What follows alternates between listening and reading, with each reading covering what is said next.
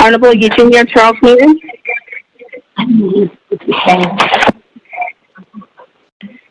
Honorable Amber Kineswa Cardi. Honorable Herman M. Daniel.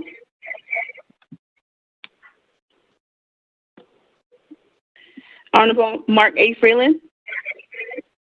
Present. Honorable Mark A. Freeland is present. Honorable Pernell Haluna. Haluna is present. Honorable Pernell Haluna is present. Honorable Jamie Hino.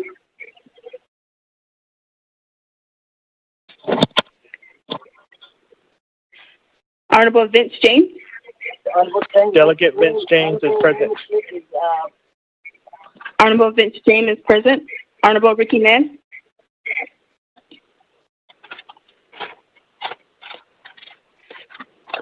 Honorable Carl Slater.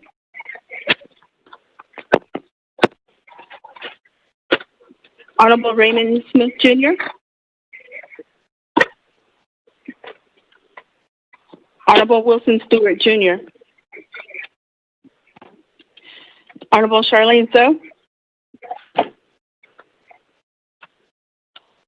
Honorable Daniel Iso. Honorable Eugene So. Present. Honorable Eugene So is present. Honorable Otto So. Honorable Thomas Walker Jr.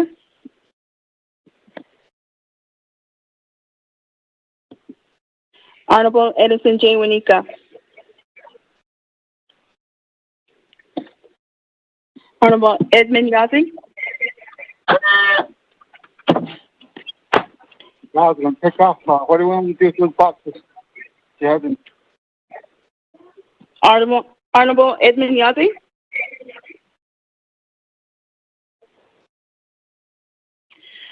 Honorable Jimmy Yellowhair.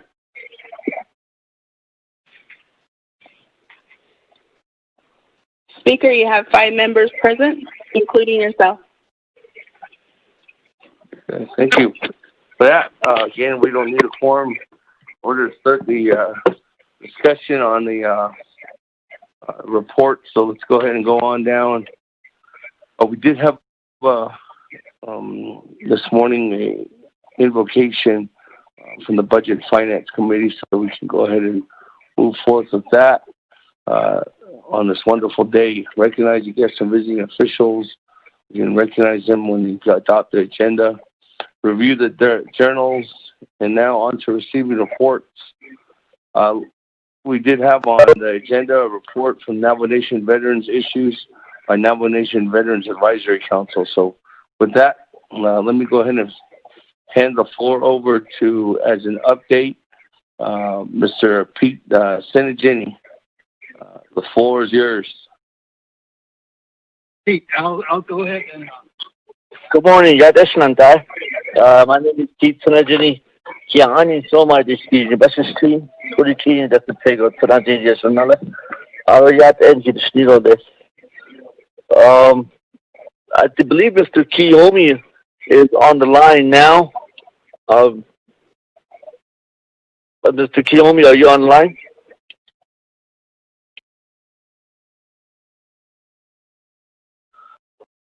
With that, I'm not too sure he was trying to find a spot to get online, but he should be here with us momentarily. I'm in the process right now. We had just received a shipment from down south from Phoenix from our donors. As some are aware, I've been coordinating shipments for my veterans from donors down south from retired military personnel. And today, what this happened to be one of the days when we received a shipment. So forgive me if I am in the process of running around and so forth. But the way I like to begin is ask each commander, beginning with Fortified and their counterpart, to go ahead and give their respective report at least 3 minutes.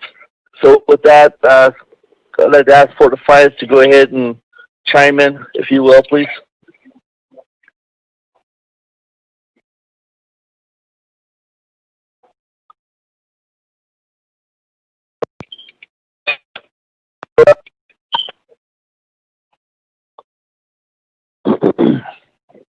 Good morning. Daniel So on the line. Delegate Charles Newton on the line.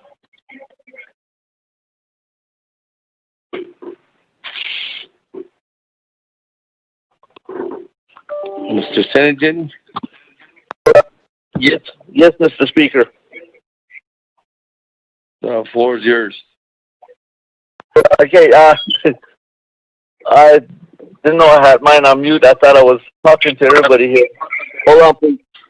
Mr. Olin Kiyomi, I believe, is trying to get online right now. I'll turn I'm on the line. Oh, he's on the line, so I'll go ahead and cede the floor to him. Begin with them. Go ahead, Olin. Mr. Speaker, where are we at on the agenda?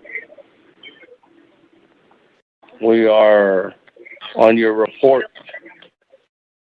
Okay. You want me to go ahead and start on that?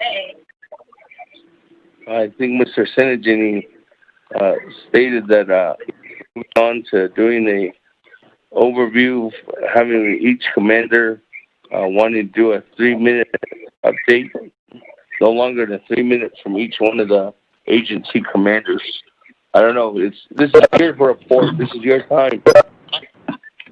That sounds good. We'll go ahead and start off with Mr. Senajini, and then whoever's on the line from the remaining agencies, I'll go ahead and conclude after the report. So I'll just go ahead and leave off, and I'll conclude the report, and then that should be the end of our report.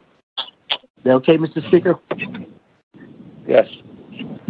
Okay. Mr. Speaker, this is Delegate Otto So. I'm on the line. Just FYI. Thank you. Delegate Paul Begay on the line also. Delegate Thomas Walker on the line.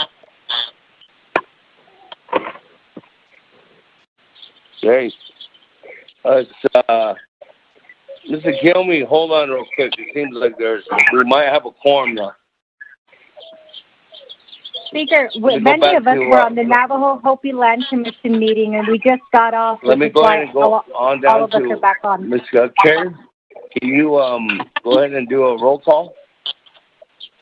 Okay. We'll see if we have a quorum right now. Okay. Honorable Seth Damon. Present.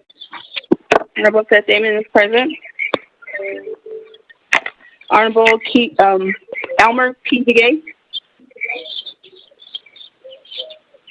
Honorable P. Allen Begay Jr. Honorable Paul Begay Jr. Paul Begay is present. Honorable Paul Begay Jr. is present. Honorable Nathaniel Brown. Honorable Eugenia Charles Newton. Charles Newton is present. Honorable Eugenia Charles Newton is present. Honorable Amber Knesba Claudia. Honorable Herman M. Daniel. Honorable Mark A. Freeland. Delegate Freeland, present this morning from Crown Point. Thank you. Honorable Mark A. Freeland is present. Honorable Pernell Holona. Delegate Halona is present. Honorable Pernell Holona is present. Honorable Jamie Hino. Honorable Vince James. Delegate Vince James is present. Honorable Vince James is present. Honorable Ricky Ness. Honorable Carl Slater. Honorable Raymond Smith Jr. Honorable Wilson Stewart Jr. Present. From Samuel. Honorable Wilson Stewart Jr. is present. Honorable Charlene Stowe. Honorable Daniel Issa.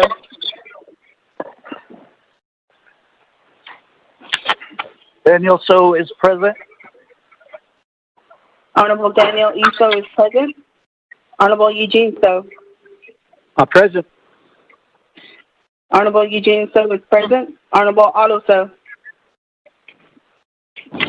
I'm present. Honorable Otto So is present. Honorable Thomas Walker Jr. I'm present. Thank you. Honorable Thomas Walker Jr. is present. Honorable Edison J. Unica. Honorable Edmund Yazzie. Honorable Jimmy Yellowhair.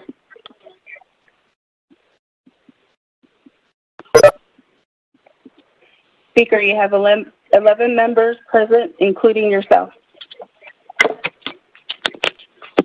We'll do one more time for the individuals that didn't respond. Okay. Honorable Elmer P. Begay.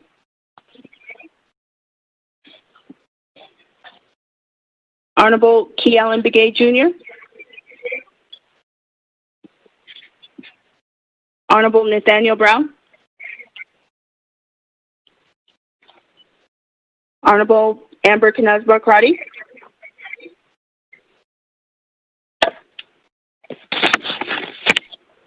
Honorable Herman M. Daniel.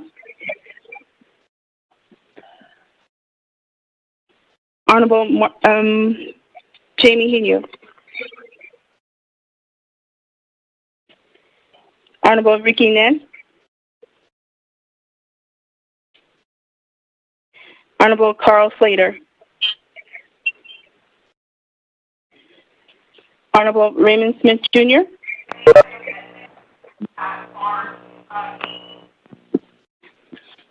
Honorable Charlene So.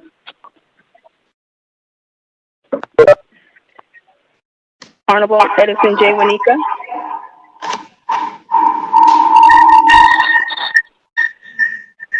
Honorable Edmund Yazzie. Honorable Jimmy Yellowhair. Speaker, you have 11 members present, including yourself. Okay, thank you. Pat, You're welcome. Continue on then. We don't have a quorum yet, but we can continue on receiving reports with that. Let's go back to receiving reports. Report on Navajo Nation Veterans issues by Navajo Nation Veterans Advisory Council. Mr. Kilme, you're on the board. Go ahead. The floor is yours.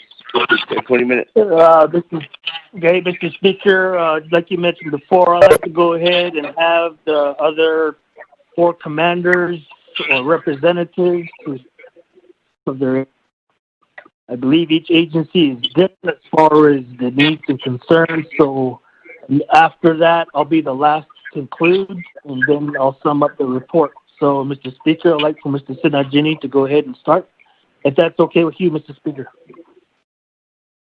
Yes, that's good. Before you go Okay. on, Mr. Sinajini, hold on real quick.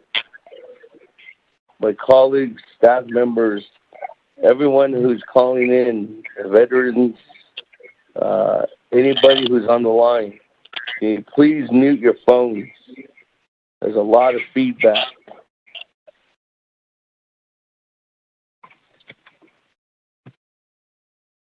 Thank you. Mr. Sinajini, go ahead. Thank you, Mr. Speaker. Aro Shanantara Fafana would like to express my gratitude for giving us the time to bring to you some of our updates. Before I go any further, again, let me reintroduce myself. Gani Shidetche, Pizza Jenny, in Seattle, Kia Anin Shlomai, the Skizni, Bessus Chain, Aro Todicini, the State, Najini, the Shanala, Aro Archen Lido Enasha, Aro Shi Hasina La Arena, so Tanishike, and Ofse, Seche, Shanala, Shizeh, Sesa Asazed, that the Shisha ran it and of Son, than of Tim. Korayat is Yat Edgy, the Schneedolish, Arnold. To begin with, before I go any further, as I mentioned before, we're in the process of meeting our shipment from down south from Phoenix. We've been coordinating some donations, or contributions that we've been receiving from retired veterans down Phoenix. Recently, with the help of Mrs. Hope McDowell-Lone, we were able to touch bases with some retired personnel who've responded and has started the contribution drive for the veterans here in northern Arizona, and specifically the Navajo Nation. Unfortunately, we had to resort to this because of the situation that we came across in Window Rock. Some of our veterans were informed that they could pick up firewood and supplies during the cold season of March and February, but they came across some problems.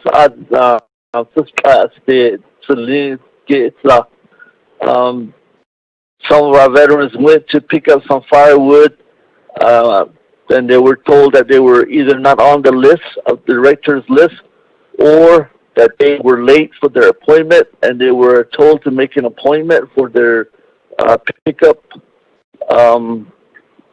They were turned away. So with that, we ended up asking for some chainsaws, and we were delivered 18 chainsaws. So here in Central Agency, we will begin harvesting and hauling firewood, as well as storing them for the coming cold season.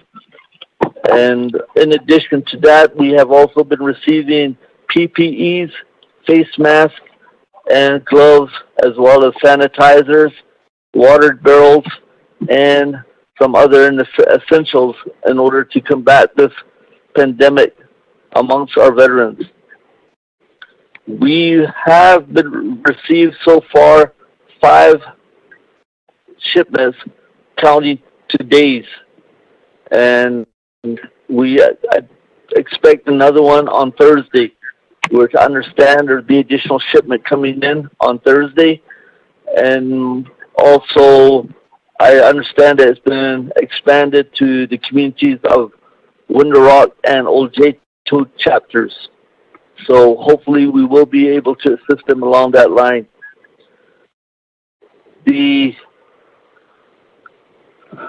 veterans here in Chinle have heard what the Naabik'iyati has recommended 2 weeks ago regarding the removing the Veterans Administration or the Veterans Affairs under the executive branch, under the legislative branch, and converted the Naabik'iyati into the oversight committee, and they wholeheartedly support it unanimously. Chinle chapter or Chinle agency here comprises of 16 chapters, and each one of them has supported this issue and the initiative.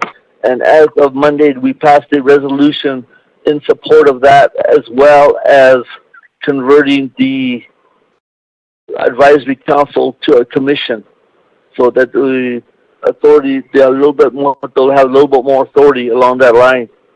In addition to that, the initiative to take some funds out of the housing program, as well as the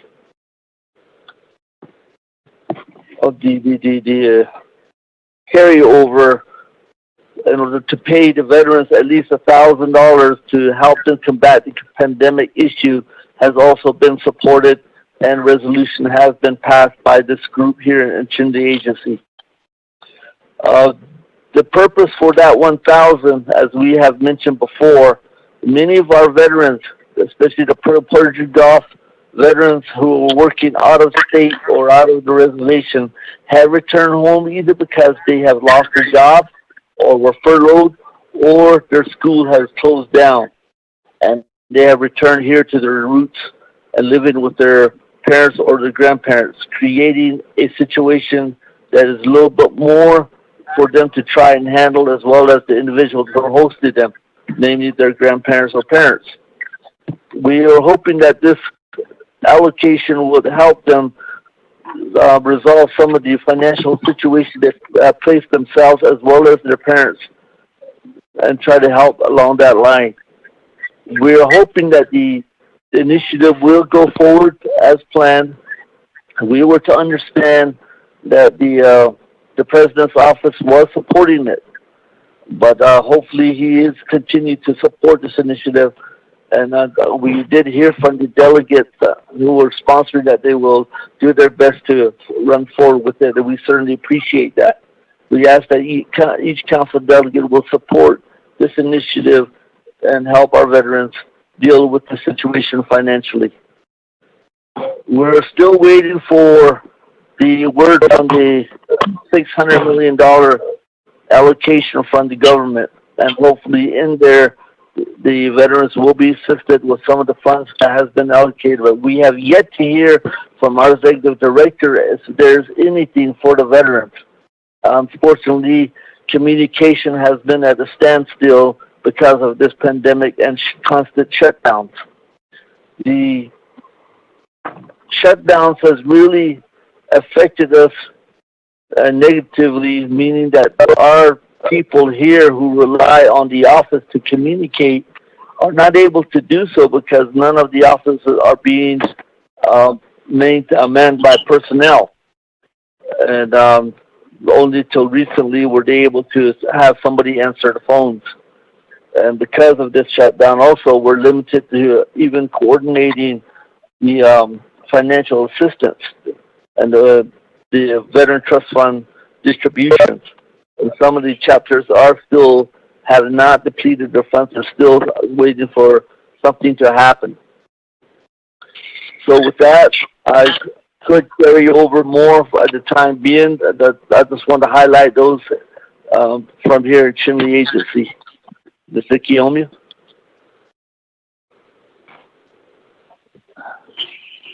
Yeah, is there anybody else from the other agencies on the line by chance? If not, I'll go ahead and lead into my report.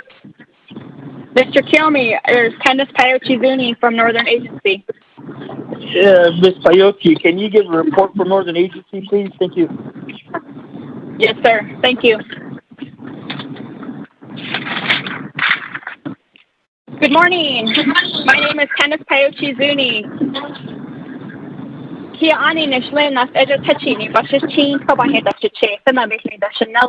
I am currently the Upper Fruitland Commander, also the female representative for Northern Agency to the Veterans Advisory Council. Good morning.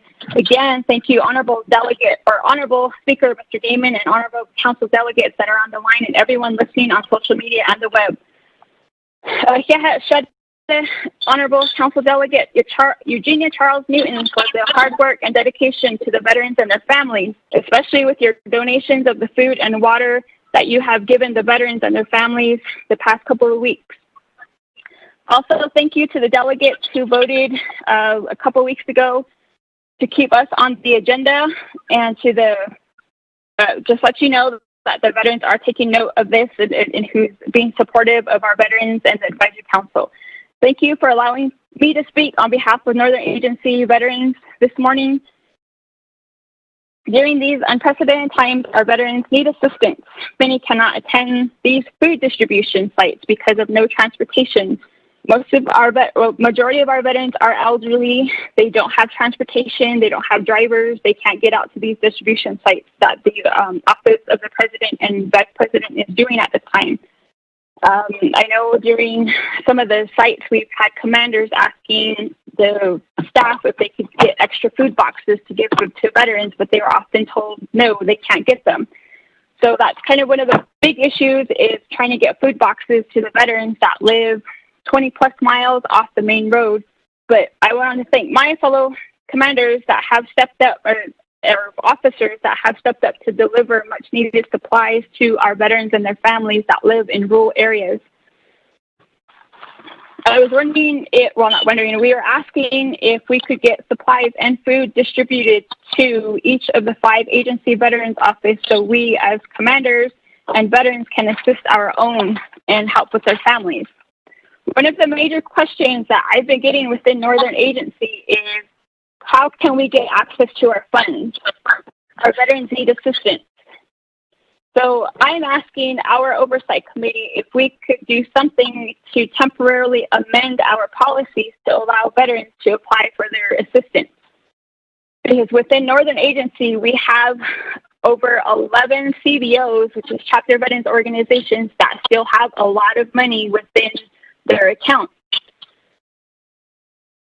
And with this money, we can help our veterans and their families get a lot of food and supplies that they need to prepare to stay home, to stay home, and also prepare for the second wave that they're anticipating that will happen within the next couple of months into fall.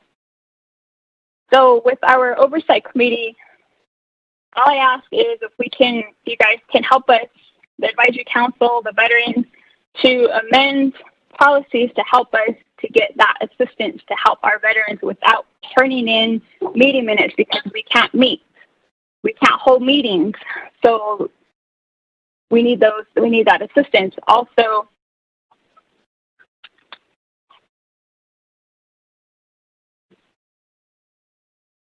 if we could possibly get the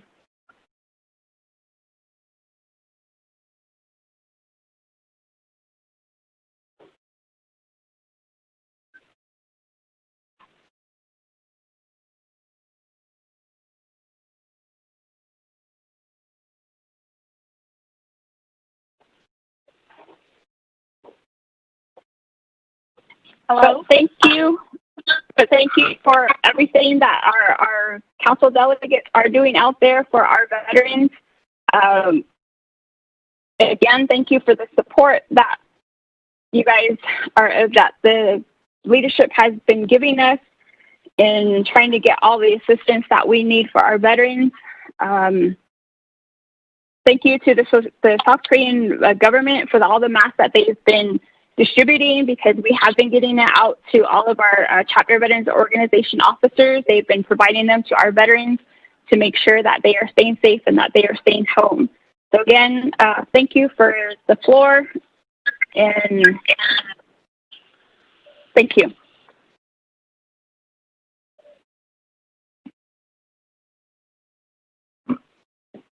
Test committee for NABI committee members that are on the line.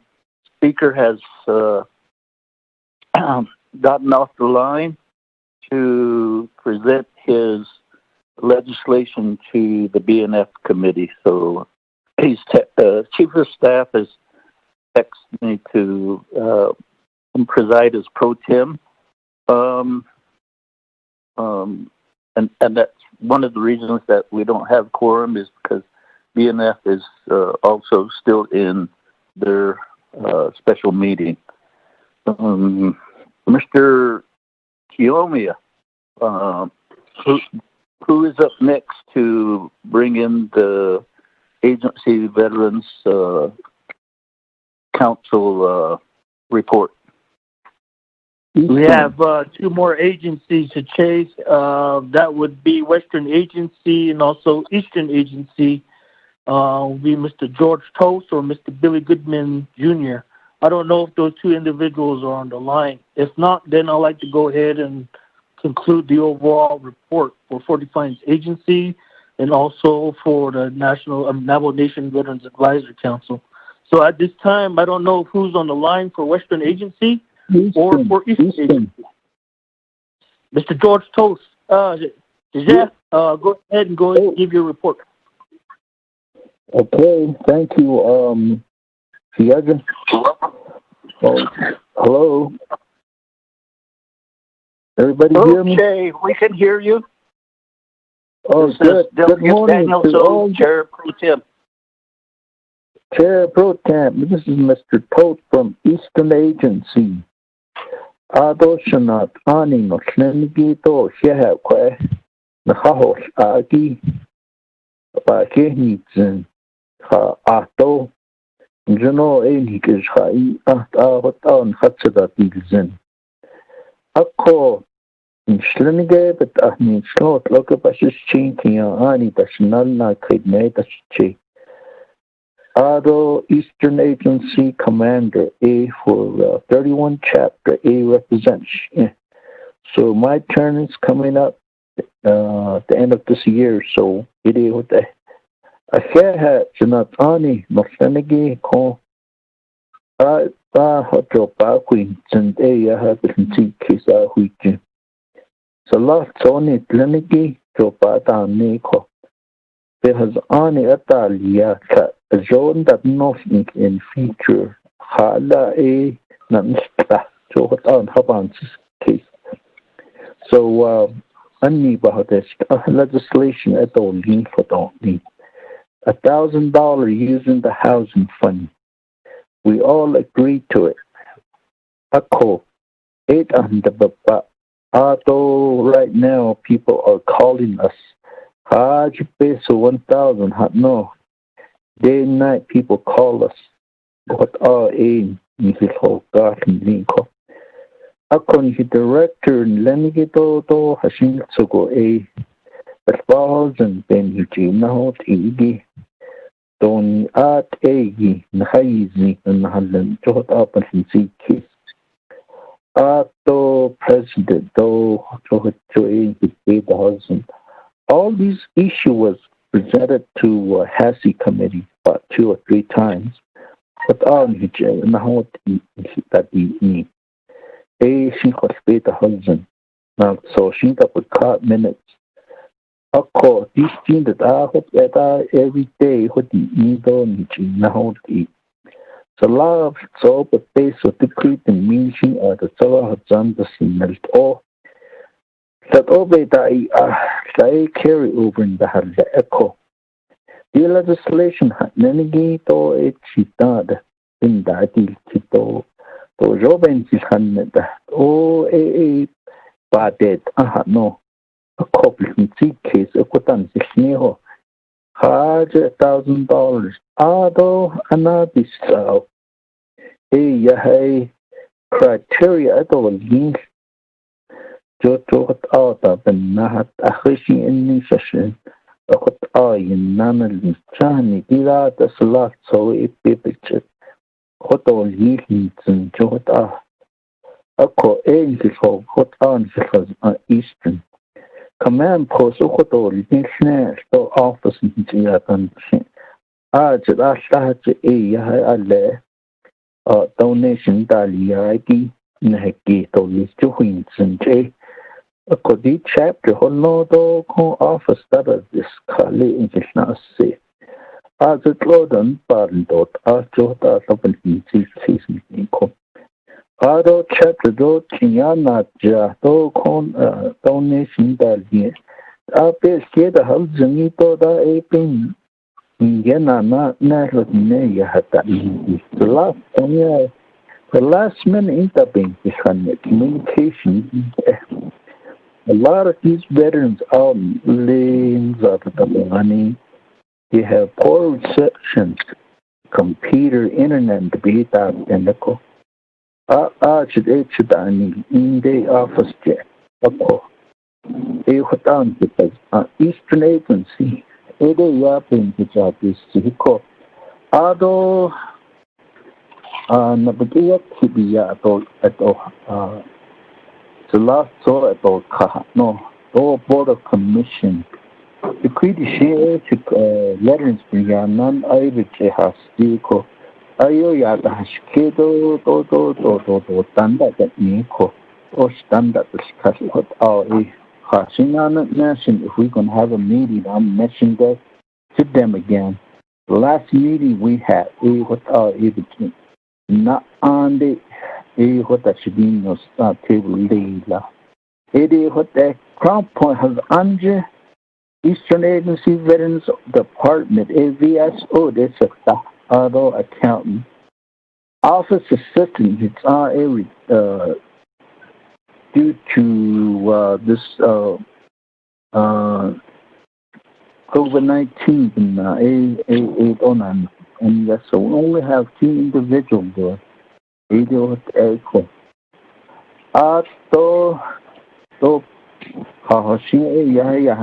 Next match we wanted to present an idea of hardship. We get all energy to utilize our own money. We have carryover on us medical. Third round that you have the dating to has a committee. Jo has a lack baby had the city director. Wala hina Mr. Eco. A hot on his arco. Aro the director didn't get a weapon that he advisory council. Then he a kid neck how con Latin his aunt la how navy. Up at the attorney he could use his income. Ever since I came on board, only 2 times I'm not feed a attorney his yahiya. So because you have to have that attorney in the meeting. Then out of stage, a thing kid, it open to Mohoteco. Out of the Koto committee, advisory council, you had that to go base kid Nick Kaho. Couldn't change his name with the Hasi committee. Yeah, Koto zone his committee, kid in the Kunadan hot Nanalia, hot at the moment, no doubt. Oh, but case of the advisory, veterans at Gita, the phone, Zone the North, Miss George, or Info Eliako, Zo Eliado, Zoda, such that he calls me, Johnny Cook. A lot of attachment, what are even all confusion. Because on they had Nito, that Autobahon, it at the hot milk. What on he says, I should not on Kotira, the face box, and healthy committee, state housing, decrease that at a young Hinana, Naabik'iyati, Hula. He can't chase at the Hula. Oh, Jehanan Aerolist, oh, you know, Conhada, the needle, a co, and me don't know. To a Mexico. What August last on Hashi Sad City commanding in Trinity CBO. So we're planning to have more meetings now and use the funds that we have at the agency. Now to pass in a court, so listo, even if the whole lot only. Thank you.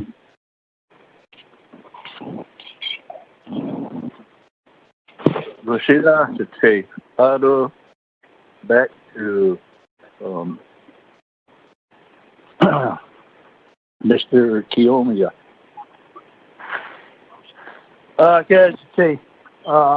For those of you on it, that's interview based by Anna chat. Jay Olin Kiyomi and CSA Topahan the snow a bit at the Bakistin. Ki only just say to the Peditation Nala Toha Chedida Nasha. Although the Navajo Nation Veterans Advisory Council Chair, although 45th Agency Commander. First of all, 45th Agency. Share my sentiments with my fellow colleagues. The main thing would be communication still hasn't been established with Navajo Nation Veterans Administration. There's no communications from the administrative offices, even agency offices, going out to the commanders or to Navajo Nation Veterans Advisory Council. As you heard in the report from the 4 agencies, there's no communication. There's no offices open. They have the fiscal year 2019 carryover. There's money in there, but they can't touch it.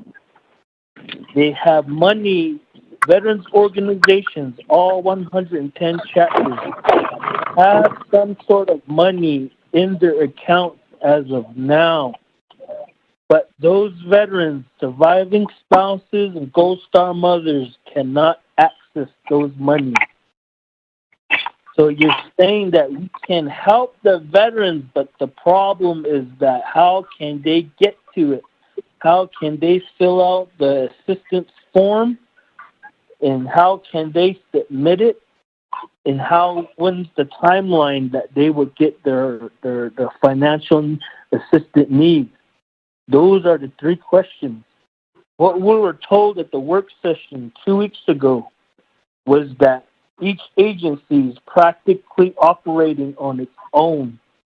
There's no uniform policy, there's no uniform direction to say that all 5 agency offices, including the Central Administrative Office, saying that their hours will be from 3 o'clock to 9 o'clock to 3 o'clock.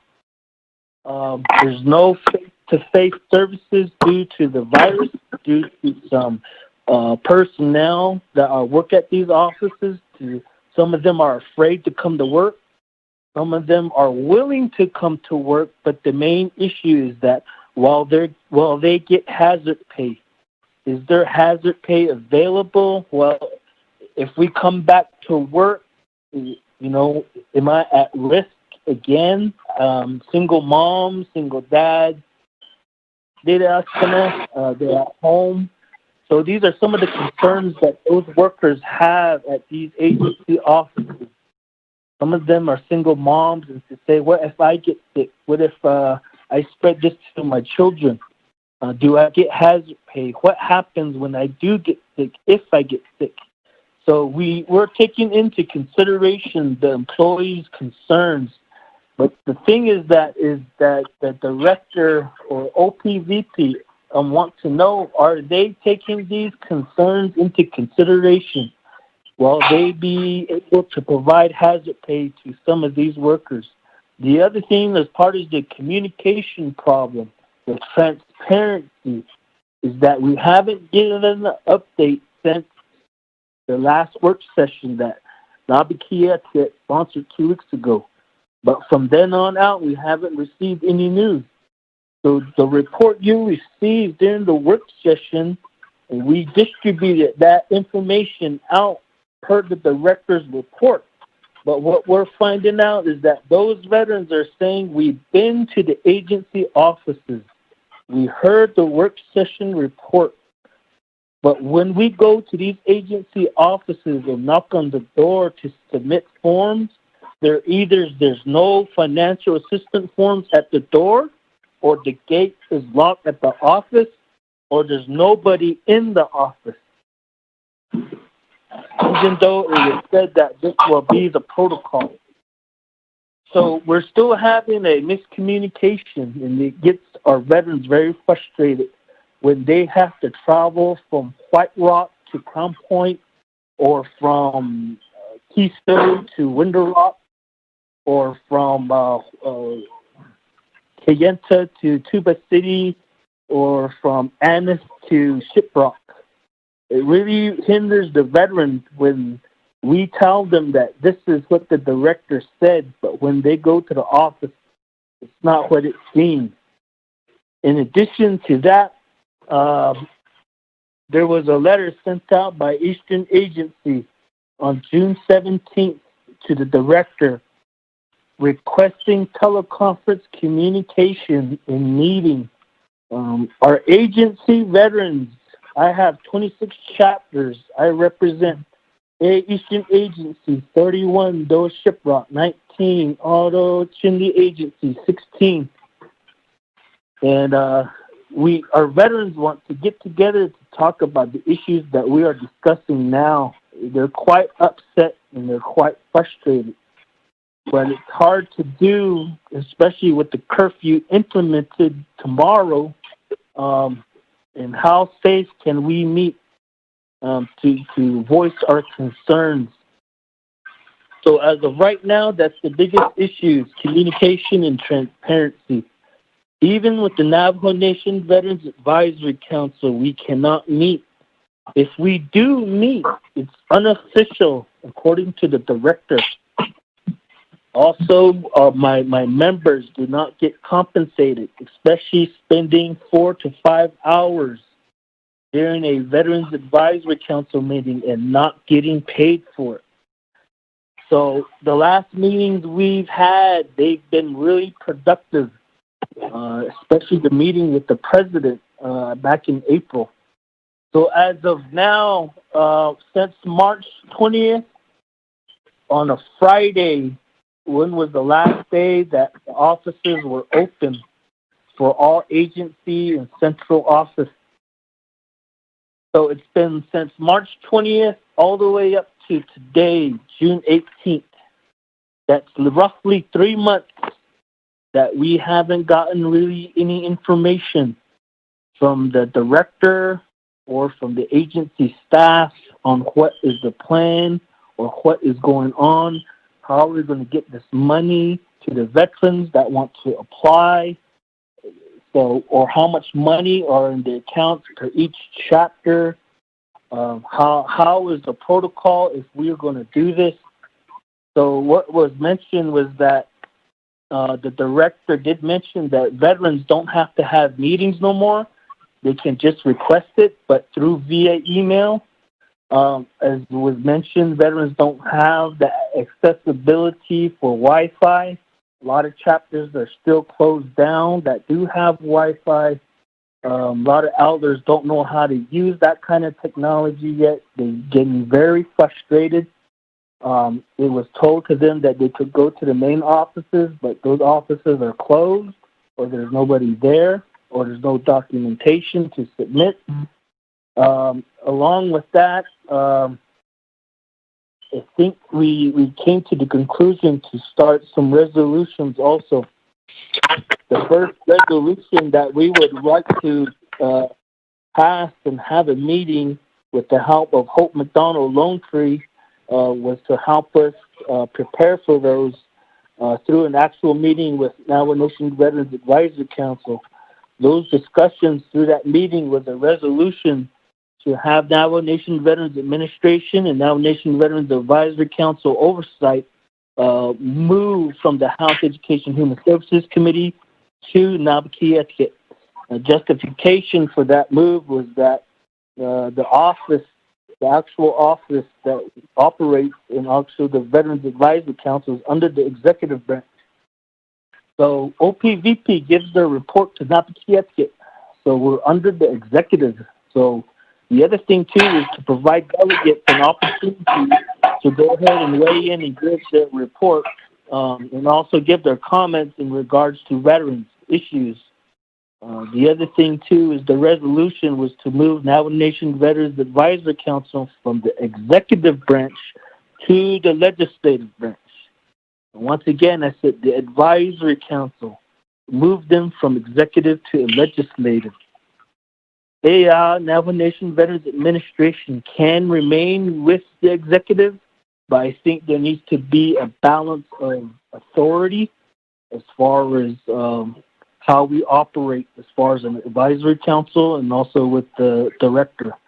And the other resolution is allowing Navajo Nation Veterans Advisory Council to have meetings via teleconference, and Navajo Nation Veterans Advisory Council members will be compensated.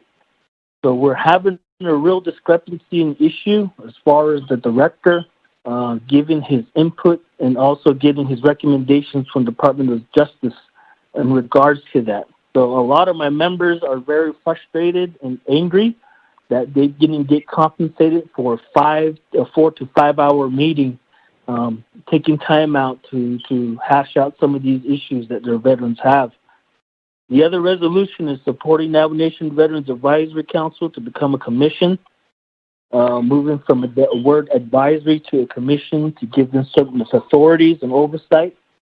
The other last resolution that was highly recommended by some delegates during the work session was to establish the Navajo Nation Council to establish a Veterans Subcommittee Task Force to address some of these veterans issues, to see if we can start getting on it and rolling them out as far as assisting the veterans, surviving spouses, and Gold Star mothers.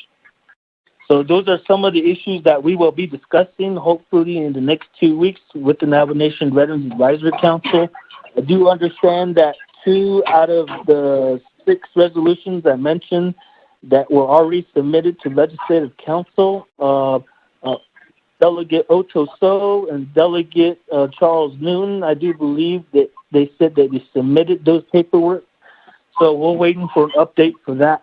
Lastly, was the big discussion was the $1,000 per veterans assistance COVID-19 relief. I do believe that resolution has been handed out to all delegates per Hope McDonald Ronetree from Speaker's office. Hopefully, all the delegates have received that resolution. That resolution is in conjunction with the director as far as moving forward as an agreement to help assist veterans with $1,000 financial assistance. In that resolution, it does tell you where the money is coming from and how much we are requesting. And it tells you how many veterans are registered and non-registered, and also the carryover funds for fiscal year 19. So in that resolution, it will entail a lot of the demographics for this $1,000 legislation per Navajo veteran. And these are 100% Navajo Nation Veterans Trust Fund funds that we are asking. The last part is the CARES Act. I believe that their override is subjugated to council. And also we're requesting that where does the veterans come in as far as requesting money with this CARES Act? Is there a chance that Navajo Nation veterans can request some of that money to help maybe establish some improvements at the Veterans Agency offices, maybe additional staff, or maybe additional assistance to the veterans out there on the Navajo Nation? So those are one of the big discussions that we were having amongst veterans over the phone. So that's where we're at. But mainly right now, we're looking at the $1,000 assistance. That seems to be flooding my email and also flooding my phone as to say, where is that $1,000 legislative assistance at? I believe we do have a sponsor here, Mr. Wilson Stewart. He's the one working with the director on that legislation, and maybe the Delegate Stewart can help provide that report. And also Mr. Charles Newton or Mr. Delegate Otto So can help provide the other update on the legislation that they submitted on behalf of Navajo Nation Veterans Advisory Council. So as of right now, that's just an overall report of what still has not happened and what still is going on.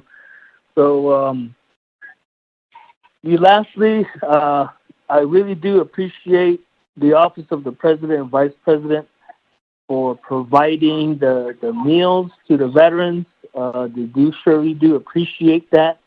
The other thing is that you, as far as council delegate, thank you for providing the Navajo Petroleum propane assistance.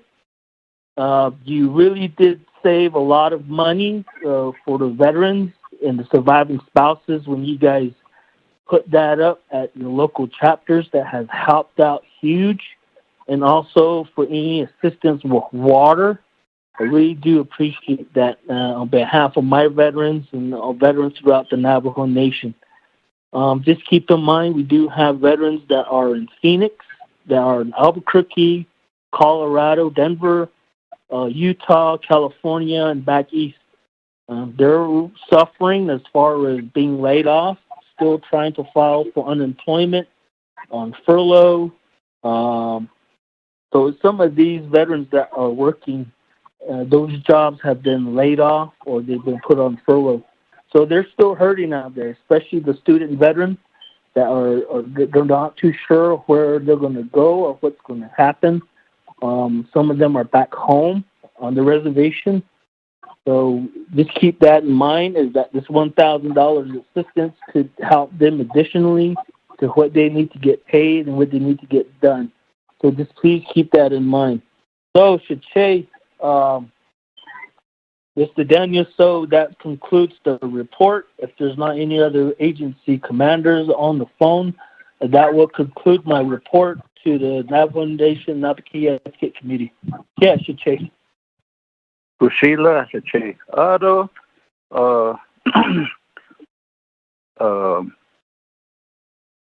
members of the NABI committee, the council, agency commanders, then stand for questions from the NABI committee members that are on the call, and perhaps a follow-up from Cecilia, Honorable Wilson Stewart on the legislation, as well as Shiaja, Eugenia Charles Newton, and Cecilia Otto regarding some of the work that's being accomplished. And I don't know if Mr. Carlisle Begay is on the line. Yes, good morning, Mr. Chairman. Oh, yeah. Hey, Mr. Begay, Senator. After the honorable delegates address the committee, then I'd like for you to give you the floor to give us an update on some of the work that you're following at the national level. Thank you.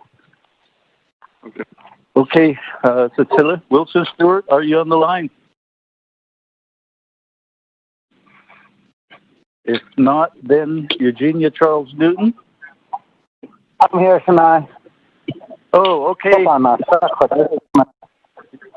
Oh, couldn't hear you, yeah. Oh, couldn't hear you. I was not necessary. I was not paid.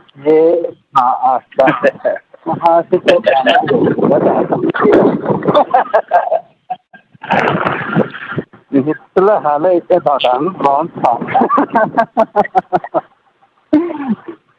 Oh, so yeah, the Nado, Kados, Stores, Last Sword, and Affinity. That's the Aminigate, that's the very Minigate store. Pazinigate, and his house, I near the place in the gate. The car is I thought the area and Minigate, 1,000 power, the Minigate. Yes, it's not. You can't get it's not even if I got a lot of things. Okay, had a dead yard, yada is so in the section, then again, Mr. Zorvine, Mr. Z, the door phone with the corner. They are about that, the Gentova, and for the Christian, Mr. That, in Japan, June 6th, he kind of so he the legislation situation so that based on taking and messages and perhaps he picked a hole. The first case and that Mr. Verland but first night. He are color about the snow. He can't deal with the snow not so then at a daily so that you have to so left the snow. I keep a person out of my OOC, Mr. Yao, the one told me the snow of course, do you about another week or two? Means that he does it as a week or two does it. They say, just look at it, in that area, you stick me up a car. Okay, I see the extent of so how does the Z control area report is another not those last hold on affinity in the Kodo base of energy around the affinity. The base is now a control report is idea. Cecilia Adoshi, Shiaja, Eugenia Charles Newton. Oh, yeah, this is that. Oh. Auto Sheha, veterans, for your presentation and for the information that you provided, commanders, and thank you, Candace Coyote Zuni, for your assistance last week in getting the veterans assistance. It was really good to meet the commanders in the Northern Agency and to hear the stories of the veterans out there who are struggling at this time. So I'm glad that we could assist, and I hope that I wish that it was more, but I am looking forward to working with you some more. So thank you very much for those words. It's very rare that, when we work on behalf of our people that we do get, those type of thank yous, and those go a long ways. And I can say that that is really what's pushing me to want to help veterans. So in regards to the report, the last update that I did receive was they are looking to make sure that it is to remove the Veterans Administration from the executive branch and to have them put under the legislative branch and under Naabik'iyati is going to take some working with the director, but more importantly, working to make sure that it's done correctly. And the reason for that is because the move from exec to push under, and maybe I might have misinterpreted my understanding of this legislation when it was explained to me, but there is some questions about whether, and I'm hoping Dana's on the line so that she can help me out a little bit. But I think the question is whether it would take away from the executive branch, and that's something that actually, in some cases, can't be done. And so there's some legalities to that. But I know that our Office of Legislative Counsel was looking into that. One. Two is the specifics as far as the move from executive branch into Naabik'iyati is also another concern because right now the oversight for Veterans Affairs is HES, Health, Education, Human Services. So the question was, if we move the Veterans Administration or the veterans under the legislative branch, does that then remove them from HES, or do they fall under HES completely, just like the chapters fall under RDC? So that's another question that did come up. So at this point, I can report that we are working towards making this happen. I have been working with Legislative Counsel to try to draft the legislation. But again, because of the legalities that are involved in this, they do require a little bit more time. But I'll be happy to update as we move forward on this initiative. Thank you.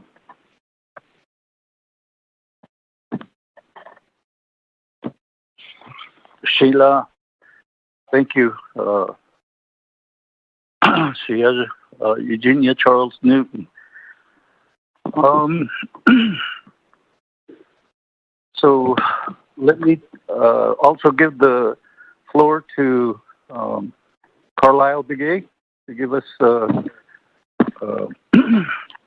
brief update on some of the items that he's been following. Che, Honorable Mark Freeland. Che, this is Delegate Key Allen. Oh, I'm sorry. Oh, Che, Key Allen Begay. Oh. Are they still doing the? Are they still reporting? Are they still on reporting? Che, we don't have quorum. Oh, we don't have Nabi quorum, so we haven't even adopted an agenda. Just a sidebar information. Speaker is at the BNF committee meeting. Okay. So that's the reason we're just basically starting out as a work session to listen to the report. Okay. I'll go check. I'll go check. Okay, Sheila. Carlisle Begay. Thank you, Mr. Chairman, and to all of the delegates on the line. Good morning. Just wanted to give you a brief update on a few veterans-related issues that we've been tracking through the Office of the Speaker. First and foremost, from the state of Arizona's perspective, prior to the pandemic, the Arizona State Legislature had a proposed budget to include up to 3 staffed veteran benefit counselors through the Arizona Department of Veteran Services that they were going to locate on the Navajo Nation. And unfortunately, a week before the legislature was going to consider a budget package, the legislature did go on recess and ultimately adjourned in the regular session. The governor has yet to call the legislature back in for a special session to address the budget. But as of right now, on a preliminary basis, the items related to funding for veteran benefit counselors for Navajo and for Northern Arizona is still in a proposed budget format, and we hope that that will be included in the state budget for fiscal year 2021 when the legislature reconvenes. So I think that's important in ensuring, from the state of Arizona's perspective, they're really trying to push veterans to apply for all of the available benefits that they're entitled to. And so that's something that we want to make sure that the state of Arizona supports on behalf of the Navajo Nation. In addition to, one of the things that we want to try to continue promoting is the state of Arizona had worked with the VA for a period of time from the 1970s into, I think, the early 90s, and I'll have to look up this information. I'll forward this to you, Mr. Chairman. The state was illegally collecting taxes from veterans during their service, and so the state has set up a system through the Arizona Department of Revenue to reimburse veterans for this. And so we've been trying to promote this in the last couple of years, and I'll resubmit the information in the website on the Department of Revenue's website within the state of Arizona.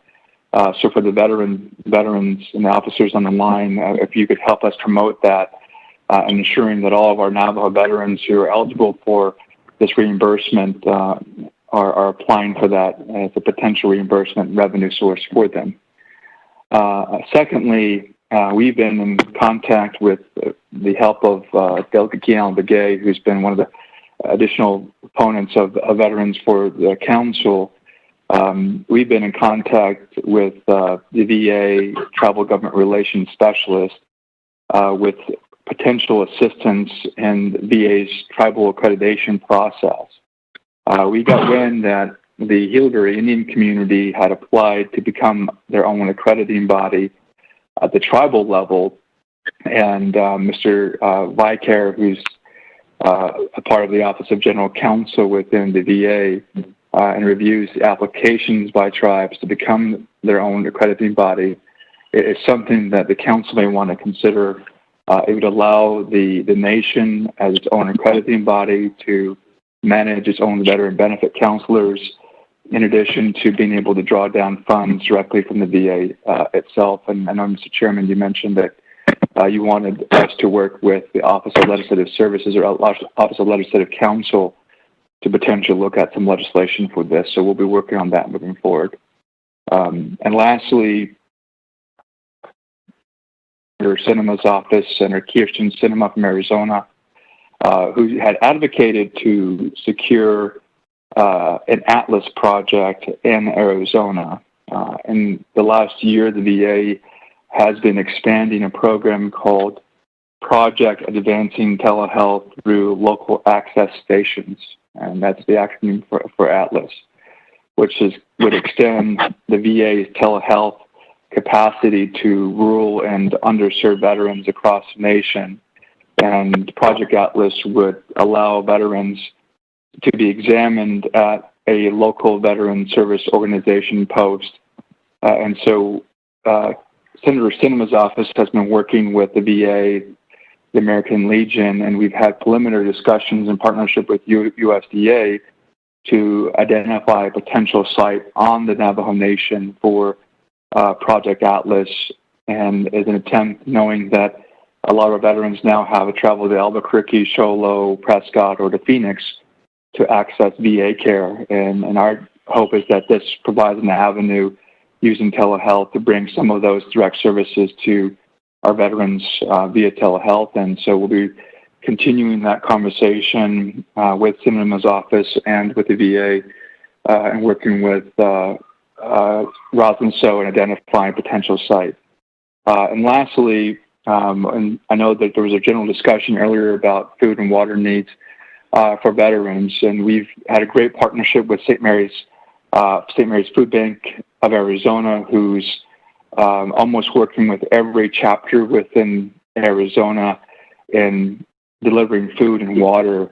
And to the veteran benefit officers that are on the line, if there's additional need or capacity specifically for veterans for food and or water, let us know. And St. Mary's has the capacity, and we're happy to extend some potential service delivery needs for food and water for our veterans as well. So with that, Mr. Chairman, thank you for allowing me to have some time this morning. Go ahead. And Carlisle, I will be in Window Rock to sign on as the sponsor for the legislation to have Navajo Nation be their own accrediting agency. And veteran, we're not just asking for U.S. Veterans Administration to put an office.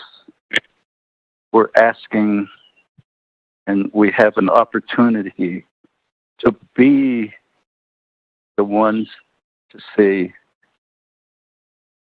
we accredit the counselors, who then will go through the application process, and there would be a process where the Navajo accredited agency would approve the U.S.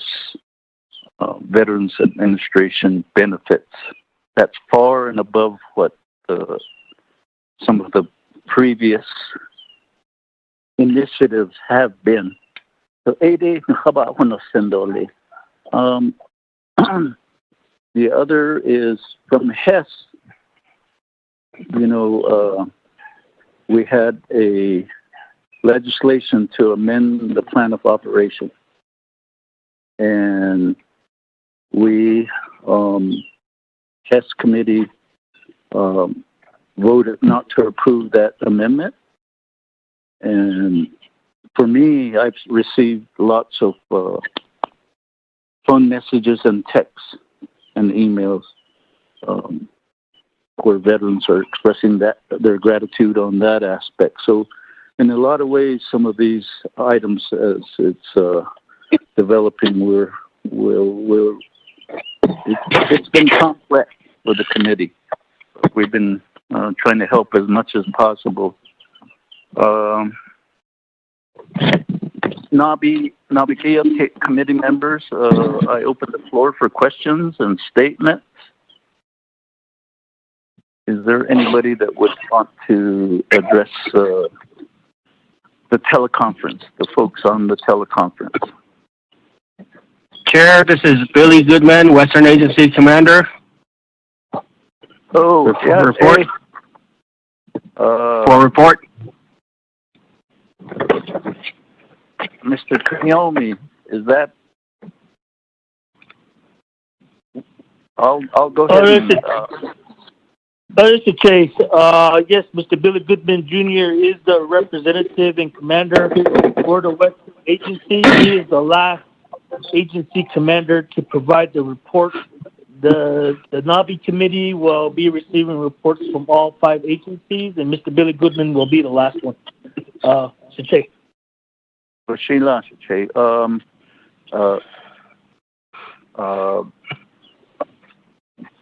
Billy Goodman Jr. Thank you, Chair. Good day to you. Oh. Thank you. I appreciate it. I'm Billy Goodman from Naabik'iyati, the commander for Western Agency. My second is Naabik'iyati. I don't know if she's up, but anyways, here's my report. First of all, just I just listened to Mr. Begay. He referenced the veterans tax reimbursement. Last year it expired. So Jamasita Peslakai, Senator, LD7, is sponsoring a resolution to have that extended. I don't know what the status of that is. I could pull you up a number, but my computer's not working right now, so it's still booting. So, healthcare. The VA clinic in Tuba City, the VA clinic in Kayenta are closed until further notice. I talked to the person that works at Tuba City yesterday, and he doesn't know when they'll be reopening. So now he's camped out in Page. So I would recommend if there's any patients that go work with Tuba City or Kayenta via Prescott, to go to Page. That clinic is open. And as far as IHS, the satellite clinics are pretty much they're inoperable. They just work emergency services and pharmacy, basically. So Tuba City has a remote. They can do healthcare through by phone. So that's the only viable option so far these days. We agree with Eastern as far as finances. We have money. We had budgeted. We had planned to use the carryover from fiscal year 19, and that was released by our agency office, by the way, which is open. And all you have to do is make a phone call to have them give you service, help you with whatever applications for assistance and stuff like that. Anyways, our agency gave us the budget for the carryover. Come to find out, Mr. Sverling did not release that money, and he said there was some clerical errors, and it was going to be released before this $1,000 assistance idea came along, and we objected. There were the lone dissenting voice in that vote to approve that $1,000 assistance, mainly because the carryover fund money it's practically in hand, and we could use that money right now. But now we're not going to use the carryover money. I don't know when we'll see the $1,000, and we just have to work with a budget for fiscal year 20, and that's pretty much all we're working. Speaking of which, a lot of the veterans that normally use that money for assistance have exhausted their assistance. They apply twice a year for utilities, for hardship, and once for housing material. Some of them have used all that money up. I don't know why I pose this question, and basically because of the plans of operations for that money, we can't make another request. Where, as far as Navajo Nation is concerned, the assistance is no more. Other reports, I'd say nothing significant to report. We're just waiting for the administration and everything. All the questions that were posed to me, I worked through my VSO at Tuba City, and she's good about it. But coming from Central, it leaves a lot to be desired sometimes, because there's a lot of non-answers, and sometimes it contradicts the answer we get from the agency. So we just play by ear these days. We don't meet because of this COVID plan. And earlier I sent a reply to Hope regarding reports, and I didn't really have anything to report, except for one thing, is what is the purpose, what are the roles for these CBOs these days? Because they're the ones that are interface with the veterans for you guys. So all the communications that go up and that come back down, go through them to disseminate that information to the veterans. As Mr. Kiyomi said, a lot of it, we don't have the connectivity. We're not all on Facebook. We don't all have phones. And if we do, the communications is not that great. The Navajo Nation Veterans Administration has a website, but it don't answer a lot of questions that comes to us. And I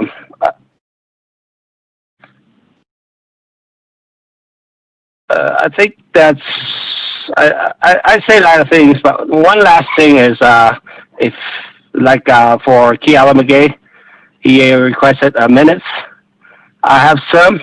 I'll disseminate to you guys as long as I get your email address, and you can work through Olin to get me your information, and we'll get that information to you guys when it's available. That's all for reports from Western. If you have any questions, I'll be on standby. Thank you. Thank you, Mr. Goodman. Back to the NABI committee members. Do you have any questions regarding the report? Chair So? Chair So, this is Delegate Charles Newton. There was one just right before you, Chiaz. Who was that? Okay, that's fine. Kealan, is all. I'd like to say a few words, Kealan. Yeah, Okay, this Kealan, is Helona. I heard your voice first, so we'll give you the floor first, and then we'll go back to Honorable Virginia Charles Newton. Honorable Kealan Begay, you have the floor. Chair, that was me. This is Delegate Helona. I tried to chime in there first. Okay, that was you then. So, all right, let's do this order then. Honorable. We'll do age before beauty, so my Tui and my Shana can go before me. So I guess, that was supposed to make you veterans laugh. Come on. Honorable Helona, since you're the Yeah, oldest. I just had thank you. I just had a real quick request. The Director Zerline, he's also a member of the Advisory Council. Are we going to hear from him?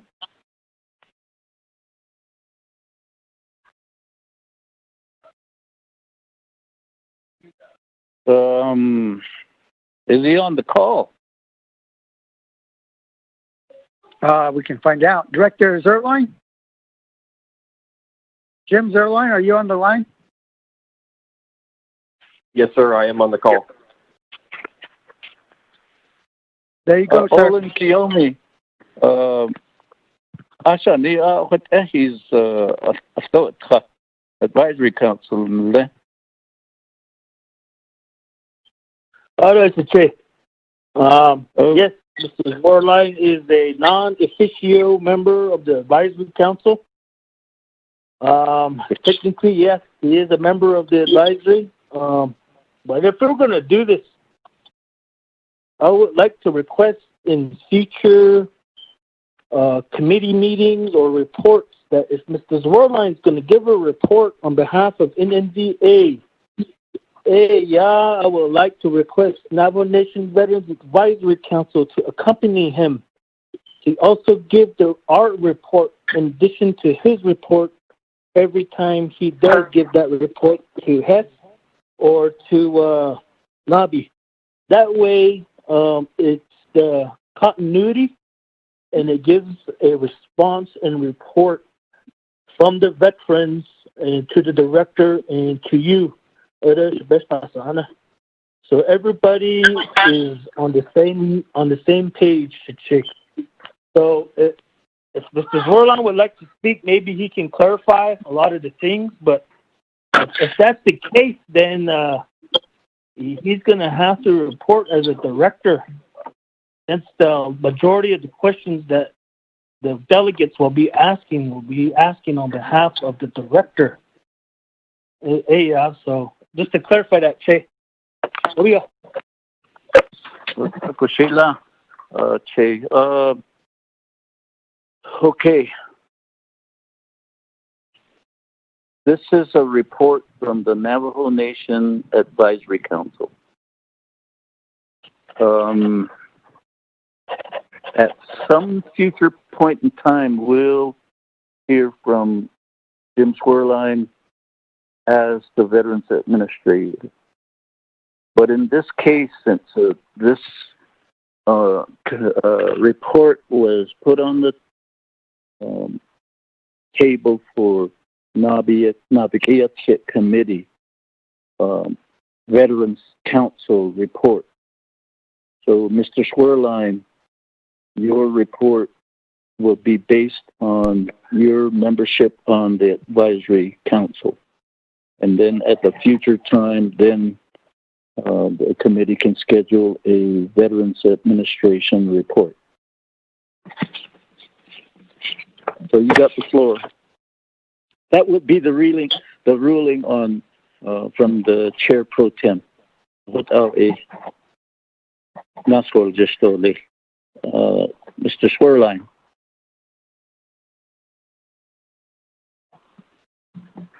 Thank you, sir. I'll keep my report brief and relevant to the topics that were brought up. The offices have been open with staff manned since March 30th, but they are closed to the public. And I don't know how to make this any more clear to all listening. That means they will not open the door when somebody knocks on the door. That's what closed to the public means. And with the communication going in both directions, if somebody has a question on that, nobody is asking. So when I say the offices are manned, but closed to the public, and no one asks a question, I arrive at the conclusion that everybody understands what that means. When we talk about communications, I did say that it is a two-way street. When I have information, I pass it out. When someone has a question, they're not asking it. And the problem that we are running into is a communications problem. People are making assumptions, and they're arriving at their own conclusions. Sometimes they're right, sometimes they're not. So when we are trying to provide assistance, whether it be financial assistance or material assistance to the veteran population, people ask questions and they get an answer. And that answer that was provided does not necessarily make its way back out to the veteran population. Chinley had mentioned that there was a director's list of who gets material for firewood. Yes, there was a list. And that list was provided by the agency office and by the advisory council members. so that the staff who is manning the positions where these materials are stored know who's coming to get it. And if somebody is not on that list, they have not been identified as a priority need. We had limited materials, a lot of people asking for assistance, and those people were to be put on a list so we could say, yes, you are a priority because your commander and your agency have said you are a priority. The intent was never to just giving away free stuff. Anybody here say there's a giveaway, everybody shows up, I want my free stuff. We had people show up and say, well, I don't really need firewood, but I want to get more. Well, if you don't really need it, this supply is not for you. Mr. Schwerlein. Yes, sir. You are to be addressing this report as a member of the advisory council, not as the director. I don't appreciate the way you're marginalizing the folks that you're supposed to be serving.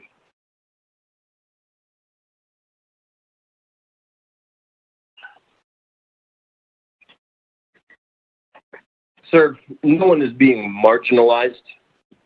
Well, when you say we communicate, but we don't know if they understand, and then you put it in the aspect of giving away free stuff, you shall not address our honorable veterans in that manner. Show respect. As a member of the Veterans Council, they are your equals. Then my report is concluded, sir.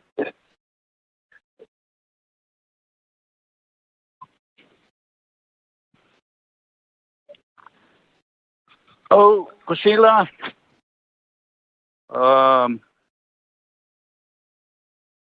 Sinantaito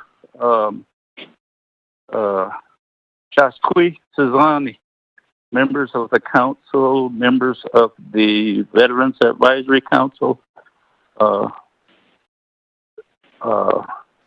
Speaker probably would have handled it in a different manner, but since I was a pro tem for this particular work session, then I handled it in that manner.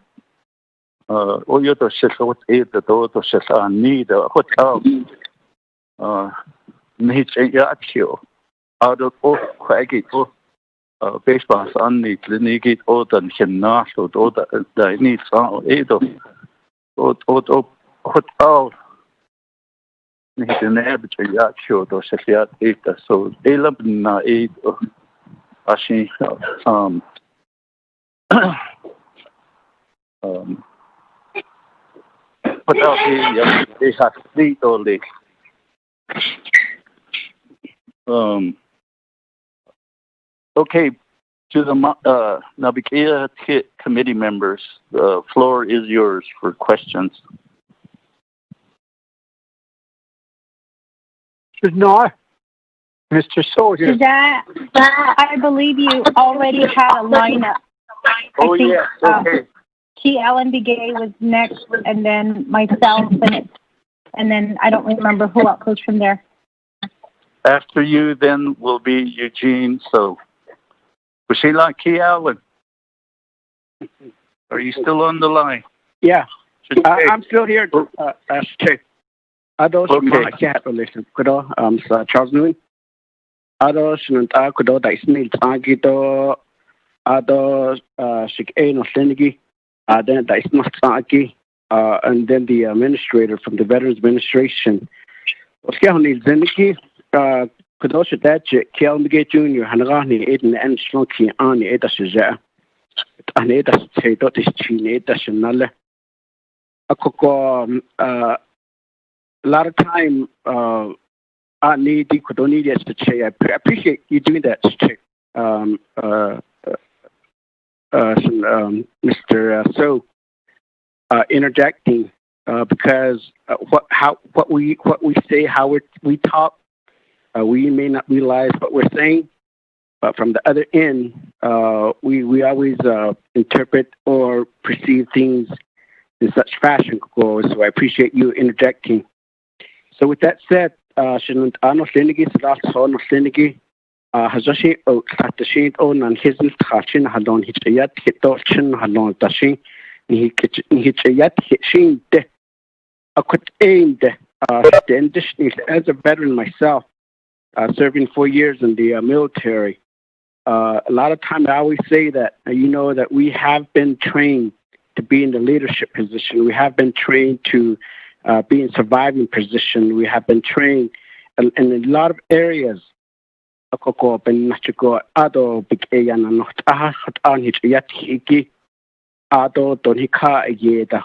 When Siniki Dawson and other veterans, my comrades, other not other Ecuador, Donika, Yedan, veterans, Nostinigi.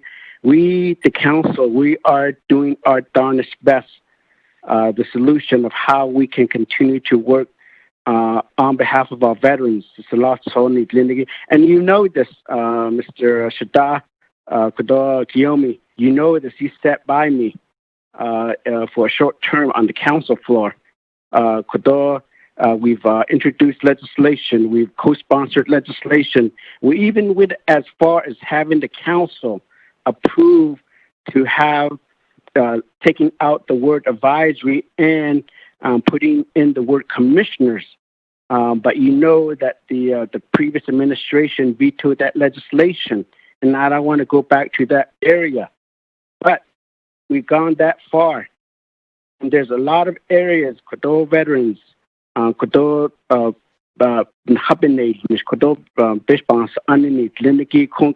you've named certain individuals that are willing to step up and sponsor legislation, and so on. So that's how much that we are continuing to support. But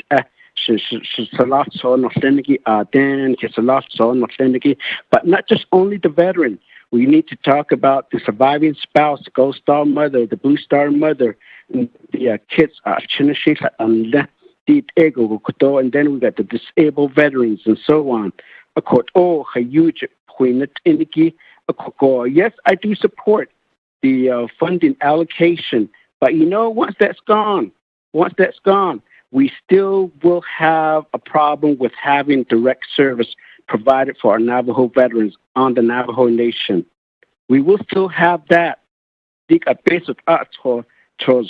other, in the lot so issue who want that at it after the hot other issue appointments that some of you guys are probably disabled, certain percentage. Other his lot so that on Hashin the Shin GI Bill, the Shin that your spark with other and then going as far, a lot of our veterans didn't finish high school. I mean, maybe it's time for us to really advocate for them to get them some type of education again. Then they live through some certain GI bills, that fundings that are available. And then other having the connection directly to each of the states' regional veterans administrations.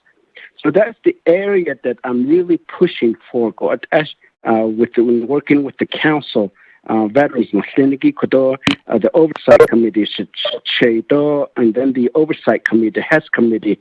I believe that they're doing their best as well in making and changing certain policy that we work on.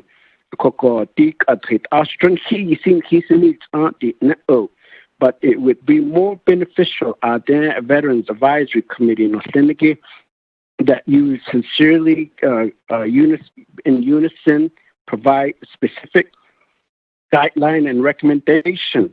But we're just here as a council. We're here to listen to the veterans. As the President's office, they're there to listen. And the Veterans Administration, they're just there to listen. They're the one that, they're not there. We're not here to dictate to you guys. You guys should be dictating to us of how our service, how your services and everything should be going at the local level, up to Winderup level. For each veterans administration, each veterans organization, at each of the chapters that I've been saying this and I've said this from the beginning. I mean, veteran administration should have been one of the essential program, and that it should have, that there should be a full force. And if we had our act together, how much funding should have we receive? I know at the federal level, $19 billion. This is not million, but billion. $19 billion was allocated for the veterans in terms of services. Now, how much of that has the Navajo Nation been seeking aside of what we already receive on this side? So, those are some areas that we'll really continue to advocate for. So, at the federal level, I know Mr. Begay, Carlisle Begay, is probably listening in, and I know that he's been working directly with the state level and some of the administration.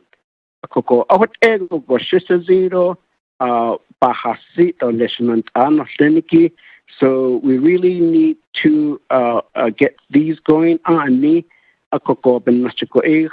Earlier, I've been voting against of closing the Nabi meeting because I've known that I've said that we still have some reports to be done. So other colleagues to Slinigi, Kodonic Salat, Sodos, Lot, Sot, and Slinigi, Kodo, Beat RA, Nihicha Hasit, or Lifto.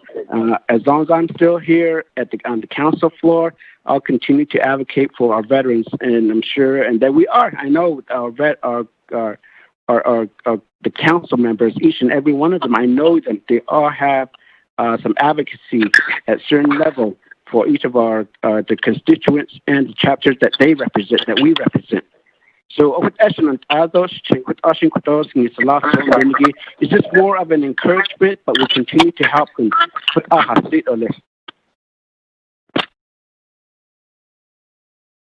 What Edo Lakes to say, so yeah, Craigie. No, has twin. Bizani be which I see sad. Look, I have Kadeya, Chiaza, Honorable Chair Virginia Charles Newton. Thank you, Shuja. Colleagues who are listening in and veterans, once again, thank you all. So I'm going to be really brief here.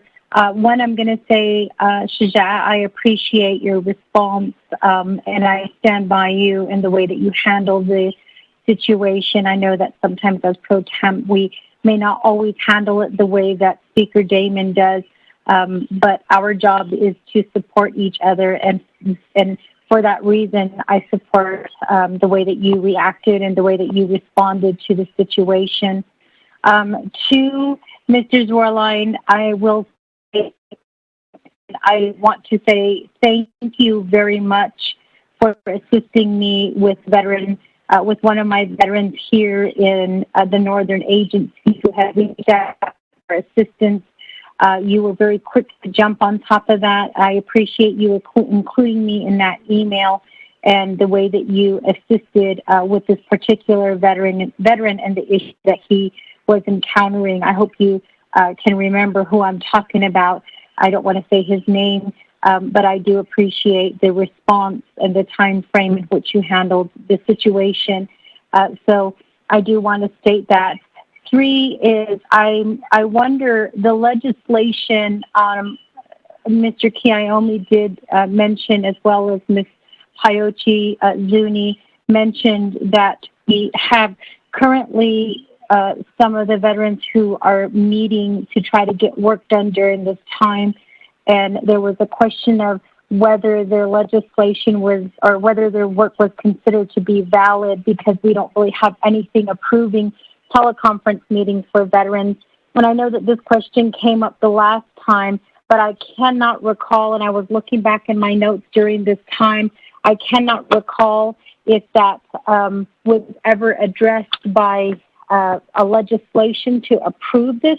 I know that we have had lengthy conversations regarding the chapters and how we can assist them during this time, but I'm not sure if we have anything any legislation in regards to veterans, grazing, farming, some of the subcommittees within the chapter meetings to assist them during this time, because I think we all are still doing work. And I know that it can be timely. Colleagues, I know that myself, I'm on the phone, 8 to 15 hours a day. And I know that many of you are on the phone, on calls as well. We are trying to work towards addressing this pandemic.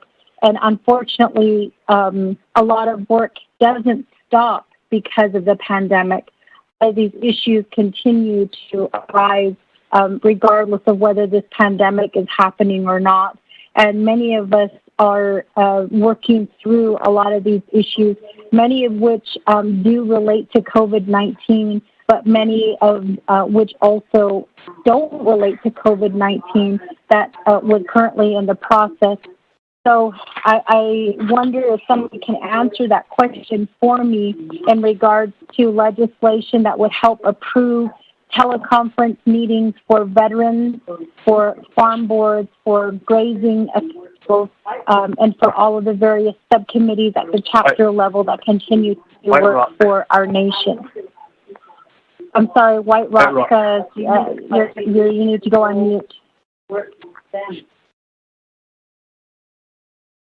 Thank you. So with that, I was looking over the documents that have been provided to the committee, and I know the last... Hello? Somebody needs to go on mute.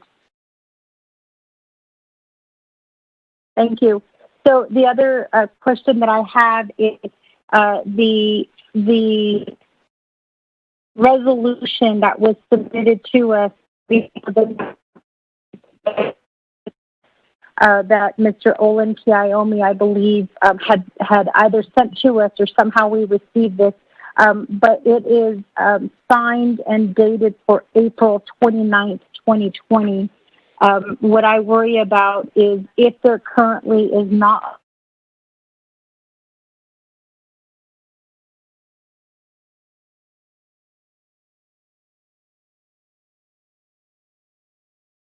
Honorable Charles Newton, we lost your voice conferencing.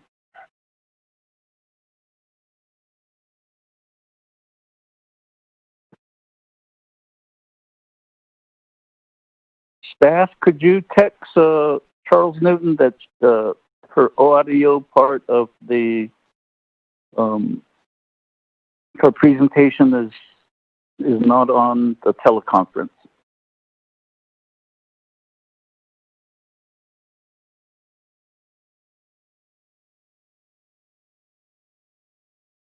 Yes, Chair, will do. Hello, I'm Sarah. I got kicked off the line. I'm back on again. Hello? So you still have the floor. Okay, I'm sorry, Shazak. I don't know where I got kicked off at, but I was just questioning whether the legislation to approve the teleconference meeting for veterans, whether that has been approved, and if it hasn't, I wonder about the resolutions that have been passed during this time since I believe it was March 5th or March 7th when the president moved towards the executive order to I guess, close a lot of the offices and to move forward that way. So I'm wondering if the resolutions that have been talked about, whether those are valid. And I'm sorry to bring this up, but I really hate for the resolutions to come forward and then we start moving along and somebody question the validity of whether those resolutions should be in place. Again, I know Olin Kiyomi did send us a resolution, and this is the resolution, I believe, establishing, the Navajo Nation Veterans COVID-19 one-time financial assistance relief in the amount of $1,000 per registered Navajo veterans to assist in the well-being of the Navajo veterans and their families. And it looks like it was signed April 29th, 2020. If there is not a legislation that allows the teleconference meeting for veterans, this resolution may be out of order. So I think if that is the case, then what we need to do is we need to, as council, have a legislation ready to go that will approve the teleconference meetings for veterans, for farm board, for grazing, so that they can continue their work. And then once that happens, have a revote with the resolution and then submit that to this council. But of course, I'm not legislative counsel. I could be wrong. Perhaps we can get some guidance on this, Chair Stowe. The last thing that I do want to bring up is Mr. Zwerlein did mention that the offices are open, but they're not open to the public. And I wonder, I apologize, Mr. Zwerlein. I know that you probably have answered this question already, and you probably have provided the procedure, but I don't have that in my notes, and perhaps it was that one time that I walked away to get something to drink or did something else. So again, I apologize, but could you go over the procedure for me and let me know how veterans can submit documents if the offices are closed to the public? I don't know if you have something in place that asks them to call ahead of time or to make an appointment so that they can drop off these documents, or if you have commanders collecting the documents and submitting them on behalf of their veterans.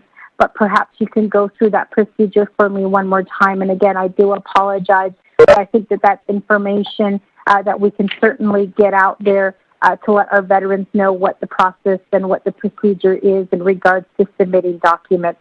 So with that, Chair, I appreciate the time. I'm going back on mute. Thank you.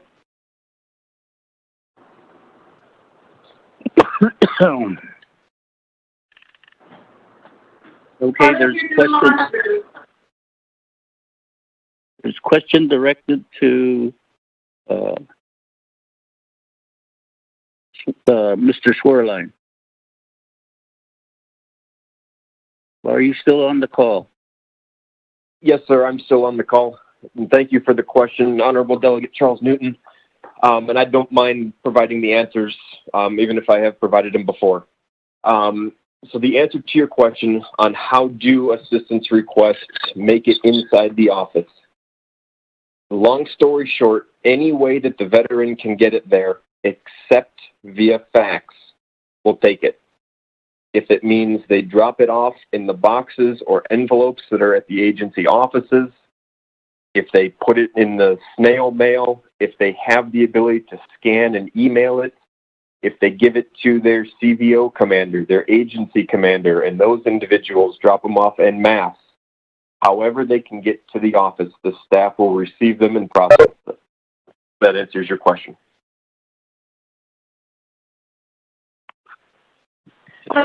Sure. Thanks. A follow-up question, please.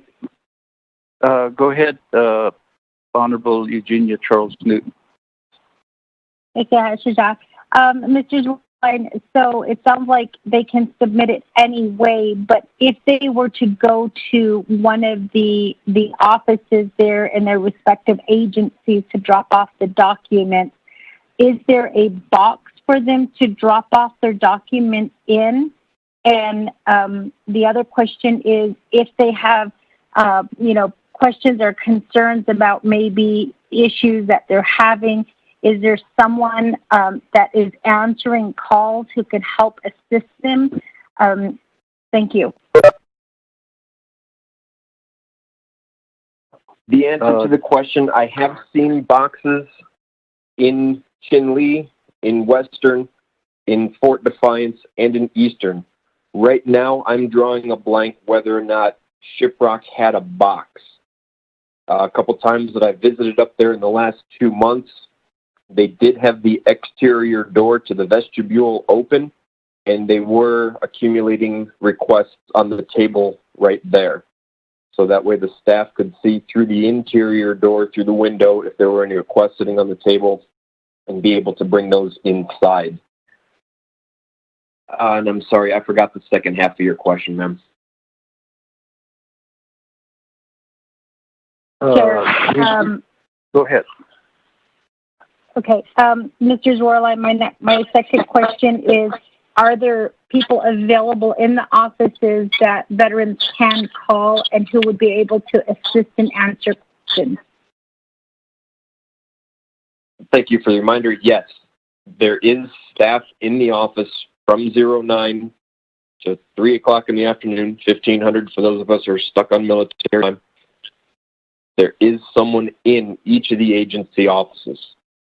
And I will share this, that if a veteran does not live within the agency, within the chapter that they're registered with, if they live outside the agency, because we are digitizing the veterans' records, they don't have to go, in this case, to the Shiprock office. If it's more convenient for them to come to the Fort Defiance office or Eastern office, they will become able to do so. And we are working diligently to get those digitized records to be able to enable the veterans to do that. Thank you.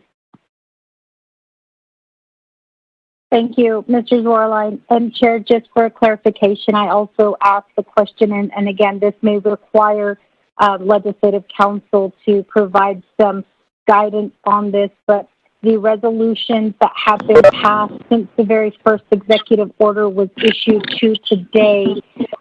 One, my question is there currently a legislation that allows teleconference meetings for veterans? Two, if there is not a legislation, then how do we proceed forward with the resolutions that have been passed during the time frame of the very first executive order to today? And then, three, I think I think there's an easy fix to this, but the third question is there currently legislation that would allow veterans to meet through teleconference to allow them to have their meetings during this time?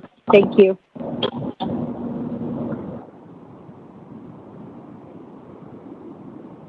Mr. Zwerlein.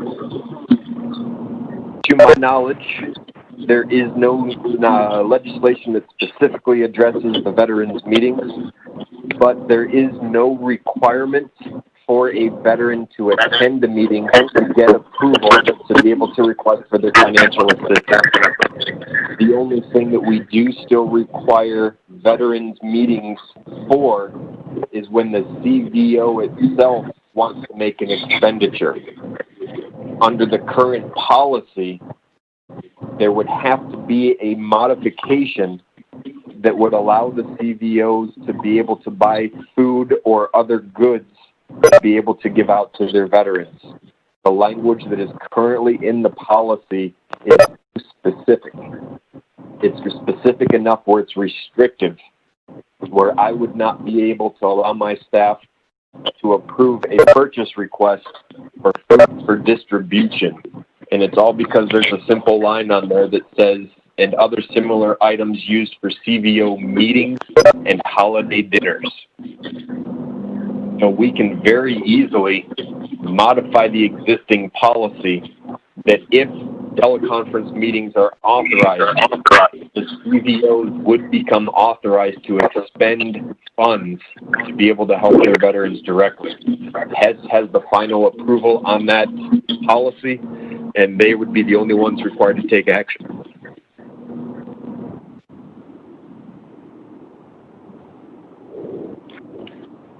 Chair So? Yes. So can I say something? This is Edmund Yavi. I have on the queue Eugene So, Wilson Stewart Jr., and then after that, Honorable Edmund Yazi will get on the queue. Thank you. Thank you, sir. Roger that.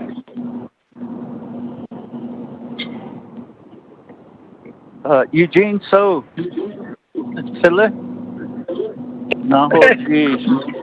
That is not. It is. I guess it's not. It's good that you did. I'm not really familiar with the people that kind of direct me because I'm a veteran as well, 50% disabled. Far back, we have all of my uncles and brothers were veterans, all the way back from World War II.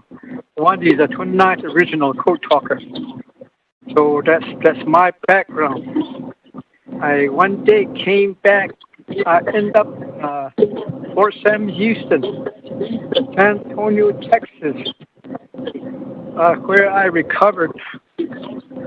When I got on the bus, when they let me go, finally, I got off at Albuquerque. That time I like to have a beer now and then, so I tried looking for a bar, but walking down the street, policeman picked me up and told me that this is a bad place for you as a veteran with your uniform on. So he took me out and left me in the bar, and then told me to call him again. So I did to get on a bus to Gallup. And Gallup, I got out the bus in the evening and finally got a ride to Winter Rock. When the package wasn't there. So I drove there until midnight. I just finally got a place in the sagebrush there and started a fire. Took out my long jacket and just sat there all night long. In the morning, I got back on the road again and finally got a ride. So that's how I came back to Chinle. So that's how it was at that time. So my question is,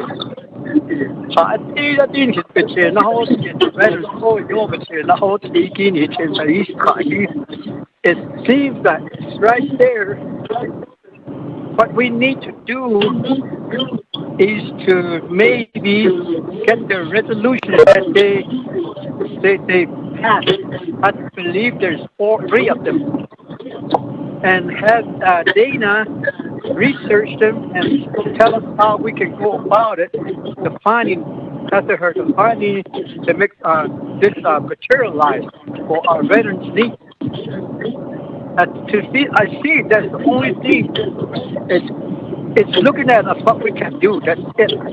What they want, put it on paper, give it to Dana, get some legislation out, and then apply it to whatever their condition or their concerns and their needs out there. But yeah, it was hard for me to reach just to the life here on the Navajo Nation with one eye.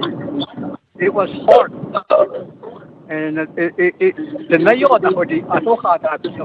they laugh at you. So those are some of the things that some of these veterans that are disabled are going through. And we do need to get this thing over with right away. So to my way of understanding,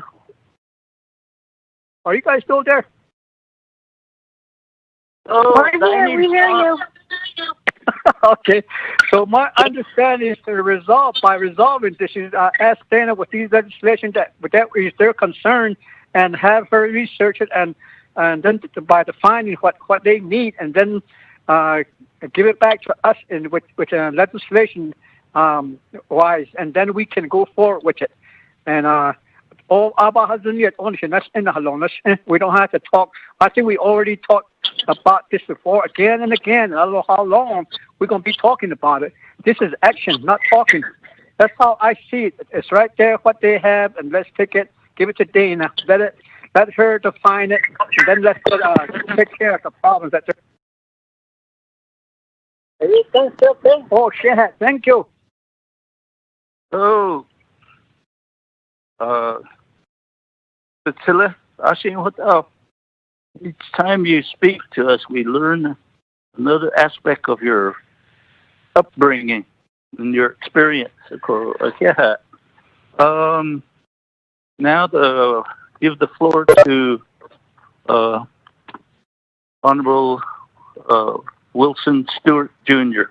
Priscilla, not geez.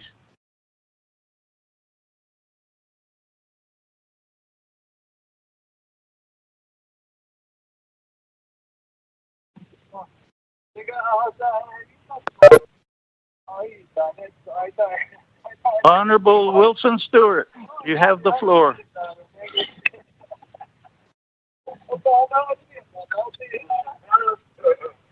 Vice Chair Smith joining the meeting. Good afternoon. Good afternoon, Cecilia. Oh, Nadoshanai. Oh, Honorable Wilson Stewart, Jr.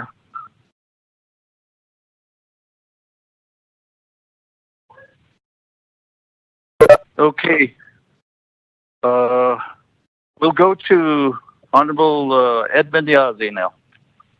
We'll come back to him once he's back on the line. Hey, Mr. Smith, Chair Smith, thank you, and all to the colleagues who are listening. Just real quick, I want to just address this to Mr. Dingelin, reference to Theroux Veterans Center. Since you indicated, sir, thank you for being with us, and I know your support for the veterans will always be there. And so, but I just need a follow-up, just by email or even a phone call, what the status is on the Theroux Veterans Center. I know we're about 90% complete, and I know the virus has kind of put everything to a halt, but since you said your office is open, please email me with an update. That's all I have, Chair, and thank you, my colleagues. Mr. Schwerlein, over to you. Chair. Hello.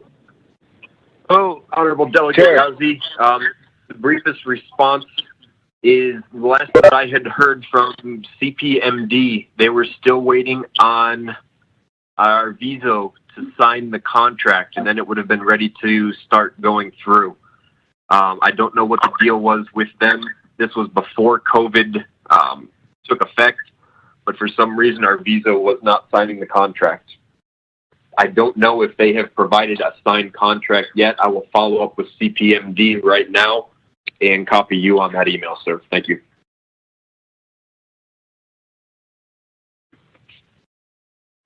Okay, thank you. Chair, this is Cecilia? Elmer. Okay. Let's see. Before I lose the place, Honorable Speaker, Seth Damon's back on the line. So I'll hand over the chair and the gavel back to Speaker Damon. I had on the queue Wilson Stewart Jr., but I think he got kicked off the phone call. If he hasn't, then he's next, and I didn't have anybody else after that. This is Delegate Elmer P. Okay, thank you. With that, Honorable Chairman Daniel, so thank you for taking over. As I had pressing legislation at the Budget and Finance Committee, and it did go fairly well. So thank you for taking over in this. I know that we have Honorable Stewart in the lineup, and then Honorable Elmer Begay on the report here. But let me go ahead and go back, colleagues. Let me go back to. I do believe that we do have an accountable roll call, and we can go ahead and officially go into a meeting. With that, Ms. Karen Doki, you mind doing a roll call?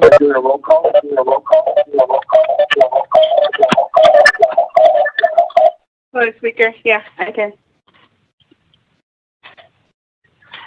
Okay.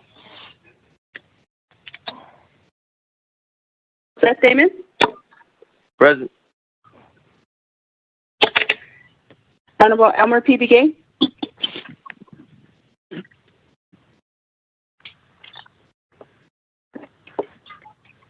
Honorable Key Allen Begay, Jr. Delegate Key Allen, Can you hear me? Present. Delegate Begay is here too. Elmer Begay. Honorable Elmer P. Begay is present. Honorable Key Allen Begay, Jr. is present.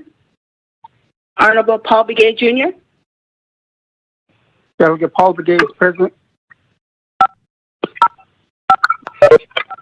Honorable Paul Begay Jr. is present. Honorable Nathaniel Brown. Honorable Eugenia Charles Newton.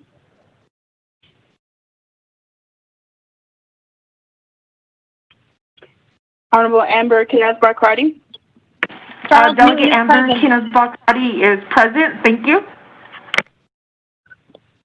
Honorable Amber Kinez Barkrati is present. Honorable Eugenia Charles Newton, was that you?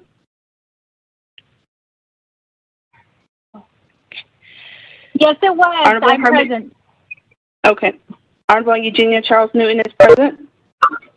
Honorable Herman M. Daniel. Honorable Mark A. Freeland.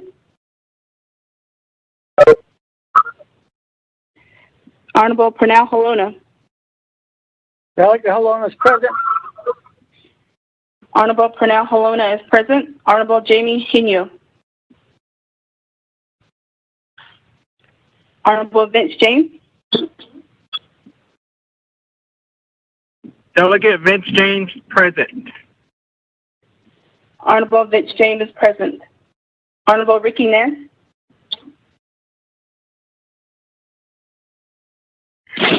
Honorable Carl Slater.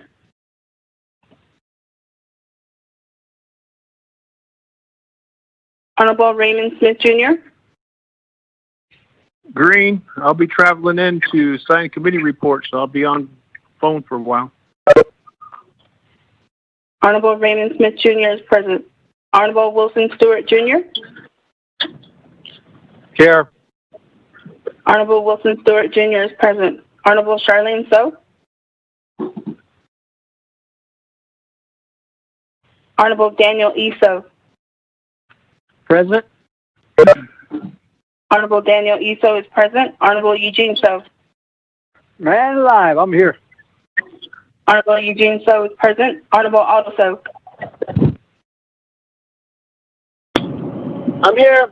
Thank you. Honorable Aldo So is present. Honorable Thomas Walker Jr. Present. Honorable Thomas Walker Jr. is present. Honorable Edison J. Winita. Honorable Edmund Yazzie. Yeah. Honorable Edmund Yazzie is present. Honorable Jimmy Yellowhair.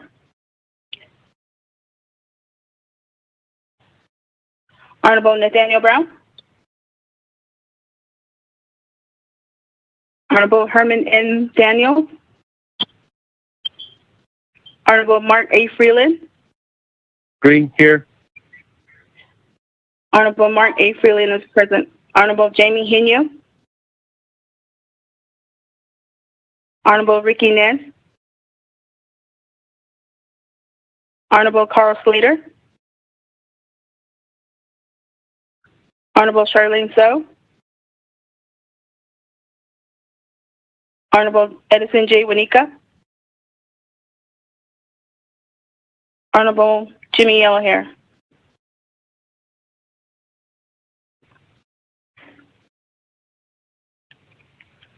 Speaker, you have 16 members present, including yourself. Great. 16 members present. That concludes to have a quorum. So call this meeting to order at 12:23 p.m. That we did roll call. Did have an invocation at the Budget Finance Committee meeting this morning. I'll move on down to recognize the guests and visiting officials. Thank you, everyone, for listening in. Thank you to all the veterans that are listening in today, too, on our report.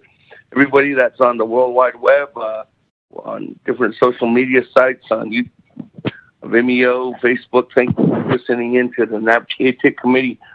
Today, again, today's date is, this is a Naabik'iyati Committee of the 24th Navajo Nation Council, special meeting via telecommunications in Window Rock. I'm in Window Rock, Arizona, on the Navajo Nation. Today's date, Thursday, June 18th, 2020. We did call this meeting to order at 12:23 p.m. We do have next on the agenda is review and adopt the agenda. Is there a motion out there? Actually, Mr. Botero, you ready? read the agenda into the record? Yes, sir. Mr. Speaker, members of the committee, Naabik'iyati Committee of the 24th Navajo Nation Council special meeting via telecommunications, Window Rock, Navajo Nation, Thursday, June 18, 2020. Proposed agenda, presiding chair, Honorable Seth Damon, Speaker, 24th Navajo Nation Council. 1, call meeting to order, roll call, invocation. 2, recognize guests and visiting officials, 2-minute limit per delegate. 3, review and adopt the agenda. 4, review and adopt the journals, none. 5, receive reports. A, report on Navajo Nation veterans issues by the Navajo Nation Veterans Advisory Council. 6, old business, none. 7, new business, none. 8, close of meeting, announcements, adjournment. Mr. Speaker. Thank you. Was that motion? Was that Chairman Daniel So? Motion by Vice Chair Smith, second by Honorable Halona. That colleagues, any additions, deletions, recommendations for the agenda today? Speaker Delegate Daniel So. Chairman Daniel So, go ahead. I'd request of the moving parties to add legislation 0286, 0117, 0118, and 0119. 0286.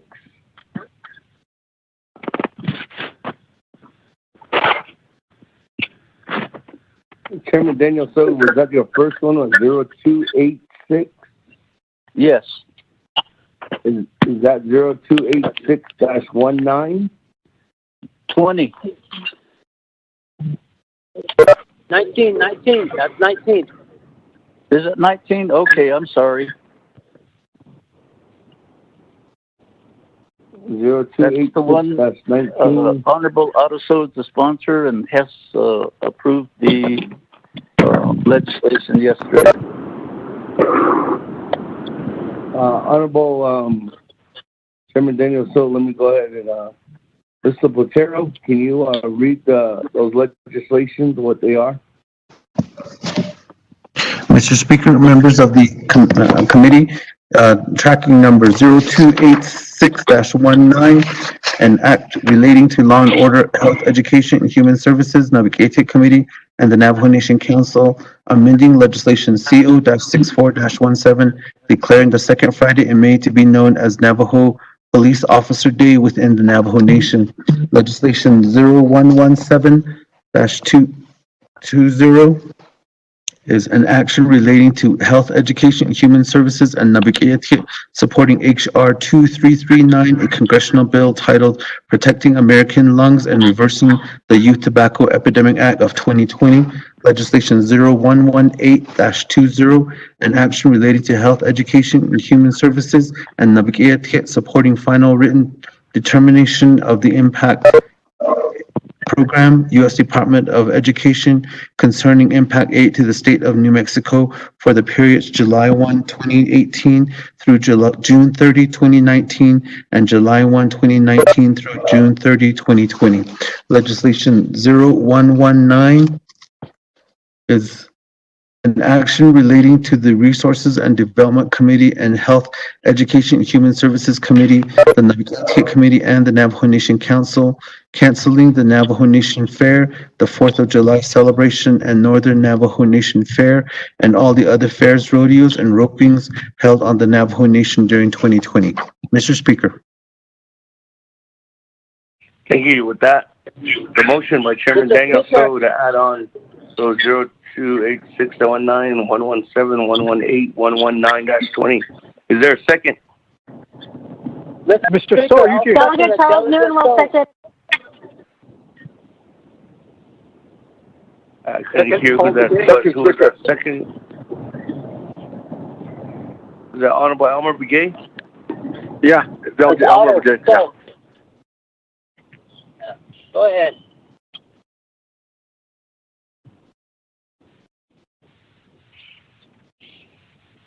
For that, recognizing Honorable Elmer Begay as a seconding motion, that part. That, colleagues, any discussion items on that? Mr. Speaker, this is Otto So. Honorable Otto So. Go ahead.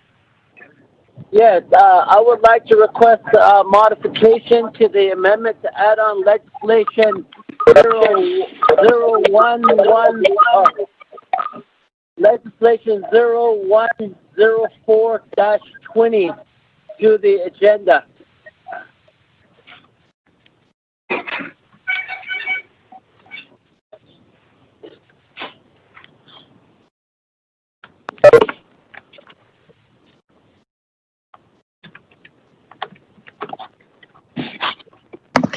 Mr. Speaker, members of the committee, there are committee reports that are pending from Budget and Finance, and I believe 104-20 is one of those. They are in the process of trying to get signatures, but they haven't been referred to Naabik'iyati as of right now. Okay. Okay. Honorable Mr.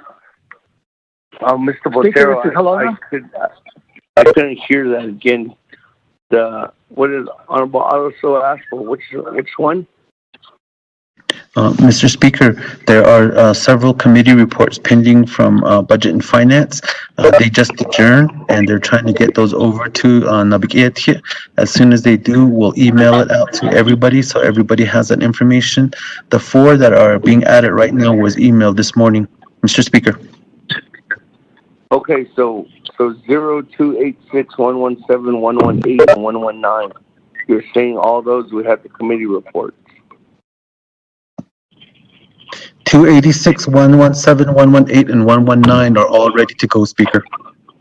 Okay, so Honorable Otto So asked for what legislation then? Delegate Otto So is wanting to add in 104-20, but that one is still missing a committee report. Okay, right. Okay. That any other recommendation to the motion? Amendment 1. Delegate Halona. Honorable Halona. Speaker, I would like to request to add legislation 11620 to the agenda, and I would like to add that on with the request to make amendments to the legislation. With that, Chairman Daniel So, there's a request to modify and add 116-20 onto. Let me go back first, and before you accept, Mr. Botero, what is 116-20, just for the record? Mr. Speaker, members of the committee, tracking number 0116-20 is an action relating to Budget and Finance and Naabik'iyati committees and the Navajo Nation Council, establishing the Navajo Nation Cares Fund to be comprised of the share of the Coronavirus Relief Fund received from the United States pursuant to the Federal CARES Act, authorizing the President of the Navajo Nation to establish an expenditure plans in accordance with the Federal CARES Act and other laws authorizing the formation of the Kosanta 19 Relief Fund Work Group, providing for audit of the fund and reporting to the federal government. Mr. Speaker, this legislation, if added, would be under old business because it was tabled by Naabik'iyati. Mr. Speaker. Okay, with that, Chairman So, request to modify by Honorable Halona to your amendment 0116-20. Thank you, Speaker. I will accept that request. Okay. A good faith effort. Thank you. With that, Honorable Elmer Brigade, you good with that?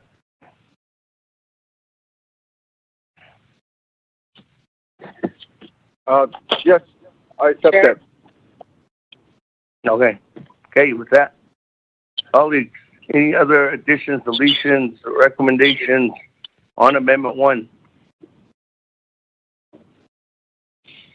Done. Going once, going twice, going 3 times. Again, this vote we're going to take is on Amendment 1 to add 0286-19, 0117, 0118, 0119, 0116-20 onto the agenda.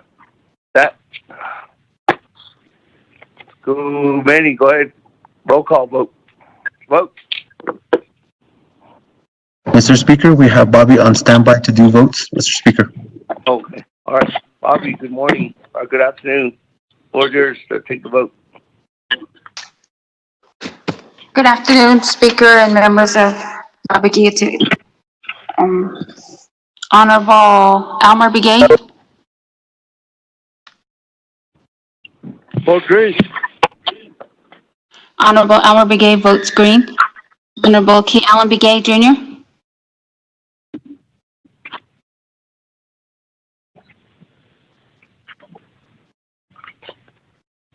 Honorable Paul Begay.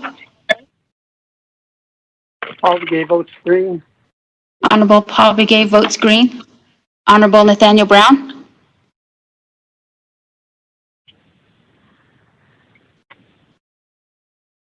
Honorable Eugenia Charles Newton. Delegate Charles Newton votes green. Honorable Eugenia Charles Newton votes green. Honorable Amber Canasba Crotty. Delegate Amber Canasba Crotty votes green. Thank you. Honorable Amber Canasba Crotty votes green. Honorable Herman M. Daniels. Honorable Mark Freeland. Green. Honorable Mark Freeland votes green. Honorable Pernell Halona. Delegate Halona votes green. Honorable Pernell Halona votes green. Honorable Jamie Henio. Honorable Vince James. Delegate Vince James votes green. Honorable Vince James votes green. Honorable Rick Nez. Honorable Carl Slater.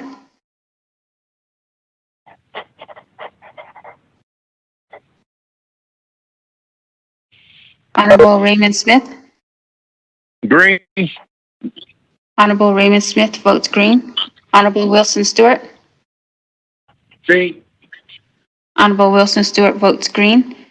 Honorable Charlene So. Honorable Daniel So. Daniel So votes green. Honorable Daniel So votes green. Honorable Eugene So. I vote green. Honorable Eugene So votes green. Honorable Otto So. I vote green. Honorable Otto So votes green. Honorable Thomas Walker Jr. I vote green. Honorable Thomas Walker Jr. votes green.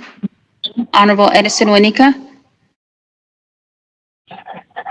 Honorable Edmund Yazi. Green. Honorable Edmund Yazi votes green. Honorable Jimmy Yellowhair.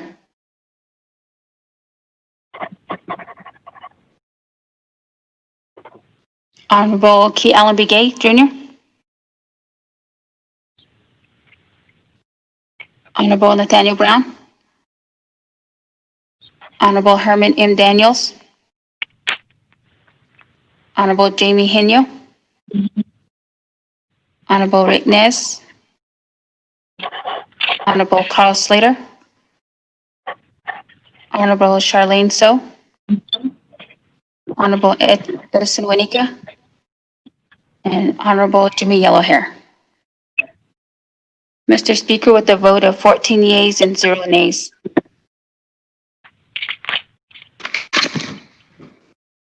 That motion in favor, 0 opposed. Chair not voting, motion carries. Back to the main motion on the agenda. Any other comments, questions?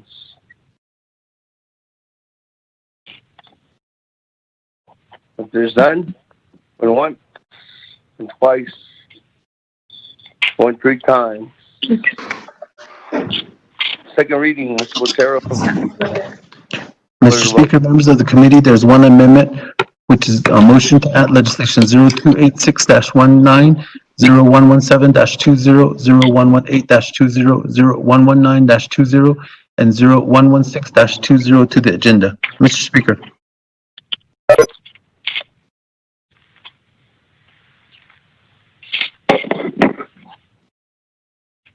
With that, Bobby, go ahead and take roll call. Vote on the agenda. Honorable Elmer Begay. Votes green. Honorable Elmer Begay votes green. Honorable K. Allen Begay. Honorable Paul Begay. Delegate Begay votes green. Honorable Paul Begay votes green. Honorable Nathaniel Brown. Honorable Eugenia Charles Newton. Delegate Charles Newton votes green. Honorable Eugenia Charles Newton votes green. Honorable Amber Canespa Crotty.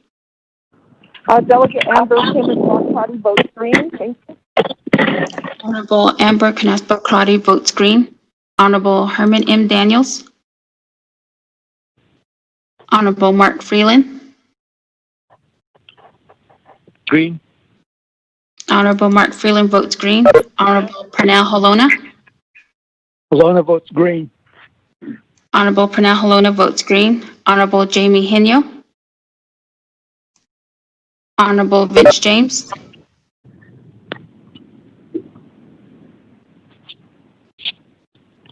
Delegate Vince James votes green. Honorable Vince James votes green. Honorable Rick Nez. Honorable Carl Slater. Honorable Raymond Smith.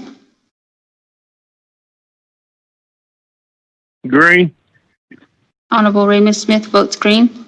Honorable Wilson Stewart. Green. Honorable Wilson Stewart votes green. Honorable Charlene So. Honorable Daniel So. Daniel So votes green. Honorable Daniel So votes green. Honorable Eugene So. I vote green. Honorable Eugene So votes green. Honorable Otto So. I vote green. Honorable Otto So votes green. Honorable Thomas Walker Jr. I vote green. Honorable Thomas Walker Jr. votes green. Honorable Edison Wanika. Green. Honorable Edison Wanika votes green. Honorable Edwin Yazzie. Green. Honorable Edwin Yazzie votes green. Honorable Jimmy Yellowhair.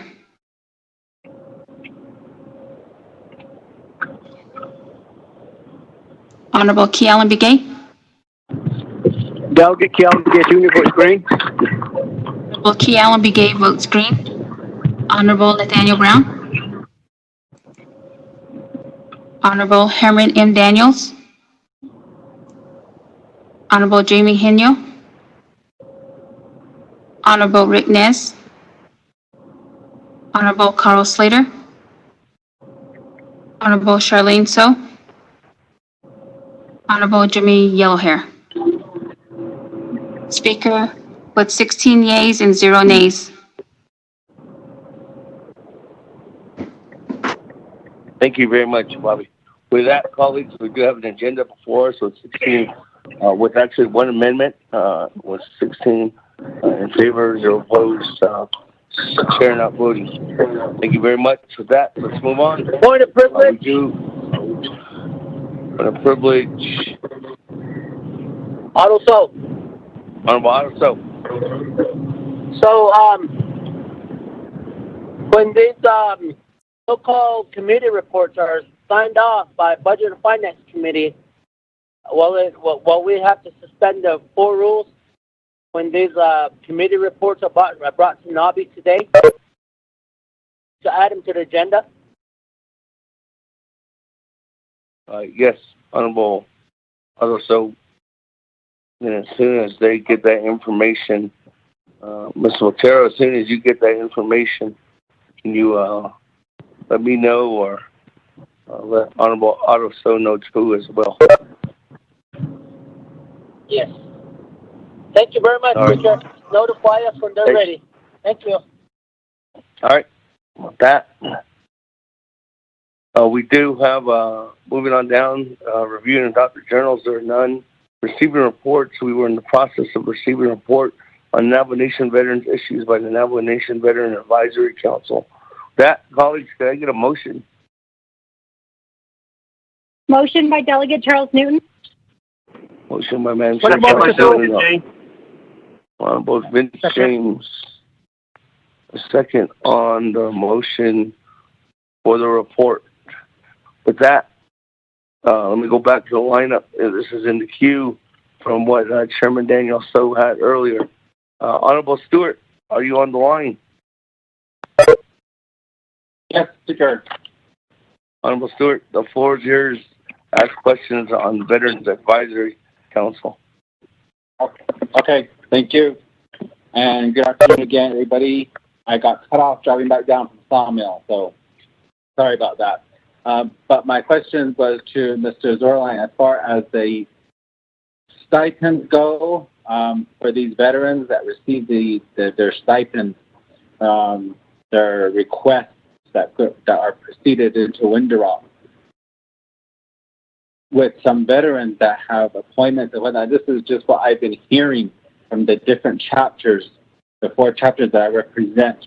When these veterans submit their stuff, the turnaround has always been where it's been like 4 or 5 months down the road before they finally get something, if they even get anything at all. That's the one question is, why does that take so long? When I found out that the 49th agency is pretty much on a better track, I guess, to implement the payment processes for these veterans, and why is it still taking so long to get them their stipend? That's number one. Number 2 would be as far as a follow-up to our email between you and I. Have you heard anything on that particular email regarding legislation that we're supposed to drop for the 1,000 for the veterans? Other than the email that you sent me on June 6th, that would be the second one. And those right there are the only thing I can think of. I know there was one more, but I can't think of it right now. But maybe in response, I'll have a follow-up. Chair, that's it for now. Going back on mute. Thank you. With that, let me go to one more individual, and then I'll go back to you, Mr. Kiyomi, you and or anybody that was looking to address these questions. Honorable Elmer Begay, on the line. Yeah, I'm on here. Yeah. Go ahead. Yes. So what's the system for? I just got back on the line again. A question for which one? Hello? This is the questions for the Navajo Nation Veterans Advisory Council. Okay. Thank you for that. I have a question. Yeah. I wanted to know that if there's any listing for any veterans that applied it with the Veterans Office, that they're actually homeless, meaning that their home might have burned down, or they don't have any any homes or structural home. If they're like that, are they? Is that the office from the Veterans Office? Are they already requesting for new homes for them? Because we know that if they say that shelter in place and staying home, and these people don't have homes. So I know that they go difficult times. I've seen where they had their homes before, but they had to leave. Something happens to their families, and they're out there struggling. And right now, is there any requests that are already in place for them? That's one. The second one is right now that is there how many veterans that are out there that tested positive, and they go through this quarantine and isolation? How many is there any that's listed out there that are veterans? How many of them are experiencing that So that's the two questions I wanted to, if there's any report on it. That's my question, Speaker. Thank you, Honorable Elmer Begay, for that. Tell me questions from Honorable Stewart and from Honorable Begay. So go ahead and turn the floor over to you and your team members there.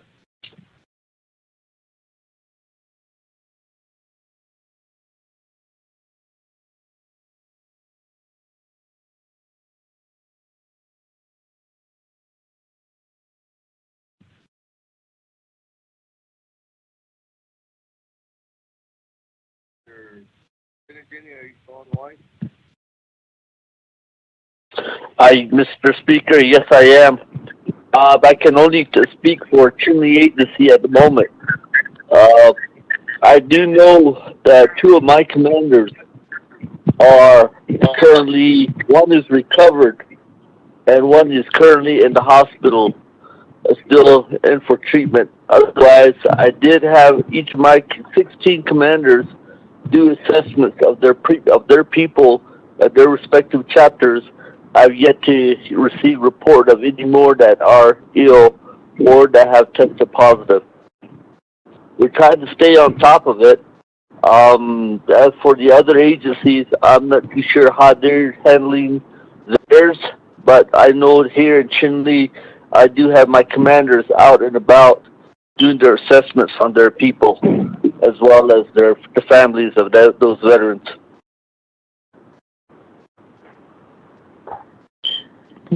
Mr. Speaker, this is... Okay, thank you. Mr. Kilme, are you back online? Yes, Mr. Speaker. Go ahead. There was questions. I don't know if you heard those questions from Honorable Stewart and Honorable Elmer Begay.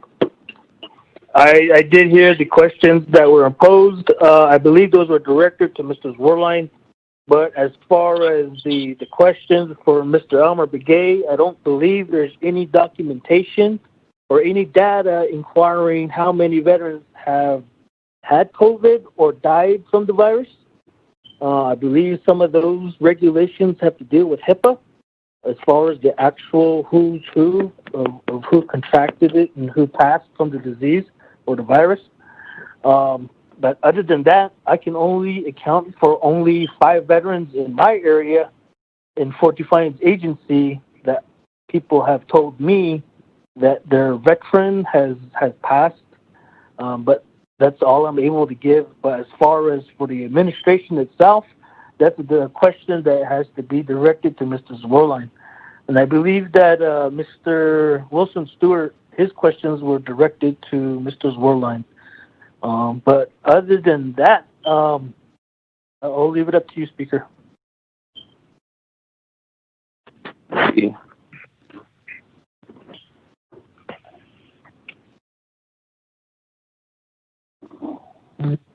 That let me go ahead and move on down, colleagues. Is there anybody else that have questions right now for the Navajo Nation Veterans Advisory Council? A follow-up question, Speaker. All right. Well, I'm going to go to Honorable Elmer Begay for follow-up, then Honorable Otto Stowe. Okay, thank you, Speaker. I have a follow-up question. So the reason why I'm asking is that to the director and then also to commanders, what kind of plans do you guys have? Since there's there's funding available right now, and these veterans are being characterized the normal person, people, the citizens. How are they, is there any special maybe can be recognized that they get for help from them? Is there any in place or any command that you guys ever talked about it? That that we should be, because this meaning that that through that they serve the country. initiation, is there any plans that how they should be characterized or where they can be specialized into, where they can be get help from it? Like right now, you know, that it's going to a home and things like that. So that was my question. So is there any other plans that's out there? Thank you. Gee, Rajat, Honorable Otto Soap. Thank you very much, Speaker. First of all, I'd like to, thank Chairman Daniel So for sort of putting his feet down when the statement was made that it sounds like the individual is getting tired of the office. And it really baffles me to come off and insinuate that they just want freebies, so forth. First of all, our director there, our executive director there, we're paying you. And you're there to do a job. And I really hope that this is not coming from the office of the president. How your tone is, how you speak about the veterans. I really hope this is not the office of the president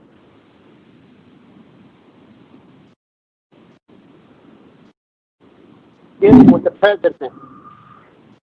I hope this is not his policy.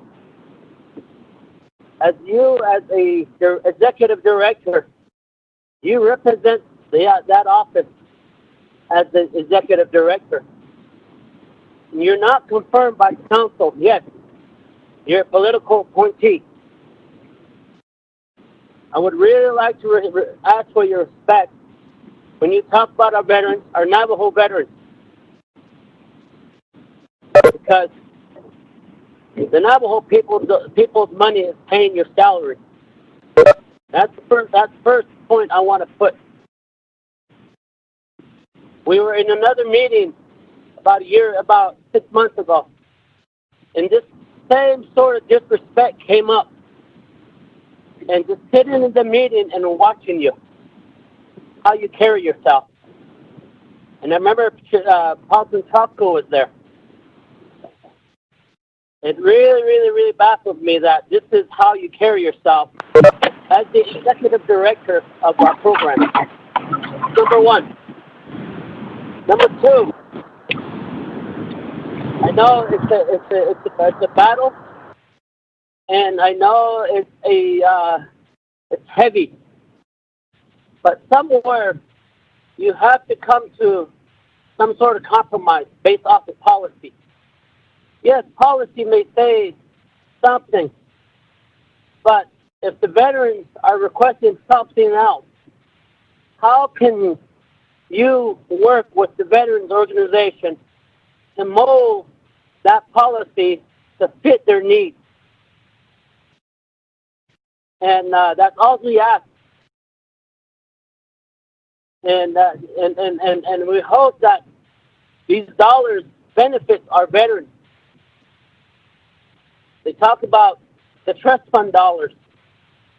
Who's manning it up?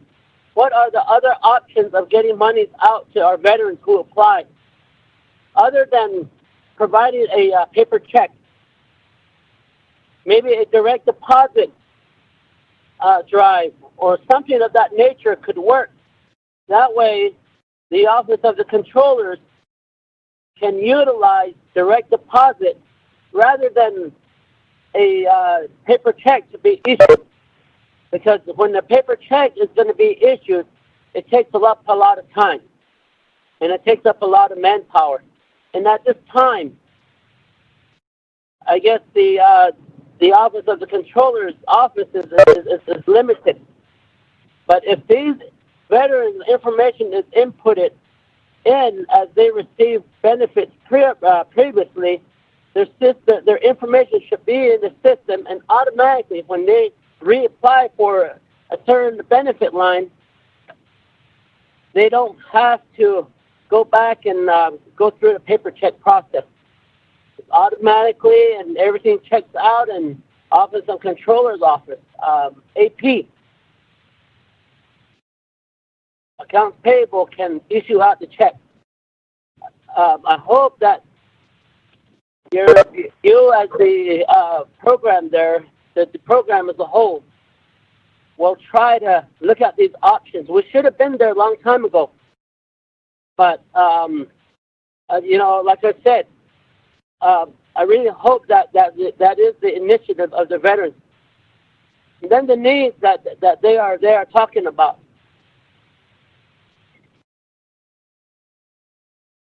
They're actual testimonies of our constituents, whether they're a commander and coming from Eastern Agency or Western or Central or Northern. They have a Navajo census number, and if something is not going right, they can notify us. But I really hope that office the program can find ways to mitigate a lot of these dysfunctional things that are happening there.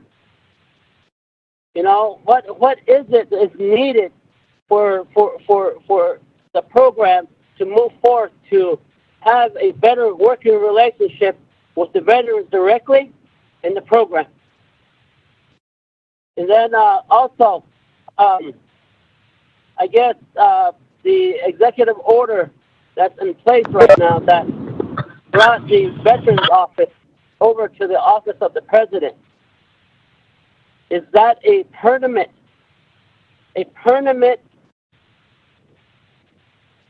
doing? Because I believe the executive order happened under the former president, Russell Begay. And if this is the case, the program should go back to where the program used to be at until such policy and laws are changed. But right now, with that executive order allowing the Veterans Administration to go under the president, the correct oversight is Naabik'iyati Committee.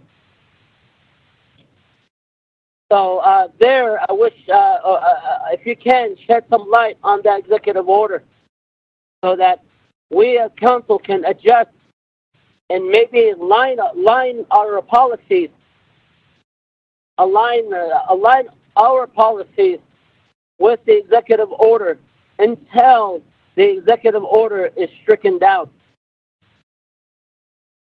So right now, Naabik'iyati Committee is the correct oversight. And therefore, I believe if you can make some research relating to this issue and provide some information to the council, that way we can move forward. If we want to make this law change temporary until that executive order is expired, or when it's deemed expired, then it can go back to the correct oversight committee that the Veterans Department was under. So that is just my thought. You know, I come from Tuba City. I have veterans over there. All these issues that are going on, whether it's in Chinle, Tuba City, Northern Agency, going on in each delegate region's area. We really hope that services is provided to our veterans to try to accommodate them based off of what the policy says. But if policy needs to be changed, as I indicated, where can we recommend to change those policies? As your position right as of now, as the director and as the veterans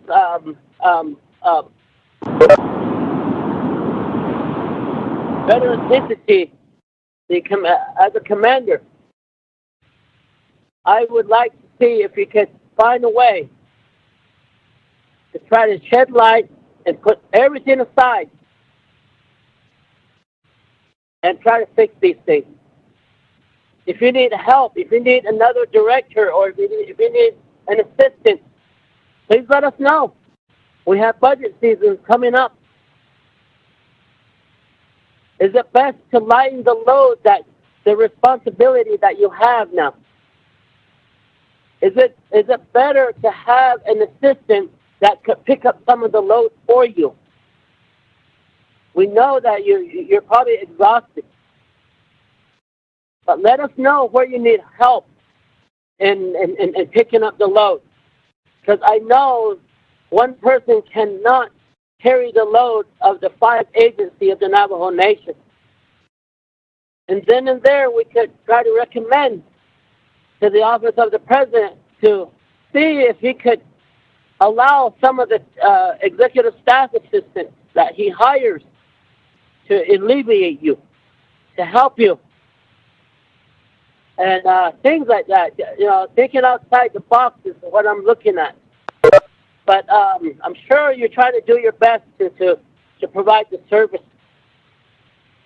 And every manager, every department, division director out there, it goes the same. It goes the same for them. But I don't think you don't have a deputy executive director to at least pick up some of the weight for you. But if that help is there, maybe that would help the program provide better assistance to the veterans out there across the Navajo Nation. That's all I'm asking. His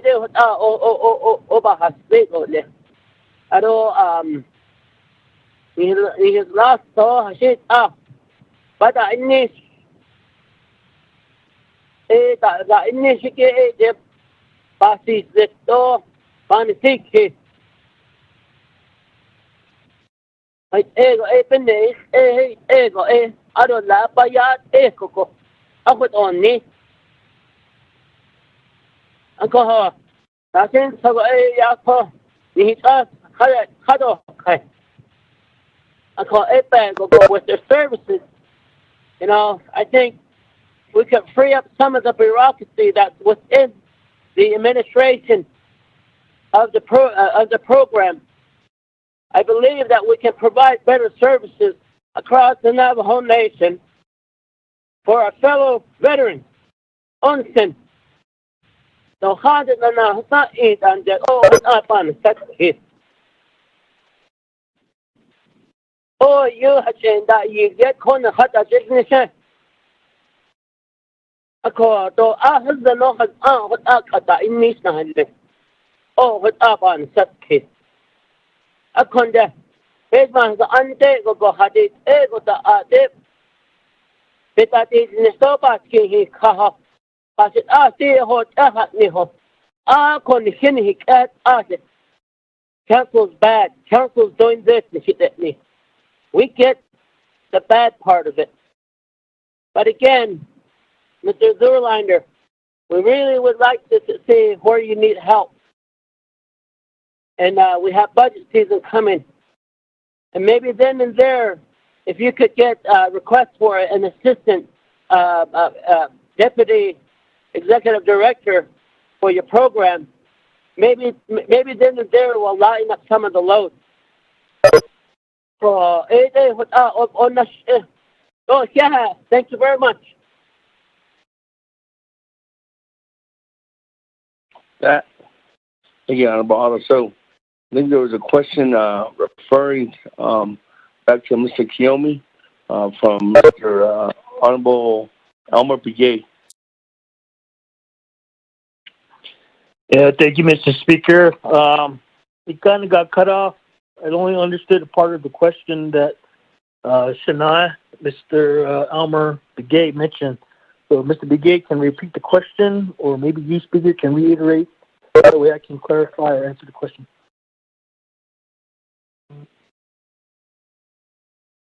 Honorable Elmer Begay, let me go back to you.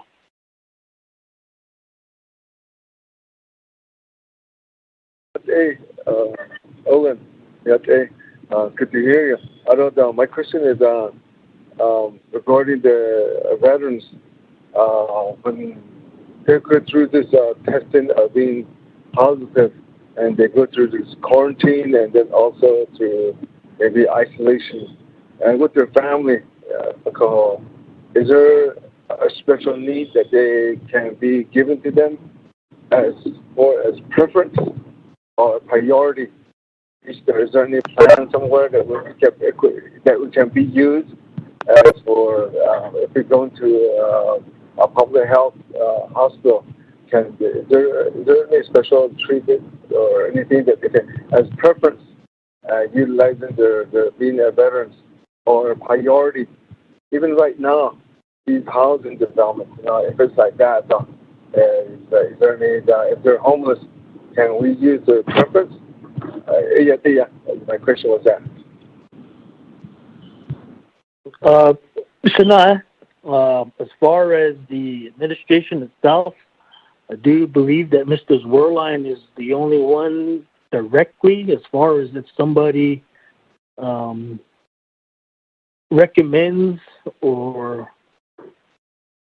acknowledges a certain individual that has the virus and that needs a particular kind of help. I believe Mr. Zwerline does assist those veterans on a face-to-face basis. But as far as an overall program, we did ask that question. I do believe Mr. Zwerline did mention that the president, as far as the COVID-19 Emergency Command Center, it usually funnels through there. And once it funnels through there, I guess it falls in line with everybody else's requests. So as far as a priority for veterans or surviving spouses or Gold Star mothers, there isn't any. But if there's a veteran out there that needs a specific kind of help or assistance, I believe Mr. Zwerline has done. And I think he's still continuing to help assist some of those veterans that or surviving spouses or Gold Star mothers that need those kinds of assistance. But as far as an overall program, there's none.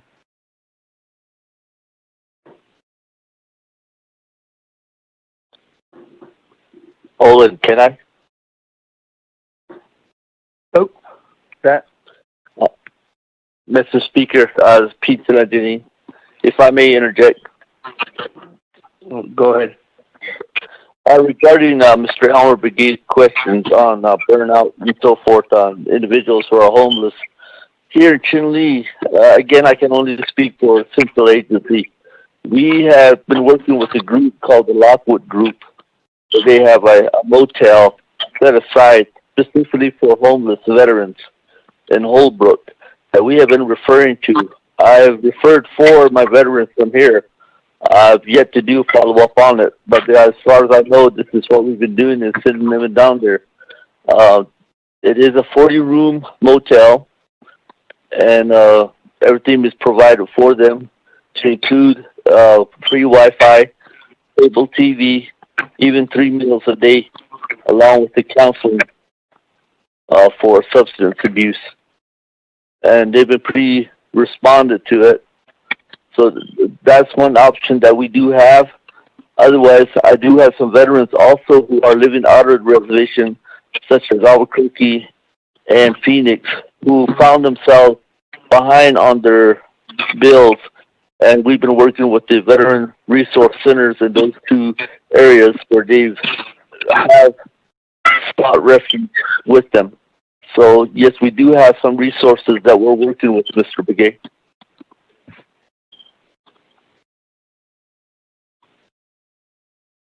Okay, thank you very much. That, Honorable Otto So, I don't know if you have anything to reflect off what Honorable Otto So stated, Mr. Kiyomi. Yes, Mr. Speaker, to my Mr. Oto So, I do concur with his statement and comments. It's something that's very frustrating at times as far as advisory members and also as far as Navajo Nation veterans, surviving spouses, and Gold Star mothers. And yes, he is right. We're frustrated, and it does get a little bit much. This is why the Navajo Nation Veterans Advisory Council was established, and why it was established on the executive branch was to have that consistency and continuity, was to go over to have the president's ear, to have the president's recommendations, actions was to help mend that. But as you guys can see now, that's not happening. So that was the whole purpose of why the Navajo Nation Veterans Advisory Council, under the Veterans Act, that's why it was labeled like that. The legislation was drafted like that.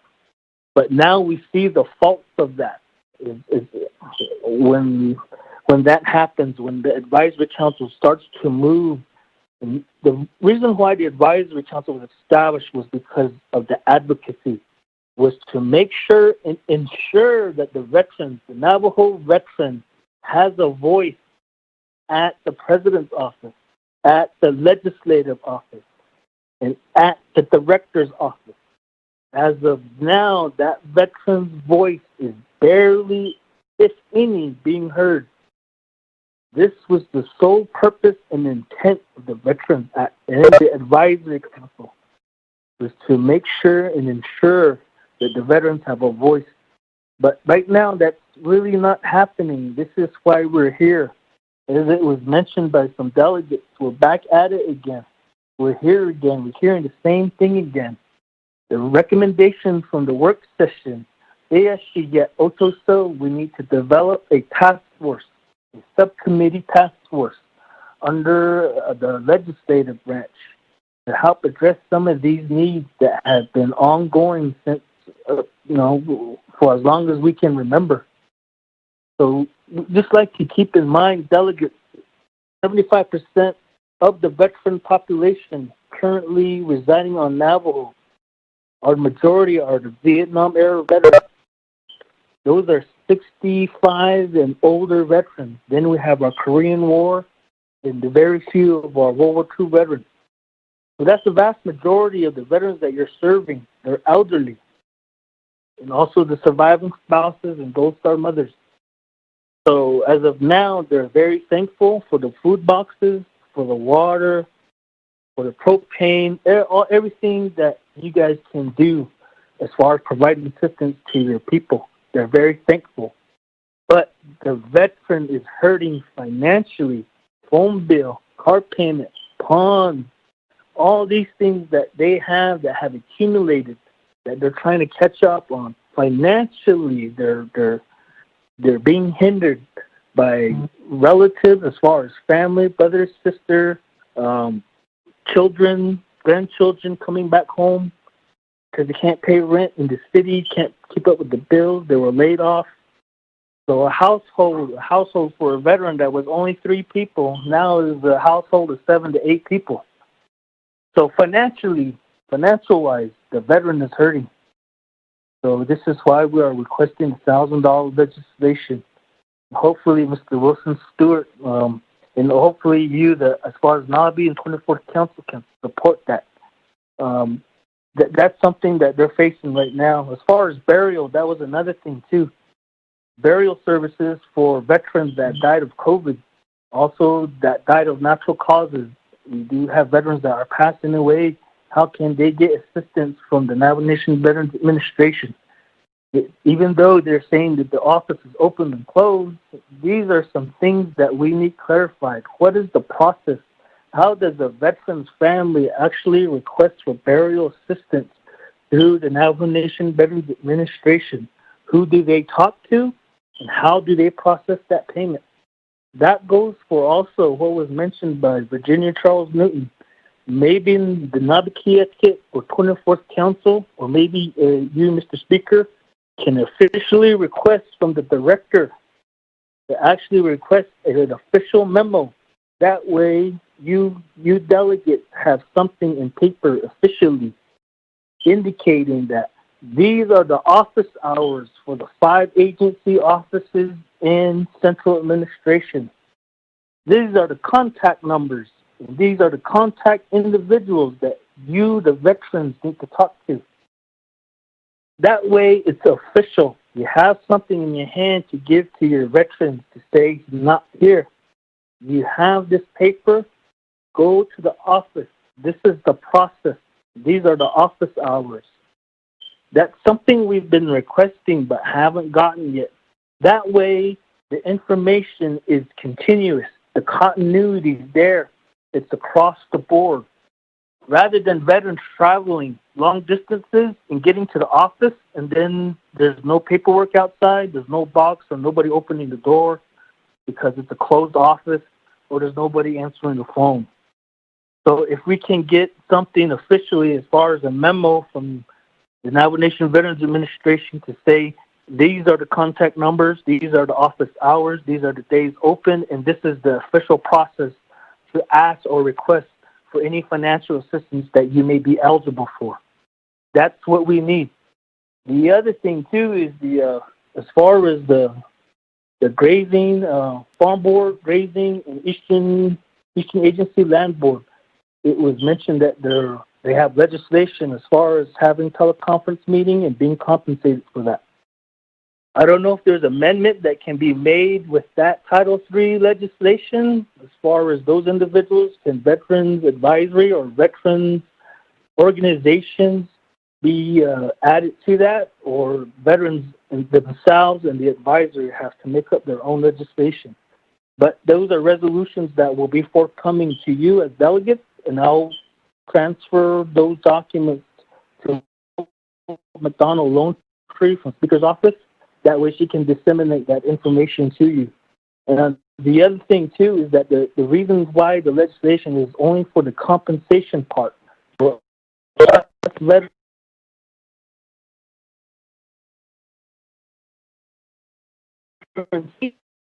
compensation part that the veterans are asking about. The other thing, too,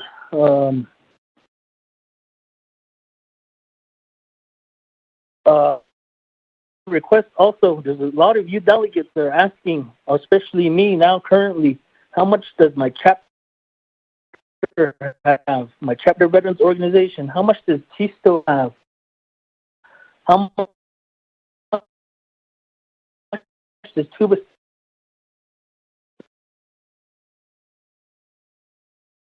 City have? How much Rock have?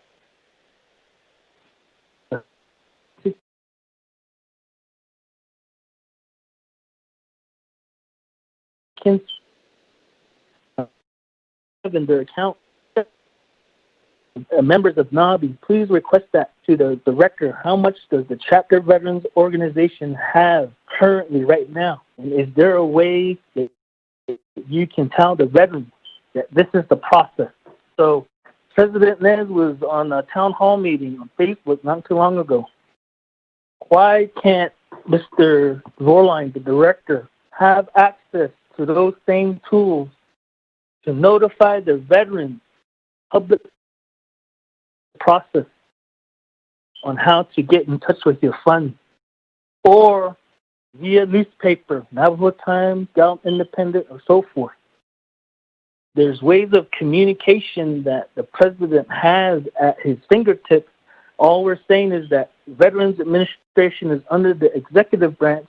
Why is the Veterans Administration does not have access to those same tools to get this information out? The other thing, too, is that you were told by the director that their phones are up. We have 5 agencies. Fort Defiance agencies' phones are still not operational. So delegates that reside in Fort Defiance agency, your veterans have no way to contact the veterans. There's no phone line. Nothing has been established as far as communication. So that's something that we need to work on. But as far as the other agencies, I do believe telecommunication is set up, but not for Fort Defiance agency. So I'll relay the resolution items as far as what I mentioned earlier. I'll give that to Ms. Hope McDonald Lone-Tree to disseminate to you delegates. And I would like to request right now, Speaker, if it's possible, like I said, assistance with telecommunications. Can I request that somebody from your office, preferably Ms. Hope McDonald Lone-Tree, help the Navajo Nation Veterans Advisory Council on July 1st on a Wednesday?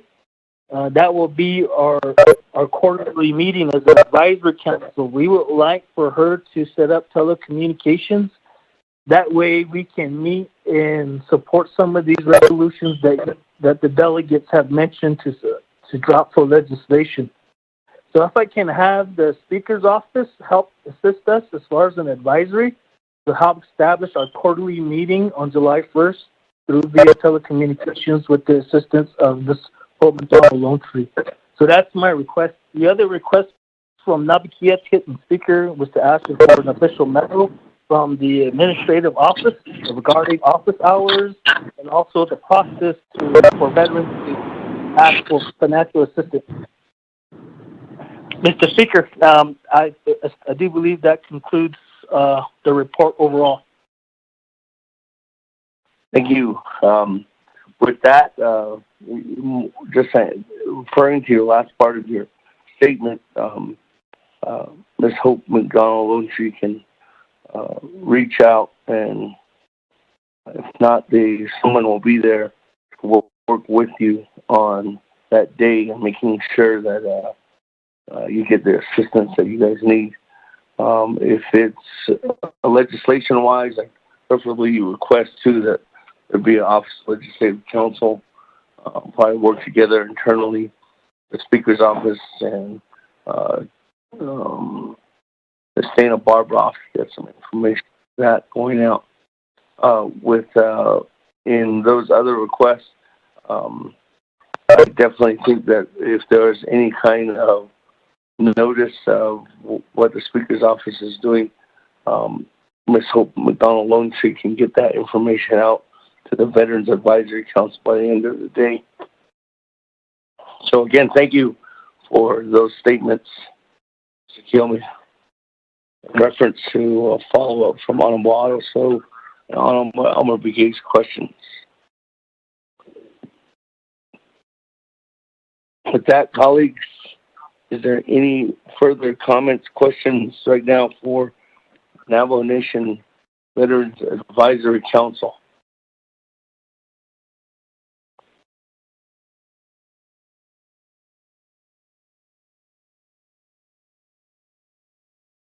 Session.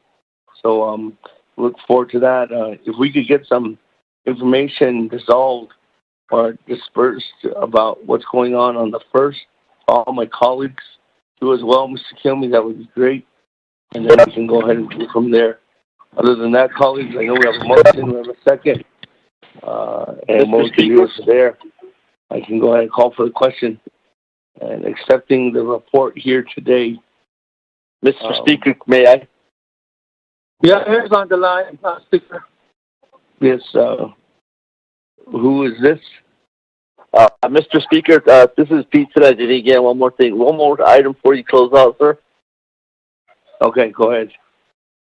We've been receiving a lot of help from down south from the group, the retired veterans, namely Mr. Seminger and his group down south in Phoenix. They've been very helpful and responded to our situation up here. And I'd like to ask that the 24th Council acknowledge them with a word of gratitude. Hope has the full information where they can be contacted. I have asked the Office of the President and Vice President, but unfortunately there's no response from them. And I would really appreciate it if the 24th Council would acknowledge them. And we've been, as I mentioned earlier, been receiving regular shipments on every Thursday. Everything from PPEs to food through chainsaws and accessories from them. And right now they're working on securing some water tanks for us, 300-gallon water tanks that we hope to purchase using our stipend funds from the Chinle chapter veterans. And we agreed to go ahead and do a budget transfer and make that purchase. So we have already identified a transport company who volunteered to donate their time to transport those water tanks up here to Navajo country, and we hope to distribute those. And we just want to let the council know. Only one council delegate has stepped forward, Mr. Slater, and he has volunteered to donate $2,500 to our cause, and we sure do appreciate that. And if it's somewhere somebody can identify some people that we sure appreciate it. Thank you, sir. Thank you, Mr. Ginny. Our speaker's office will work with Hope and Donald to get that information out and definitely get that recognition going. With that, thank you again. Moving on, we have a motion and second to accept the report. I'll go ahead and call for the vote then. Thank you very much for Navajo Nation Veterans Advisory Council coming before the Naabik'iyati Committee today again. Stokie, with a roll call vote to accept the report.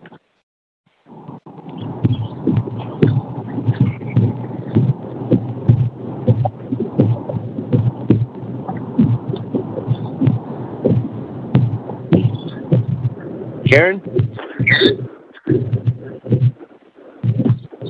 Harry? Okay. Manuel? Elmer Begay. Honorable Elmer Begay. Green. Honorable Elmer Begay votes green. Honorable Key Allen Begay, Jr. Key Allen Begay, Jr. votes green. Honorable Key Allen Begay, Jr. votes green. Paul Begay. Delegate Paul Begay votes green. Honorable Paul Begay votes green. Honorable Nathaniel Brown. Honorable Eugenia Charles Newton. Honorable Honorable Eugenia Charles Newton votes green. Honorable Amber Canaspa Crotty. Delegate Amber Canaspa Crotty votes green. Thank you. Honorable Amber Canaspa Crotty votes green. Honorable Herman M. Daniels. Honorable Mark Freeland. Green. Honorable Mark Freeland votes green. Honorable Pernell Holna. Donald votes green. Honorable Pernell Holna votes green. Honorable Jamie Hinyam. Honorable Vince James. Honorable Rick Ness. Honorable Carl Slater. Honorable Raymond Slater Smith. Green. Delegate Slater Green. Honorable Carl Slater votes green. Honorable Raymond. Likewise green. Honorable Raymond Smith votes green. Honorable Wilson Stewart. Green. Honorable Wilson Stewart votes green. Honorable Charlene Stowe. Green. Honorable Charlene Stowe votes green. Honorable Daniel Stowe.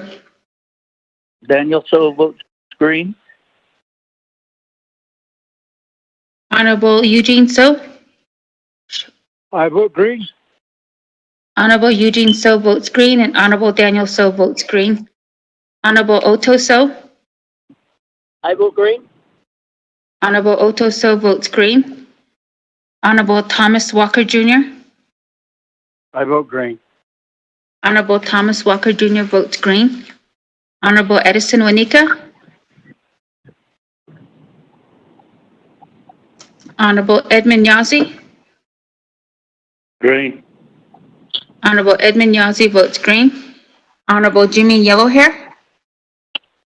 Honorable Jimmy Yellowhair votes green. Honorable Jimmy Yellowhair votes green. Honorable Nathaniel Brown. Honorable Herman M. Daniels. Honorable Jamie Hinyo. Honorable Vince James. Honorable Rick Ness. And Honorable Edison Wanika. Speaker with a vote of 17 yeas, 0 nays. 17 in favor, 0 opposed. Thank you very much, Bobby. They're not voting. Motion carries. Thank you very much to the veterans again for calling in, and thank you to the continued dialogue that we will have with not only the veterans themselves, but more importantly, you as the leaders of the agencies through the Navajo Nation Veterans Advisory Council. So thank you very much again for being a part of the discussion today. With that, colleagues, moving on down. Item number 6 was an email that's sent out with an updated agenda. Legislation under 6 old business. Legislation 010. Mr. Otero, could you give us a rundown on the legislation? Mr. Speaker, members of the committee, legislation 001. Committee report from the Budget and Finance Committee. Passed amendments. A, on page 5, line 25, add new language as follows. F, expenditures of the fund pursuant to section overstrike 5_6, A and C, below the president underscore of the Navajo Nation, Speaker of the Navajo Nation Council, and Chief Justice of the Navajo Nation in underscore shall underscore jointly in underscore develop and prepare underscore expenditure plans that incorporate the needs of the whole of the Navajo Nation, including the needs of all 3 branches. Period. Overstrike all expenditure plans. The president shall incorporate the needs of the executive branch. In an expenditure plan for the executive branch, the president shall incorporate the needs of the legislative branch after consulting with the Speaker of the Navajo Nation Council. In an expenditure plan for the legislative branch, the president shall incorporate the needs of the judicial branch after consulting with the Chief Justice. In an expenditure plan for the judicial branch. In the overstrike, such expenditures shall be in accordance with Title V of the Federal CARES Act, U.S. Treasury guidance, and any other guidances or regulations as stated herein in paragraph C above. B, on page 8, line 11, after Fund 2D, insert underscore Speaker of the Navajo Nation Council, comma, Chief Justice, and in underscore. C, page 8, line 13, after the words President, add underscore Speaker of the Navajo Nation Council and Chief Justice in underscore. D, on page 6, line 5 through 7, strike language in its entirety. Strike G, expenditure plan shall not be considered as appropriations and shall not be subject to the Navajo Nation Appropriations Act 12 NC sections 800 et seq. Or its underlying policies and regulations, including the Budget Instructions Manual. In the overstrike. E, on page 7, line 21 through 25, strike language in its entirety. Overstrike section 5, authorizing the president to introduce legislation into the legislative process for the purposes set forth in this legislation. The president is authorized under 2 NC section 164A1 to introduce a proposed legislation, specifically including expenditure plan legislations, to the standing committee and the Navajo Nation Council. In the overstrike. F, on page 7, line 29, after the word president, insert language underscore Speaker and Chief Justice in underscore. Strike word is in the overstrike and insert in its place the word are. Insert the word to underscore jointly. G, on page 8, line 16 through 18, strike paragraph in its entirety. Overstrike E, the president may also submit other proposed legislation to the respective standing committees at Navajo Nation Council necessary to expedite the implementation of the expenditure plan. In overstrike. You then have a committee report from the Naabik'iyati Committee, tabling motion to table legislation 0116-20 to the next Naabik'iyati Committee meeting June 25, 2020, and have a work session within that time frame. Mr. Speaker.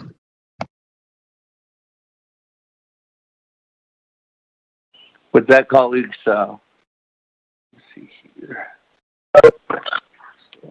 Okay, with that, this legislation is tabled. Is there a motion to take it off the table? Speaker, this is Del Colonna. I motion to take 116. Is there a second? One. Second. Going twice. We'll call again. That in the discussion, colleagues, this was tabled again on June 11th, and it was due to come back on June 25th or sooner, as soon as there was a work session. It was a directive by Honorable Keon Gay, which passed. So it's actually a directive from Naabik'iyati Committee to the Speaker's office to have that work session, and we did have that work session this past Monday, which alluded to this legislation coming back to possibility as soon as today. So with that, If there's no discussion on this legislation, I'm going to Bobby to take the vote on table. I'm bringing this off the table. Once, twice, 3 times. Pat? Bobby, go ahead. Vote. Honorable Elmer Begay.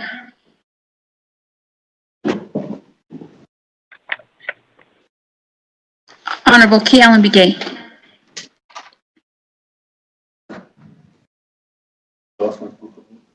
Honorable Paul Begay. Is there? Honorable Paul Begay votes green. Honorable Nathaniel Brown. Honorable Eugenia Charles Newton.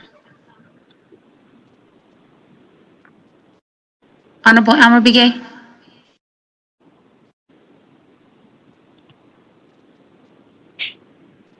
Did he?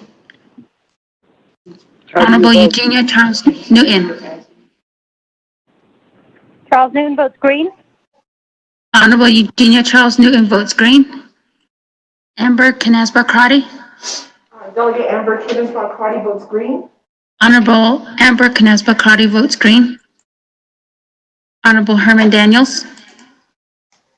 Honorable Mark Freeland. Green.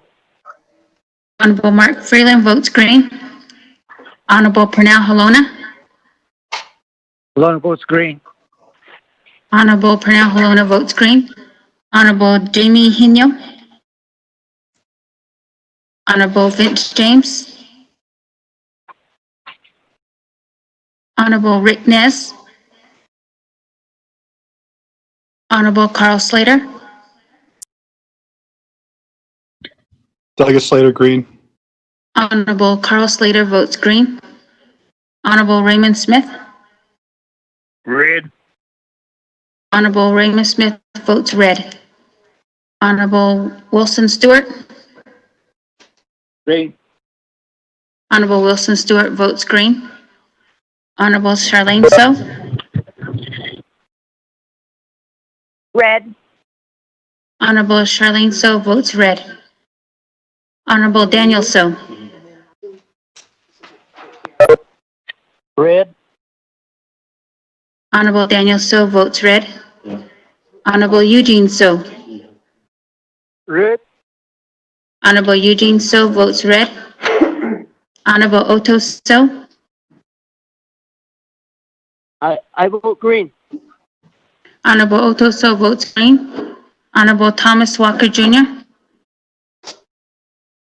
I vote red. Honorable Thomas Walker Jr. votes red.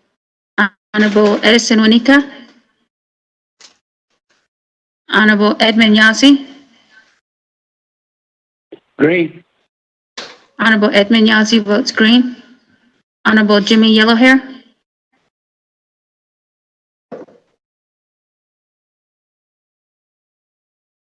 Honorable Elmer Begay. Speaker, what are you voting for? Just go back on the line. Speaker. Yes, Honorable Elmer Begay, we're voting. What are you voting for? I got back on the line. We're voting to take the legislation 0116-20 off the table in motion. I vote green. Yellowhair. Vote green too. Yellowhair votes green. My line just cut it off. Honorable Elmer Begay votes green.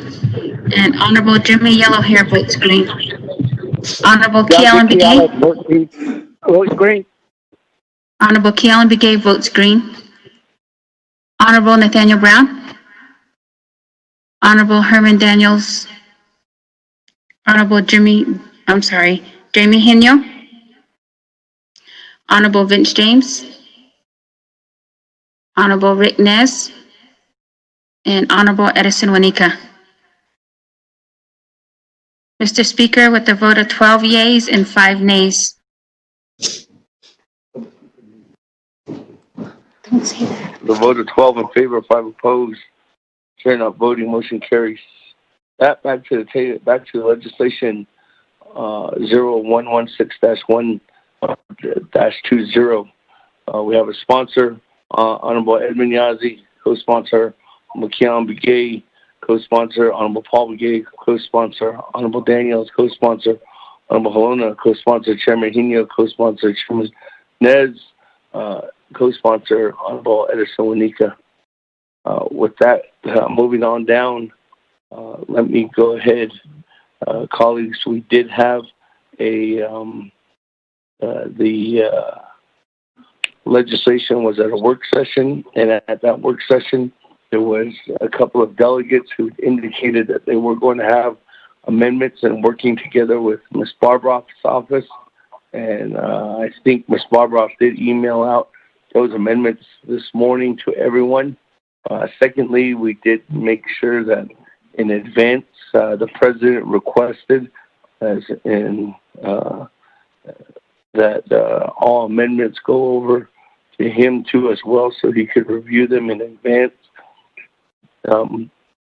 As of right now, we haven't got a response from the president on any of the amendments that were sent over. Colleagues, legislation 0116-20 is here at NABI, and NABI has control of the legislation. So without further ado, let me continue to go back on down the line. Honorable Halona, first out of the chute, go ahead. Thank you, Speaker. I'd like to propose those amendments to the legislation. It's 116 with the BNF amendments and the merger amendments incorporated. I believe Tom Citero has a copy of that.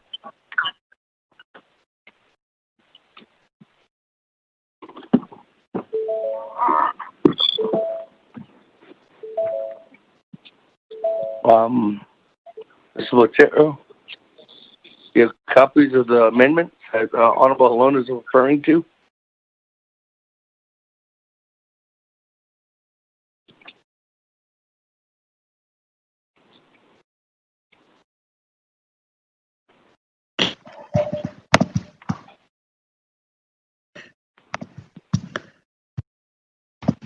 Mr. Speaker, I believe we have copies. Can you say that again? What? I believe we have copies, Mr. Speaker. Okay.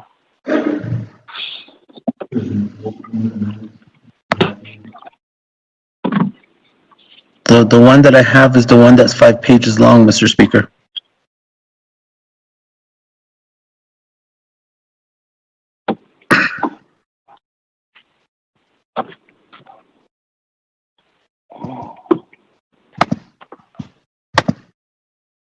And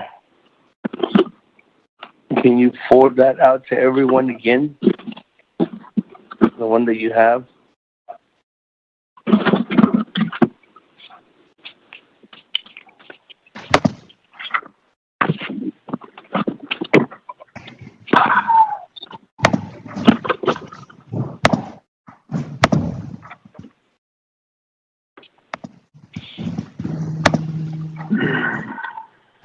Yes, sir, Mr. Speaker.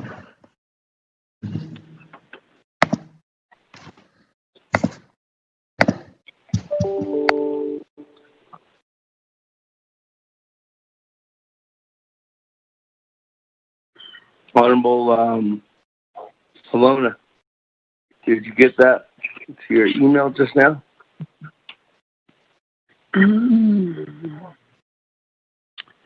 Yes, I did. Okay, so is that the one you're referring to? Let's see.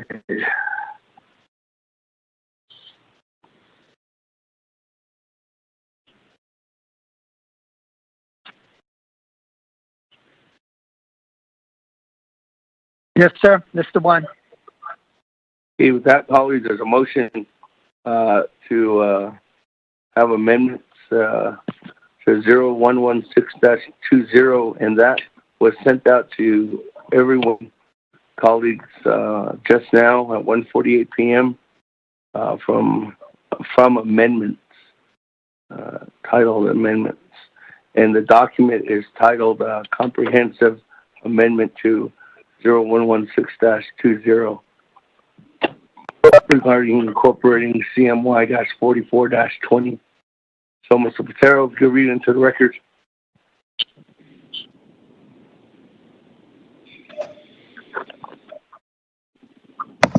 Mr. Speaker, members of the committee, amendments to 0116-20, page 1, line 11, delete, overstrike, establishing the Navajo Nation Cares Fund to be comprised of the share of the Coronavirus Relief Fund received from the United States pursuant to the Federal CARES Act, and overstrike. 2, page line 15, after President, insert _ comma, Speaker and Chief Justice, in _ delete, establish, and insert develop. 3, line 16, after WITH, delete, THE, the, insert _ resolution number CMY-44-20, and _ delete other laws, and insert _ attendant tribal and federal regulations, comma, in _ guidance _ and agreements in _ 4, line 18, delete, overstrike, providing for audit of the fund and reporting to the federal government, in overstrike, and _ allocating $50,559,530.10 from the Navajo Nation Cares Fund. Page 3, 5, line 5, delete, overstrike May 13, and overstrike, and insert _ June 7, and _ 6, line 6, delete overstrike 3,392, and overstrike, and insert _ 6,020, and _ delete overstrike 119, and overstrike, and insert _ 277, in _ 7, page line 12, delete the THE, and insert _ title 5 of the, in _ delete A, and insert 1-A, and on line 16, delete B, and insert 1B. 8, line 24, after bin, insert _ received by the Navajo Nation, and in _ delete, overstrike Navajo Nation accounts, and overstrike, and insert _ a holding account until the President and Navajo Nation Council have finalized funding allocations, in _ 9, line 27, delete, overstrike, the Navajo Nation may need to expand the scope of the relief fund in providing services to residents of the Navajo Nation, in overstrike, and insert _ the determination of what expenditures are necessary to provide relief services to residents of the Navajo Nation is a sovereign decision for the Navajo Nation alone to make within the confines of the federal funding, period, in _ Page 4, 10, line 8, delete, overstrike, the President shall be allowed to negotiate with the federal government to provide for needed relief for Navajo families, in overstrike, and insert new paragraph. _ G, as set forth in 2 NC Section 105B, the President may represent the Navajo Nation in relations with governmental agencies. This delegation of authority extends to the negotiation of the intergovernmental agreements with federal agencies to expand the use of the coronavirus funds to provide for needed relief to Navajo families. C2 NC Section 105C2, subject to the final approval of such agreements by the Budget and Finance Committee as set forth in 2 NC Section 301B15, period, in _ 11, line 22, after expended, insert _ through all programs, adherence to the CARES Fund expended, procurement rules and procedures as set forth in Section 5 and Exhibit E of Resolutions number CMY-44-20, in _ and delete, overstrike, the President shall provide proposed regulations within 10 days to the Budget and Finance Committee for approval. The proposed regulations shall provide for expedited expenditures of the CARES Act funds and accounting of the funds, period, in overstrike. Page 5, 12, line 7, delete, overstrike, the Navajo Nation Council finds it in the best interest of the Navajo Nation to enact the Navajo CARES Act Fund, period, end overstrike, and insert underscore Navajo Nation Council Resolution CMY-44-20 attached as Exhibit 1 enacted the Navajo Nation CARES Fund Act and established the Navajo Nation CARES Fund codified at 12 NEC Section 2601 at SEEK. The purpose of the Navajo Nation CARES Fund is the purpose of the Navajo Nation CARES Fund is parentheses to serve as a depository into which the coronavirus relief funds appropriated by the United States for the benefit of the CARES Act are deposited and from which the Navajo Nation appropriates funds exclusively and only for the uses specified in this chapter, i.e. 12 NEC Section 2601 at SEEK, period, parentheses, 12 NNC Section 2603, explanation added, period, end underscore. 13, line 7, insert new paragraph K as follows, underscore the Navajo Nation CARES Fund establishes that the Navajo Nation's expenditures of the coronavirus relief funds will be accomplished through the approval of an expenditure plan, plans adopted by a 2/3 vote of all members of the Navajo Nation Council, subject to final action of the President, pursuant to 2 NC Section 105C 10, 11, and 12, parentheses, 12 NC Section 2604A, period, end underscore. 14, line 7, insert new paragraph L as follows, underscore the Navajo Nation finds it in the best interest of the Navajo people and their relief from the COVID-19 public health emergency to supplement resolution number CMY-44-20 and the Navajo Nation CARES Fund 12 NNC Section 2601 at SEEK by establishing that the Kosntzage-19 Relief Fund Work Group to expeditiously develop Navajo Nation CARES Fund expenditure plans, period, end underscore. 15, line 7, insert new paragraph M as follows, underscore the Navajo Nation further finds it in the best interest of the Navajo people to authorize the immediate expenditure of $55,559,530.10 of Navajo Nation CARES funds to stop the spread and mitigate the effects of the COVID-19 pandemic on the Navajo Nation, period, end underscore. 16, delete lines 10 through 24. 17, line 25, delete expenditures of the fund, period, pursuant to section 5, 6A and C above in strike, and then move paragraph F, starting at line 25 and ending on page 6, line 6, with the Budget and Finance Committee amendments intact to page 8, line 1 as a new paragraph 8. Page 6, 18, delete line 7 through 17. 19, line 19, delete 4 and insert 3. 20, line 21, before fund, insert Navajo Nation CARES. Page 7, 18, line 9, delete option and insert underscore recommendation. After President, insert underscore and approval of the Naabik'iyati Committee. 19, pages 19, line 17, after plan, underscore insert or subject to CMY-44-20, comma, section 4, comma. 20, line 18, delete overstrike at the recommendation of the work group. And overstrike 21, line 21, delete 6 and insert 4, delete overstrike Navajo Nation President to form and overstrike and insert formation of. Page 8, 22, line 13, before fund, insert Navajo Nation CARES Fund. 23, line 18, before fund, insert Navajo Nation CARES Fund.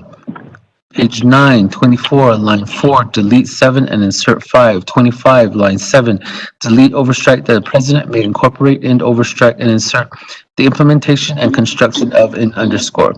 26, line 8, before into, insert may be incorporated. 27, line 9, delete overstrike and implement and construct and overstrike and insert underscore as long as in underscore. 28, line 10, delete overstrike eligible and overstrike and after projects insert underscore are eligible expenditures in underscore and delete authority of the. 29, page 29, line 12, delete 8 and insert 6. 3, line 14, delete 31 and insert 30. 31, line 16, after legislation, insert and resolution number CMY-44-20 in underscore 32, delete lines 22 through 25, 33, line 27, delete 9 and insert 7, 34, line 30, delete 10 and insert 8, page 10, 35, line 7, delete 11 and insert 9, 36, delete lines 8 through 25 and insert new paragraph A as follows. Underscore the directives set forth in section 9 of resolution number CMY-44-20 are reaffirmed and incorporated herein, period, in underscore. 37, delete exhibits A and B, insert resolution number CMY-44-20 without the president's veto message as new exhibit 1. Mr. Speaker.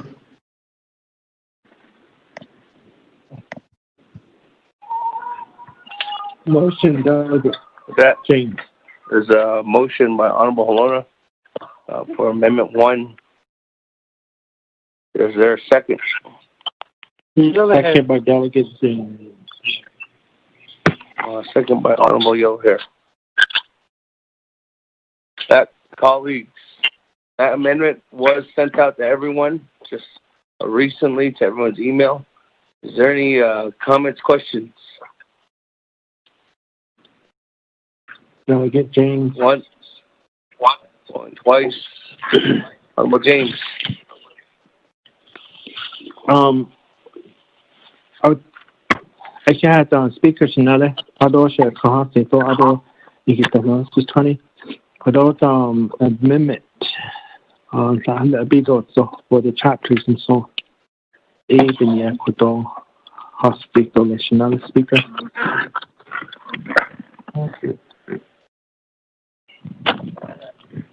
That Honorable Halona. Yes, sir.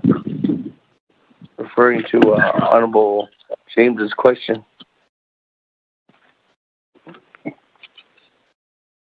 He wanted to include some wording for the chapters. Is that what he was saying? I didn't catch all of what he said. It cut off.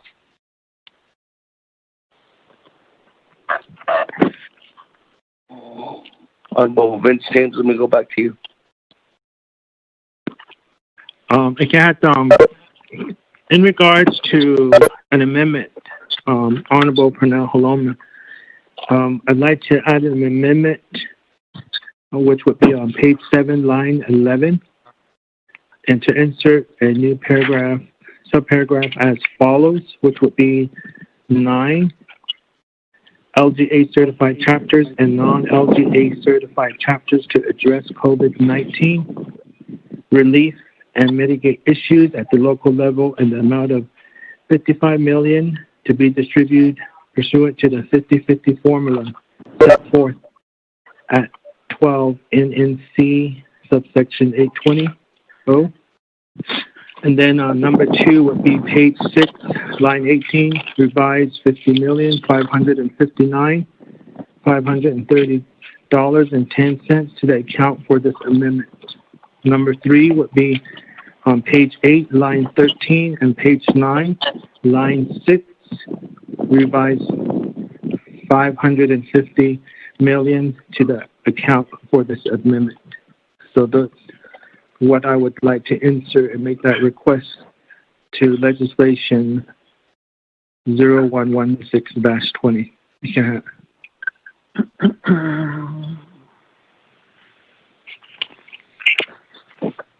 Okay, Dana, are you on? I'd like to get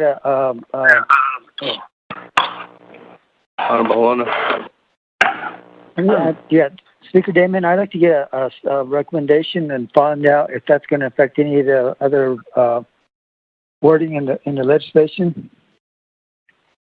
If that would be possible.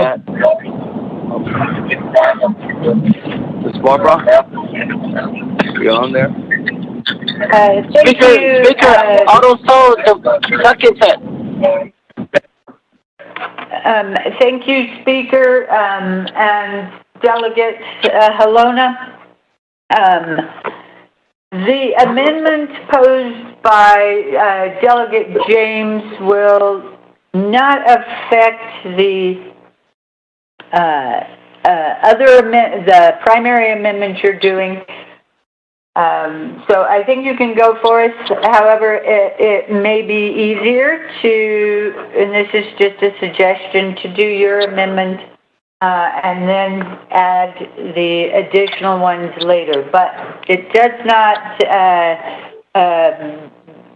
it will not do anything negative or damaging to your amendment, Delegate Halona. Thank you. Okay, Pat, so request to modify your motion.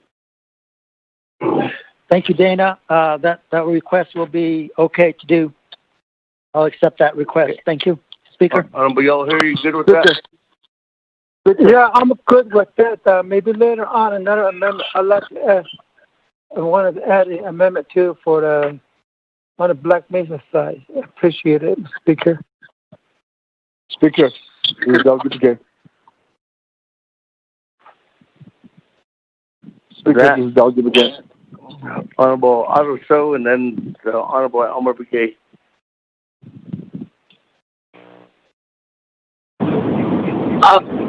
Speaker. You guys hear me? Yeah. Okay. Loud and clear, Vice Chair. Hey, I was asking to second the Mr. Delegate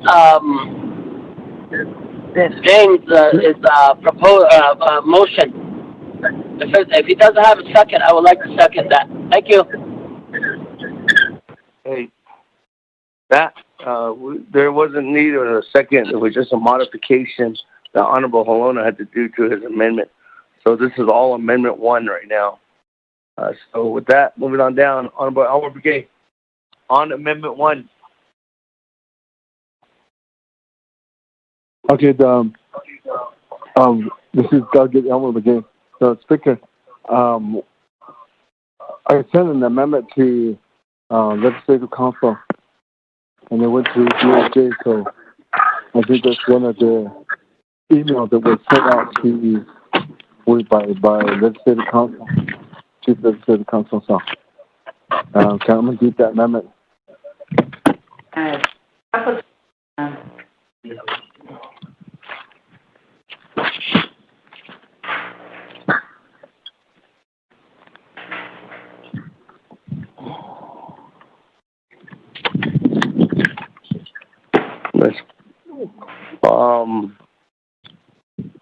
Elmer Brigade has an amendment. Has anybody?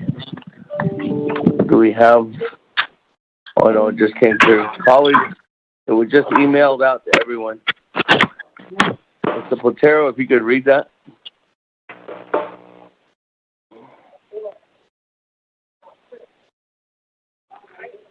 Into the record. Mr. Speaker.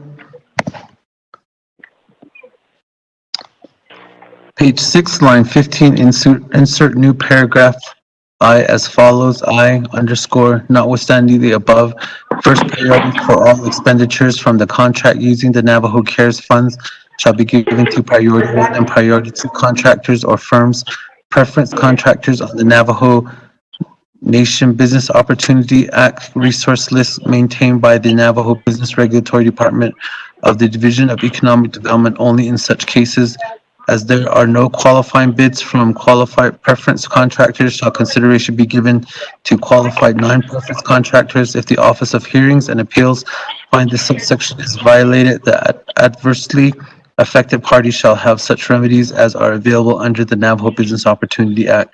2, renumber or reletter succeeding paragraphs or sections accordingly if necessary, and this amendment shall supersede inconsistent language contained in any other committee amendment which shall be conformed to the intent or language of this amendment. The Office of Legislative Services, with notice to the sponsor of the legislation, is hereby authorized to make necessary grammatical changes. Mr. Speaker.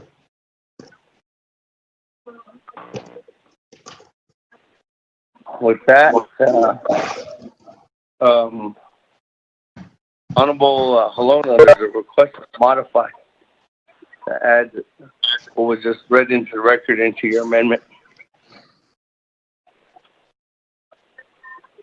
Yes, Speaker, I see that. I can agree to that. Hey, Honorable Yellow Hair, you good? Yeah. Speaker. Yeah, I'm agree with that one. Okay. Hey.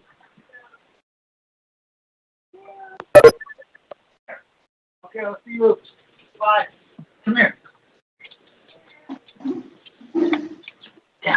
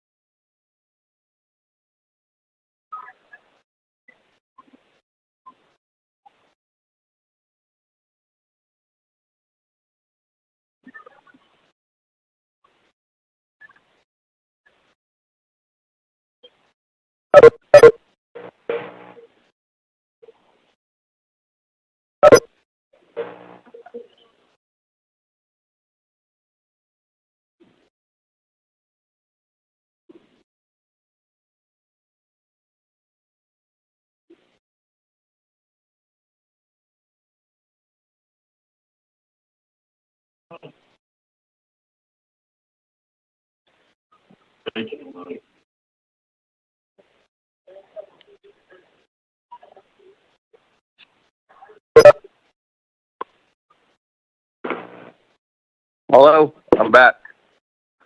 I got kicked off. Sorry, everyone. Let me go to Miss Barbara.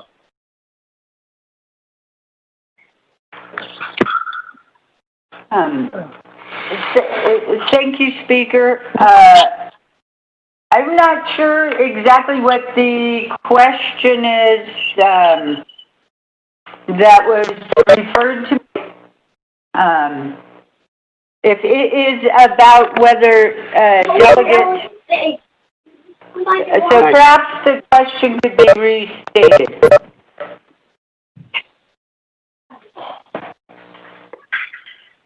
Okay, no, sorry, Ms. Barbara. Actually, it wasn't a question. It was just for reference. Elmer Brigade added in, asked for this this amendment to include. Here's the recommendation into Honorable Holona's amendment. And we did get a concurrence, and we also got a concurrence request to modify by Honorable Holona and Honorable Yellow Hair. So with that, colleagues. So yes, Speaker, that can be incorporated herein. I have got some text messages about that. A similar amendment was brought up at the Budget and Finance Committee.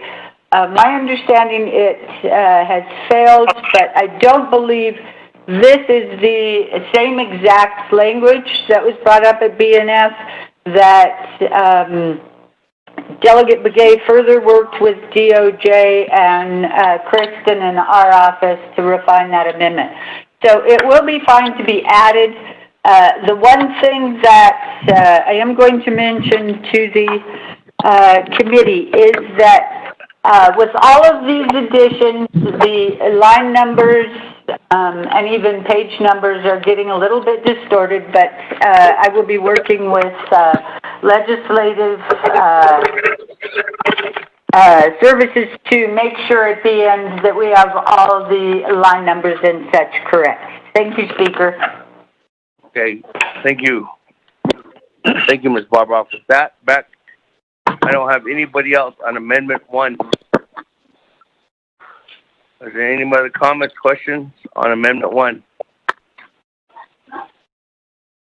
If not, no one wants? Speaker, Delegate Charles Newman, I just have a quick question. Madam Chair, Charles Newman, go ahead. Yes, hello.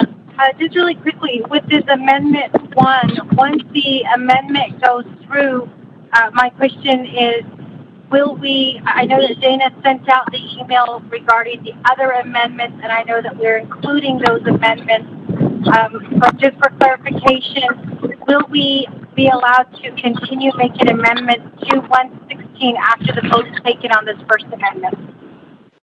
Yes. Okay, just wanted clarification. Thank you. Thanks. Anybody else on Amendment 1?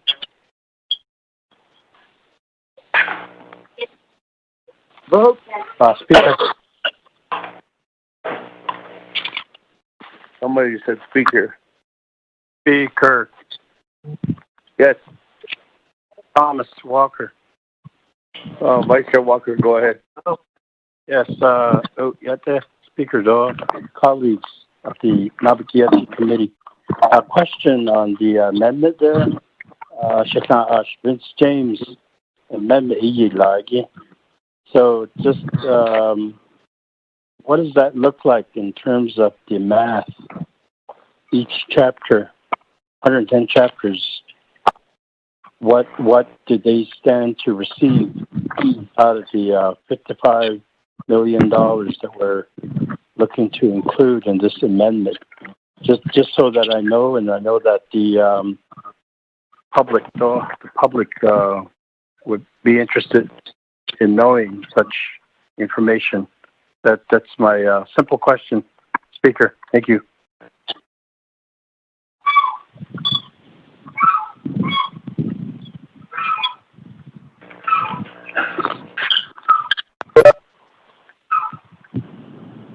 Speaker, I have another question. This is Delegate Charles. Thank you.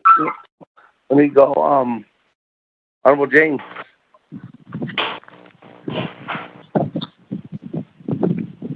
Do you have a breakdown?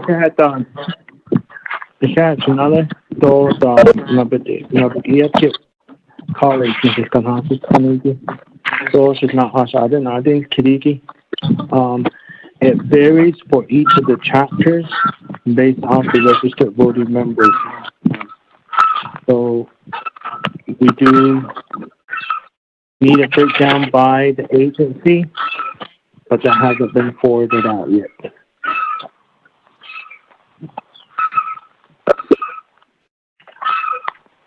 Hey, Pat, moving on down.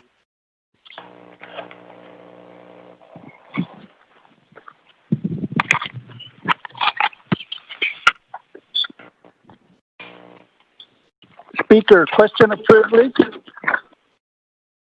Question of privilege. Chairman Daniel So. Yeah, so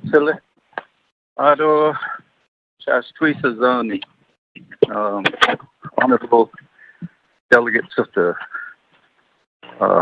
Naabik'iyati Committee. The question is, if we don't have the full information on this particular amendment, and we're waiting for information, the question is, if we don't have this full package, can we make this same amendment at Navajo Nation Council? If the committee decides that we need to see the numbers for each chapter. Yes. Yes, you can. That time, Navajo Nation Council will own 116-20, and anybody can make that amendment at that time, Honorable Chairman So. Yeah, I thank you.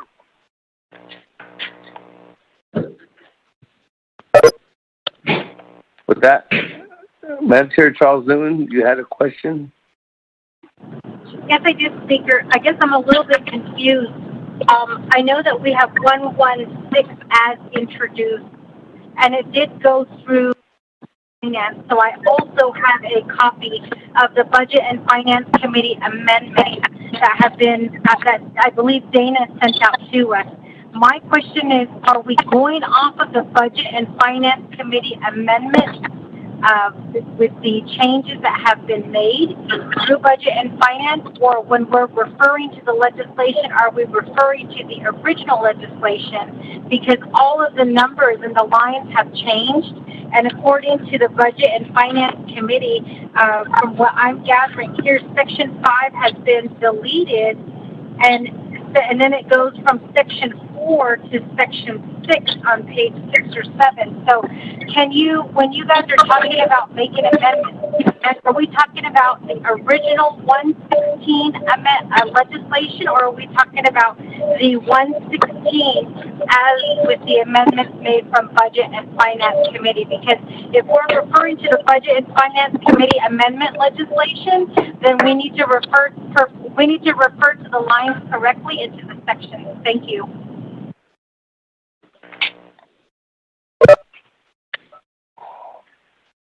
Let me refer that back to Office of Legislative Counsel. Thank you, Speaker. That is a good point that Delegate or Chairwoman brought up. Because the Budget and Finance Committee amendments became part of the legislation, the amendment, Delegate Halona's amendments are, the line numbers are and such are as if the Budget and Finance Committee's amendments were part of the legislation. I also have a version that does the line items and does the amendments off of the original legislation, does those line numbers. I can forward that also if you would like it. Thank you. Go ahead and do that, Ms. Barbara. That clean version. What target at? Speaker Damon, this is Henio. Chairman Henio, go ahead. Okay, announcement select Naabik'iyati Committee. Yes, I do agree that there was a question that I heard for the numbers they gave for this included amendment with the chapters as far as distribution and who we get what using the 50-50 formula. Yeah, off the top of my head, I can already see Shiprock, Chinley, Tuba City, possibly St. Michael. The large voter base benefit big time. And in order for me to vote on the amendment, I'd like to see the numbers also too, as far as distribution of the $55 million. I was hoping it would be a separate amendment. That way we could ask for those, but if it's included, or it's a big amendment, then it kind of makes it hard for me to vote without seeing the numbers on the distribution they gave. I just wanted to point that out. So thank you. Is that a request to modify, Chairman Inyo? Well, it's just for the sponsors to think about if Delegate Halona already included that part of the big amendment, but if they wish to do so, it'd be easier for me to vote. Just wanted to make that comment. Thank you. Okay, just a comment. Pat, colleagues, any other comments, questions on Amendment 1? There's none. One. Speaker, this is Delegate Yellow here. Speaker. Yellow here, go ahead. So, if I'm not in interference with this amendment, I'll be second to Halona. I have a concerns and issues with this 1116-20 legislations that I'd like to ask to my colleagues to add a roads that needs to be taken care at White Valley due to the COVID-19, that ambulance can't get in there, policemen can't get in there, and first responders, they're the bad weather. This is really a chaos road that needs to be repaired. I asked to my colleagues to just find $600 million to be used for also roads or conditions that we have 50 years behind in Black Mesa area. I wish all of you support me, and it just is not a conflict to my this amendment number one. My colleagues, Shabby thought quit the speaker. Thank you very much. I'm back on mute. Honorable Yellowhair, do you have any documents, or are you asking for that to be included now?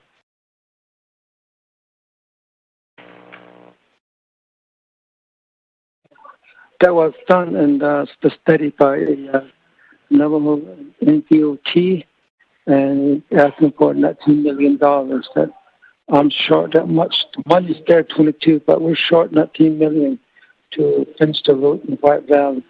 That's a very concern, Honorable Yellowhair, my question is, are you asking for that to be included in the amendment now? Yes.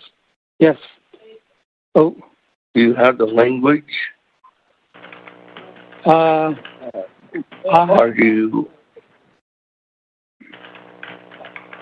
have a proposal with me, but it's over at the in my other office at home, and I'm here in Black Mesa at the Forest Lake.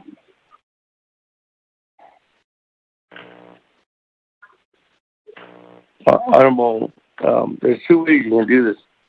You can ask, this isn't the last amendment. This is the very first amendment. And I think, like Madam Chair Charles Noon indicated, she has a follow-up amendment. There might be more amendments to this. What I consider for you to do, Honorable Yellowhair, is work together with Office of Legislative Counsel. I know that you're on the Budget and Finance Committee, and if you reach out to Ms. Kristen Lowell, I know that she would help you out with an amendment. If you could reach out to her to get that amendment going, and then after that, then we can bring it back before the committee, because you're able to ask for amendments on 116-20 here at Nabi for the remainder that will be here today. Or if this legislation passes today and goes on to whether it's a special council session tomorrow or in the future another council session, then it's up to you to decide that. But again, Honorable Yellowhair, and this is to everybody.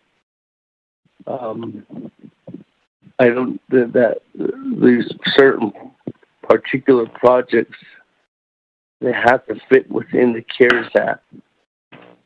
That's the number one thing.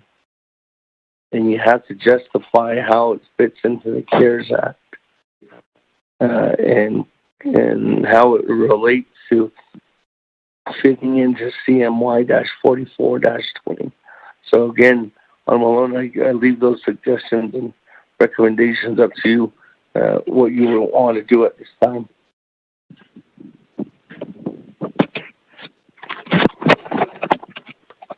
I'm all here. Yeah. Okay. I understood. I have a proposals ready and for constructions to be completed from White Valley for a emergency is what it is. And for the emergency, the ambulance can't go through the winter time, snow, anytime bad road condition. They can't reach to the emergency. Even the policemen, they can't get through there. And I think it's pertains to COVID-19. When the people are sick, the ambulance can't go through there too. I think that's a very reason to COVID-19. There's a really hot spot in the area, in Hartford area.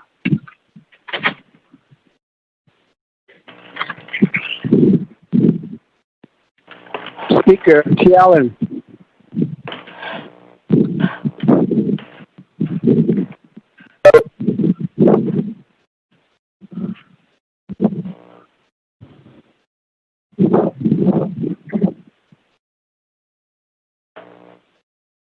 Speaker, this is K. Allen. Put me on the list to speak.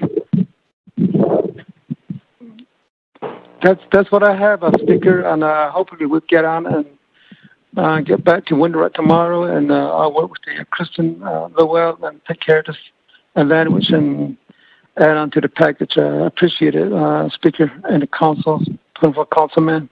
Yeah.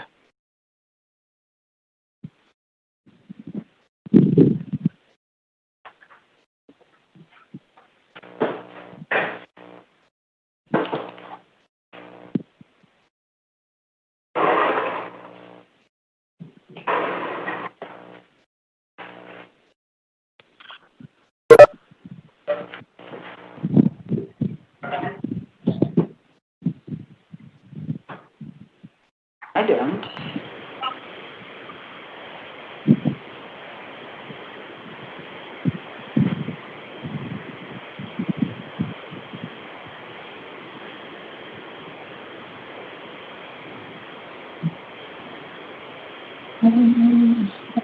Can you hear me? Anybody?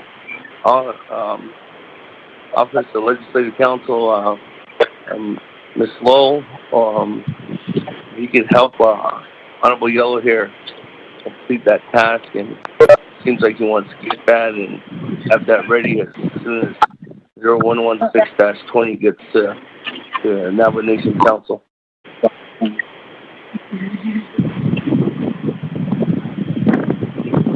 Or Ms. Barbara. Thank you, Speaker. This is data. Yes, if Delegate Yellowhair can get us the appropriate information, we will certainly have that amendment ready for him by time. Okay, thank you. With that, moving on down, I heard Honorable Keon Begay.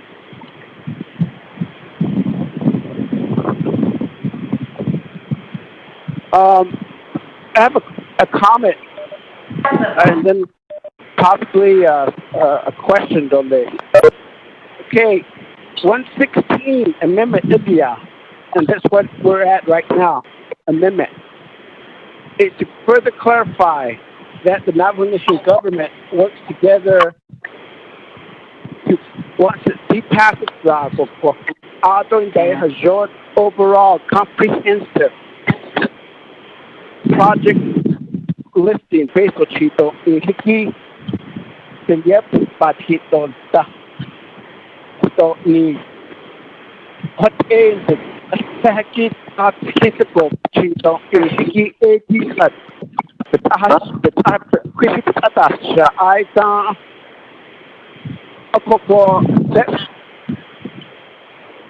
so are you allowing delegates to start adding individual projects? Although it's not enough when all of us are, I should like to add, to tell you, to be up front, I'd like to add 10 projects, if that's the case. So,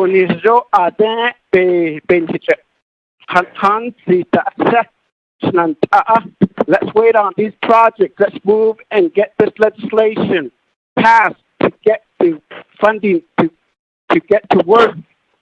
And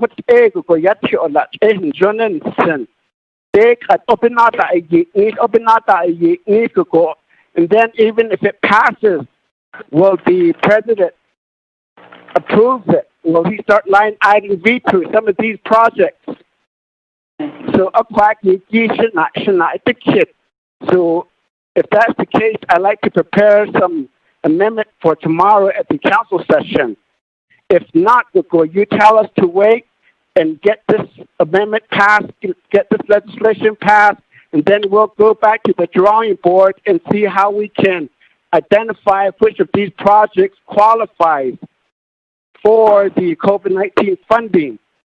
A lot of these projects may not be able to not qualify for the funding, and we don't want to give false hope to our community at the chapter level. So, Mr. Speaker,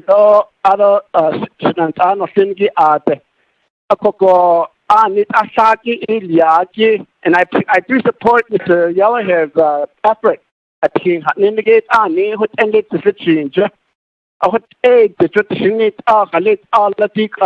Each 24 of us adds on $40, $50 million project, I mean, it's not even going to be enough of what we want to utilize the funding.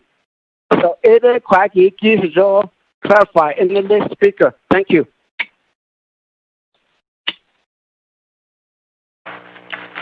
Honorable Keelan Begay, and to all my colleagues. What we're doing right now, thank you, Honorable Keelan Begay. The legislation 116-20 is creating a fund management plan.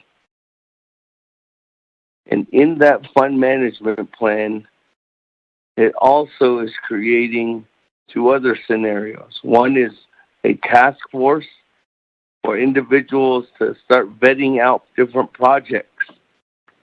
And then secondly, or lastly, it's allocating $50 million right out of the budget that the president put together. And that $50 million is going to PPE, hazard pay, building modification. And that's the only appropriation that's in this legislation before it got to this point. Now, in that, I don't believe that anybody had opposed any kind of recommendations to that expenditure, to getting those out immediately to the individuals, first responders, to our people, to Navajo Nation employees when they come back to work. But when we start adding on other things like this, and I can honestly say, I'll be the president and the devil's advocate right now on Vince James's amendment or request. If we're wanting to give money to the local chapters, and yes, it's a good initiative, but one, I haven't got a formal response back from the president to say that he does agree with giving the chapters funds. Two is that if the chapters are going to receive dollars, what is the chapter going to utilize those funds for? If you're giving $55 million to the chapters, that hasn't been vetted out yet. Is this $55 million? Because if we remember, we passed MY-44-20. That created a team of individuals, the OMB, the Department of Justice, the Controller's Office, and Office of Legislative Counsel. Thank you for calling the Insurance Company. You reached the voicemail of Estelero. Please leave your phone number, brief message, and claim number, and I'll get back to you during the... Created the task force in order for them to create the process so that we can streamline the CARES Fund dollars. To this day, we haven't got that information back yet. According to Ms. Barbara, did meet yesterday, and they are trying to complete that task. Now, let's say that the president did allow for the $55 million to go forward. One is that it didn't go vetted yet. If you pass this legislation, it didn't go vetted before the task force, and it didn't go vetted against from the two other branch chiefs, which is the president and the chief justice, which it does indicate in the 0116-20 that they have a due right say in saying if they agree with this or not. So if they don't agree with it, they can take that out. $55 million, colleagues, goes out to the chapters. And let's say if that's $300,000, anywhere between $150,000 to $400,000 for each chapter that each chapter gets. So that money has to be monitored specifically in order for them to spend dollars. There needs to be parameters on that. These CARES funds, and who's going to approve that budget process? Those dollars need to be identified And that's something that you would put into an expenditure plan. But we're not doing an expenditure plan right now. We are only doing a fund management plan in 0116-20. So there's two different things we're doing. One of them is we're building the fund in order to create it and identify it. And then secondly, the second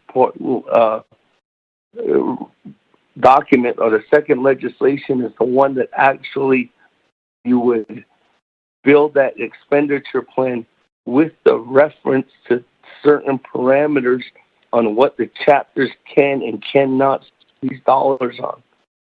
Now, we could give the chapters the opportunity to have these dollars at their area too, or are we keeping these dollars in Window Rock? That hasn't been decided too as well. This is just identifying an immediate action to get dollars to the chapters. So I caution everybody. Honorable County Brigade, to answer your last question, anybody can amend legislation 16-20 as long as you're a delegate. They can amend this language and bring it before, and if the council agrees with it, then it goes forward.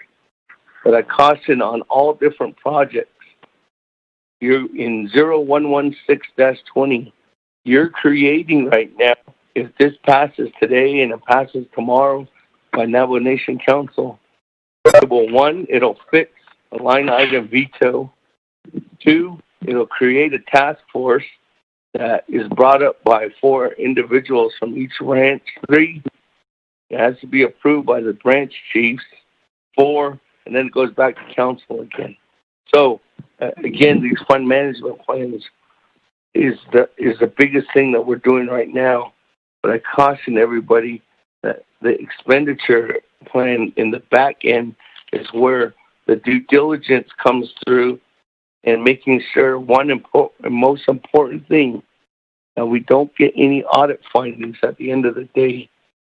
And we haven't vetted, again, something like this one that Honorable James has brought up. So I do agree that Navajo Nation we're on the right path, but at the same time, we need to make sure, colleagues, that we build a proper expenditure plan, so at the end of the day, if we get an audit finding, and my audit finding might be something on paperwork rather than us having to pay $50 million back to the federal government. I'll leave it back to you, colleagues, and making sure we're on this, working together to get this completed and get this package going, and making sure we're doing the right job for the Navajo people. So with that, colleagues, going back to the Amendment 1, is there anybody else that is on Amendment 1 before I call for the vote?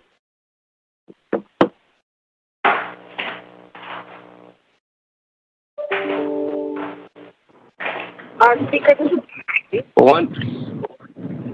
Speaker, this is Crotty. Madam Chair Crotty, go ahead.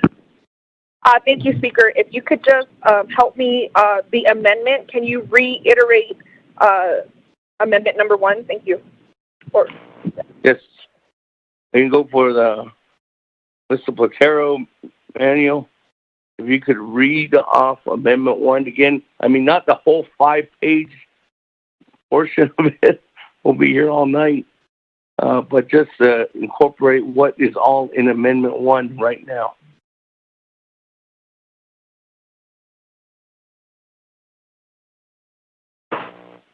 Mr. Speaker, members of the committee, as of right now, the way we have it on the amendment board is everything that I read off originally, and then there's 2 sections that are added at the end now, which is the from 38 on. 38, page 7, line 11, insert new subparagraphs as follows.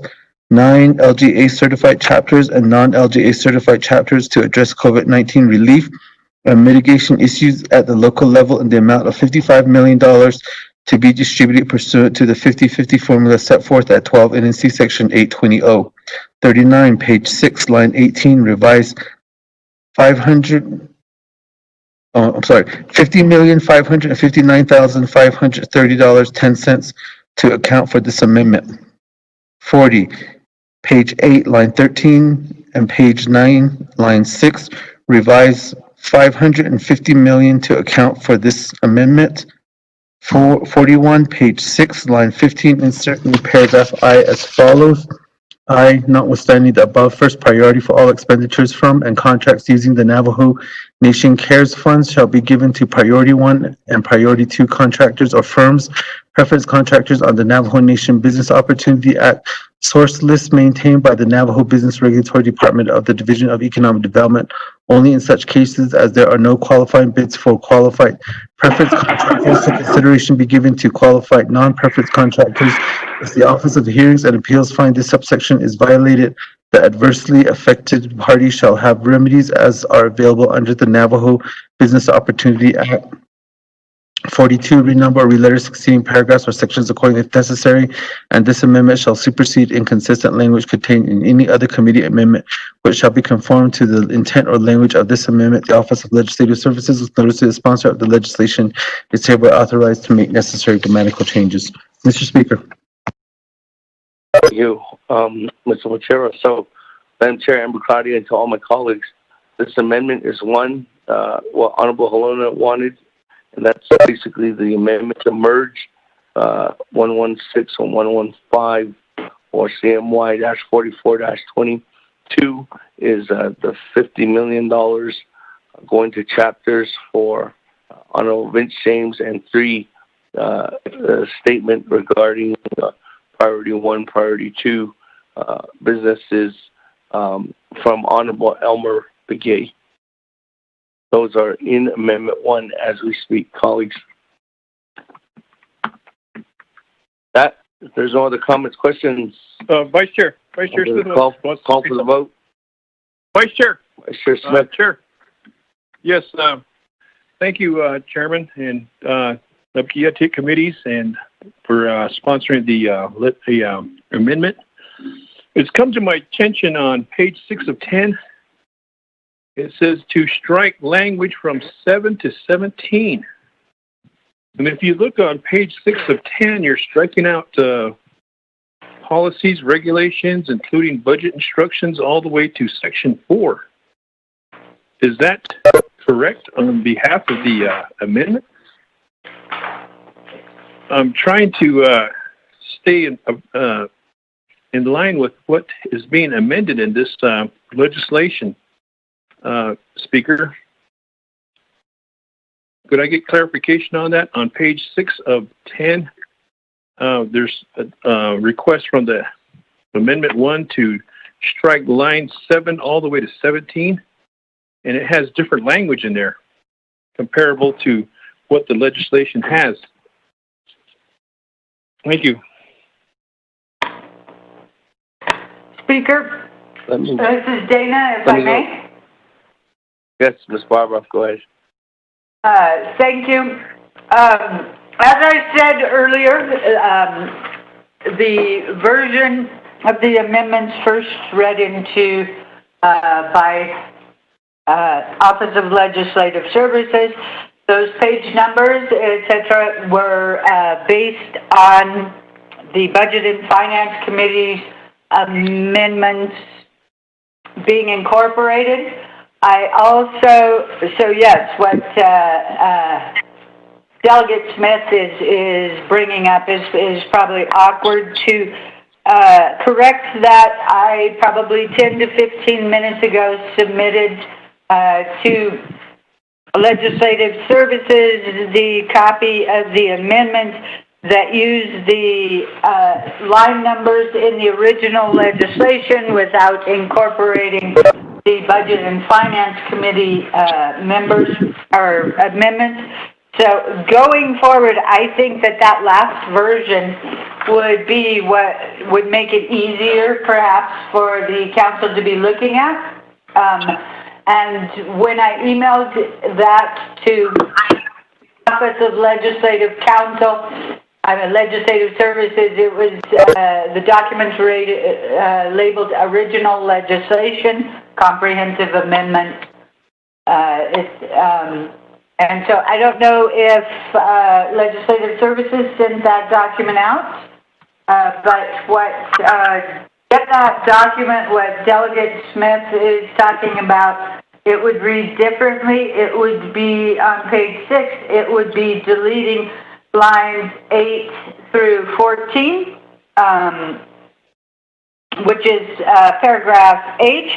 And the reason that is deleted is because it is already set forth that same language, I think it's the exact same language, is set forth in CMY 4420, which establishes the statutory base. Thank you, Chair, Speaker.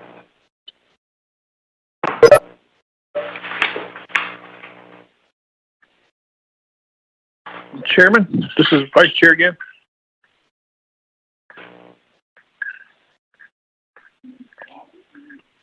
Let's go ahead. Thank you again. That is really awkward and confusing. We all should be on the same page because we're going to be adopting and voting on Amendment 1. We should be in line with what is actually proposed, because I still have the very same legislation that was introduced back in by Edmund Yazzie, Honorable Yazzie. And if you look at the numbers, it's not corresponding. So we need to have this where it corresponds with the legislation. If we pass it like this, then it's going to be awkward for us to keep up with what's going on. Okay, Chair. I think the Honorable Tom Platero just sent out the correct updated amendment.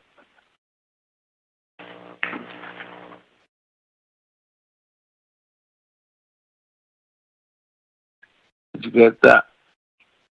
That'll correct what you're looking at. Honorable Halona, so in the amendment, you're actually going to be referring to your amendment. It's going to be the one that was just sent out to Mr. Tom Platero, was sent out by Honorable Tom, Mr. Tom Platero, that states comprehensive amendments to 116 using original legislation line numbers. Vice Chair Smith, did you get that?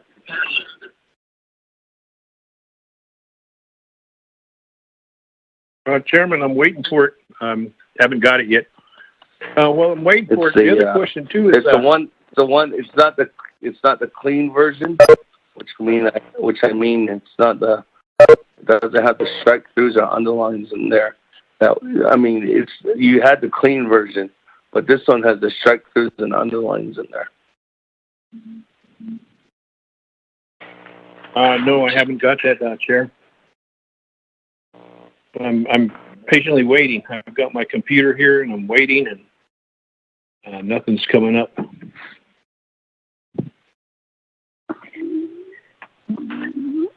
Chair, I got another question while I'm waiting for this. Did I understand that there was a motion to add on to this Amendment 1 for $55 million for certified and non-certified chapters? Could you kind of enlighten me on that? I would appreciate that. Honorable Lona, back to you.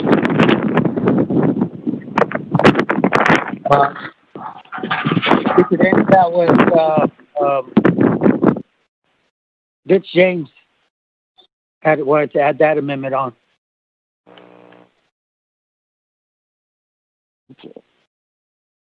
Okay, referring this question to Honorable Rich James. Honorable James.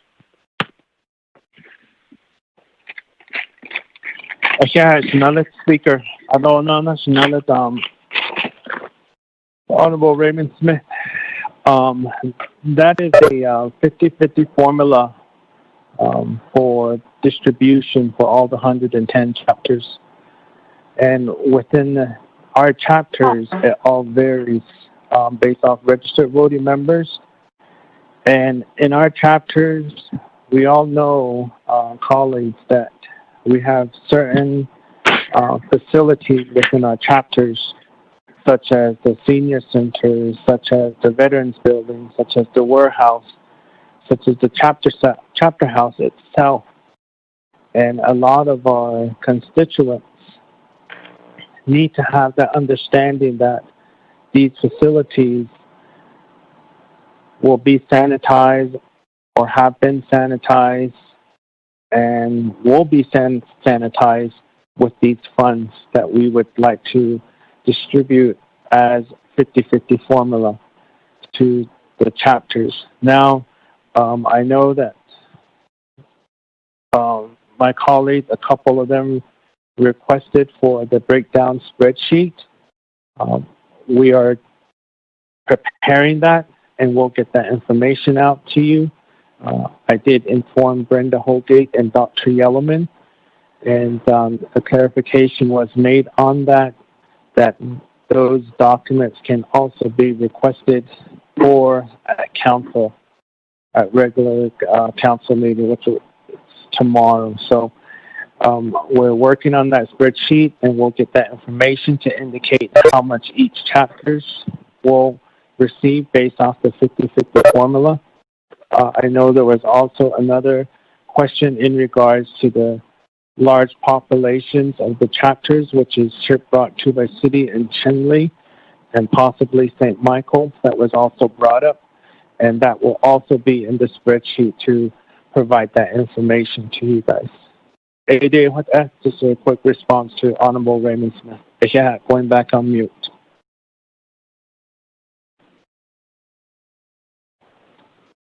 Okay, with that, back to Vice Chair Smith. Did you get Mr. Pochero's email then?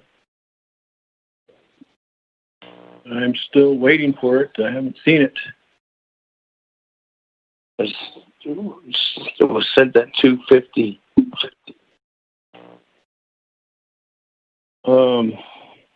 Chair, I don't have it. But back to question to Shanetta on that amendment in Lagi, based on chapters on the Atigi. Ako Asia Yate Akonda the Honado Ah Besogi Statido Ashlet the meal so I see the big I won't shadow me. It is night dish kid. It is Abiga. Trouble in Anagito. I did a kid at Inigi. Into Beso. Bindo Chico, Bindo Nishtana, Trota Dana. It has been, yeah. So later she has under and thousand later Kincaid. I don't see Troda. Ned to bay that then. Or other fish to cheat at Eggy, a bendo instead of been, yeah, Beso. I thought so. It's been, yeah, go out. Chapters with our in kid, Chanel. That's an ID kid. Thank you.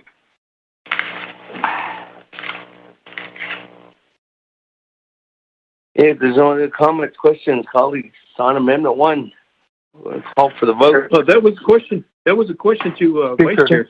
I got a question, Speaker. Speaker, can I respond? This is Delegate James.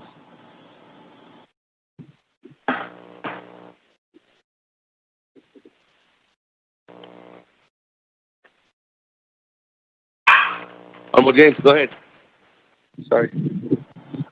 Siya dan sinala speaker ado dan sinala rin Smith colleagues ado sa ikaw is not time. Just chapters bahagano budget instruction personnel policy manual. We get what the BIM booklet. Do they has on it they have it so put out a hard chapter and has on it.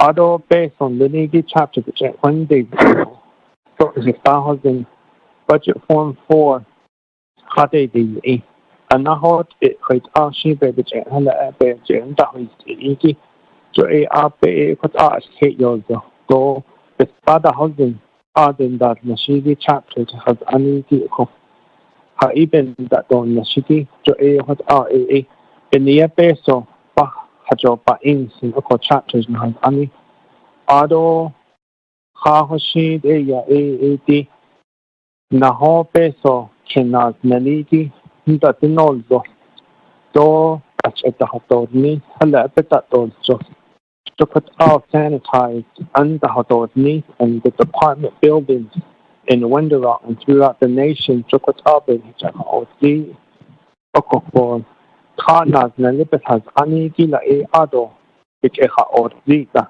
Azula e aha yid ha swing Hezani these are the enta who is the Adi Hashika chapter house na has anje chita ofe ado lebe da inna da chiteto isi kita achendo nesa nego jo kone na yo da ho okoda besa chiteto si biniya ako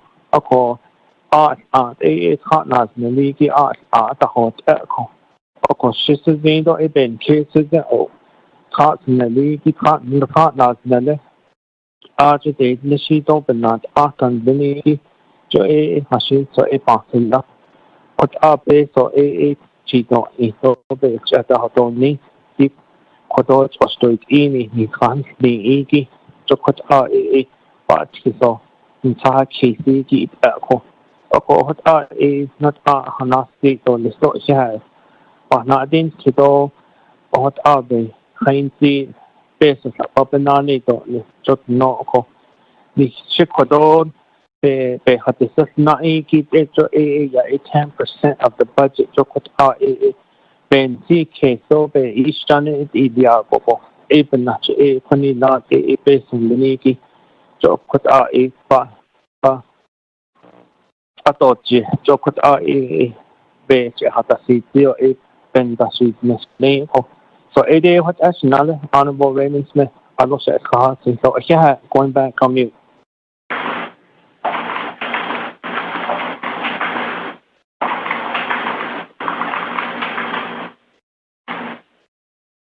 Speaker, Mr. Sawyer.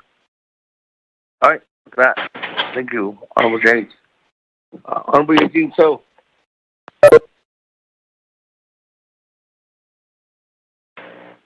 I got a question, Dana. Amendment to 116, H1. H1, really line 6 after which delete the car, insert resolution. That's my question. Resolution or is it legislation? Number CMY 4420. That's one. The fourth one is allocating on number 4. The way that is changing the leading the providing for order of the Navajo Nation, order for the fund and reporting to the federal government. Delete that and put in there allocating 5559. 530-10 from the Navajo Nation CARES Act. My question is, do we have a Navajo Nation CARES Act? Oh, these are the CARES Act from the federal government. That's my question. And then page 3, 9, Nikinana, where it is not login and certainly I have a question on that one too. So it's kind of like wide open, and also there's always a litigation regarding the sovereign part of it. They say the determination of what expenditures are necessary to provide relief service to the residents of the Navajo Nation as a sovereign decision for the Navajo Nation alone to make within the confines of the federal funding. My question is, sovereign, to me, it seems that we're going use the money on Shini something need, but there's already a CARES Act. Whatever is in that act, we had to abide by. So those are my questions only for page 1 and 3, but I got a lot of them. So that's the only part right now.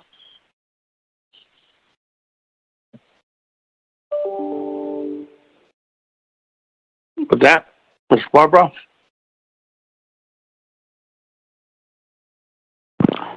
Thank you.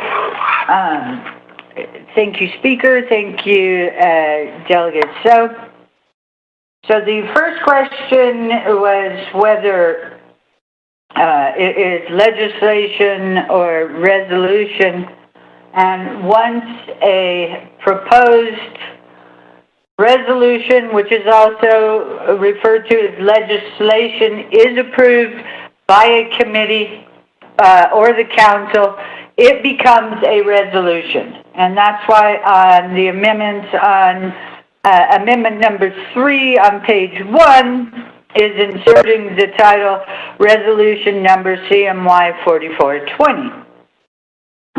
So I believe that is the correct usage. As far as Delegate So's question about did the Navajo Nation adopt a Navajo Nation CARES Fund? And the answer to that is yes. In CMY-4420, the Navajo Nation adopted the Navajo Nation CARES Fund Act, which established the Navajo Nation CARES Fund in Title 12 of the Navajo Nation Code. So that's your statutory basis.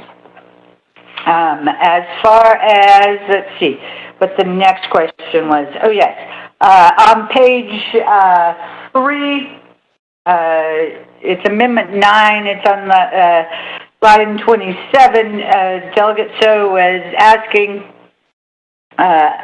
about the fact that the verbiage of the determination of what expenditures are necessary to provide relief services to residents of the Navajo Nation is a sovereign decision for the Navajo Nation alone to make within the confines of the federal funding.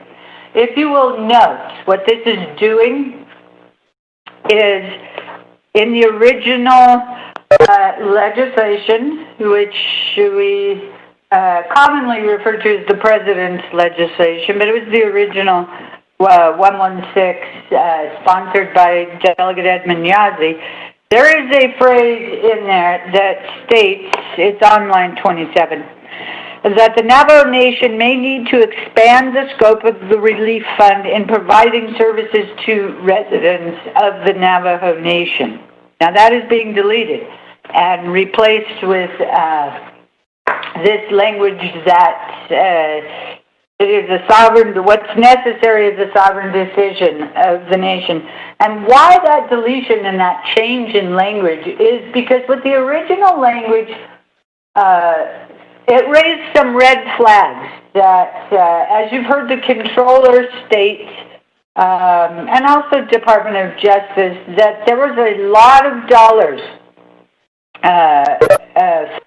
provided in the CARES Act funding to the Department of Treasury's Office of Inspector General. So it is likely that the Navajo Nation will get audited, that the use of these funds will get audited, but it's not necessary or even, I think, prudent for the nation to be waving a red flag that we're going to expand what the CARES Act says we can spend the dollars on.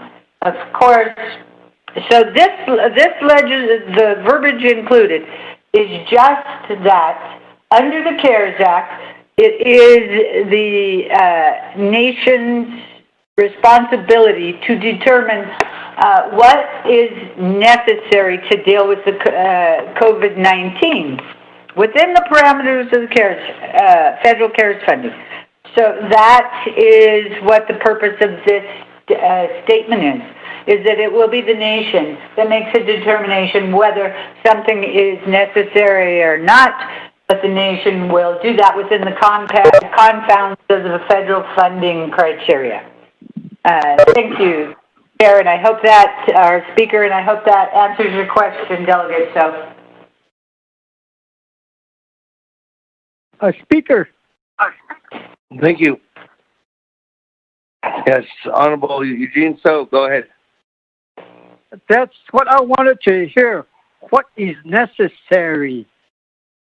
That's what you said at the last end, Dana. What is necessary is going to be under the president. So the president should know what is necessary to use this money on.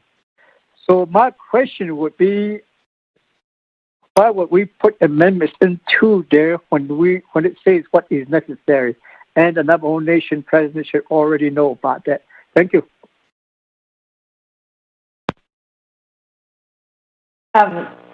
Speaker, Speaker, if I could,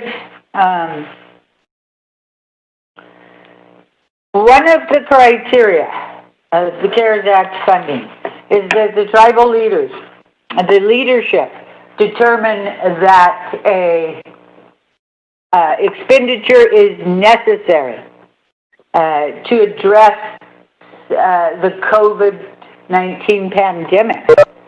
That determination of what is necessary will be in your legislation's approving expenditure plans.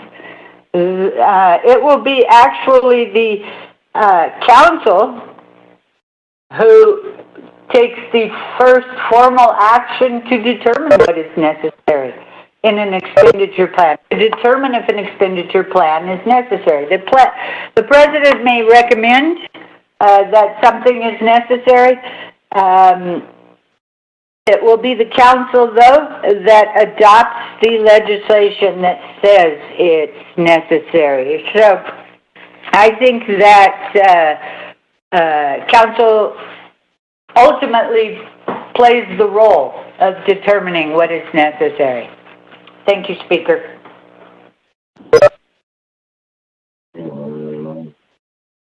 Hey, that again, we are on legislation 0116-19, Amendment 1, sponsored by Honorable Yellow.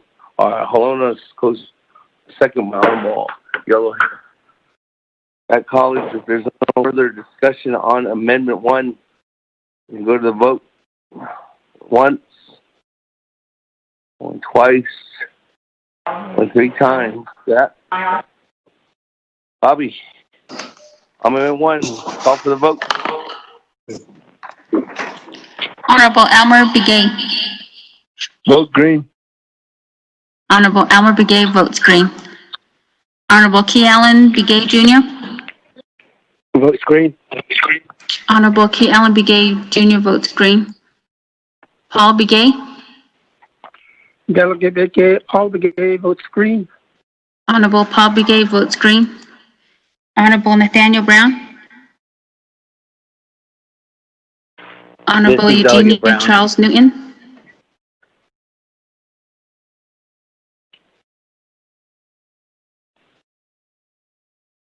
Honorable Amber Kanasba Crotty.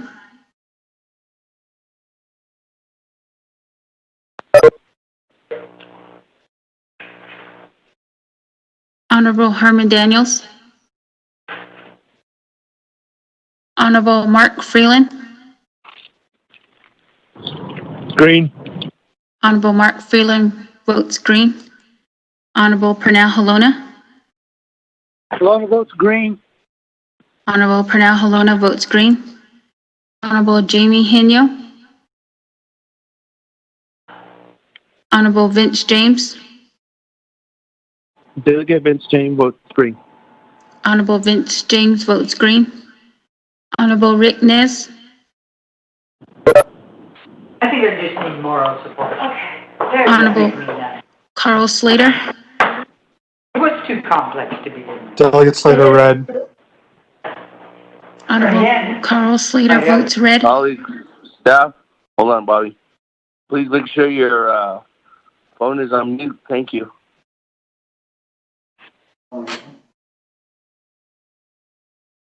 Go ahead, Bobby. Honorable Raymond Smith.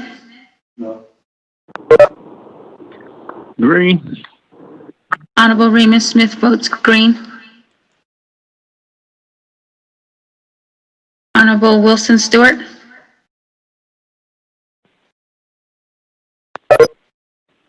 What did he vote? Honorable Charlene So.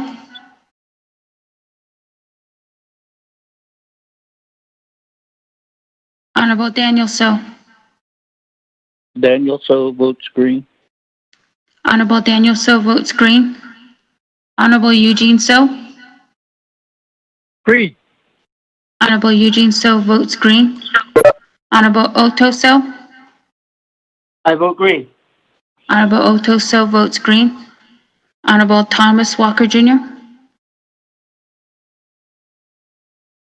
I vote green. Honorable Thomas Walker Jr. votes green. Honorable Edison Wanika. Honorable Edmund Yazzie. Green. Honorable Edmund Yazzie votes green. Honorable Jimmy Yellowhair.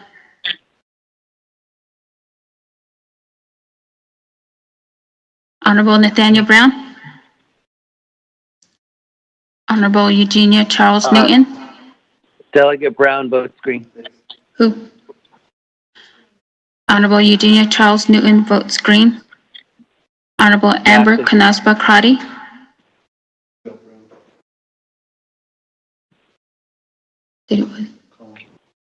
Honorable Nathaniel Brown. Delegate Brown votes green. Honorable Nathaniel Brown votes green. Honorable Amber Kanasba Crotty. Honorable Herman M. Daniels. Honorable Jamie Henyo. Honorable Rick Nez. Honorable Wilson Stewart.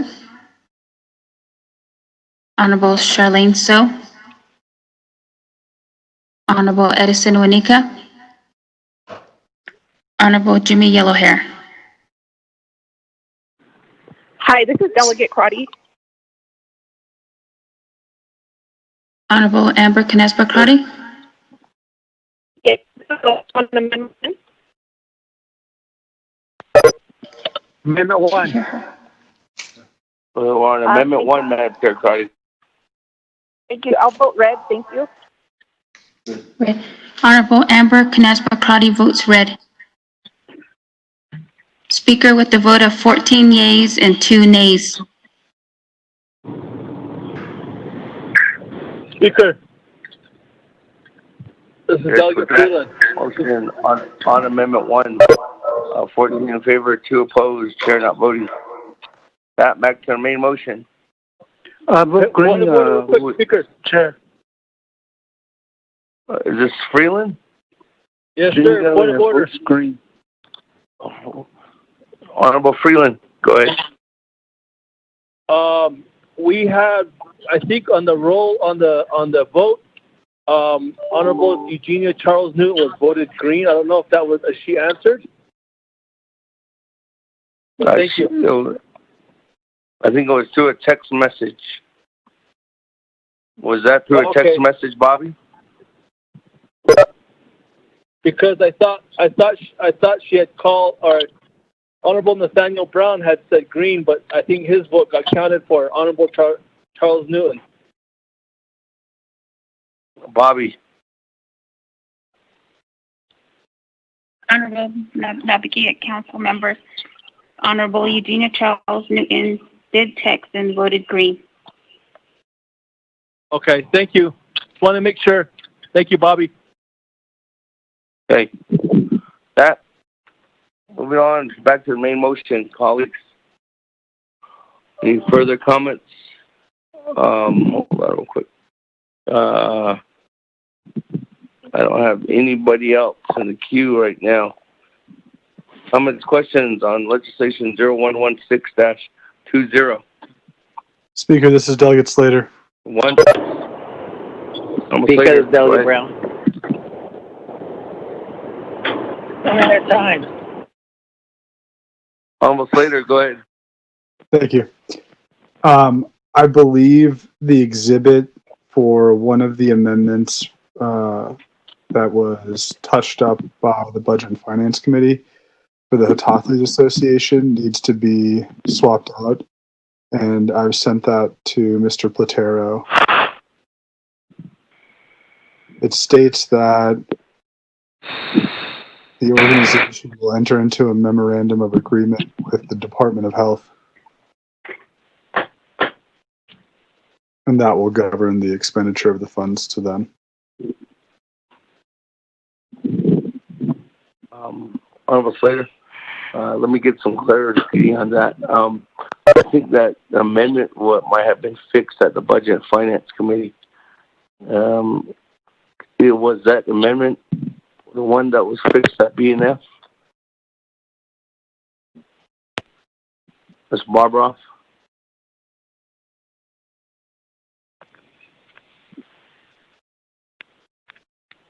I know Ms. Lowell was there too.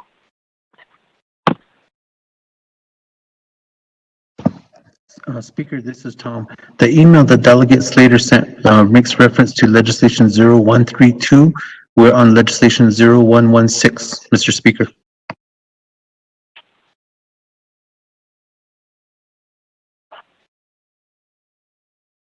Almost later. But this is regarding 116.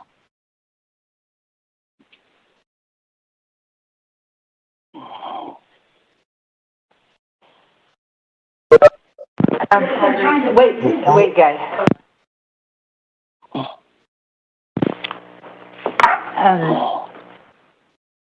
Speaker, I'm sorry. This is Dana. Is there a question posed to Legislative Council? It was very difficult to hear. Yes, there was. There's an amendment.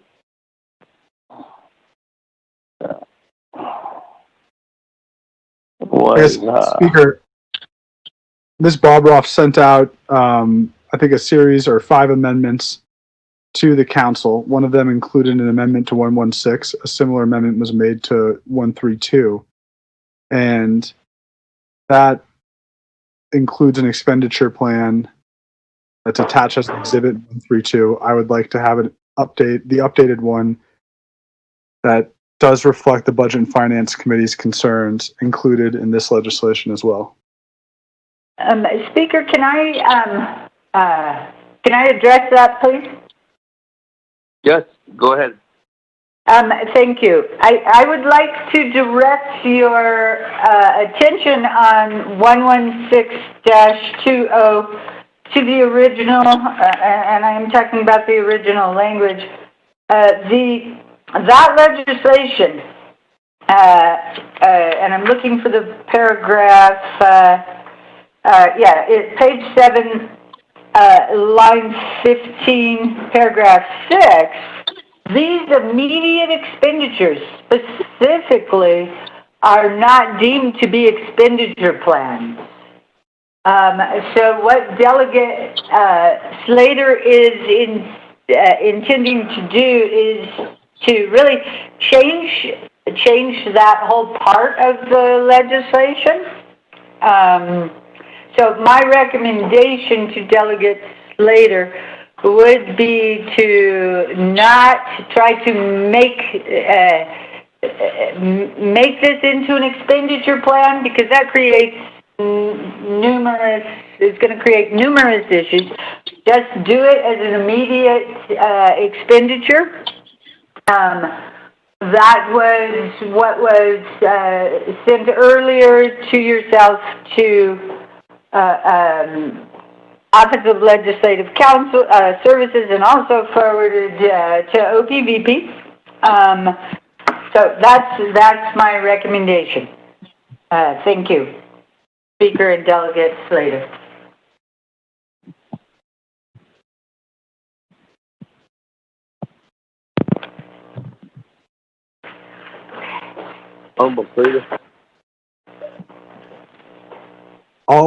I'll take that advice.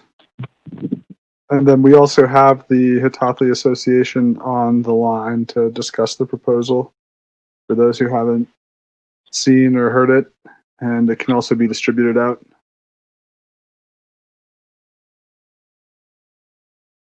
So, do we have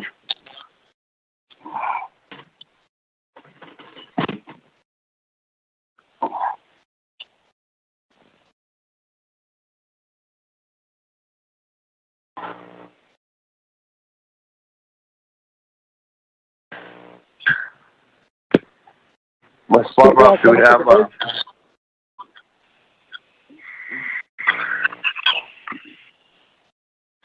I'm trying to look for the one that the amendment that you're referring to, Honorable Slater, is the one that Barbara sent out this morning. Yes. And the one that had been forwarded to the president's office.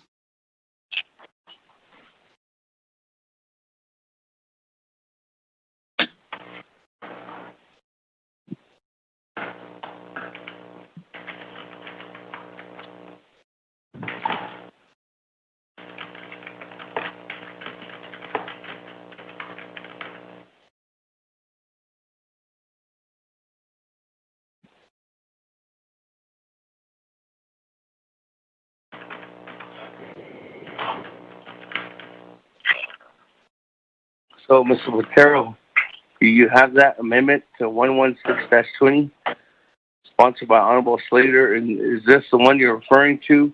Page 7, line 11, insert new subparagraph as follows: the Naabik'iyati Association, Inc., for expenses to provide traditional ceremony healing practices and with specific addresses to mental and psychological anguish and spiritual mental violence caused by COVID-19 pandemic in the amount of $1 million.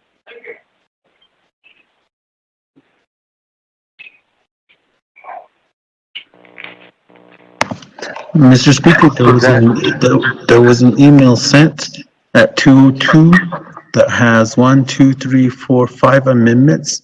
That's underneath that one, but I believe that it's been distributed to the full 24 because this email only copied Delegate Elmer Begay, Delegate Eugenia Charles Newton, Delegate Otto So, Delegate Vince James, Delegate Carl Slater, yourself, and Mr. Rico.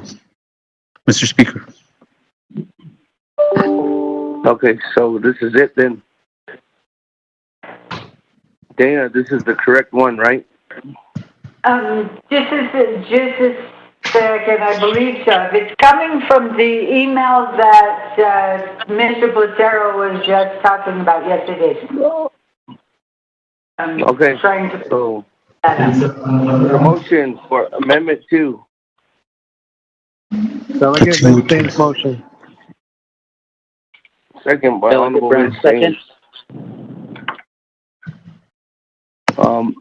With that, colleagues, any comments, questions on Amendment 2? Speaker, I have a question. Honorable Otto So. Thank you very much, Speaker. I have concerns relating to this amendment. The organization relating to the Naabik'iyati Association, I understand, put the request in, but there's another organization out there, and how are they collaborating with that organization, and how do they fit into the picture with this with the Naabik'iyati Association? And that's related to the Navajo Medicine Man Association. I believe these are two entities that, not as one, they may only utilize it in one. Just utilize it with their members, but there's that factor that I want to raise first. Number two, with the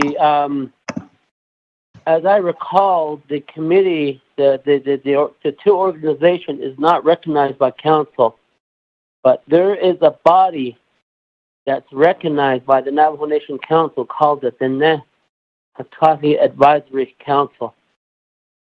And I believe that information is provided and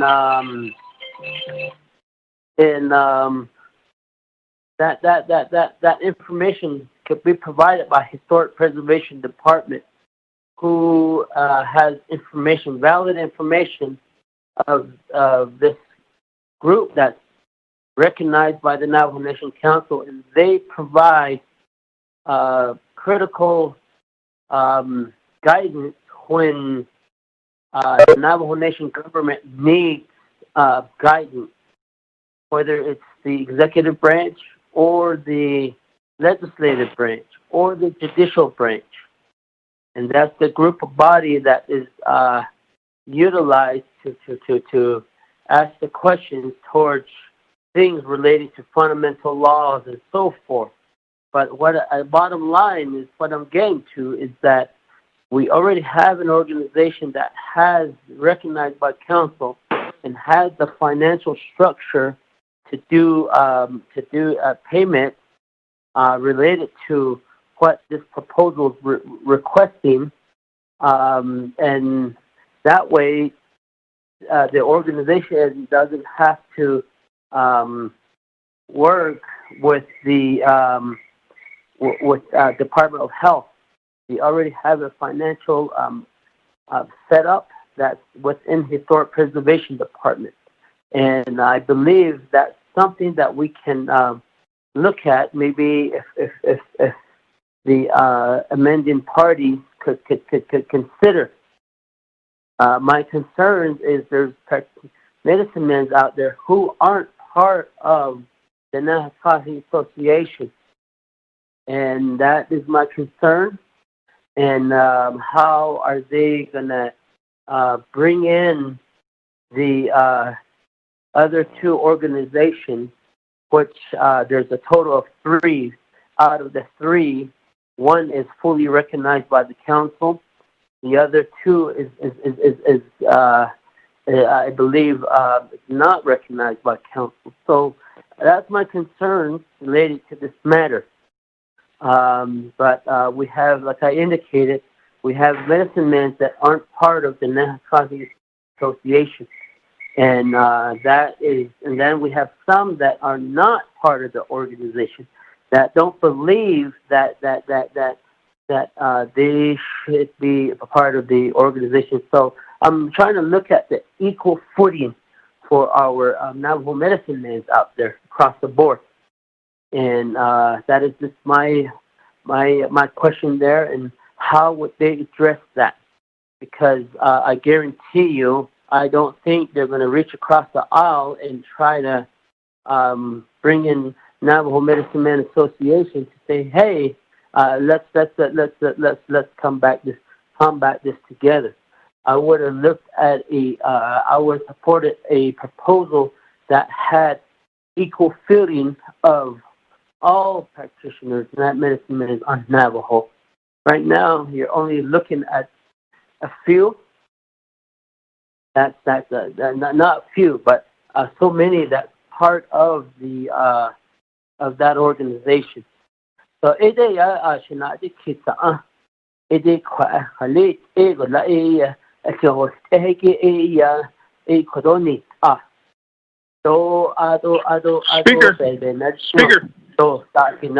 Point of order. Point of order. Speaker. Point of order. Yes. Do we have a second on this amendment? Yes, we do.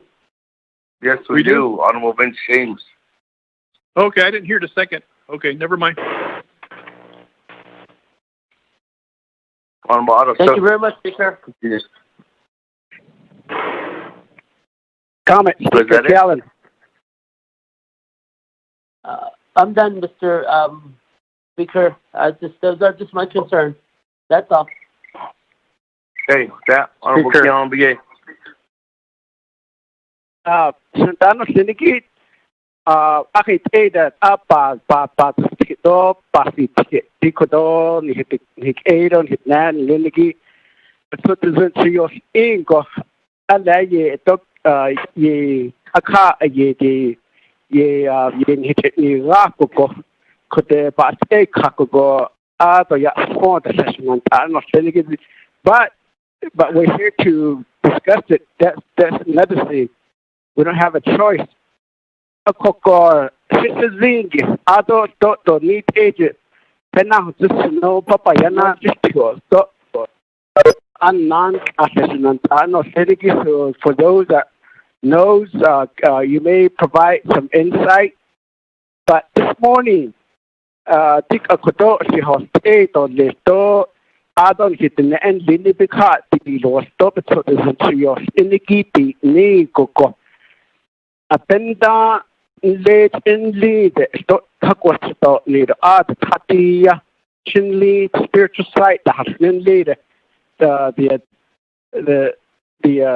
nation Native American Church Arch the Benahaga at the nation it a hot kaki the spiritual side in chinly a core yego koto the nature of Edo citizen in the yield is art. Aquila stop arch stop yard and delegate art creed a stop bit Artos hat is like Codon, he based and then delegate on Washington. Kodo yard and delegate at Yen attack case was for 100 not get that needle set no basic or 3 there. Eben Yaki Archer cannot Miliki how the doors need to straight or need Nico bin Ye Archer stop yarding Linky stop a yoke. A coco train Jifahos and got dick because of the COVID-19. They've canceled this year convention. A coco, this would be a good opportunity for us to help rebuild this particular facility. 110 chapters go 8 and then Diniki don't hit and Diniki the hot haki on a yearly basis. Nigo go other board of directors and Diniki is Zigo go other Pendant Tatia a course it been a nation stop yard stop the Nesden go a stop that now so some dinky which what say to Hanet 9 layer and dinky no kid to 8 the sneaker go to arch picture has the but what in the piece can't go ape lana at lehola other temperature corona so some dinky and which what next on this so what that age art which could hit and dinky across the board is a hakilla Bohnet, Zansto, Pepa, Hot, that's the bottom line that it comes back to us. Is this allowable for us to appropriate these type of funding to these type of organizations or even to where we don't want to consider our religion or our faith as an organization? But to any citizen, Akut in the Latin in Nakin, Koshe, Kodon, hit an end, Diniki, hit Arship, citizen, Eos, and Niki, Sai Chita or Edo Arch, Tika citizen, Dope, or not be because Arch, what a ship in the can, Johannet, Danzo, a Arch, or Niki, that out put up has unhitten and Liniki, a collect out the door, Baka is yet or little hit all the papan, so case, Shepans, unneat Liniki, not Liniki. How do we help these faith-based organizations across the Navajo Nation? But again, I caution of saying organization. Because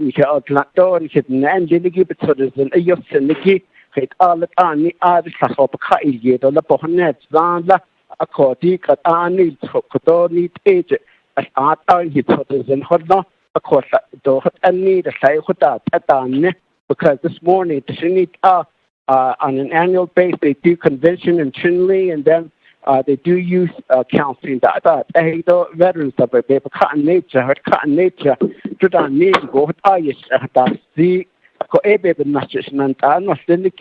what's the best solution for us to help our Navajo people and maybe non-Navajo that participate in these particular situation. Could to the Zindinigi that hot haki, hit all the Kai, last to Arch, a coco, Kong at the Nanaga, the Kong at Nenjano, ye cut not just a ye cut to Haki, a election the bananas, so additional star, hit all upon a kid, the last to a bit, base of the hot archers in the hot net, the Lago store.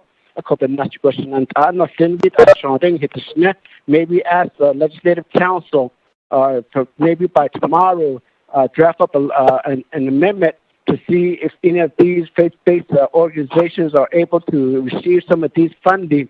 How much we're not really sure. A couple issue been so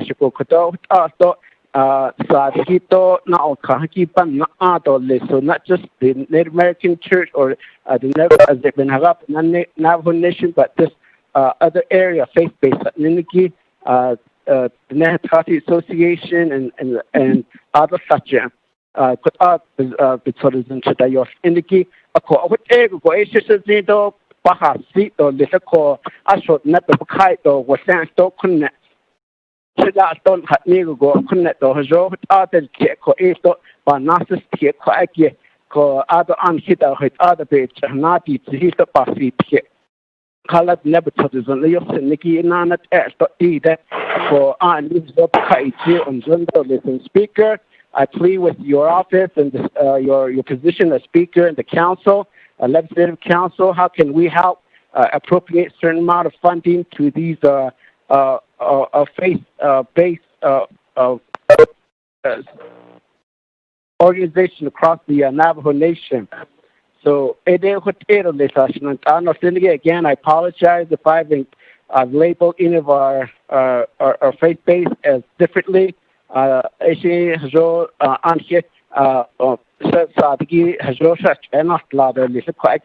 with that, Speaker, I'm asking Mr. Slater if you could be able to include the rest of the faith-based organization across the Navajo Nation and see how we can help them across the board. Speaker. Thank you, Honorable Kiambiye. If you have a suggestion, it's kind of hard to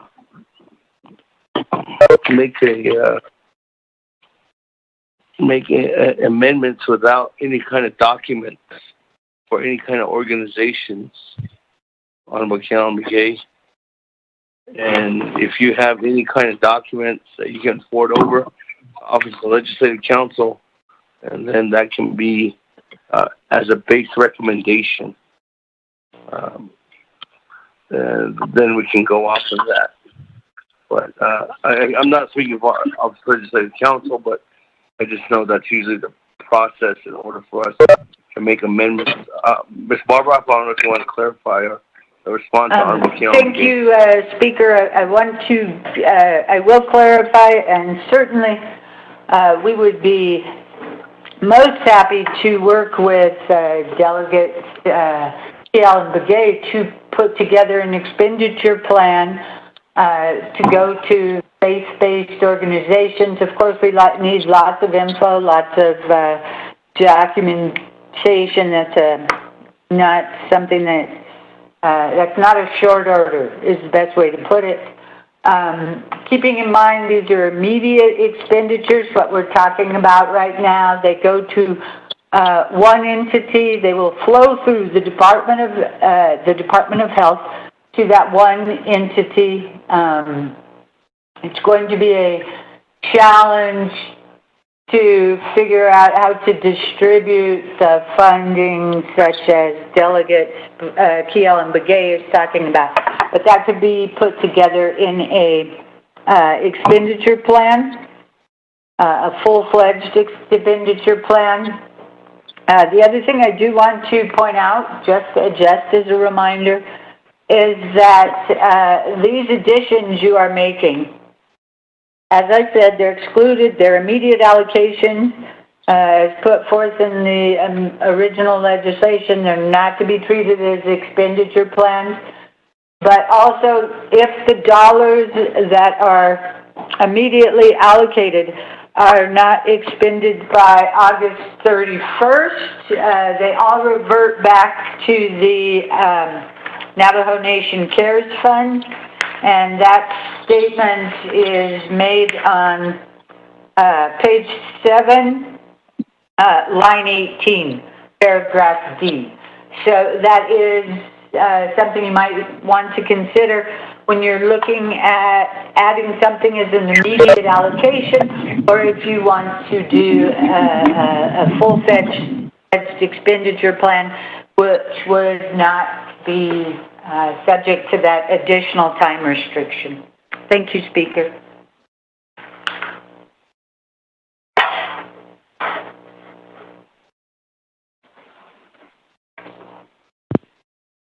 Hey, thank you, Ms. Barbara.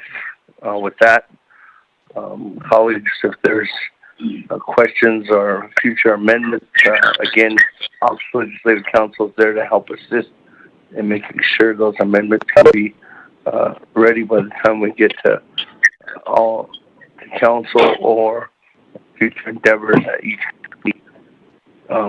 Without further discussion on this matter, we are on Amendment 2, everyone.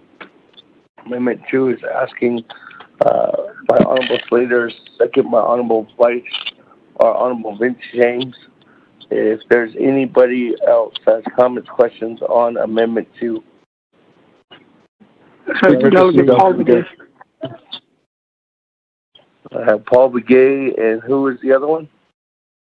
Delegate Begay. Delegate James. Elmer Begay, Vince James. Well, Paul Begay, go ahead. Thank you, Speaker, colleagues, all those listening in to today's NABI session. Thank you for the presentation, and thank you, Shanella, for your amendment. As I mentioned quite a few times before, my grandfather was a medicine man who raised me traditional way, and my father also was a medicine man. So, in thinking back the way they operated, whoever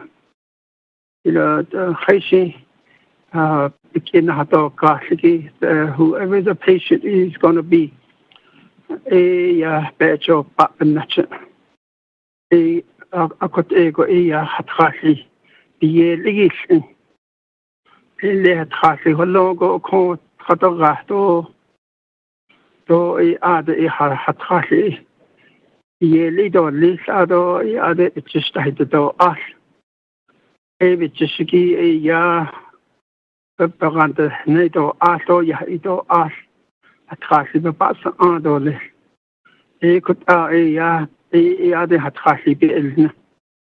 and ado hara the khayra to ihota in hara akohite go bi enigi ya cho ya bekin hara gi khasla.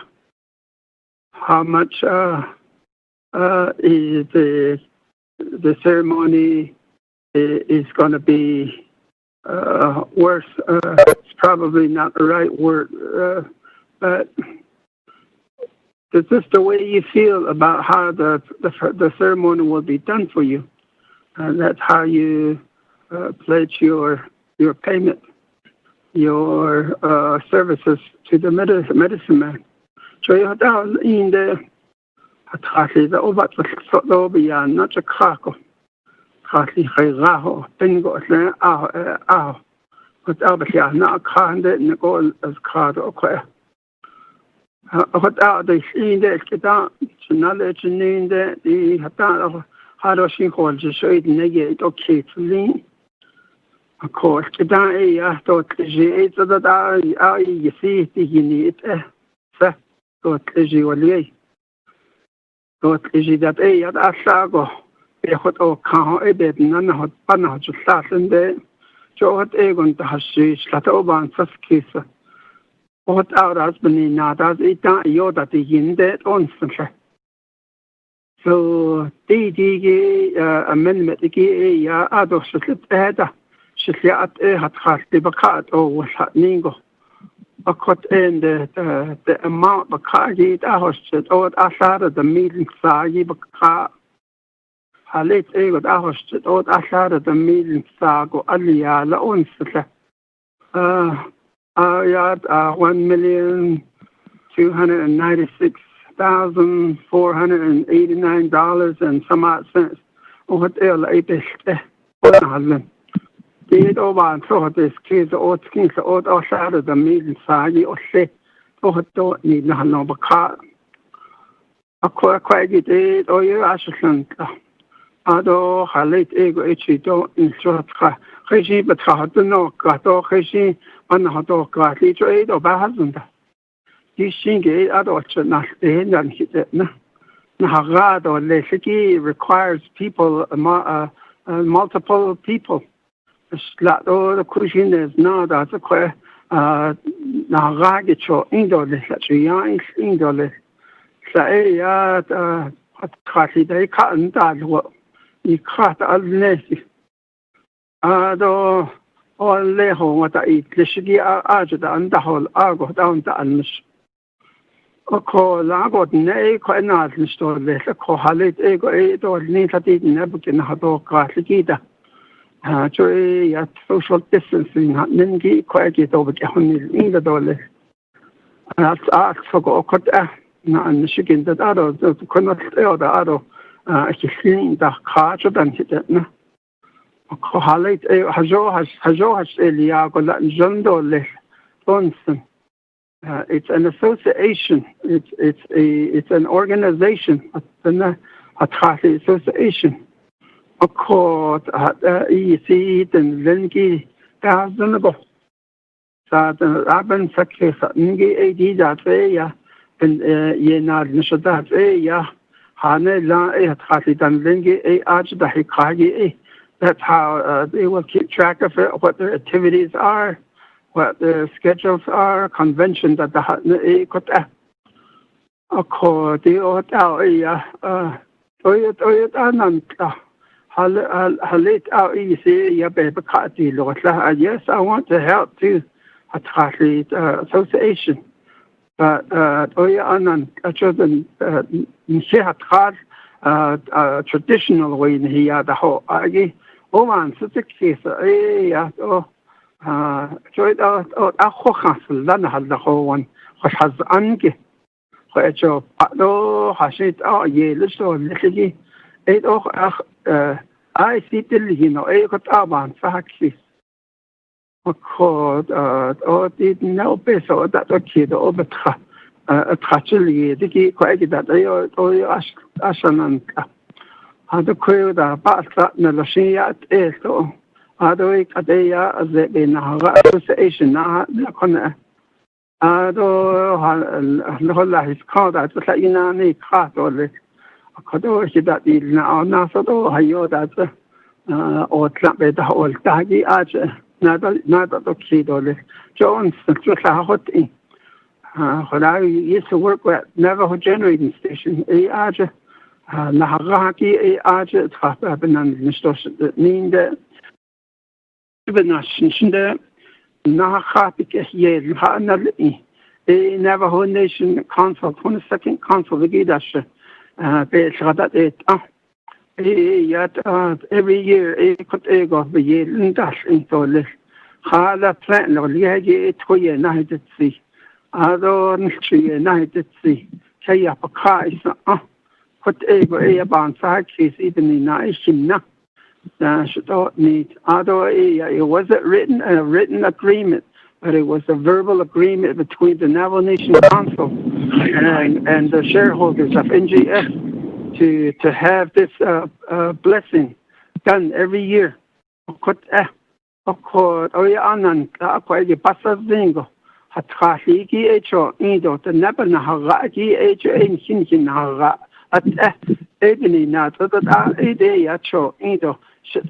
from the Navajo Nation Council. So we were abiding by that. Different other faiths as they been Nahagita and Nishant Shadini.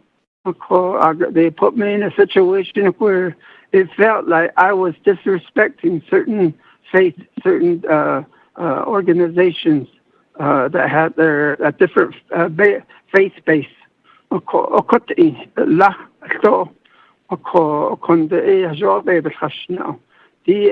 Navajo Nation Council do shareholder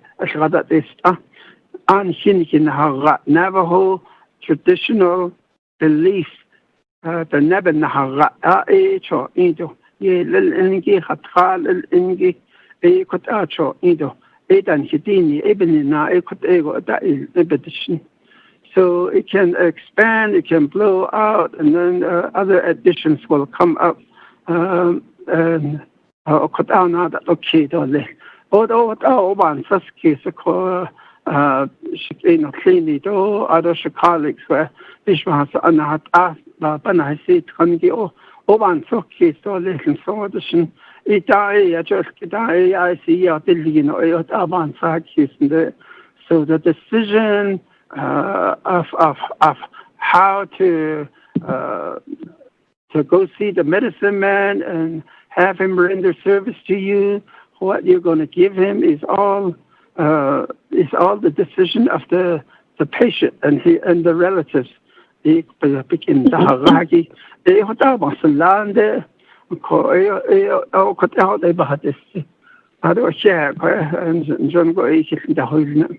thank you, Speaker. Thank you, Honorable Paul Begay. With that, we'll move on down to Honorable Elmer Begay. Thank you, Speaker. I know Mr. Slater, I know all the delegates that are here. Yeah. And then I know that we're talking about, I guess you call it ceremonies and some spiritual assistance, something that's beyond our human expertise or knowledge, and that's what we're seeking for it. I call I guess that's the time to do it.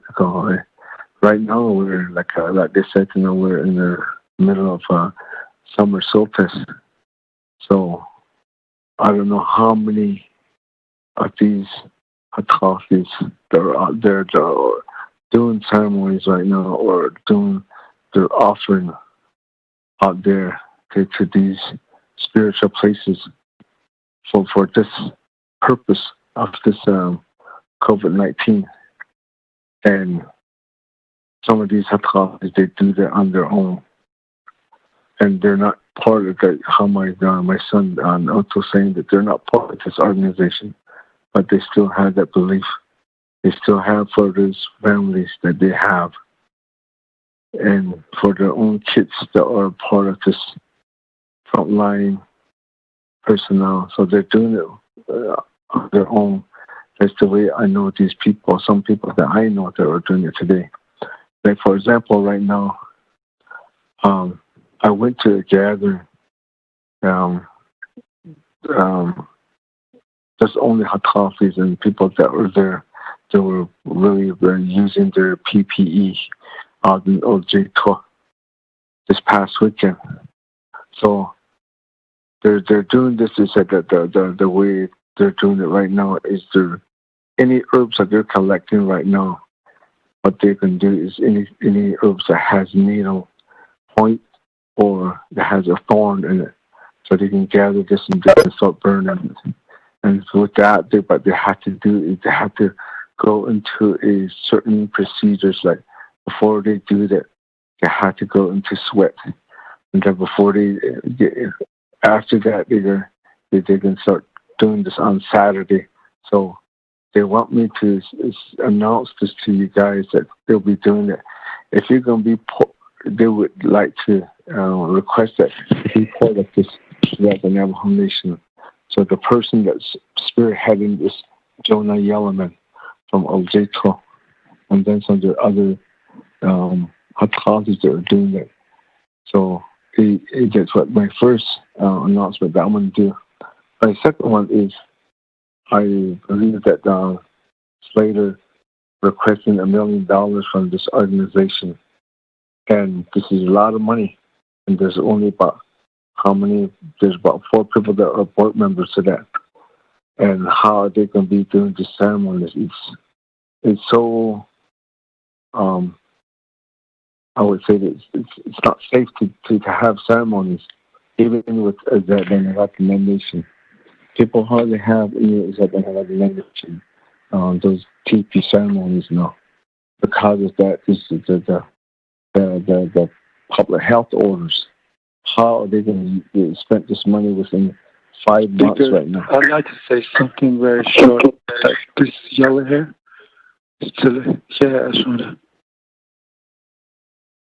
So that's my question. How they can do that? And there's only 4 people, and I saw that there's some administrative costs, and I don't know how it should. I think ceremonies. If we can do that, I think they should do a wellness model for like getting what to get and what kind of ceremonies are they going to do. All to just until when they get together, how they can get together when they're going to do it. I think there's a safe way to do that. So I think we need more discussion on it, not just giving money to an organization. There's so much of people that are out there that are already doing it.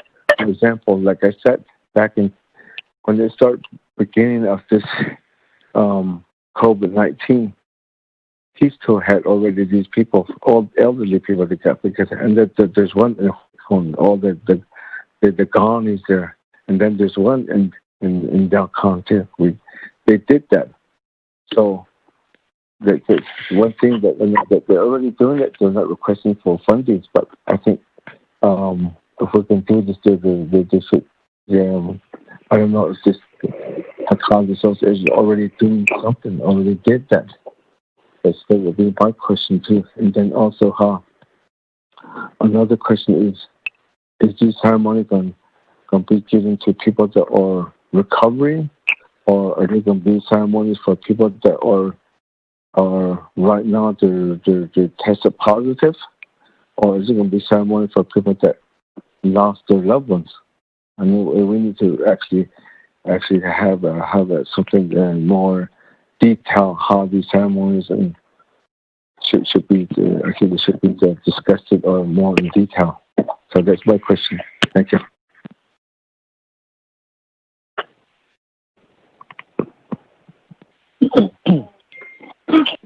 For that, response.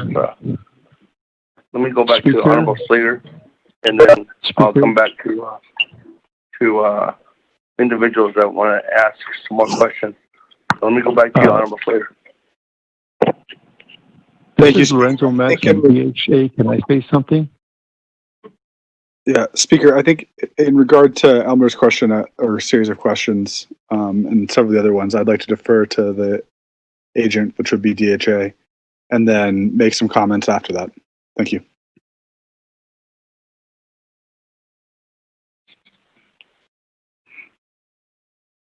Honorable, did you say? The agent go back to you to answer some questions. Did you say Department of Justice? No, the Hatathlis Association.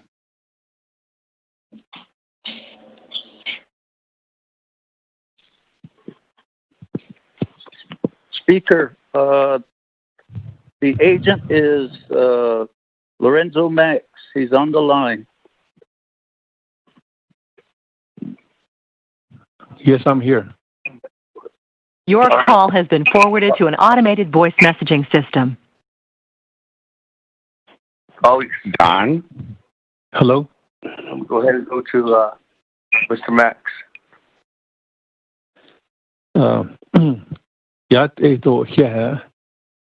Speaker and honorable council delegates, members, do shas tweedo Suzanne Seket do Jake Dice no Sagito Anosco.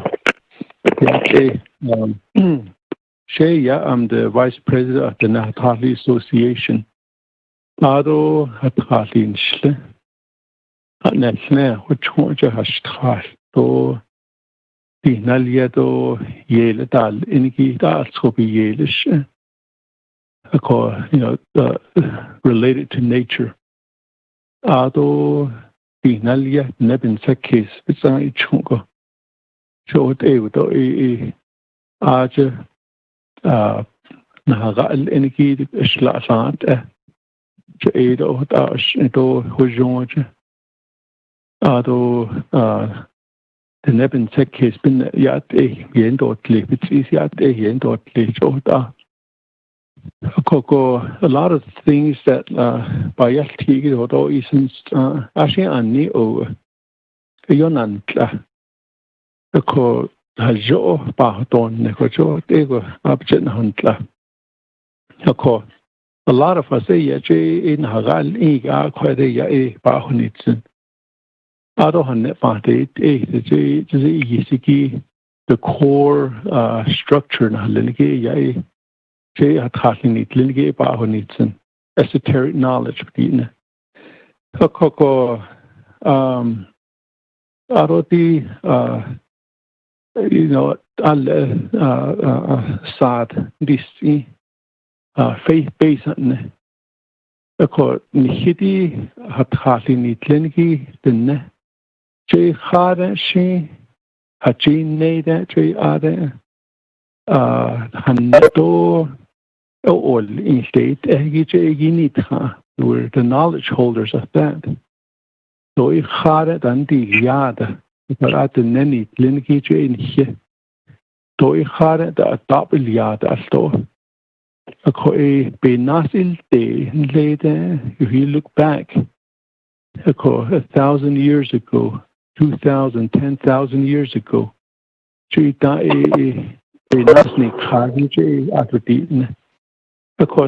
our first healthcare system.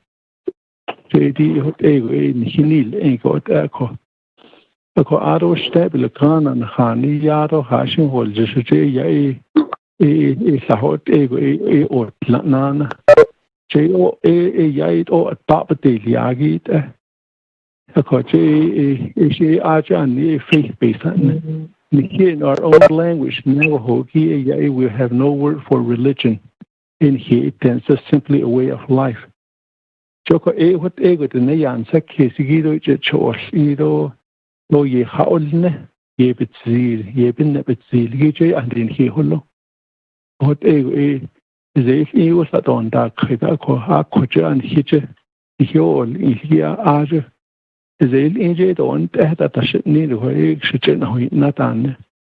So, Hado Ego, Deo Shipachi, been Sekis, been Yateo, Nana Taseko. So, I guess what I'm saying is there is a difference here. I see faith based in Hitler, Nishigito, Jean Hoteda. Of course. Because this the way our ancestors have lived, oh, ye naste what are in Hinil, Coco Elia or Jo partition and so yeah. Ado and the COVID-19, there's a first wave and a second wave, because the nep in the second it's in Huitna, Dalzito, Dochin, Dautle, a quarter eight or I see a yaskita. How do we handle that? So what I had, it was simple, which is not over George. You but even yet, because I don't so it was saying Hagati Yata Stonana. A cocoa, so Abbott is the whole long there. So he had Hapazna Asge quite a Zain Bilia. A cocoa, that you know about the chain, 1918 at now. Say, Bishina, Higo, me can't sneak, you know. The way what are they, it's start. So, a lot of people don't know that. So, that awareness needs to be out there so they can protect themselves. In order to do that, we need funding to educate some of our people on some of these ways that have sustained our people. So she asking later what egon this ne. So she ate a coffee that I day. She be who ain't out the ta. We get out go ABG day. So what echo 1918 at is in the but there was no gloves, no face mask, no curfew or lockdown, no sanitizer. No social distancing. Neither. What an hinho they killed over 100 million people all over the world. According here, we had no immunity. So it didn't wipe us out. The all in Hijo ego in any shadow is the house.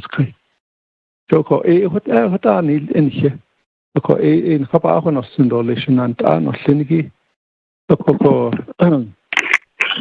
Ado Halita or Kha Ninigi to 8 Doi Nahagate Yai Bane Tida Joko. There's some funding that we're requesting for educational component, yeah.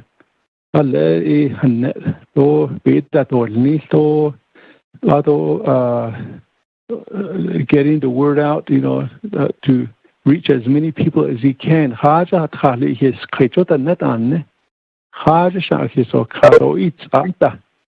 So we need to get on the radio, and it costs money into the news media.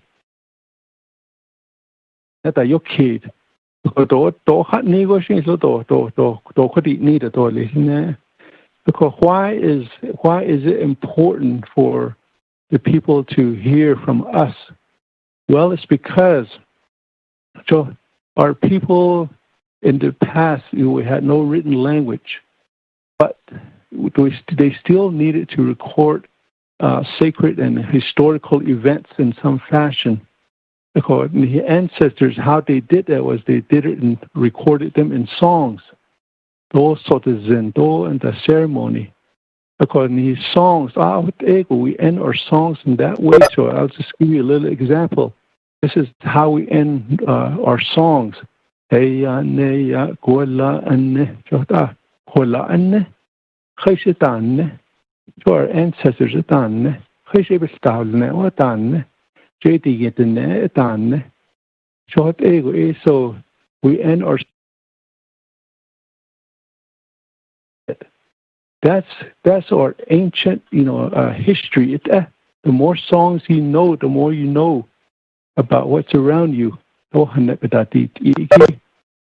songs are like our ancient texts.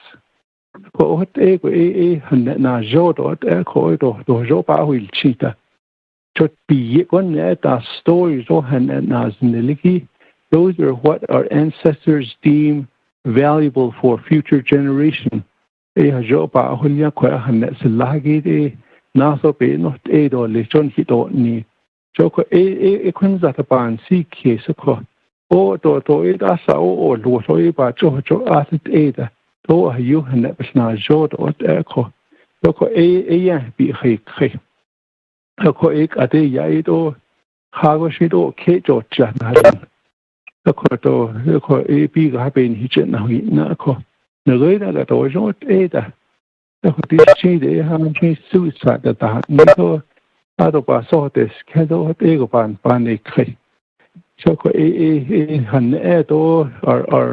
way of life,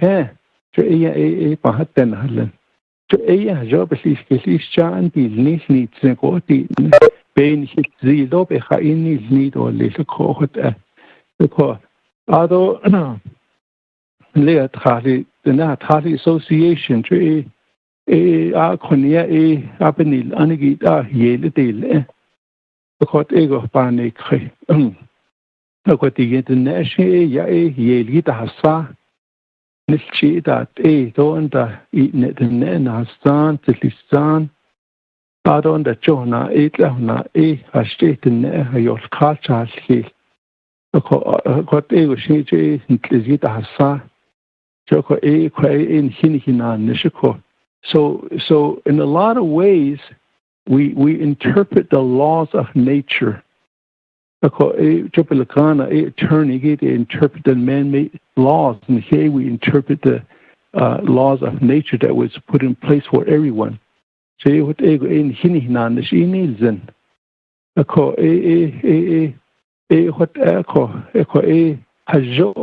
We sometimes we get out of alignment with nature in some way. We realign them with the way it should be, the way they should be with nature. Then it allows the proper energy to flow through a person, so healing can take place. Ego ego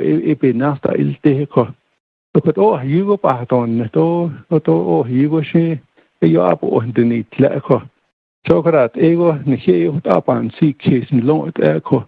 Joko what out in that all. Lifi that day summer solstice quite na randal is not that isn't there. Joko to shepa lakota. So we have a proclamation that we made. Tseho Medical Center. It's on their website. In the sagi what ego you have to follow these protocols. You have to wear a face mask. You have to follow these laws. The CDC guidelines.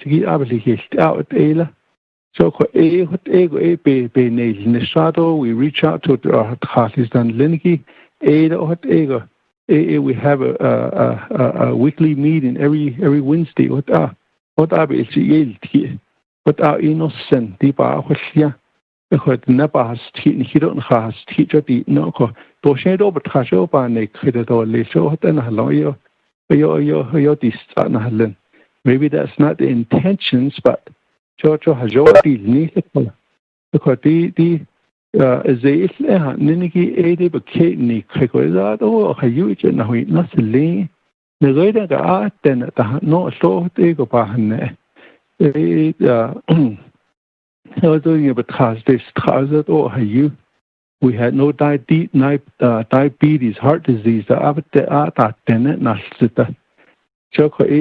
when we followed our own traditional healthcare ways or our healthcare system. So it's us the Western way it is legal not all use a lea on Hilanitsha. I seen a lot based on that he had needed over this need and had them. Oh yeah, not neta.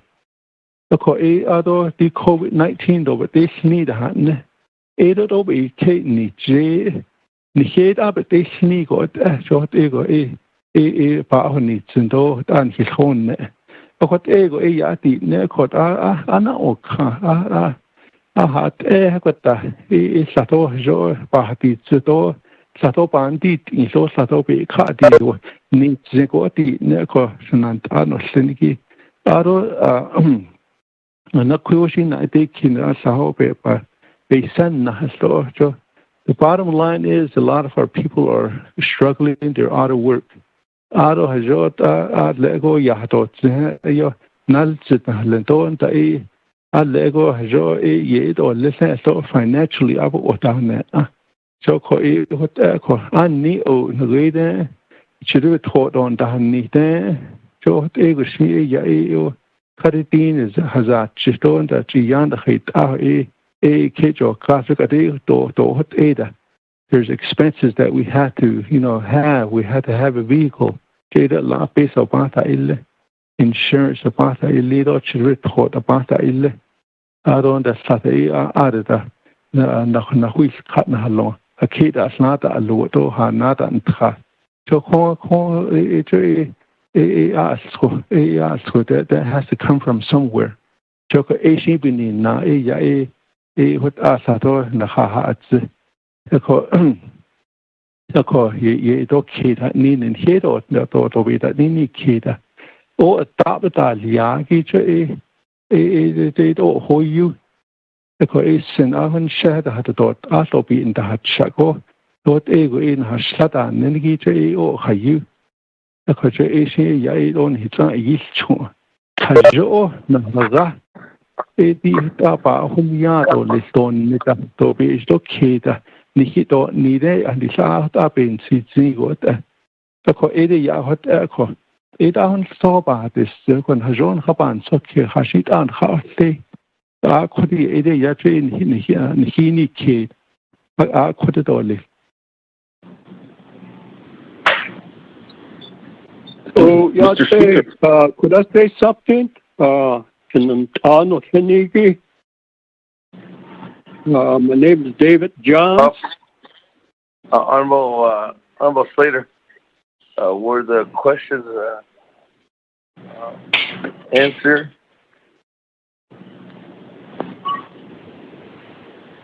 I catch you as requesting to speak. Can they restate their name? Honorable Paul Begay and Honorable Elmer Begay. I still have colleagues lined up. What's the wish, Honorable Slater? I'd say we should definitely hear from my colleagues right now. Okay, let me go on then. Honorable Vince James, you're up.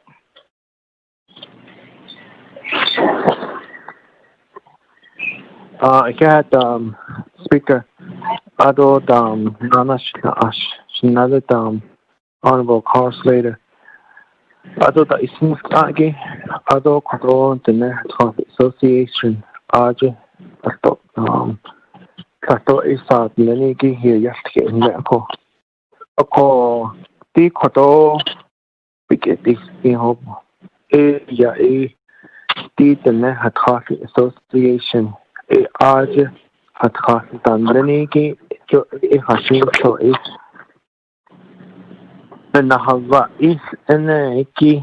It's Ade based on Chios Day. Ado a peso and Chios a Hashim So a Na Lehas Anje a hot a Chios on a Kodon Hitchin Hajo by a reason. Ako Di that the Cosinsa just to it in Neniki on his Hisni and the March, Hashim of Kaseta, to eat in our sauce in the hot Asuli. A cocodi is new that is the Hiki in Kotofi, able in her Kasi than Leniki. Nahaga and the in her Nekoti Lasuli, Stoko.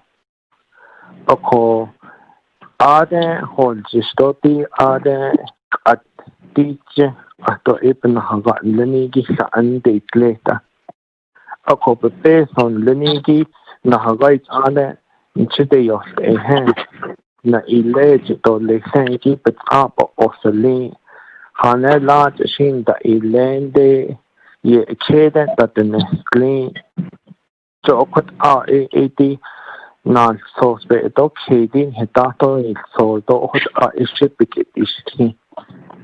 So that on the Yan Koje, the Nehakata Association is Gleniki, Ajitahi Kahiki, based on his Kotos me, Abik our A, Hile, based on Leniki, Condensa, Kohen Shade, Nihich Kotabos me, Chokota is just a thing of this team. Ako, Annie, Lake cannot go there.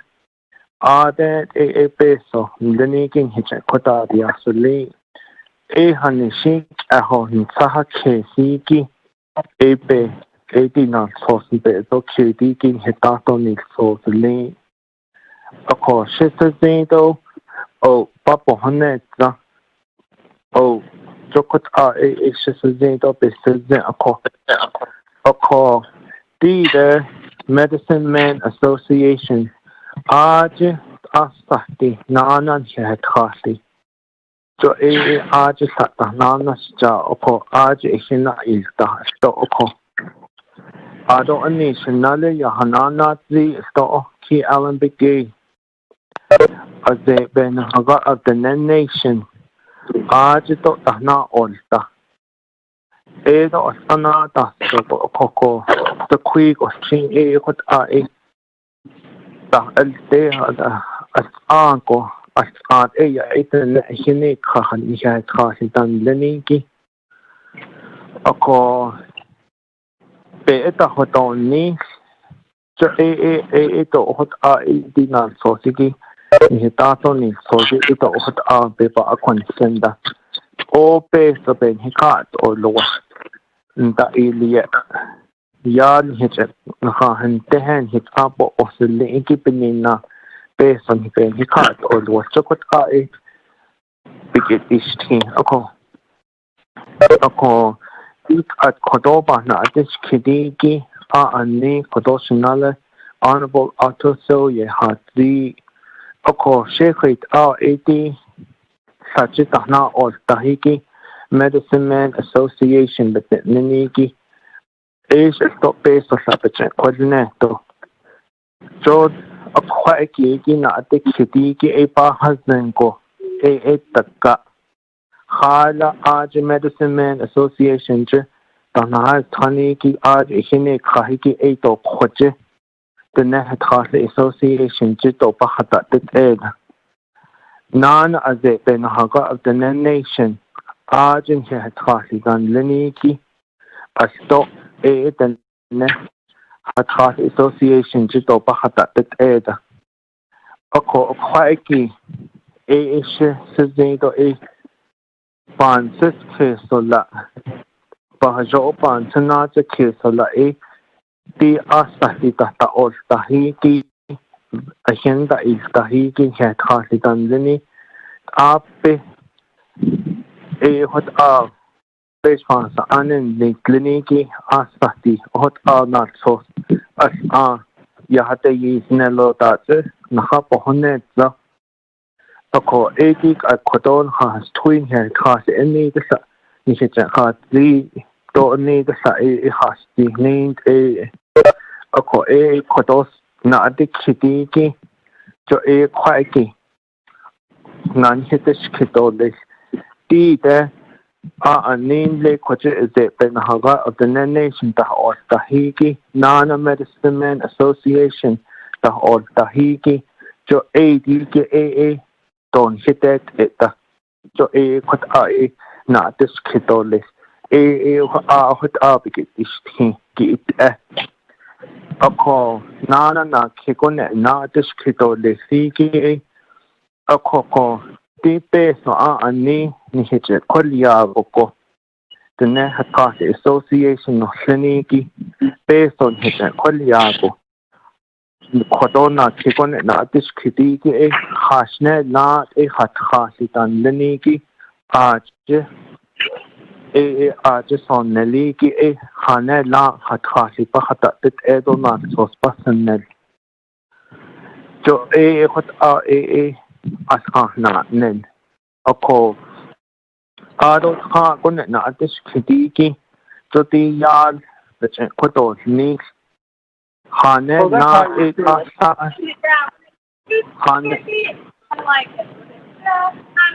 Hane la Hane Kaune na this kitty ke तीन है खासी आज नहा बेहता ही कि खाने लाट या बच्चे खुदा ने तो ले ना हते जी दाते आशा द मिलिया जे जो खुद आदाते खुदी अति इंटेज ओको आशा खासी से जनी दाते तीन दे जदी की पेशेने तो को दाते तीन द मिलिया जे अकोनी लाट दाते बच्चे मिलिया तो ले Khalid pas atasto hat khasidan leniki edo ta chate tip nahaga is eniki jo at eni kodol has twisa ye khati tit at quick shin anko ash nahagan leniki ti kitat epek aho ebechen da osedo le jo kone ti kone na diskito le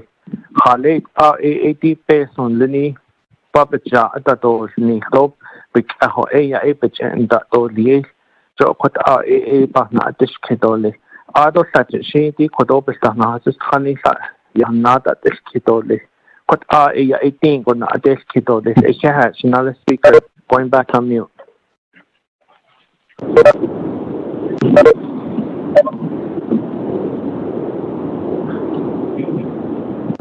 Staff, moving on down. Honorable Yellow Hair.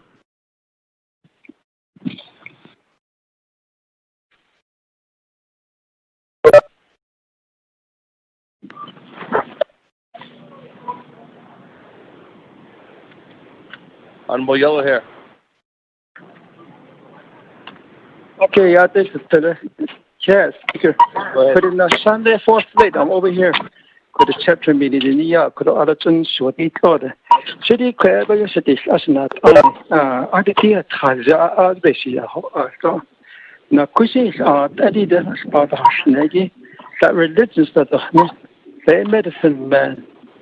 The religious gate and then I initiate and what when the question not the not the I want to talk straight to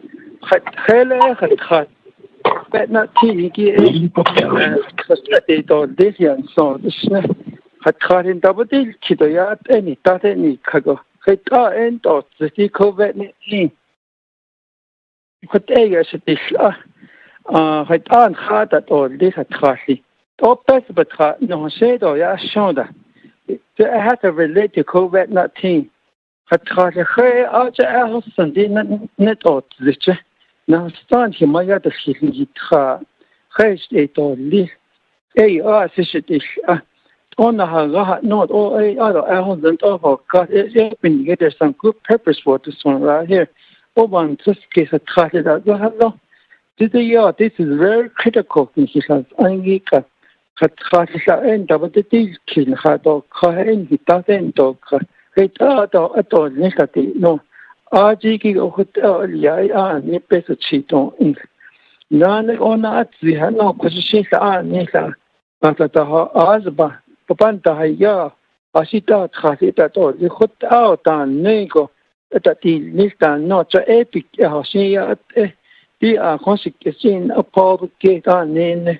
Hotel they should be unrestricted Adida had caught a high else and who the medicine man can cure this COVID 19 had evening had a pick out on link to the Zantati Zanit at the Hotan his star the Japan he could legislative often here the medicine man we wish we should have one because had caught a else and he has a taro listen there he has there then we don't have one. Kotiki, speaker of kid now, RG, Nick, that's what we want from a speaker of kids, type system. We need that one. Somebody speaks Navajo. We need that one. RG, the Nebenaha, Rajiki, or Isiki. You don't need a or then, oh, it's not the Kato, then he can't need RG, or Sota, what they could say, in me, Sota, what it never say. Hey, that's about this. Giving up money. Or big as not on. I want to read the religions art anything that didn't or the doctor and then he had caught it doctor and then he the create the ABG forward Italia Hota that is Nishano.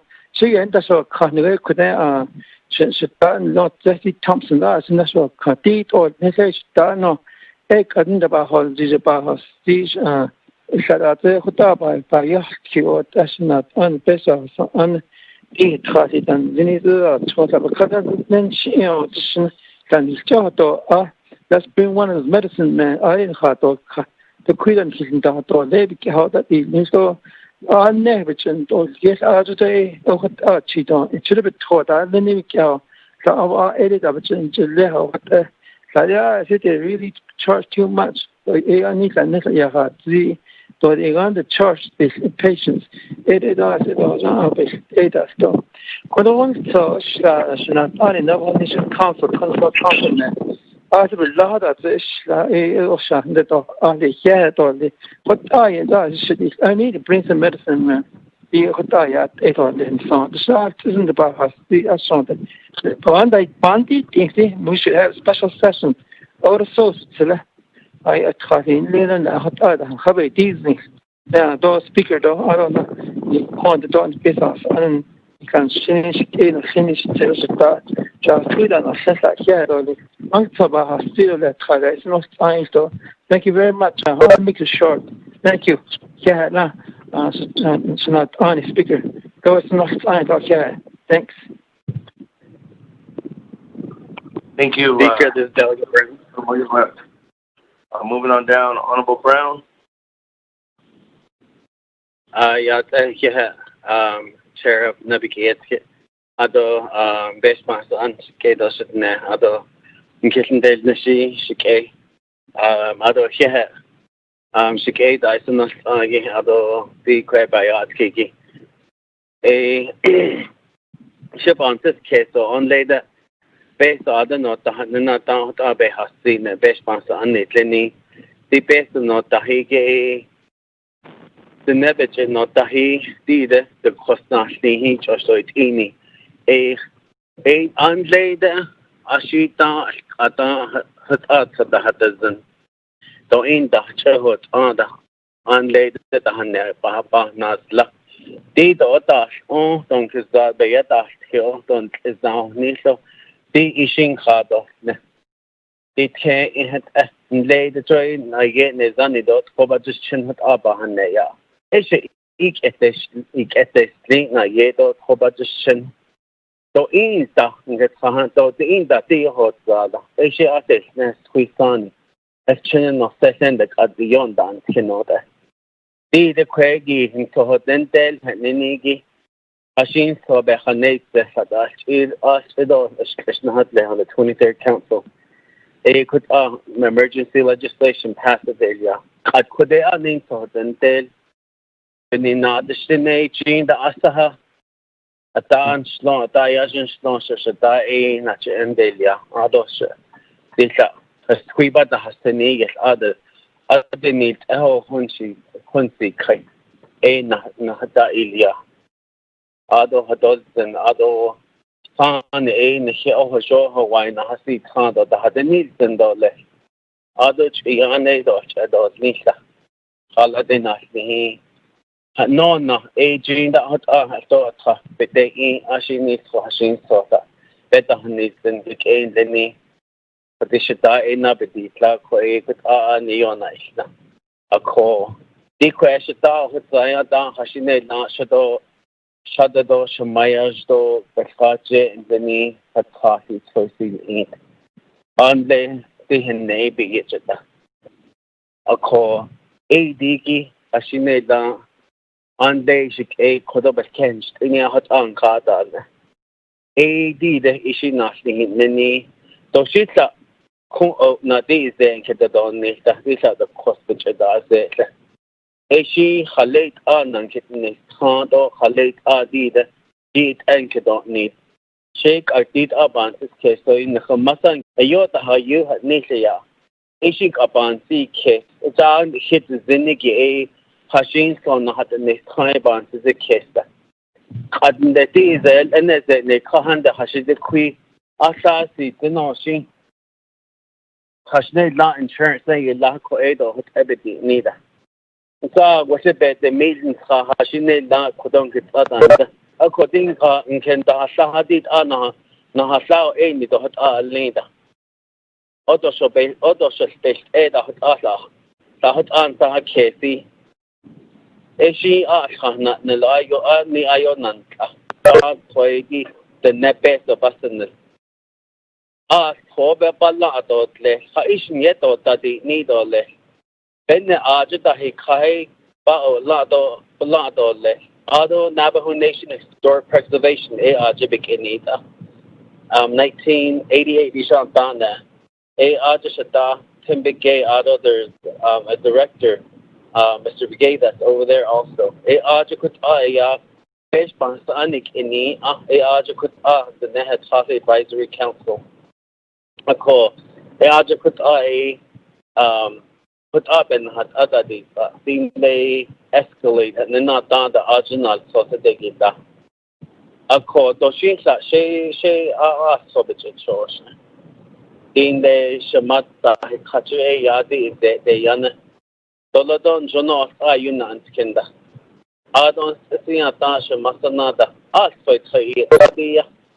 Assembly of God in Danahood, Pentecostal LDS Church.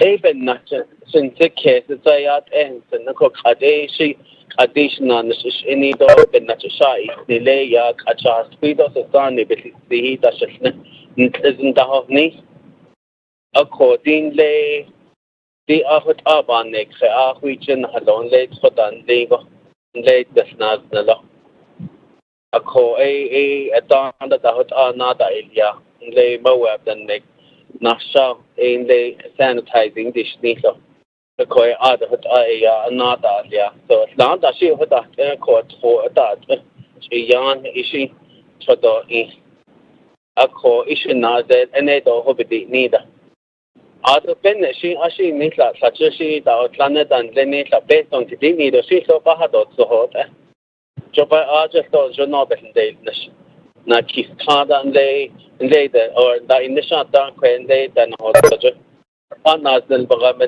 je aja kut ake da le ya na kre ako ishi ayo cho ashi nitla she based on the adon de ji ya nature they need the she so be ba hot now they get the now with that Sunday the church handa ka other kuja so the zimbana da nesa so get the ne she was a be den ha jo la study sha ha do la khaylayat ho se ha do khaylayat ho do di ani ha da which it would be now it's a hard question is the case the ne ane ni tlene kwenke o tlana da halala ane nge khasi da halala ane khoshe ma is the halala ne joni shi inke del ne joni ya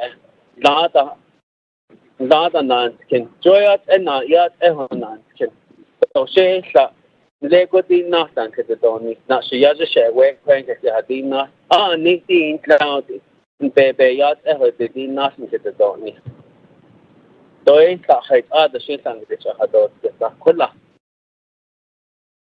ako shis zini di bihish ini do dikat akwi jinking ke the nebich ana ilra which at the has net jinda ada senior center this is thought the ashi shamaba the snashi cha nishe or lanen shla khashit adi the ashi thadi den janashi cha to Heda benjo cheta jana si o cha o pe heso da de no ni what ni so best man the ni lene e good ko dita and le hashin so she but the dita Navajo Historic Preservation Department she eat aja ya na the show aja bikini ko hatasi if they want 5,000 I completely support that ni kone la da do ni so so the you the mail say what ashes Allah based on the dash on shay kune land the hilge dole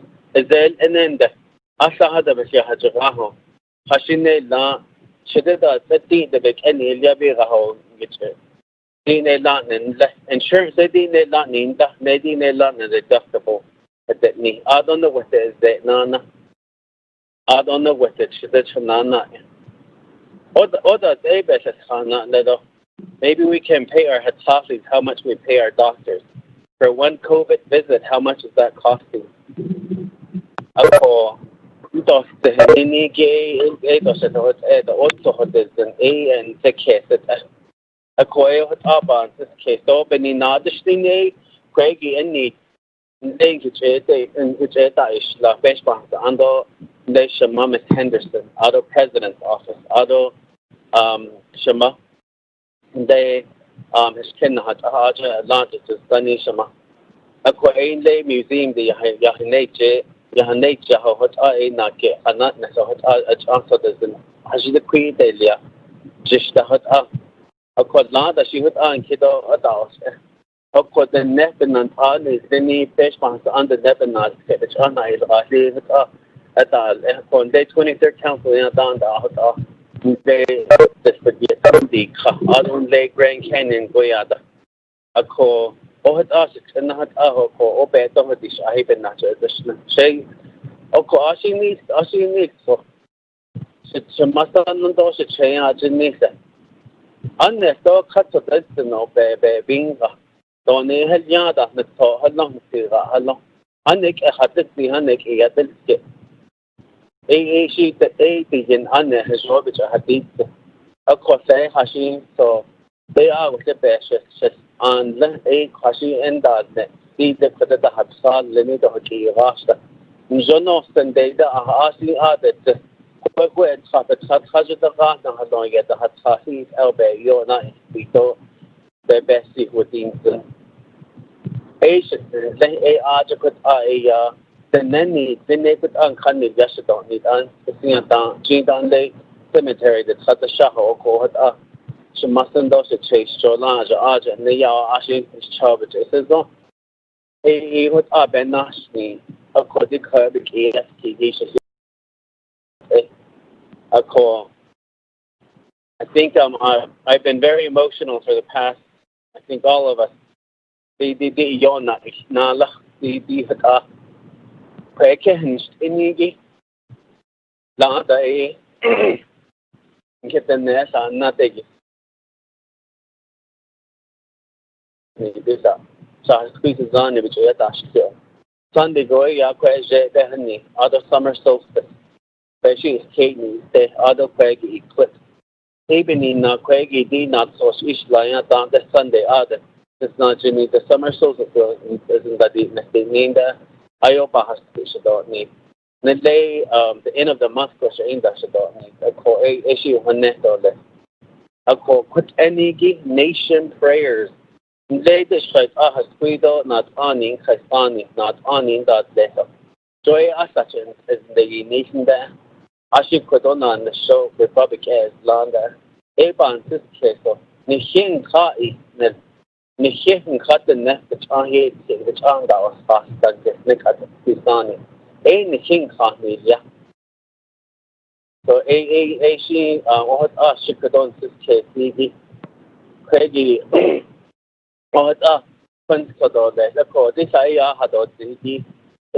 from the Navajo Nation and Historic Preservation. Ian Dadnish. It put Ian Dadnish on they put on the not on that it put not on Sato not that is now Aja put Ian Sandaka. Age hot eyes for husband other fish banks any Ajik in that Alvin not just because speaker is we can have someone speak from HP Historic Preservation. I would appreciate that. Okay.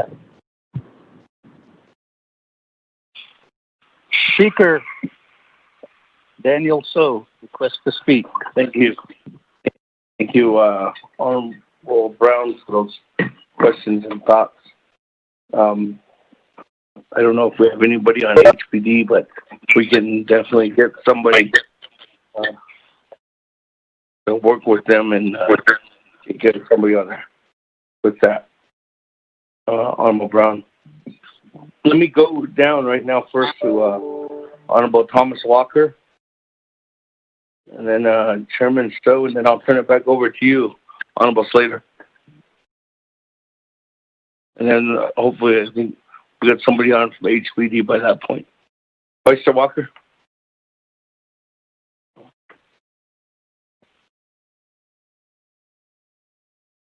Sponsor of the legislation, the sponsor of the amendments, Mr. Slater. Thank you for bringing about the amendment here that we're speaking to. Very important discussion we're having directly goes to the healthcare aspect of our nation and our focus and our concerns.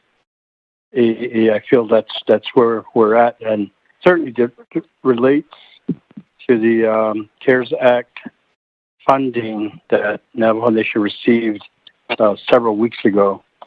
Now, how to apply it, I guess that's where we're at. I'm listening to leadership very carefully, listening to the different presenters. I thought the Pataki Association, Shina, I heard my older brother speak there for a brief moment there. David Johns. Lorenzo Max. I guess earlier I was on another call with the Budget and Finance Committee, and there was a similar discussion going on. I kind of got on late. I wanted to ask the speaker.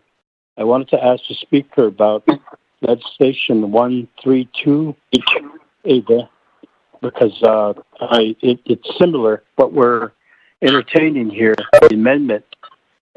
What's the intent of the amendment in that legislation, which is an appropriation bill? I wanted some clarity, because if we want to do this, and I certainly support the amendment here, we want to do this. I feel that we need to do it in a way that doesn't pose any problems down the road. I want to do it to where it successfully goes through the request, the amendment, and so forth.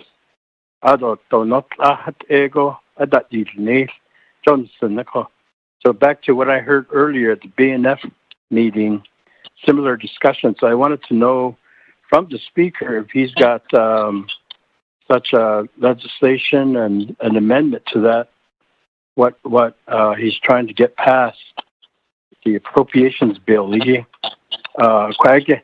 would help me. Although what we're doing here this afternoon with legislation 116, we're attempting to add on an amendment for appropriations.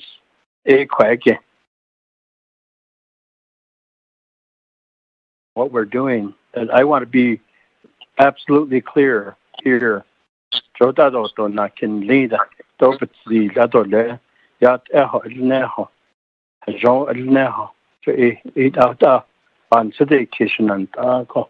Thank you, Mr. Speaker. So that question's for you. Going back on mute. Okay, thank you. Let me go ahead and go on to Chairman Daniel So, and then we'll go ahead and we'll go back to Honorable Slater responses, and then I'll respond after Honorable Slater. Chairman Daniel So. Lucila, Speaker Damon, Otto Shaskwi Fazani, members of the Naabik'iyati Committee, Otto Sinai Anusta, Lorenzo Max, Dr. David John, Sheha Quaggy, Sato Bahdestin, no a Quaggy and Notra. Of course, and I Quaggy, Naabik'iyati Committee members. So, the Queen means she a peso, Anik a Quaggy, me nil. The latest information, it's like either close to another 86 or 89 million. Yahanana net. It's on our account, so that no, the official announcement hasn't been made. Of course, the Queen is she been el Carlo. According to the area, 689 million. So, kick a billiard le. Of course, he quacky a minute. This is select Honorable Carl Slater. Ye zinky, a quacky. Sato, I see the cases.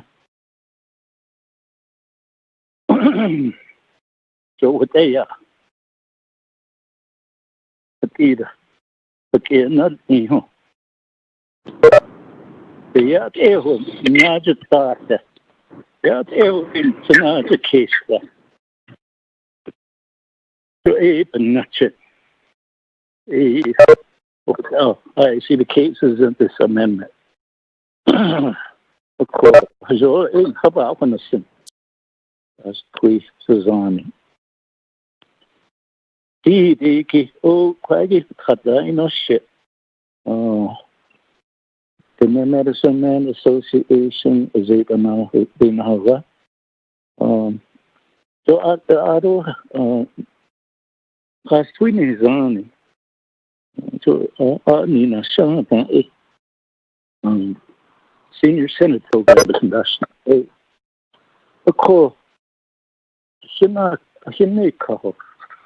Orders. Joy had that in a Ashaya, the chance for the deals.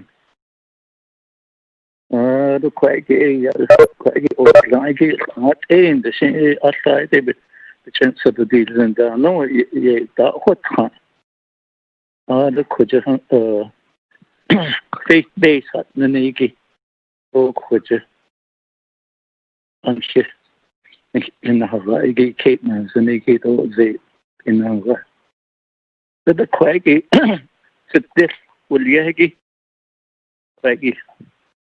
So that's the only, you know.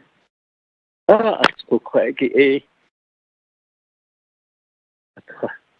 and no, yeah. All the Wahozun go quaggy.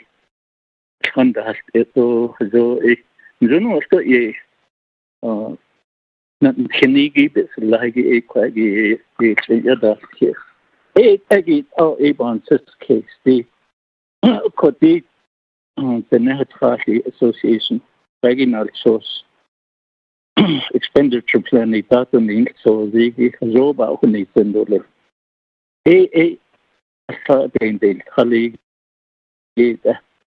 out of these cadres, watch the whole, Oniki, the Medicine Man Association, or the Association. So quaggy. Sato not so sneeze nelo amendment Italiago. In the subsequent legislation, hard to be not given in the card hard to carbon a the third one. So without a sato a once this case a quaggy. Oh, she ate quaggy. Okay, so I need a quaggy. Please conduct certain ones of you. The strategic plan that they like, the Naabik'iyati Association strategic plan that they like, do quaggy expenditure plan, do budget, they give me what that's a cook. A quaggy eaton. This is strong quaggy. I don't see about whole Jesus, a quaggy tassel, a tassel sozo, Michedini, a big, a whole a tassel soul, quaggy said to Kanin souls. Okay, a quaggy tato, Chennai, Lorenzo Max, he has the education. They not need to kindle the radio announcement, the radio keep in the car that so not need to kindle the east but amat and Luniki is that and Luniki the Naikito over speed husband. A quando on not the Tito Bahatil now. What's going you to make? I think that no. There's a hunger for our customary teaching. A quaggy quota, a quaggy chat, and no a quaggy the Naabik'iyati Association quaggy. Not so sneaking these. Hola. The 5 agencies go a quaggy, a don't know. I get so I don't a catchio idole. Curriculum development. What's wrong with the who ye in the K-12? And the quaggy, each of the school boards on the 8, quaggy cut days off. A quarter. So these banana stay lehigi quaggy. Not so see cut the liado. Without in our so see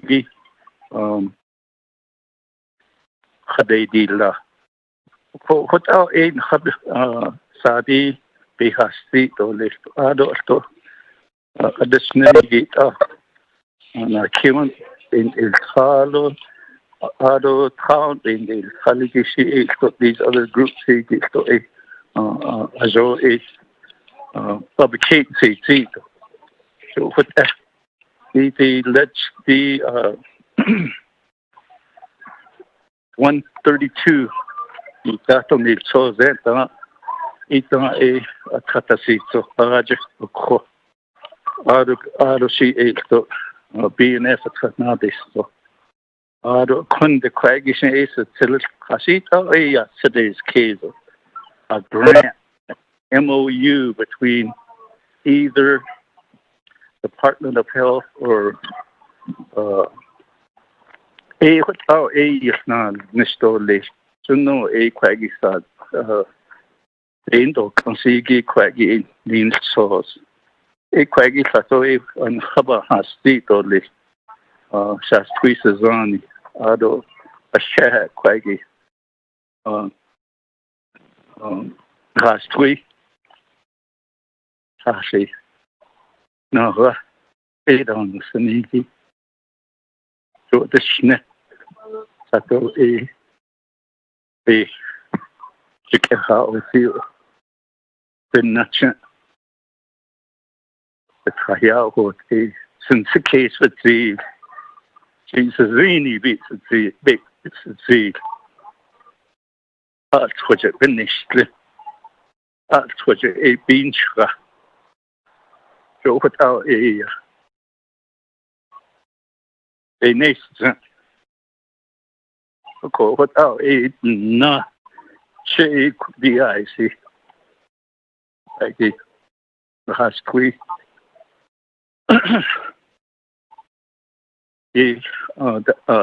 also خديدي لاجي نيتاتون ده سوزي كواجي عيسي بلا تيتليشن سويا دشنا without colleagues or without any chance to do this. So, he's glad of little. Yeah.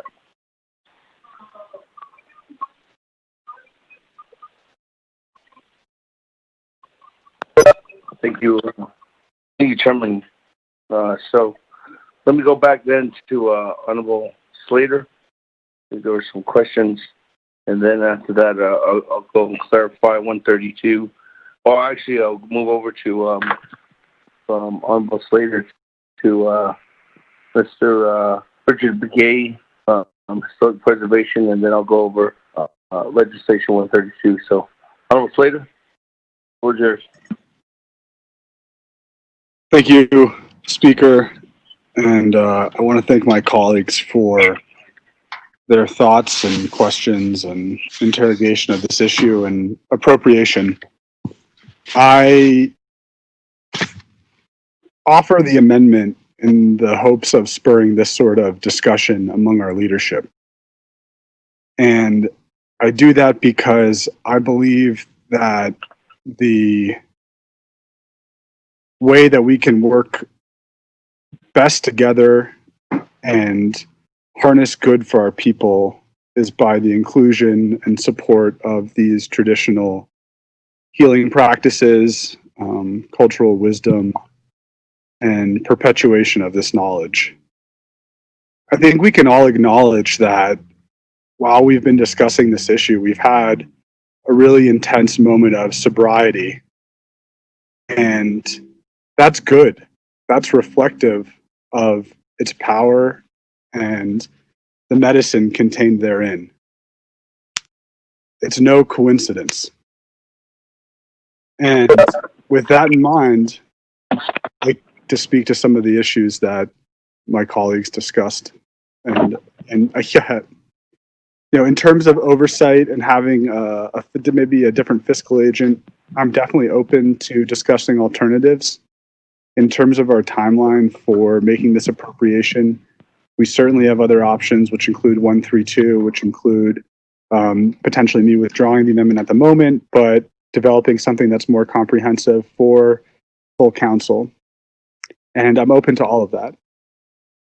That said, I think, as people mentioned, not that we need to try anything, but that we should have an all of the above approach.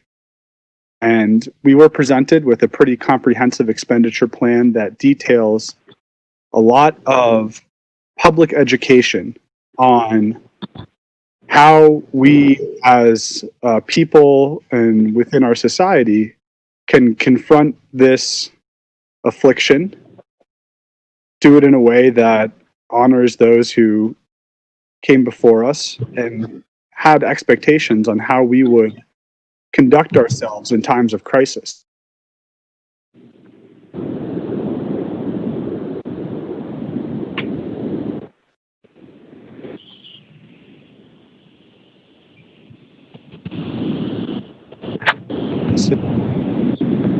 And traditionally, that includes much of what is outlined in the proposal. For a variety of factors, the same level of knowledge is not there today. We know that, we acknowledge it, and Slater, you still there? I'm still there. I thought I heard someone ask you something. No, if go not, ahead. I'll proceed. So, Sounded like you went offline. Well, sorry, is there someone there? No, go ahead. Thank you. So, that thirst for knowledge that was mentioned is what we need to help slake among our people. It will contribute to not just the physical, which is directly tied to the psychological and the spiritual, but that spiritual and collective healing, that we acknowledge communal ways of thinking and how we can overcome obstacles that we face. And we actualize that through the support of our traditional practitioners. So part of this package also ensures that due to the loss of income for our Hatathlis, there could be some level of support that would be verified through various mechanisms contained in the expenditure plan. That's important. That's critical. That was one of the, I think, shining or chief concerns of the council when we initially started discussing different public health orders and legislation to mitigate the spread. Is how do we retain and protect traditional knowledge, our elders, and create a prosperous future based off of those precepts? So that sort of communal knowledge will be disseminated through written materials, through radio broadcasts, and curriculum will be developed that will help expand that knowledge base. So we're retaining the ceremonies, we're expanding the knowledge base, and there's nothing in here that confines it just to the Diné Hatathlis Association. That's for this proposal, but concerns about whether this is faith-based or religious, I want us to turn to what's in our code. And the code doesn't rely on any other traditions. There's no other language in there than Navajo and English, right? Maybe there's a Latin phrase or something to that effect. But this is the animating force of our nation and of our people. It's these traditions, it's this language, and for those of us who maybe split time between growing up on the reservation and off the reservation, or are disconnected from their culture, we need to reach out to them. And if we as a council are presented with an organization that wants to help provide that healing, that sustenance, that preservation, then I think we have an obligation to serve that interest, to protect our way of life. So I ask for your positive consideration of this concept, if not the specific expenditure and appropriation. I think I'm a pretty good example of the younger generation. And to pivot there for a moment, you know, who knows, from those of us who are my age in their late 20s to those who are 5 years old or even younger, what the psychological impact this will have on us, on our youth. What sort of toll will this weigh in our collective psyche in years to come? Will it be a story of sadness? Will it be a story of eventual triumph? We have an opportunity now to make sure that when they tell that story, that we as leaders can hold our chests up high and say that we supported our traditional forms of knowledge, of leadership, and ultimately of planning. I think everyone will acknowledge that when you enter ceremony, you're bringing an intentionality on what the desired outcome is. And that is what we are collectively addressing as a nation right now. A nation that's prosperous, free from COVID, and stronger in the future, guided by our traditions and our language. So let's help reach out to those via this educational program. Let's help support the subsistence of our Hatathlis as they see decreased income. And let's think of new and innovative ways to help get the support out there, whether it's working through the advisory council or the colleges and universities on the nation. The conversation definitely doesn't stop now, and let's honor our obligations. So, Ashihat. Thank you, colleagues.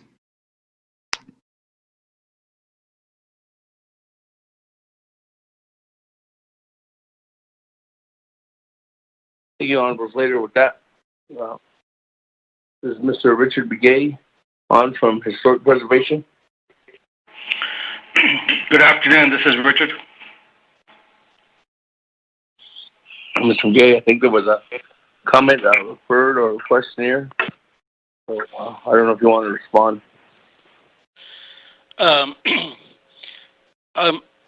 First of all, let me introduce myself, if you will. There's probably people that don't know who I am. I am the department manager for the Navajo Nation Heritage and Historic Preservation Department, which is under the Division of Natural Resources. Do nas chididai do nashado do nansle to hanensle ada topa hai basistin kia ani desichedo tachine desinale.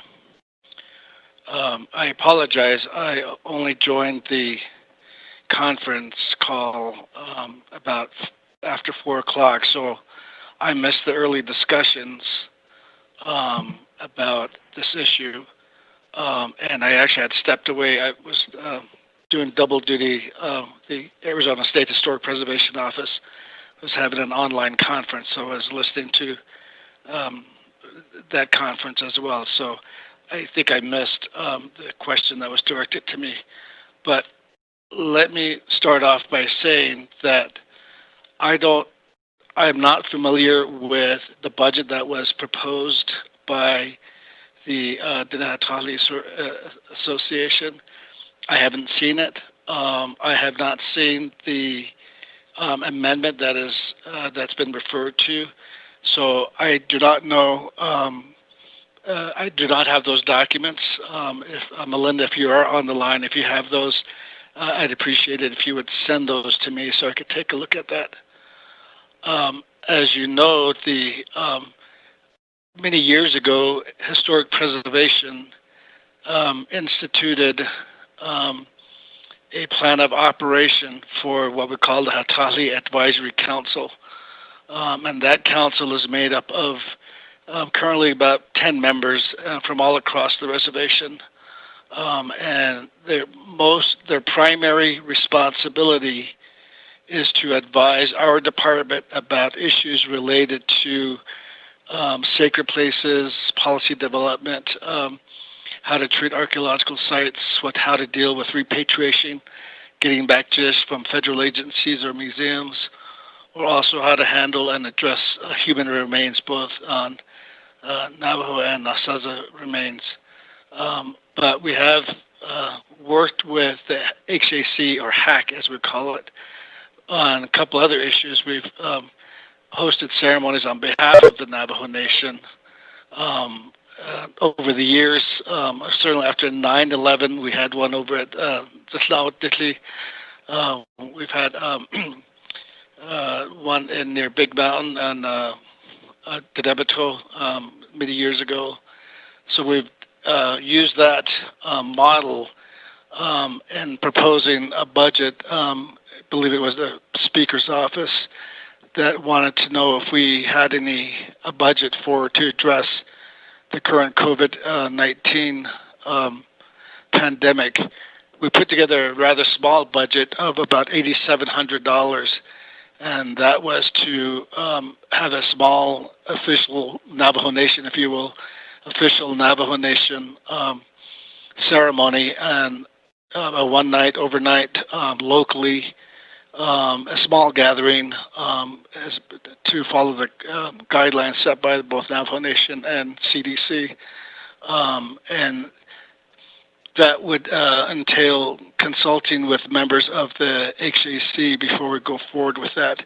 That was, I believe, presented to Nabi in, June 1 or 1st or 2nd. I don't quite remember now. So that's what we have done. As to the issue right now about the amendment and the budget, again, I can't speak to it because I have not seen it. But if there's a specific question, I can certainly respond to that. But again, we're a Navajo Nation department. We're funded with general funds and also federal monies. We're more than happy to assist both the council and the Hatali Association or other associations, as long as we're involved and we work together for the good of the Navajo people.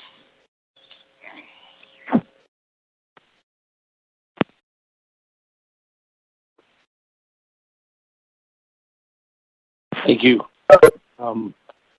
Okay.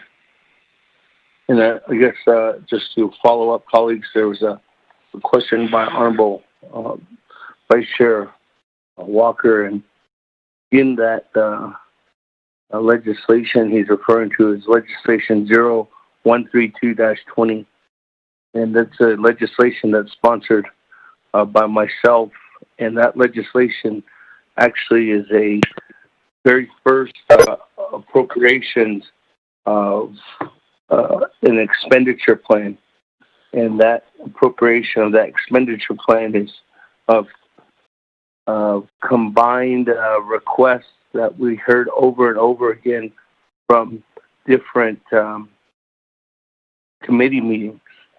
And those three requests in there, it's a $40 million appropriation, $10 million to facility maintenance, to make sure that when employees do come back and start coming back to work, that there will be working environments will meet CDC guidelines, and there's going to be needing some dollars to make that happen, make that become a reality. Second is a $10 million appropriation for PPE, and that's for not only the Department of Health, but the Navajo Nation and the general public as a whole.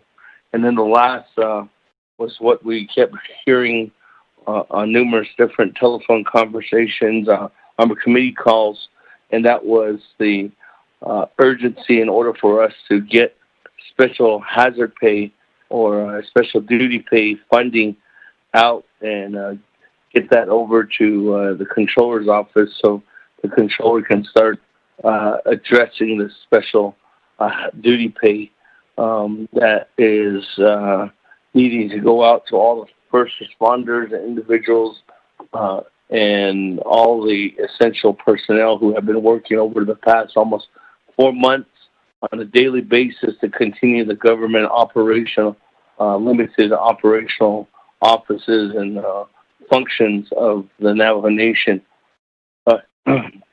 That legislation was sponsored in due reference to what the Navajo Nation Council enacted upon and passed 115-20, and 115-20, as you know, became CMY-44-20.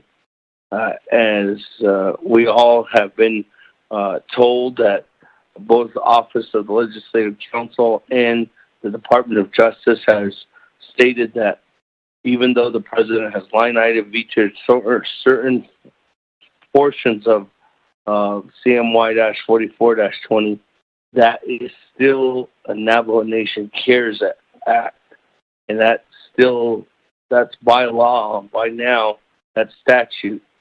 So what we were doing was explaining that 0132-20, which is appropriations, a first expenditure plan. That expenditure plan went to Health, Education, Human Services Committee, and at that time, that was the very first committee. It was going to HESI, then the BNF, then the NABI, and then ultimately the council. That appropriation, when it got to Health, Education, Human Services Committee, was amended by then Vice Chair Slater at the HESI committee meeting to include an amendment, which was the same amendment that Honorable Slater is doing at this time as well. So that $1 million appropriation was added on to the legislation known as 132-20, which is the very first Navajo Nation appropriation expenditure plan. Now, colleagues, the reason why that whole legislation was created was because if 116-20 did not move forward and it was not carried out, and we were still going to go down the path of Navajo Nation Council doing the override veto for 115-20, this legislation that I'm sponsoring, known as the expenditure plan, was going to follow that portion of it, and it was going to be the very first functioning document that could actually allow for dollars to be expended immediately under legislation or under what we now know is statute CMY-44-20. Now, that legislation again is on a different course than what we're talking about right here. This legislation, Vice Chair Walker, and to my colleagues, 116-20, as you can see in the appropriation already, there's one area that's appropriating dollars. And that one area that was appropriating dollars is the President, when he was working together with delegates to sponsor this legislation and get this legislation going. He indicated that there's $50 million that's automatically going to be appropriated through 116-20. Now, that automatic appropriation includes dollars for building modification, for PPE, for special duty pay or hazard pay. So that's already in here as a legislation as 116. Now, it's up to you, colleagues, collectively. We still have two paths in this road. We can adopt 116, and it seems like the merging of that amendment has passed with Honorable Holona's Amendment 1, and that would be adding 116 plus what Ms. Barbroff did, and Holona passed that amendment earlier. If this legislation goes forth and it passes council tomorrow, then the President signs it into law. Then legislation 0132-20, Honorable Walker, and to the rest of my colleagues, I will probably withdraw that legislation. And the reason why I would withdraw that legislation is because council already appropriated $50 million to the President in order for him to give those dollars wherever they're feasible, and if that's including special duty pay, PPE, and the modification for buildings, then that's I take that as a direction that the council wanted to go in, and I would withdraw 0132-20. So I hope that answers your question, Vice Chair Walker. With that, yes, colleagues. Speaker, thank you. With that, colleagues, I don't have anybody else on the queue right now on Amendment 2. Speaker.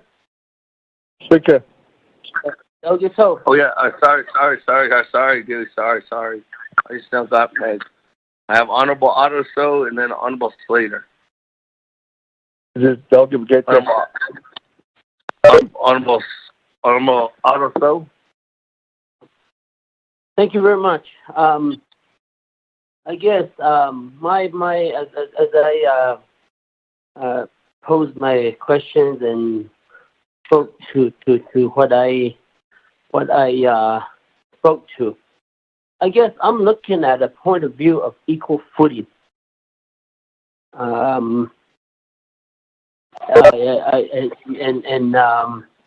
Because I already hear that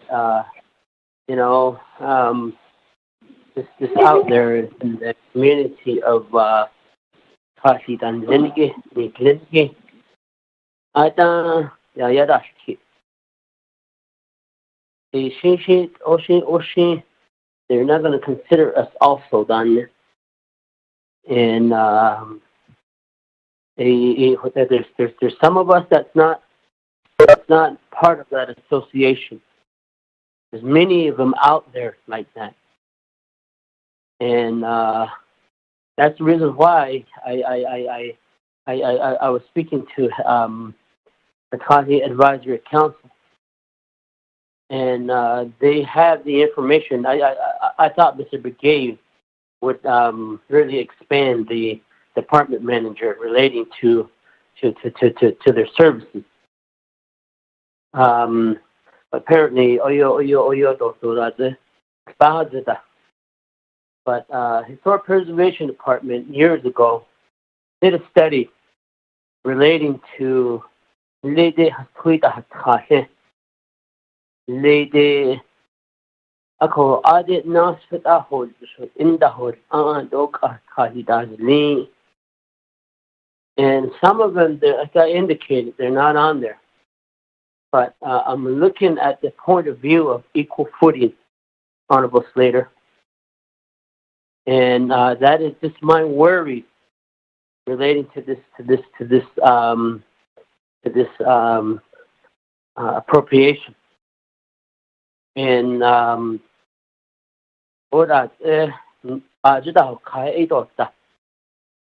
looking at an equal footing, and if we can. Since the Naabik'iyati Association is willing to use its agreement to utilize through Department of Health, and because what's going to come up is they're going to ask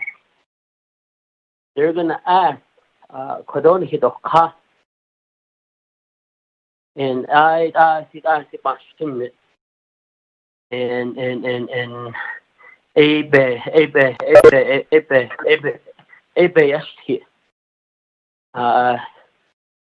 you're not a Hatahi just because you're part of an association.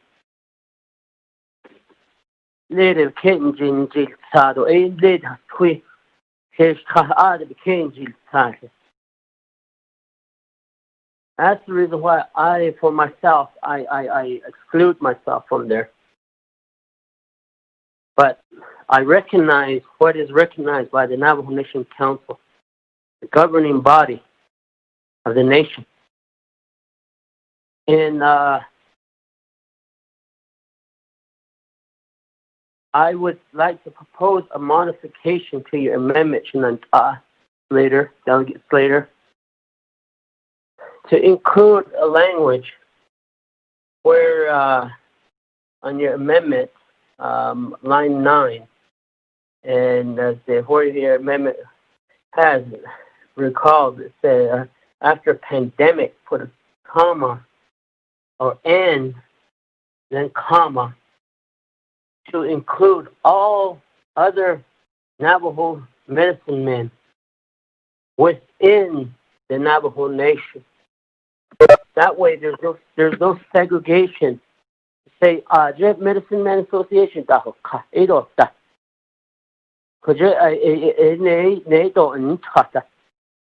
what I want relating to this, because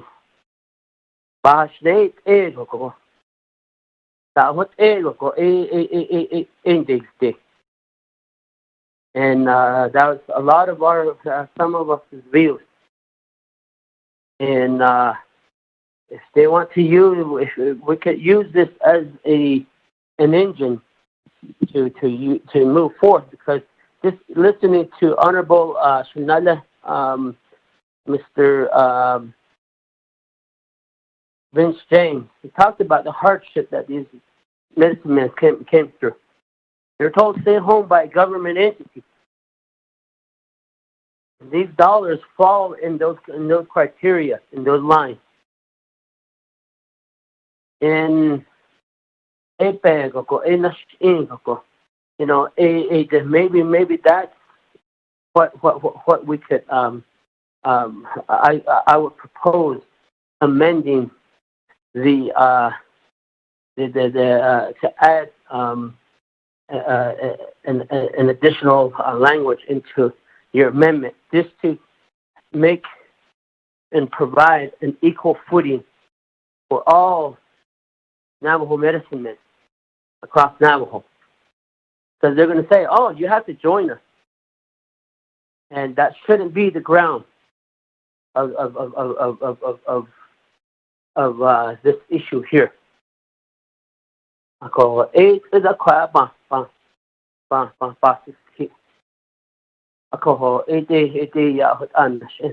That's my modification, Honorable Slater. Could we agree to add in that language so that we have equal fitting for all the medicine men across Navajo? That's all, Speaker. That's my motion.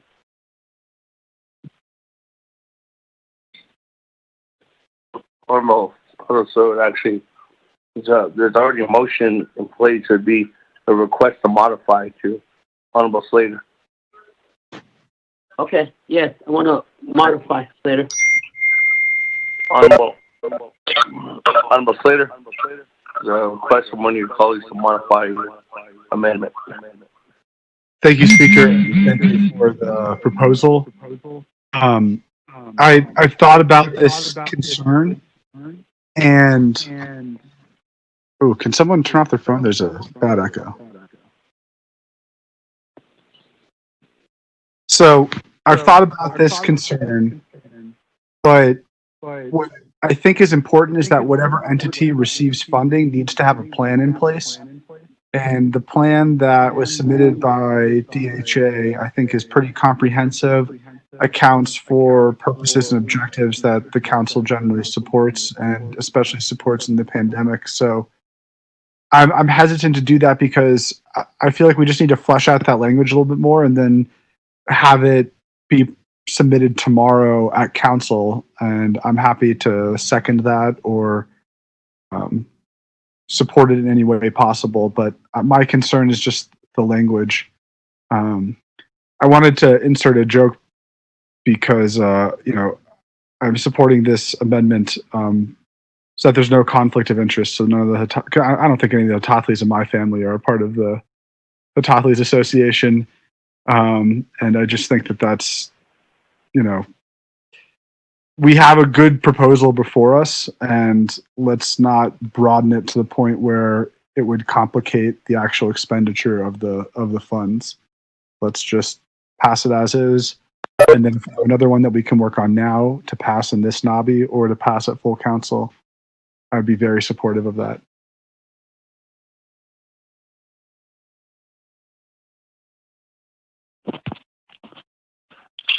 Okay, thank you. Speaker, this is Delegate Charles Newton. Can I say something? This is Lorenzo Max. Hey. Yeah, thank you for that response, Honorable Slater. This is who I have. Honorable Slater, you're up next. And then Elmer Brigade, and then Honorable Madam Chair Charles Newton.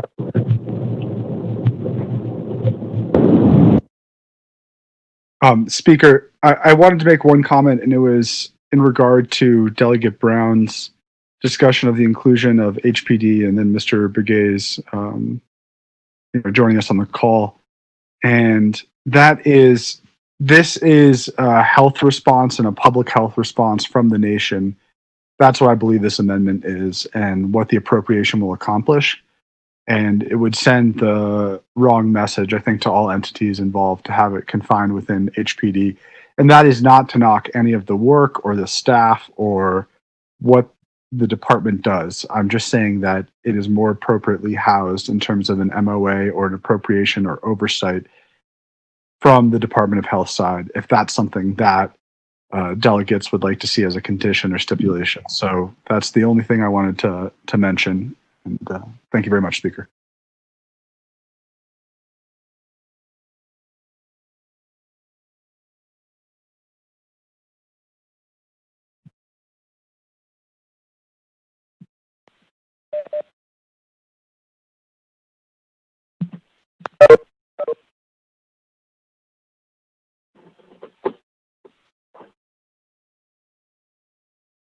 Honorable Elmer Brigade, you there?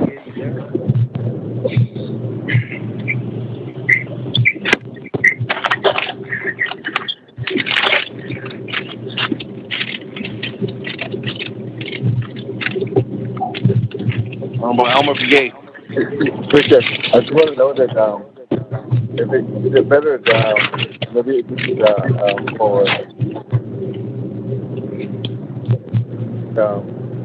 programs that already have CCTV, and so they have CCTV that have we're utilizing this funding. Elmer Brigade, staff cases, there's somebody, some of those individuals that are not muted. But Elmer Brigade, go ahead. Okay, take care. I just want to know that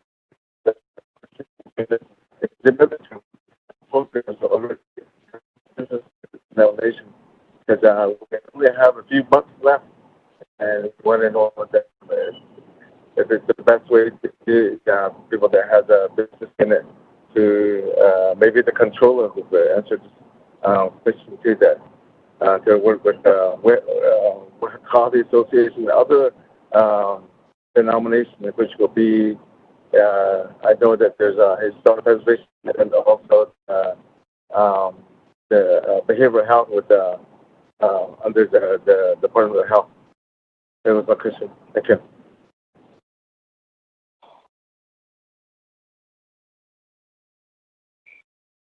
Elmer Brigade, was that a question to Honorable Slater, the sponsor? To maybe controller or Dana. Okay. Honorable Elmer Brigade, I'll say this, you're going in and out on your service reception, so can you restate that for, I'm not too sure if the controller's on the line, but I do have Miss Barbara off here. Yeah, I just wanted to know that what the funding is not, is it better to use programs that have already set the Thank you.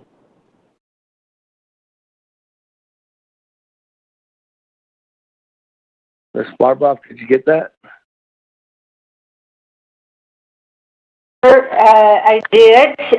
My understanding is, if I heard it correctly, Delegate Begay's question, it's probably better answered by the controller or OMB, but I will share what I know. And his question is, when you are distributing funds that have to be spent in a very short time period, is it a better idea to go with to disperse those funds to an entity that has prior experience getting funding from the nation? So they understand the nation's process, the nation's forms, and the way things work. And from my experience, yes, it is indeed faster and easier to work with a organization that has prior experience with the nation. However, I have had experiences with brand new organizations who were so excited to get funding, and I guess so grateful, if I can put words in their mouth, that they were pretty much Johnny on the spot. The nation wanted something, and they got it immediately.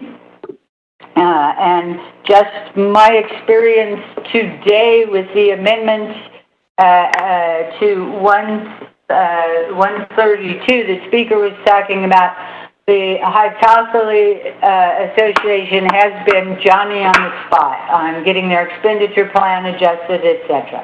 I have no idea if they have prior experience with the nation. I hope that answers the question.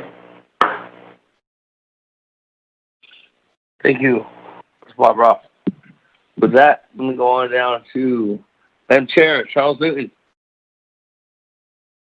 Yeah, Phyllis, Otto, my colleagues, I've been listening to all of the people who have spoken and also our presenters. And I am also having a little bit of issues with this legislation. I support it. I support the concept 100%. I believe that, we do have prayers and songs that heal in a way that modern medicine or science can't heal. And I say prayers and songs generally, because I think that also includes the faith base as well. I once read an article that the healing of an individual begins with the psychological and the mental, health. And I believe in that. And for me, we do attend traditional ceremonies. We have our beliefs there. I'm affiliated with the Native American church that was raised that way on both sides. And so I can see, I can understand the arguments that are being made, and I understand, again, the importance of this legislation. But what I worry about is, one, I really wish that we weren't discussing 116 today, because I feel like 116 and 115 are such important legislations right now. It would have been nice to have maybe met person, like all of us in person, maybe outside. And I think it could have been arranged, or maybe even go to the Coliseum where we were all inaugurated. I mean, that place is big enough that we could have 6 feet distance between all of us. But this legislation, again, and 115, they're so important because they affect our people.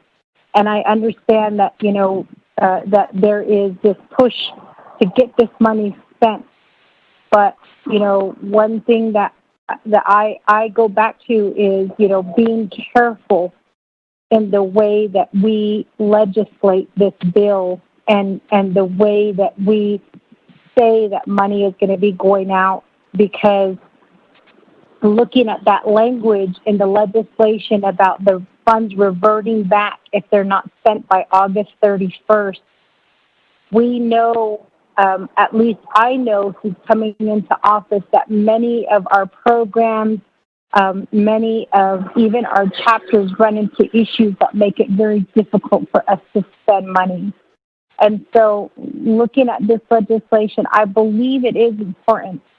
I think it is probably one of the more important legislations that we have to discuss. But what I worry about is, as already stated, this $1 million, will it be expended by December 31st? Traditionally, what I'm thinking about is, the aftermath, that sickness, that comes after having to heal from something like this. We don't know, what that aftermath is.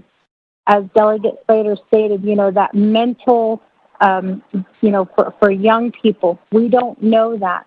And it's such a shame that we have to spend this money by December 31st, 2020, because this is one legislation that I feel, it would be nice if we had a 10-year plan in place for this type of legislation, because we don't know how it's going to affect people physically, mentally, even spiritually. We don't know how it's going to affect our people that way. It kind of seems like, we're telling ourselves by December 31st, you better have a, diagnostics, and you better know what's going to, what you need done, in order to have this money expended towards your well-being. And I know that that's not really what the legislation is saying, but if you look at, the deadline and then also the intent of the legislation, that's really what we are saying to our people.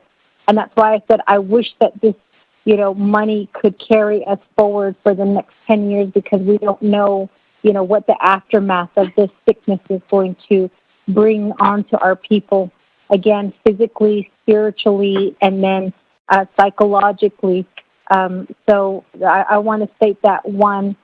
Two is, what I also worry about as well, and I know that it has already been discussed, is, how is this going to be distributed to the people?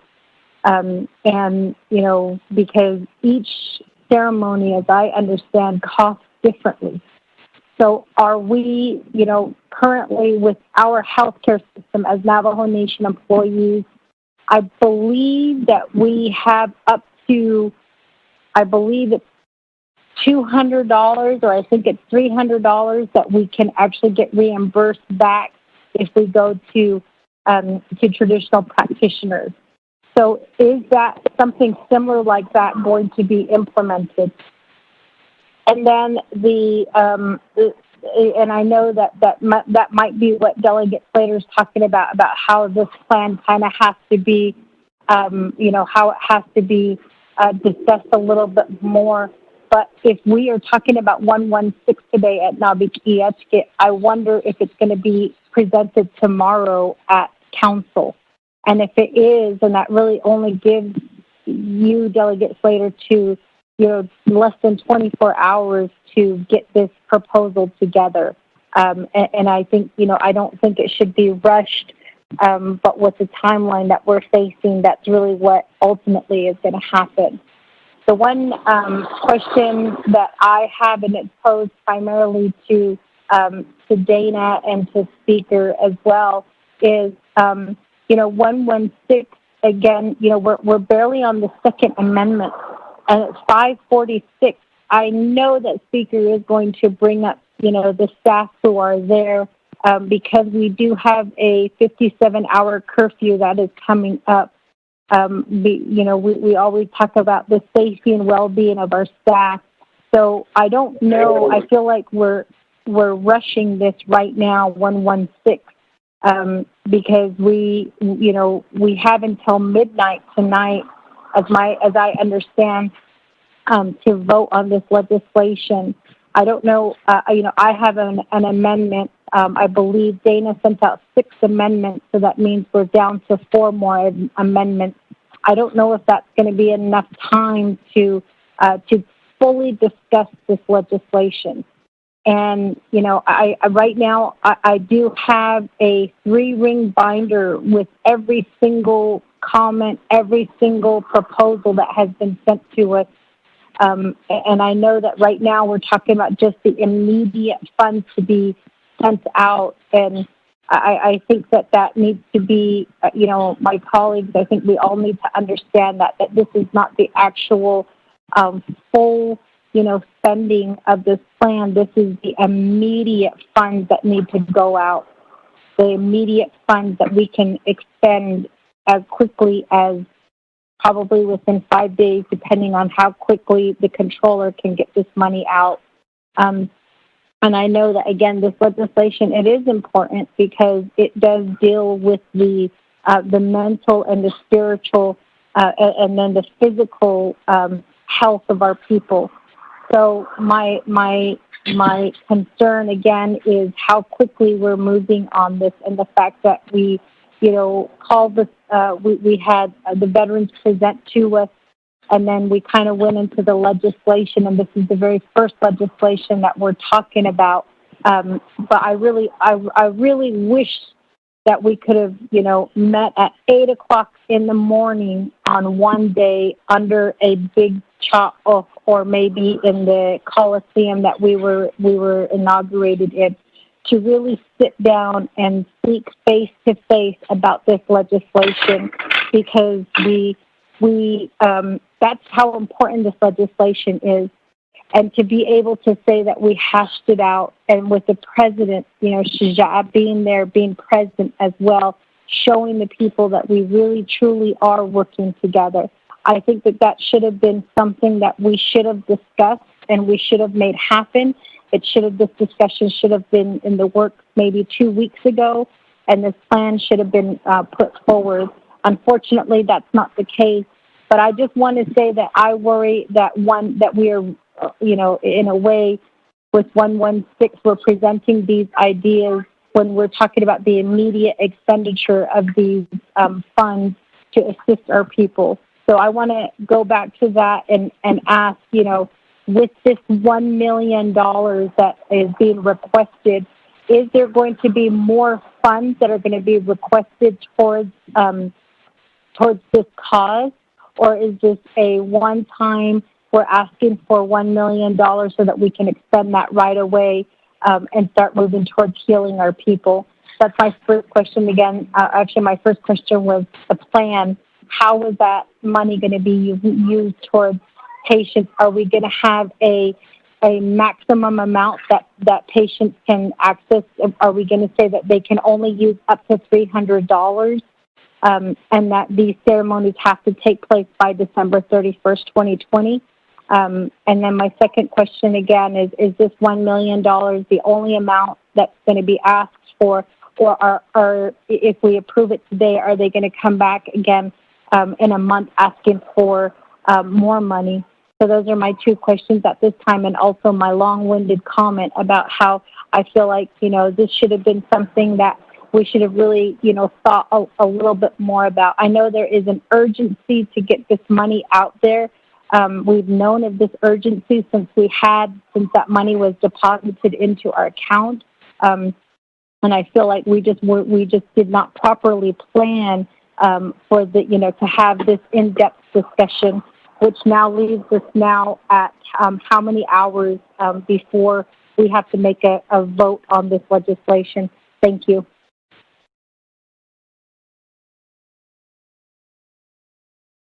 Thank you. With that, let me go back to Honorable Slater for some clarity. I think from Honorable Elmer Begay and Madam Chair Charles Newton's questions. Honorable Slater? Thank you, Speaker. On page 13 of the proposal, it says C, ceremonies. It says needed ceremonies, parentheses, diagnostic, prevention, protection, restoration of harmony and others, and parentheses, will occur over the next 8 months and beyond for the entire Navajo Nation. 4 ceremonies times 8 months times 5,000 equals 160,000. So I think that's the only place where ceremonies are directly being funded within this proposal. And that is for the entire nation. I don't think it's not on an individual basis. The main thrust is primarily for education, communication, and doing assistance to Hatathlis. But I think it's important to consider right now, does or should there, or is it appropriate to have some sort of stipulations on that assistance? Do certain things need to be done in terms of education or in terms of ceremonial practice, or what the expectations we would have as a nation or a council? The point that Delegate Charles Newton brought up about the expenditure of the funding, I think others have brought up, I think is enough for us, or I'd say for myself, to withdraw the motion, and maybe we can continue this discussion and have it included in a clean proposal on 0132, because from what I'm hearing, we're unified in the concept of providing this sort of assistance to our people, and that it's a critical component of our public health response. But we need to make sure there's a equal or a justifiable distribution across all of those who carry forth these ceremonies and practices. And so those people are not included directly in this proposal, but can be included in a future proposal. And since that amendment already stands in the other legislation, we can consider that later. I guess I just want to make one closing comment before I withdraw this, and that is that I'm reminded of, one of our mountain songs when we smoke, and it says, Kaddish. It's saying, go prepare the smoke right now. Like, there's no time to wait. This sort of healing and nourishment is needed right now. And that was for the healing of our mountains, right? When they were disputing each other and they were getting jealous of Chongli. And I think that all of the positive conversation that we've had right now is so encouraging in supporting our people and recognizing the necessity of these expenditures. And I just want to thank everyone for participating in this. I don't think this is a boondoggle. I think it was very important for us to have this conversation so that we do have an equitable and justifiable public health solution with, this sort of concept. So, Speaker, I'm going to withdraw the motion for now. And I think that there are avenues to continue the concept without holding up the conversation any further on 116-20.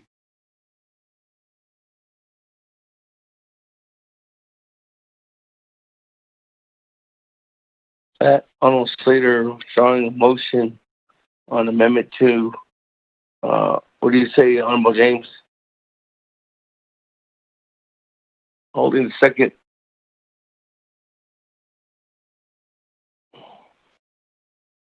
Honorable James, where's the motion? That, colleagues, back to the main motion.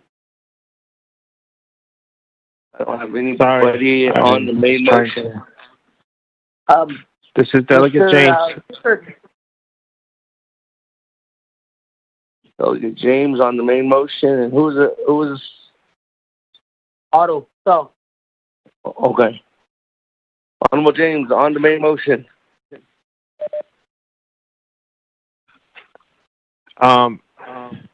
For me, it was this question, but which would never answer, but it's okay.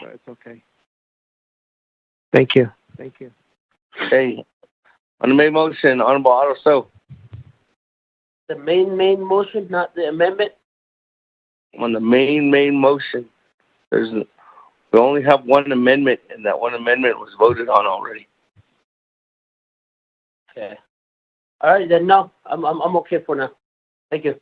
Okay, that, colleagues, I don't have anybody else on the main motion on legislation 0116-20. Speaker, this is Delegate Charles Newton.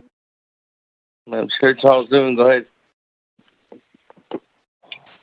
Speaker, I would like to make a motion to this, let's do 116. As you are aware, Dana did send out the amendments, and I am asking for money. I know that President did put aside $5 million for the immediate payment for special duty pay, but I'd like to actually amend that so that we can actually increase that amount. My understanding is unless we actually have a full expenditure plan voted on and ready to go, the $5 million will probably not be enough for all of the first responders, and especially those under Department of Public Safety speakers. So I'd like to ask that I'd like to motion to amend 116 to include the language so that we can include, actually not include, but increase the amount. And I'm looking for the legislation that Dana had. I had it ready to go, but I hit something on my phone and it disappeared. So with that, I'd like to ask to motion to amend the legislation to increase the amount from $5 million to $25 million. Thank you. Second motion, Speaker. I think, Mr. Botero, you have that amendment. Can you read into the record?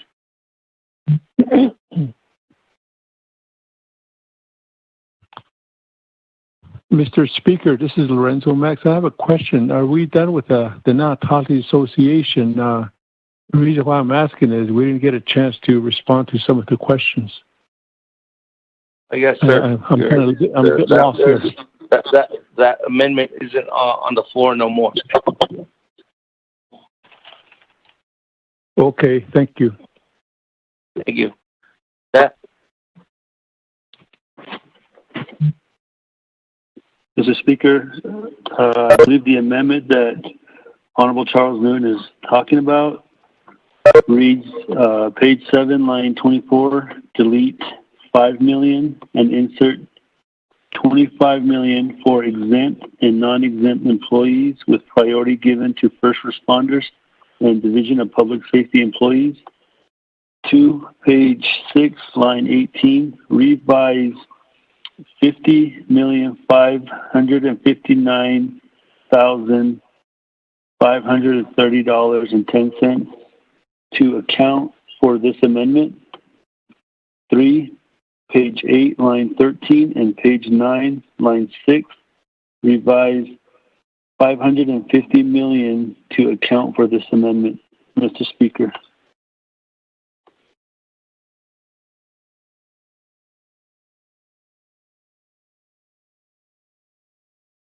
Speaker, perhaps that amendment can be sent out again to my colleagues.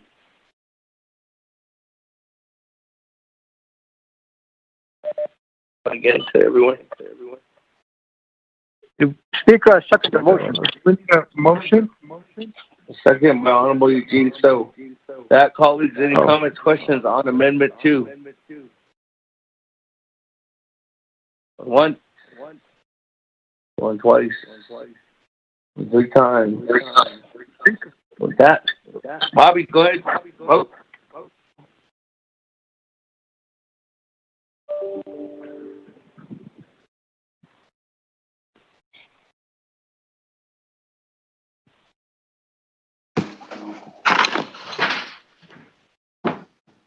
Honorable Elmer Begay.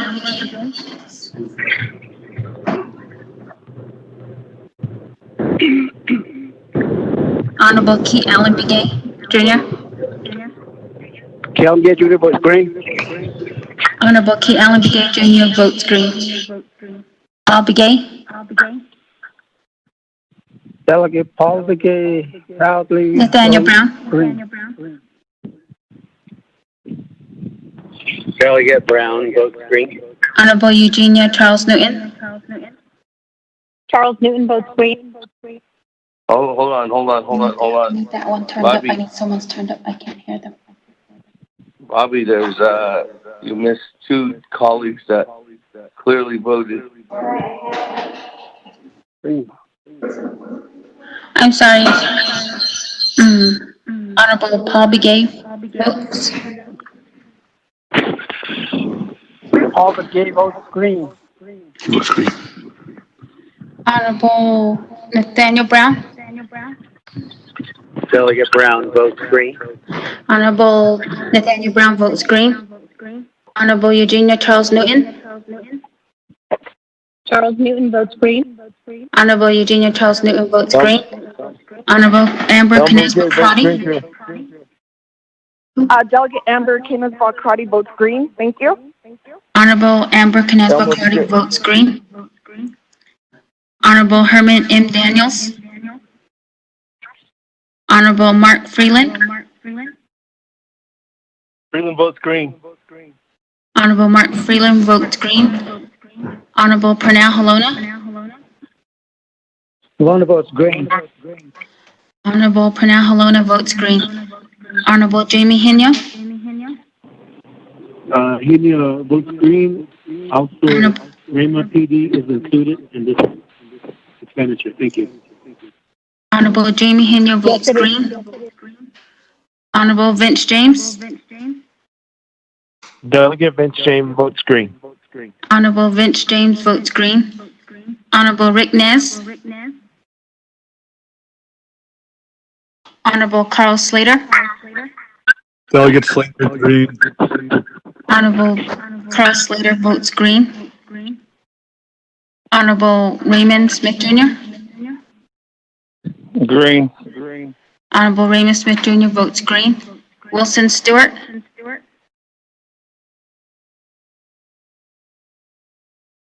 Honorable Charlene So.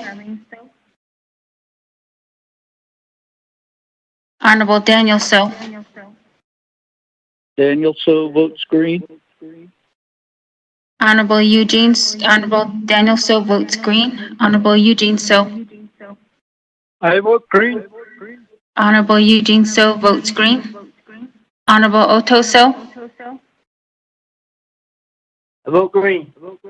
Honorable Otto So votes green. Honorable Thomas Walker Jr.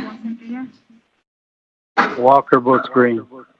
Honorable Thomas Walker Jr. votes green. Honorable Edison Wanika. Honorable Edmund Yazi. Green. Honorable Edmund Yazi votes green. Honorable Jimmy Yellowhair. Honorable Jimmy Yellowhair votes green. Honorable Jimmy Yellowhair votes green. Elmer Begay. Elmer Begay votes green. Honorable Elmer Begay votes green. Herman M. Daniels. Honorable Rick Ness. Honorable Wilson Stewart. Honorable Charlene So. And Honorable Edison Wanika. Speaker with the vote of 18 yeas and 0 nays. Bobby, did you get Honorable Keon Begay? Green? Yes, I got Honorable Keon Begay voted green. Okay, and Honorable Paul Begay? Honorable Paul Begay voted green. Okay, right. Okay, with that, Speaker, with 18 yeas and 0 nays. 15? 18 yeas, 0 nays. Okay. That, the vote of...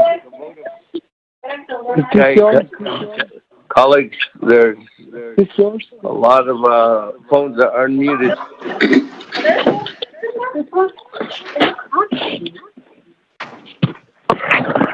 Thank you, all colleagues. Thank you very much, and the first responders also thank.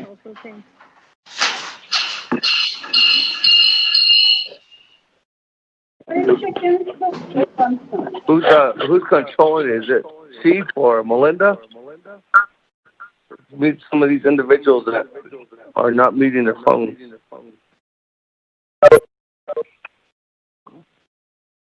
With that, colleagues, with a vote of 18 in favor, 0 opposed, chair not voting, motion carries for Amendment 2.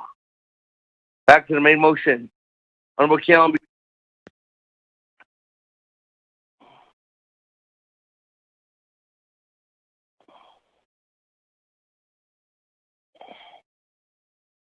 Oh no, he just said he's voting green on the main motion. Colleagues, I don't have anybody else on the list here. Speaker, that's Delegate Brown. Going twice. Honorable Brown. Speaker. Where's yours? Speaker, I did send out an amendment to everyone. My colleague, yourself, as well as Ms. Barbroff and Mr. Platero. This legislation is for to insert a language to insert LGA certified chapters and the Kansas ship. Thank you. I'd like to motion to make that amendment. Is this from is it email from your email? Yes, I sent it out twice. I sent it out about an hour and a half ago. Actually.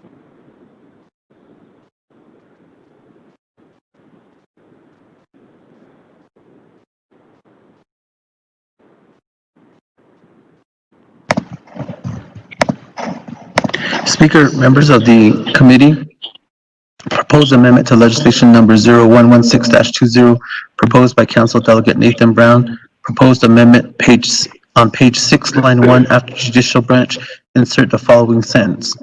The President shall incorporate the needs of the Kayenta Township and each LGA certified chapter after consulting with the township and each LGA certified chapter in an expenditure plan for the township and the LGA certified chapters. Basis for the amendment: the COVID-19 pandemic has affected local governmental subdivisions as well as the central government, and CARES funding should therefore also go to the local governmental units. LGA certified chapters and the Kayenta Township are not in any of the 3 branches of the central government and therefore would receive none of the CARES funding as the legislation is currently drafted. Non-LGA certified chapters are overseen by the Division of Community Development and should therefore fall within the executive branch and its expenditure plan. Mr. Speaker. Okay, thank you. With that, Honorable Brown, we are at motion for Amendment 3. Is there a second? Is there a second? And once. Delegate. Twice. Second. Delegate Brigade. One, 3 times, Honorable Albert Brigade. Second. That, colleagues. Any comments, questions on Amendment 3? One. No. That was my question. Chief. Don't call me when.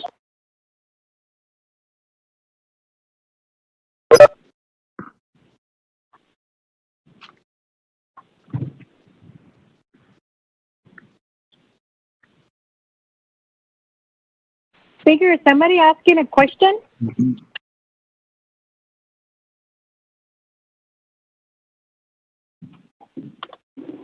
Sounds like somebody's getting chewed out.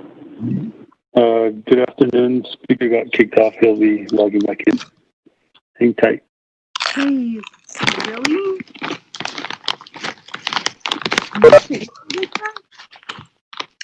Colleagues. There's only 25 people listening. You can do whatever you want. Chief Lashana or Melinda, or is it Byron? And we mute the individuals that are not muting the phones. Thank you.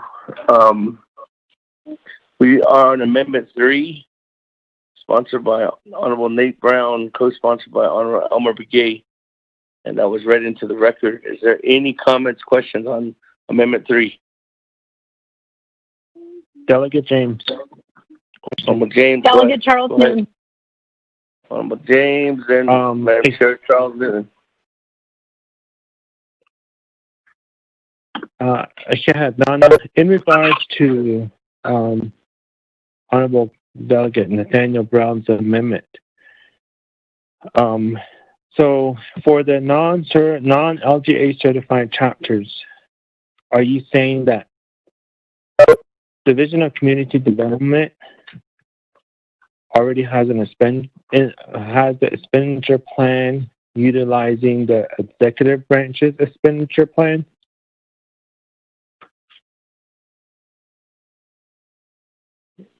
That's my question. Thank you. Okay. We go to Honorable Madam Chair Charles Newton, then I'll come back to you, Honorable Brown. Madam Chair? Actually, Speaker, if he could answer that first, because I think my question, he may answer it. Okay, with that, Honorable Brown, I'll come back to you. Thank you, colleagues. My understanding is right now the township and the current certified chapters are not in the language, and this is something similar to legislation 115 when it went through budget and finance. The certified chapters were not in the legislation, and when we spoke with our legal counsel, they said, according to, I believe Dana was there when we made this request, that they would be covered in the other language. I don't have the language with me right now, but these were currently omitted, and then everyone else was included as long as they are directly under the Navajo Nation entity. Right now, if the certified chapters are told, they're kind of like you're on your own, and especially with Kansas Township, they, as an enterprise, and for the township, they have already spended funding on COVID relief for our community members, and they have been collaborating with the 3 chapters also. So my understanding is the rest of the Navajo Nation and those branches are covered. And if I can get legal to help me in responding to that, in fact, that is correct. Thank you.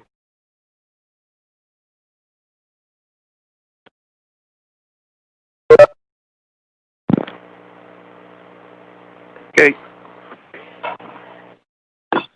With that, Delegate James.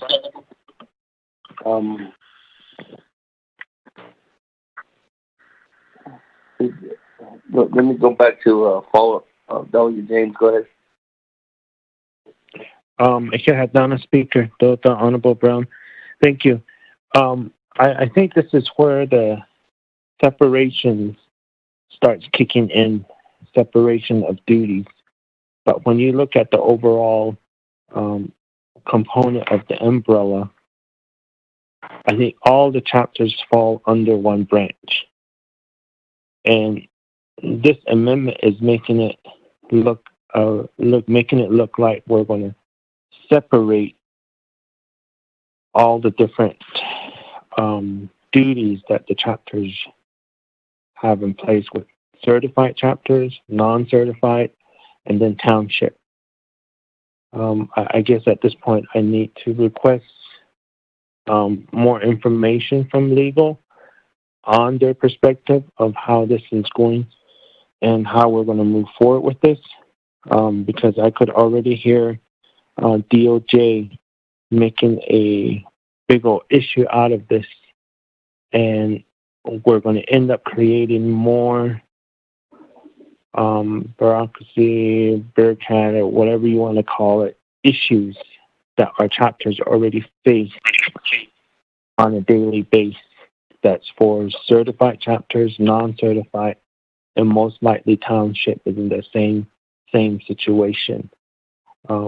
I know that when we were out in Kayenta, it was brought to our attention that, Kayenta chapter don't receive or get assistance from Kayenta Township.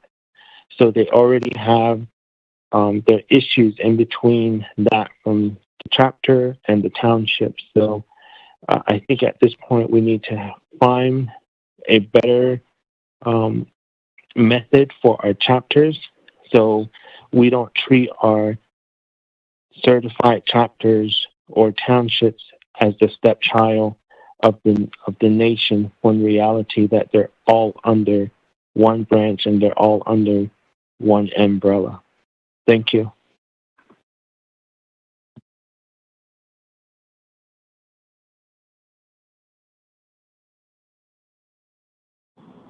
Hey, with that, let me go to Madam Chair Charles.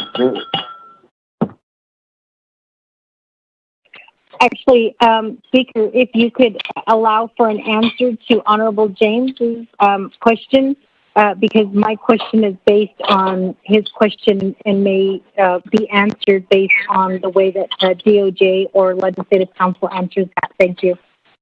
Okay. With that, Honorable Brown, and we'll go to the Office of Legislative Council. Speaker, thank you, Speaker. Thank you, delegates. Okay, I picked out a couple of questions. So perhaps a first question would be, is Delegate James's amendment to do the $55 million distribution by the 50-50 formula, is that consistent with Delegate Brown's amendment, or do they conflict? And no, they don't. Delegate James's is an immediate distribution, not just a expenditure plan. It's just that immediate distribution.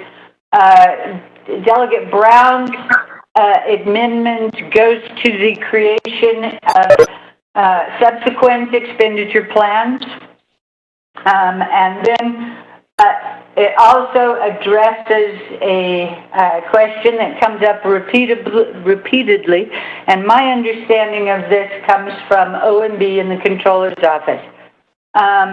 So when a appropriation is made to non-certified chapters, it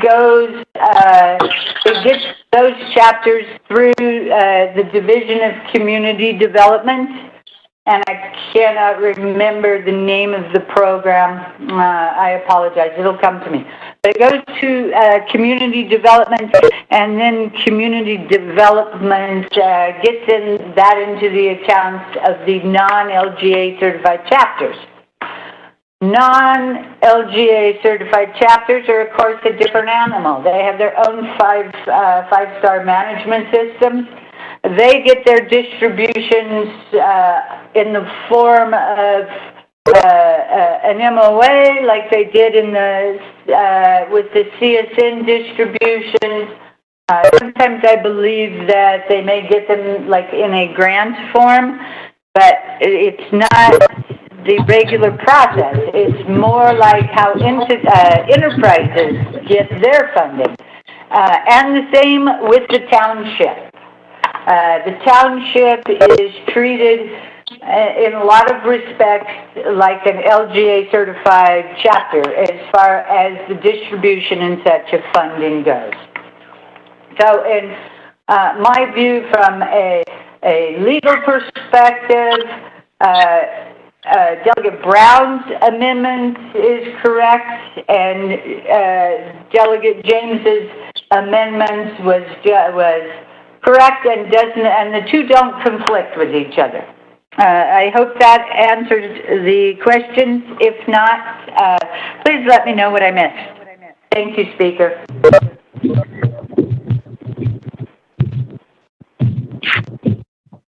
Okay, with that, Delegate James. We move on down to Madam Chair Charles Newman.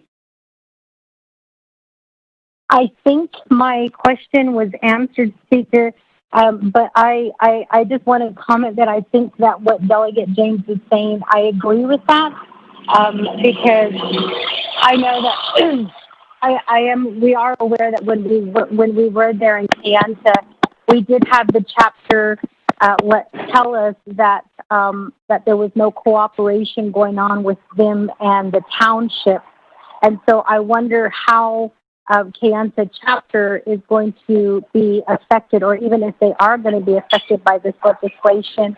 I know that my chapter is affected by this legislation, and I know that many of us have chapters that are not certified. And I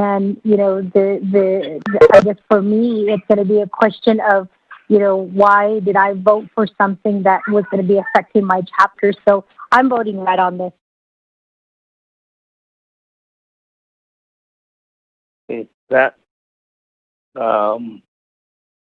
Colleagues, I don't have anybody else in the queue. Chair. Vice Chair Smith. Vice Chair Smith, go ahead. Thank you, Chair. Vice Chair Smith, go ahead. Well, thank you, Chair, and Naabik'iyati Committee. And speaking on the amendment, my concern and thoughts are the last legislation that we had passed, 115-20, that was a line item veto.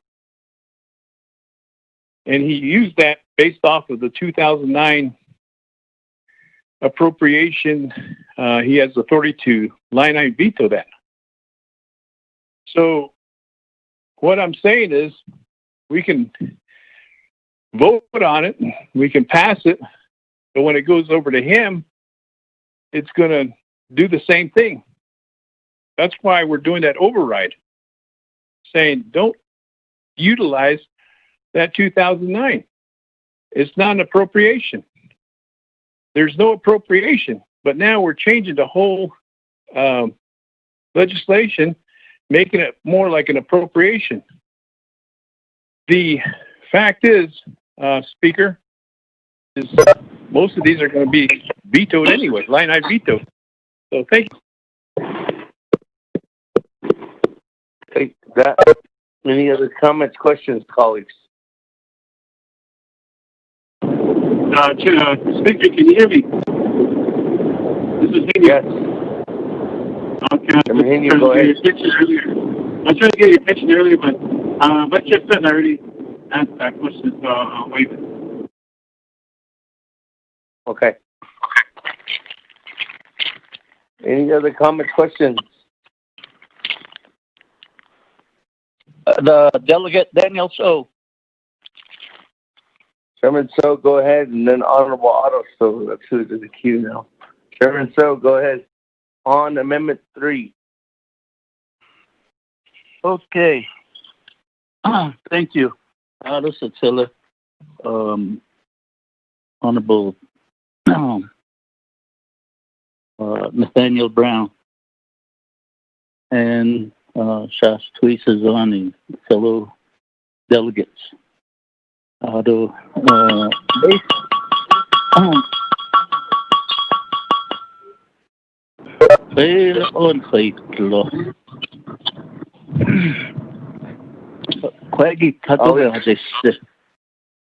Colleagues, please mute your phones. In part, I got a letter from attorney that basically has assist the chapters, and in part, the letter says, "Just for your information, none of the 110 chapters are under the executive branch. In fact, chapters are not under any branch as expressly mentioned in Section 1 of Title 2 of the Navajo Nation Court Code. That is not to say there is no oversight. Just as certain council committees have legislative oversight over certain divisions, departments, courts, for the executive and judicial branches, the Resource and Development Committee and the Naabik'iyati Committee both provide a certain amount of oversight over certain chapter matters. So in that case, some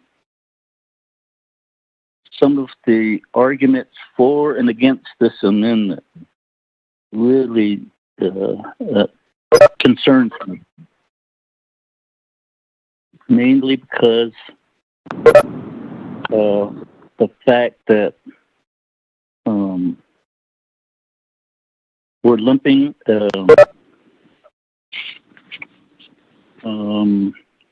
township and chapter LGA certified into one. The previous amendment that is sponsored by Vince James. I kind of feel like it's conflicting with this particular legislation or amendment. This amendment only talks about the executive branch to look at the needs, and for me, the amendment doesn't do anything. So that's the reason I'm putting this issue on the table, and we really have to relook at Title 26 as well as Title 1, respective of the chapters. I myself would also vote green, but if it only pertains to... Is that your gavel, Speaker?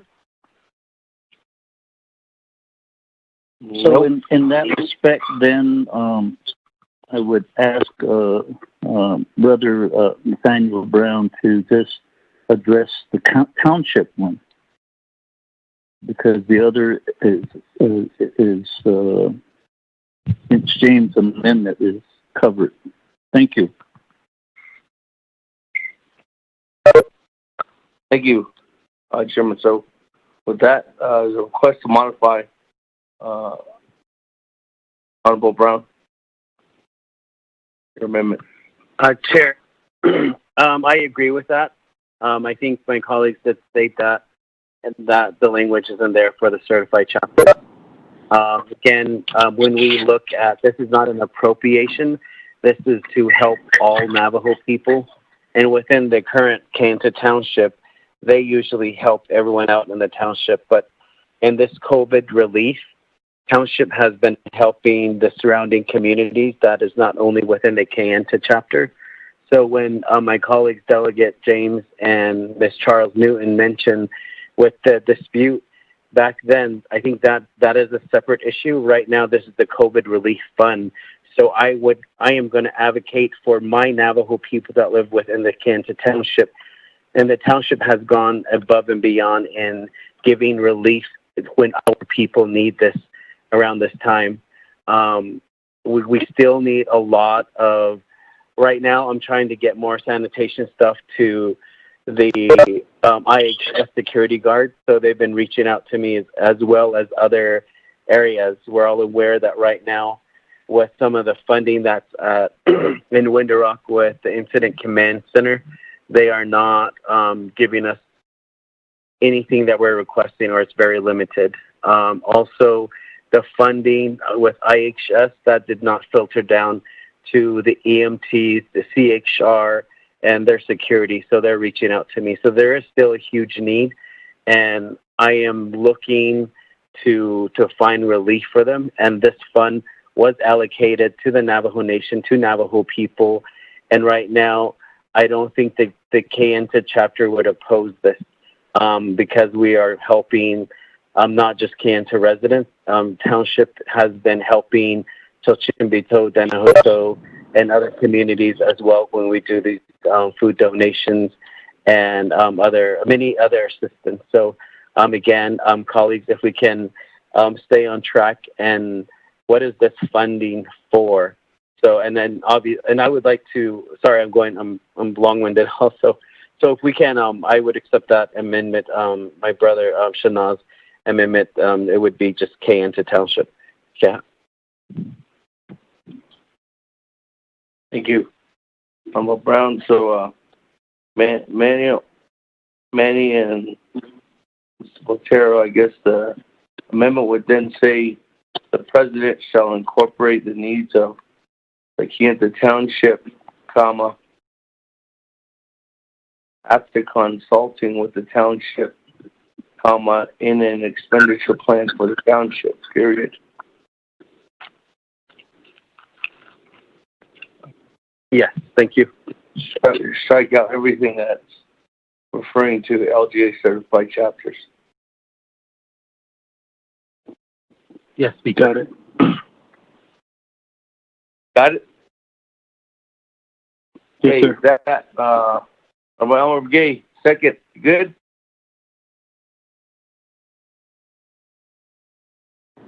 Elmer Gay, you there?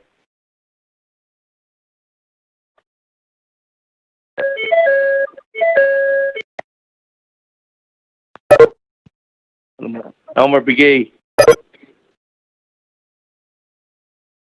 Yes. Chicken, can you hear me? Yes, are you good with the motion? Yes. Okay. Thanks for that. Moving on down. Honorable Otto Soap.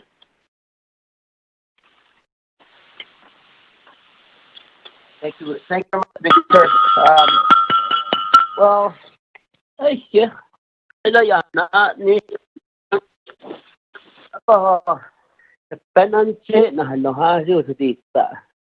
you think back, is this aren't they?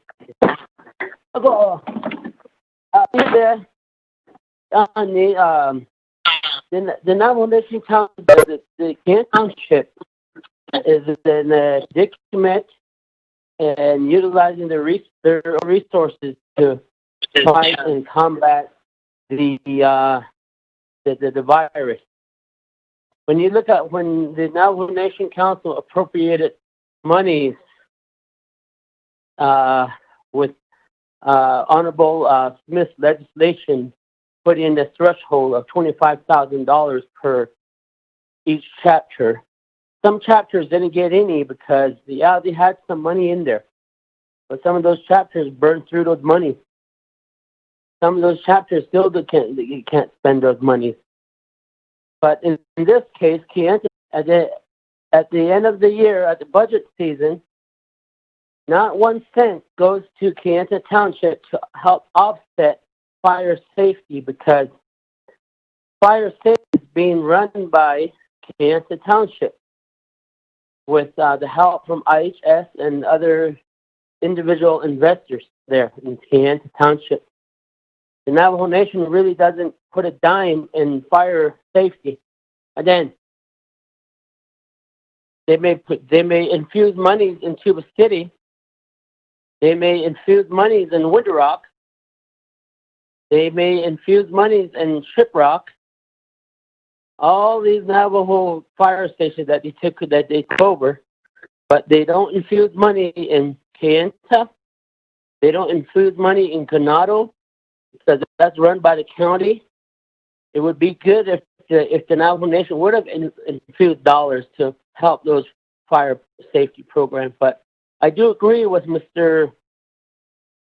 Honorable Brown's amendment, and we need to make sure that all communities, whether they're non-certified chapter or certified chapter, and even a local governance chapter in a township, has to be considered, because that's where our Navajo communities live, or our Navajo people. Maybe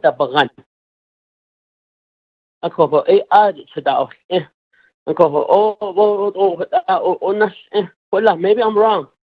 Maybe I need to go find my sheepdog over here and get some legal opinion from him. But in this case, I do support this amendment, and we have to think about the township community. We owe it to them. They utilize some resources, and for instance, my chapter is paying for the tent that's being set up at the Tuba City Healthcare Corporation. When you get to the hospital there, the hospital is not paying for it.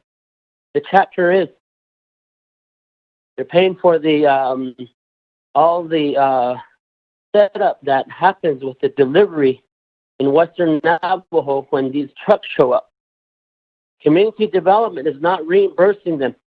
And then, not even 1 cent, and they're not even thought about getting reimbursement on these services that they're providing.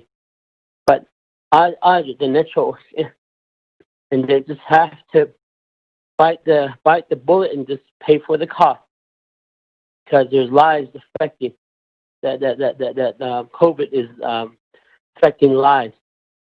Ako okodoshin and Mr. Brown cut each so what else so na ake those aren't ada so but ya hadit the base aren't ada the net and lego ake what anish I urge the council to support Honorable Brown's amendment.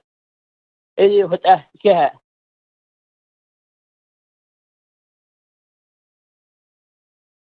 Thank you, colleagues. With that, I think man shared. I was going to said it earlier. I was going to announce it, and I'm going to now. The time now is 6:40 p.m., colleagues. I have staff here who need to get to grocery stores. You know, they need to stock up for the weekend, too, as well. Some of them are working tomorrow. I'd really appreciate it if you consider their efforts. As you know, some of these grocery stores they close at 7, and some of them stay open as long as 8 o'clock. So please keep that in mind, colleagues. With that, I got new player, Honorable Paul Begay, on Amendment 3.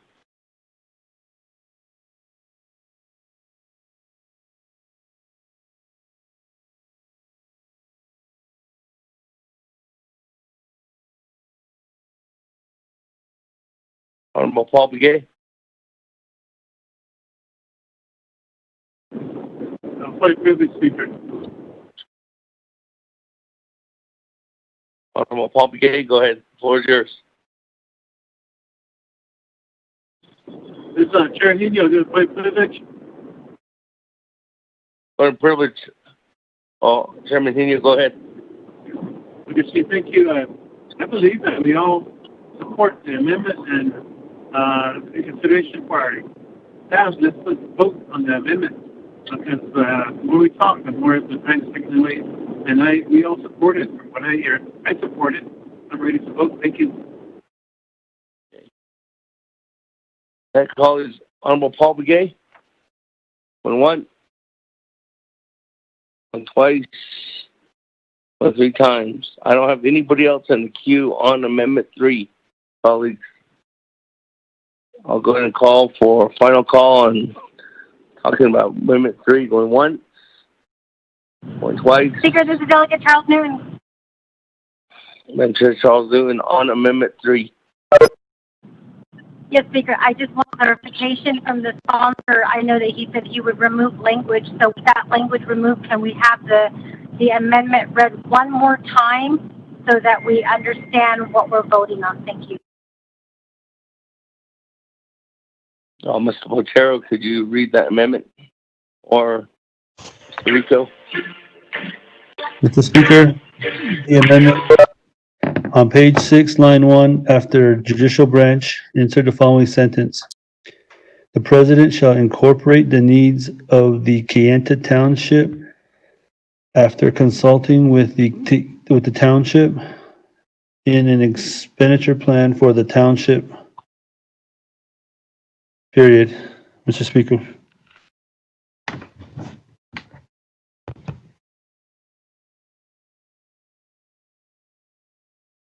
Okay, thank you. That language was taken out for LGA certified chapters. The modification request. Going once. Anybody else? Going twice. Going 3 times. That. Good board. I was going to take a vote on Amendment 3. Honorable Elmer Begay. Green. For sure.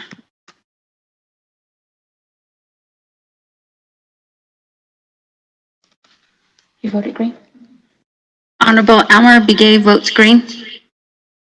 Honorable Key Allen Begay Jr.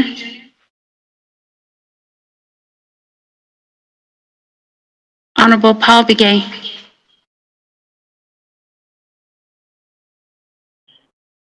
Honorable Nathaniel Brown. Delegate Brown votes green. Yeah. Honorable Nathaniel Brown votes green. Honorable Eugenia Charles Newton.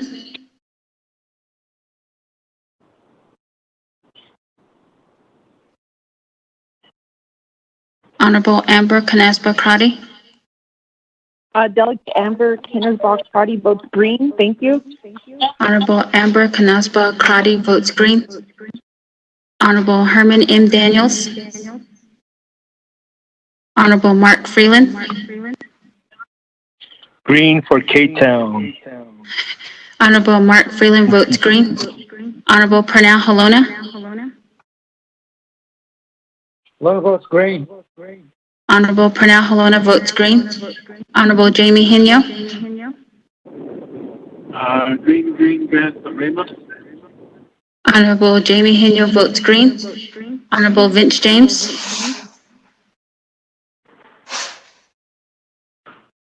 Honorable Rick Nez. Honorable Carl Slater. Delegate Slater, green. Honorable Carl Slater votes green. Honorable Raymond Smith Jr. Green. Honorable Raymond Smith Jr. votes green. Honorable Wilson Stewart Jr.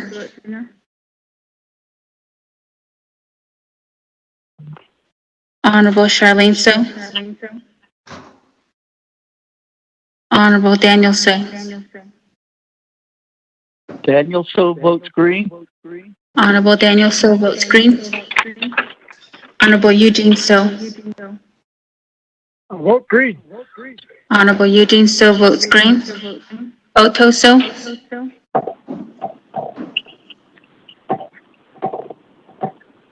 I vote green. Honorable Otto So votes green. Honorable Thomas Walker Jr. Thomas Walker votes green. Honorable Thomas Walker Jr. votes green. Honorable Edison Wanika.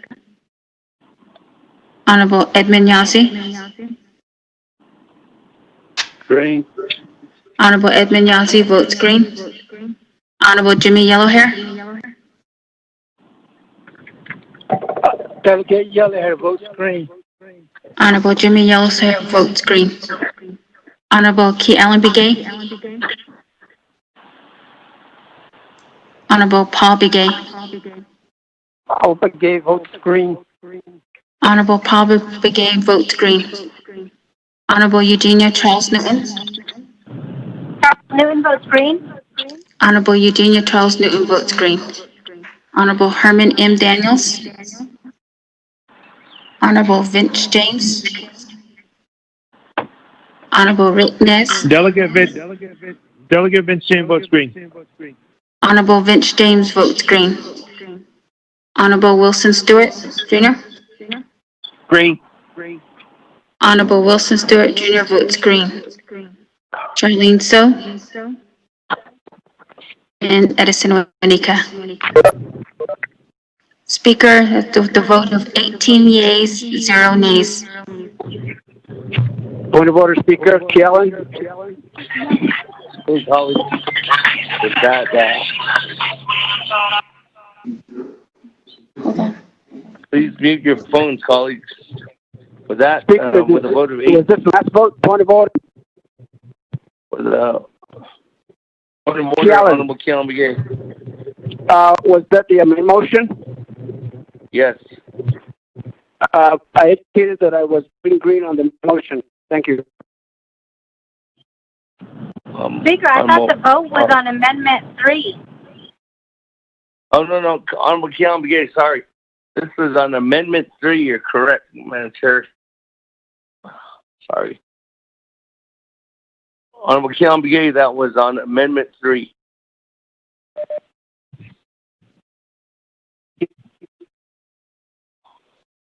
With that, on Amendment 3, vote of 18 in favor, 0 opposed, chair not voting. Motion carries.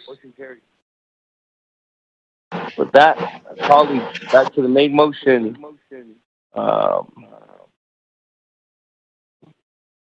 Honorable Keon Begay on the main motion. Debate.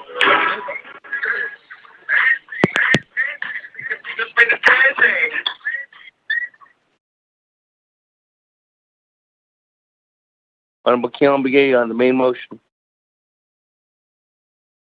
Speaker, this is Delegate Callen. Let's vote on the main motion, and I don't think we have to cease debate this Nabi. Thank you. Hey, with that, Honorable Paul Begay on the main motion.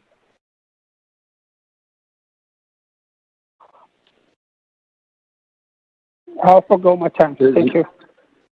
All right. If there's nobody else on the main motion on legislation 0116-19, when once, when twice,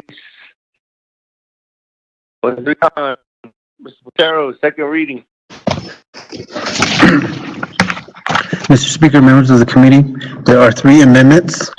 Amendment number 1, page 1, line 11, delete establishing the Navajo Nation Cares Fund to be comprised of the share of the coronavirus relief fund received from the United States pursuant to the Federal CARES Act. 2, line 15, after President, insert, comma, Speaker and Chief Justice, delete establish and insert develop. 3, line 16, after with, delete the, insert resolution number CMY-44-20, delete other laws and insert attendant tribal and federal regulations, guidance, and agreements. 4, line 18, delete providing for audit of the Navajo of the fund and reporting to the federal government, and underscore allocating $50,559,530.10 from the Navajo Nation Cares Fund. Page 3, line 5, delete May 13 and insert June 7. 6, line 6, delete 3,392 and insert 6,020. Delete 119 and insert 277. 7, line 12, delete the and insert Title 5 of the, delete A and insert 1-A, and on line 16, delete B and insert 1B. 8, line 24, after bin, insert received by the Navajo Nation and delete Navajo Nation accounts and insert a holding account until the President and Navajo Nation Council have finalized funding allocations. 9, line 27, delete the Navajo Nation may need to expand the scope of the relief fund in providing services to residents of the Navajo Nation and insert the determination of what expenditures are necessary to provide relief services to residents of the Navajo Nation is a sovereign decision for the Navajo Nation alone to make within the confines of the federal funding. Page 4, 10, line 8, delete the President shall be allowed to negotiate with the federal government to provide for needed relief to Navajo families and insert new paragraph G. Was set forth in 2 NC Section 105B, the President shall represent the Navajo Nation in relations with governmental agencies. This delegation of authority extends to the negotiation of intergovernmental agreements with federal agencies to expand the use of the coronavirus relief funds to provide for needed relief to Navajo families. C2 and NC Section 1005C2, subject to the final approval of such agreements by the Budget and Finance Committee as set forth in 2 NC Section 301B15. 11, line 22, after expedited, insert through all programs is adherence to the CARES Fund expedited procurement rules and procedures as set forth in Section 5 and Section E of Resolution number CMY-44-20, and delete the President shall provide proposed regulations within 10 days to the Budget and Finance Committee for approval. The proposed regulation shall provide for expedited expenditure of the CARES Act funds and accounting of the funds. Page 5, 12, line 7, delete the Navajo Nation Council finds in the best interest of the Navajo Nation to enact the Navajo Nation Cares Fund Act and insert Navajo Nation Council Resolution CMY-44-20 attached as Exhibit 1, enacted the Navajo Nation Cares Fund Act and established the Navajo Nation Cares Fund codified at 12 NNC Sections 2601 at seek the purpose of the Navajo Nation Cares Fund is to serve as a depository into which the coronavirus relief funds appropriated by the United States for the benefit of the CARES Act are deposited, and from which the Navajo Nation appropriates funds exclusively and only for the uses specified in this chapter, i.e. 12 NNC Section 2601 at seek 12 NNC Section 2603 explanation added. 13. Line 7, insert new paragraph L as follows. The Navajo Nation Cares Fund establishes that the Navajo Nation's expenditure of the Corona Relief Funds will be accomplished through the approval of an expenditure plans adopted by a 2/3 vote of all members of the Navajo Nation Council, subject to final action of the President pursuant to 2 NC Sections 105 C 10, 11, and 12, 12 NNC Section 2604A. 14, line 7, insert new paragraph M as follows. Navajo Nation finds it in the 601 at SEEK by establishing the Decostansagi-19 Relief Fund Work Group to expeditiously develop Navajo Nation Cares Fund expenditure plans. 15, line 7, insert new paragraph in as follows. The Navajo Nation further finds it in the best interest of the Navajo people to authorize the immediate expenditure of $55,559,530.10 of Navajo Cares Funds of Navajo Nation Cares Funds to stop the spread and mitigate the effects of the COVID-19 pandemic on the Navajo Nation. 16, delete lines 10 through 24. 17, line 25, delete expenditures of the fund pursuant to Section 5.6 Act and 5.6 A and C below, and then move paragraph F starting on line 25 and ending on page 6, line 6 with the Budget and Finance Committee amendments intact to page 8, line 1 as a new paragraph A. Page 6, 18, delete lines 18 through 14, 19, line 16, delete 4 and insert 3, 20, line 18, before fund, insert Navajo Nation Cares. Page 11, 18, line 7, delete option and insert recommendation after president, insert and approval of the Naabik'iyati committee. 19, line 15, after plan, insert or subject to CMY 44-20, section 4. 20, line 16, delete all the recommendations at the recommendation of the work group. 21, line 27, delete 6 and insert 4, delete Navajo Nation president to form and insert formation of. Page 8, 22, line 11, before fund, insert Navajo Nation Cares Fund. 23, line 14, before fund, insert Navajo Nation Cares Fund. Page 9, 24, line 1, delete 7 and insert 5. 25, line 4, delete the president may incorporate and insert the implementation and construction of. 26, line 5, before into, insert may be incorporated. 27, line 6, delete and implement and construct and insert as long as. 28, line 7, delete eligible and after projects, insert are eligible expenditures and delete authority of the. 29, line 9, delete 8 and insert 6. 30, line 11, delete 31, insert 30. 31, line 13, after legislation, insert and resolution number CMY-44-20. 32, delete lines 19 through 22. 33, line 24, delete 9 and insert 7. 34, line 27, delete 10 and insert 8. Page 10, 35, line 4, delete 11 and insert 9. 36, delete lines 5 through 22 and insert new paragraph A as follows. The directives set forth in section 9 of resolution CMY-44-20 are reaffirmed and incorporated herein.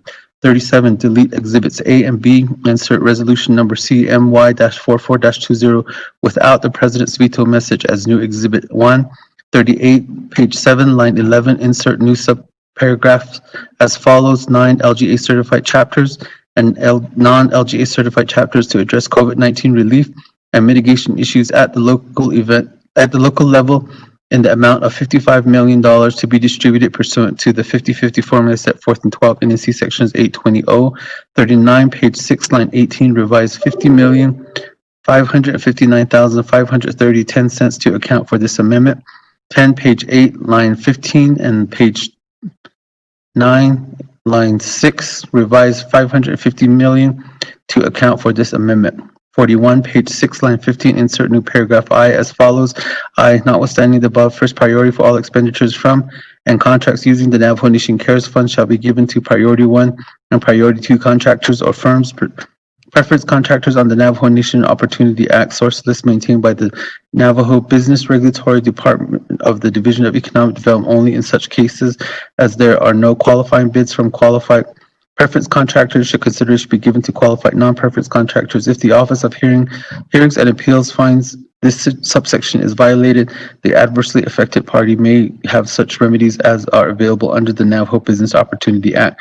4, renumber or reletter succeeding paragraphs or sections according as necessary, and this amendment shall supersede inconsistent language contained in any other committee amendment which shall be conformed to the intent or language of this amendment. The Office of Legislative Services, with notice to the sponsor of the legislation, is hereby authorized to make necessary grammatical changes. Amendment 2, 1, page 7, line 11, insert new subparagraph on page 6, line 11, insert new subparagraph. I'm sorry. Amendment 2 on page 6, line 24, delete 5 million and insert 25 million for exempt and non-exempt employees with priority giving to first responders and Division of Public Safety employees. 2, page 6, line 18, revise $50,559,530.10 to account for this amendment. 3, page 8, line 13, and page 9, line 6, revise $550 million to account for this amendment. Amendment 3, on page 6, line 1, after judicial branch, insert the following sentence. The president shall incorporate the needs of the Ganta Township, comma, after consulting with the township, comma, in an expenditure plan for the township, period. Mr. Speaker. Thank you, Mr. Terrell. There's motion second on legislation 0116-19 with 3 amendments. Colleagues, go ahead, take a vote. Speaker, question real quick before we vote. Freeland. Question of privilege, sir. Question of privilege, Ronald Freeland. It's not a question of privilege, just a general question. All these amendments, when these amendments do get voted on tomorrow, when it goes over for 10 days over across the street, is this legislation, I guess my question is this legislation subject to a line item veto? Thanks. I'm going to go to Harborough for that. Thank you, Speaker, and thank you, Delegate Freeland. I'm glad you asked that question. It is actually, this legislation, once it goes across the street, is actually subject to both. There are provisions in this that are definitely policy provisions that are not subject to line item veto. However, there are the immediate expenditures. Now I believe there's like 11 or 12 of them. And those expenditures that have dollar amounts attached to them, they would be subject to line item veto. Thank you, Speaker. Okay, Matt. Bobby, go ahead on the vote. Speaker, question of privilege, sir. Question of privilege. Honorable Elmer Brigay.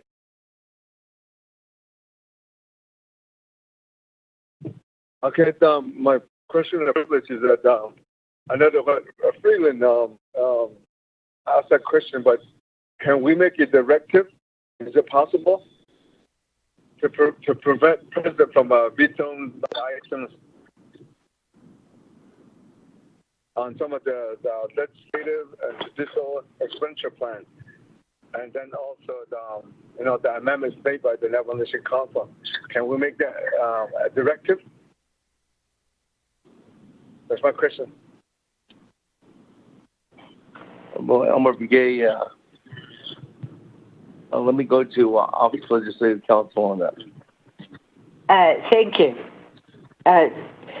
Delegates Begay and NABI committee members, the line item veto authority was provided through a vote of the people at the 2009 initiative.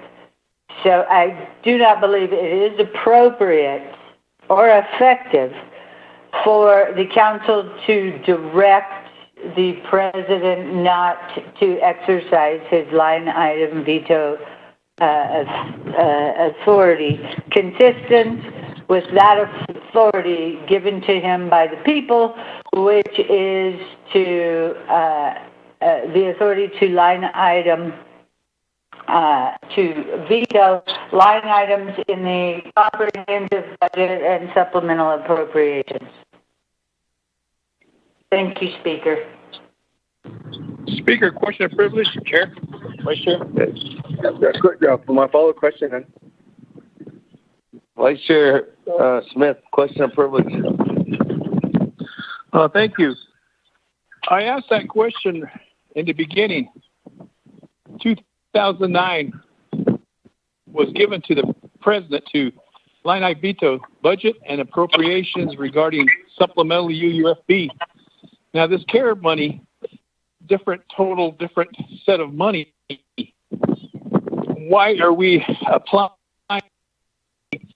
line item veto that? It shouldn't apply to FY budget and UUFB and citizen and others, rather than making it inclusive of any funds that come in. That's my question. Thank you. Question of privilege. I'm going to go over to Ms. Barbara to explain, more depth on appropriations. Speaker, those are procedures. We need to go to voting.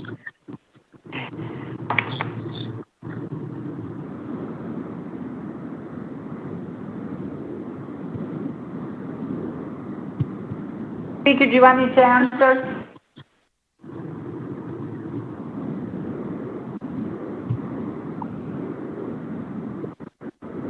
Yes. I want to know the answer to that question. Okay. Yes. Thank you.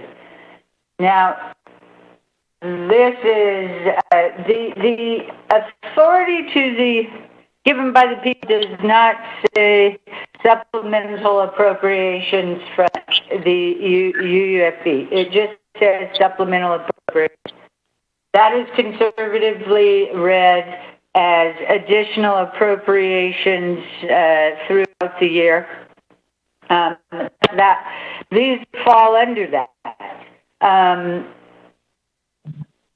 I think that there have been a better argument for the position that these are not subject to supplemental appropriations if there had been an exclusion that this does not, if there had been a waiver of the Appropriations Act applying. However, that waiver was, or that statement that it wasn't an appropriation was removed by the Budget and Finance Committee. So right now, I do believe that these are subject to line item veto. I am curious if the Department of Justice is on the line. I don't know, Jan or Mel, and maybe they could elaborate further on that. Okay.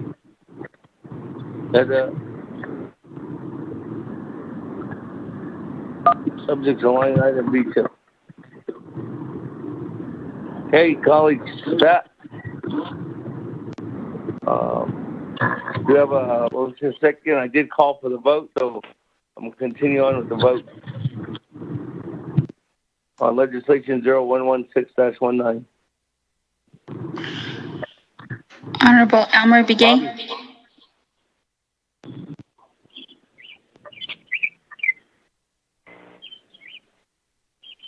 Honorable T. Allen Begay.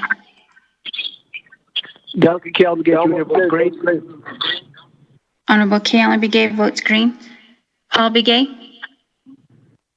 Paul Begay votes green. Honorable Paul Begay votes green. Honorable Nathaniel Brown. Delegate Brown votes green. Yeah. Honorable Nathaniel Brown votes green. Honorable Eugenia Charles Newton.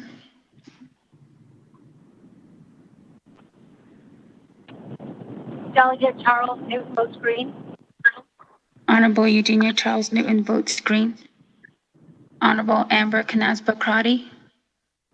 Delegate Amber Canasba-Crotty votes green. Thank you. Honorable Amber Canasba Crotty votes green. Honorable Herman M. Daniels. Honorable Mark Freeland. Green. Honorable Mark Freeland votes green. Pernell Halona. Halona votes green. Honorable Pernell Halona votes green.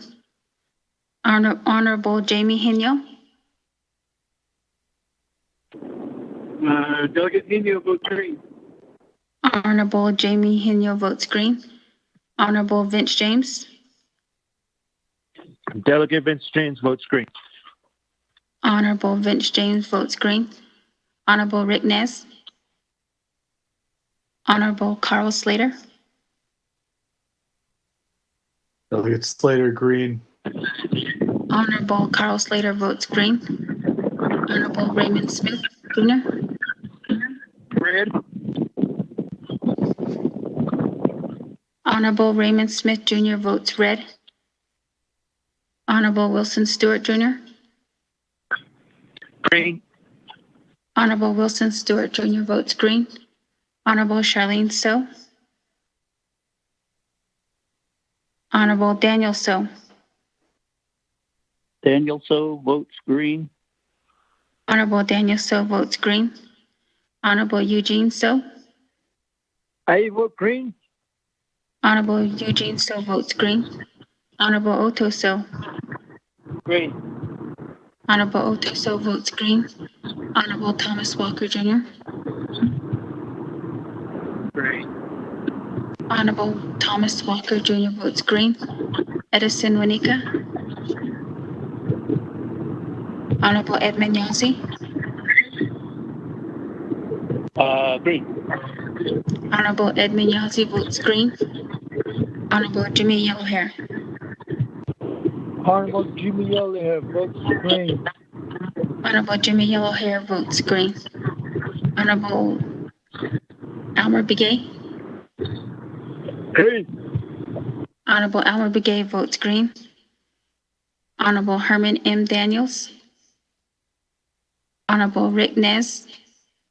And Honorable Charlene So. Honorable Edison Wanika. Speaker with the vote of 18 yeas and 1 nay.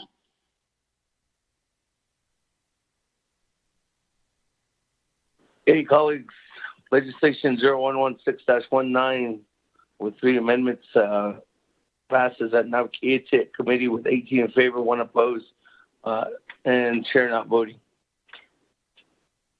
Thank you. That, colleagues, moving on down on the agenda, item number 7, new business, none. Item number A, legislation 0286-19, sponsored by Honorable Otto So. Mr. Potero, could you read it into the record? All right. Mr. Speaker, members of the committee, tracking number 0286-19, an act relating to law and order, health, education, and human services, Naabik'iyati Committee and the Navajo Nation Council, amending legislation CO-64-17, declaring the second Friday in May to be known as Navajo Police Officer Day within the Navajo Nation. Council is final authority. There are no amendments. Mr. Speaker. Hey, with that, is there a motion? Motion. All for this. Motion. Second by Charles Hewitt. Second by Honorable Paul Begay. Motion by Chairman Hino, second by Honorable Paul Begay. Any comments, questions? Going once. Vote. Going twice. Going 3 times. That. We're bored. Bobby, round the horn.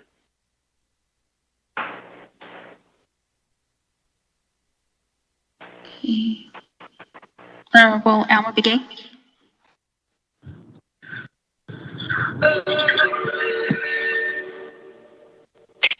Honorable Keelan Begay.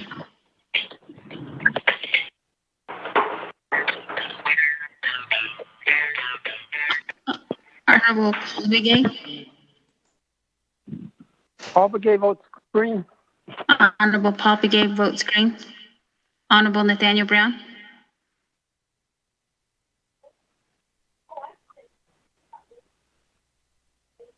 Honorable Eugenia Charles Newton. Charles Newton votes green. Honorable Eugenia Charles Newton votes green. Honorable Amber Canasba Crotty.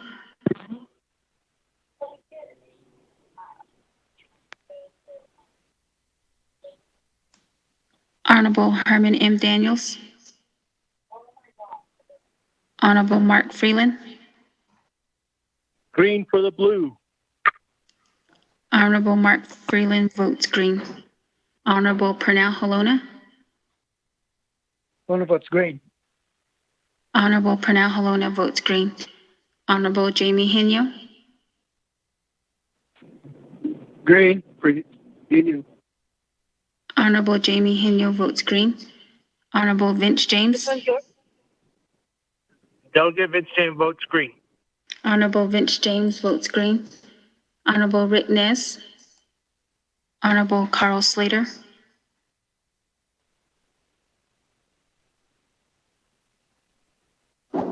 Honorable Raymond Smith Jr. Green. Honorable Raymond Smith Jr. votes green.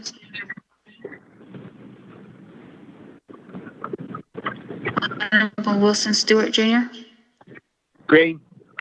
Honorable Wilson Stewart Jr. votes green. Honorable Charlene So. Honorable Daniel So. Daniel So votes green. Honorable Daniel So votes green. Honorable Eugene So. Votes green. Honorable Eugene So votes green. Honorable Otto So. I vote green. Honorable Otto So votes green. Honorable Thomas Walker Jr. Thomas Walker votes green. Honorable Thomas Walker Jr. votes green. Honorable Edison Wanika. Honorable Edmund Yazi. Green. Honorable Edmund Yazi votes green. Honorable Jimmy Yellowhair. Honorable Jimmy Yellowhair votes green.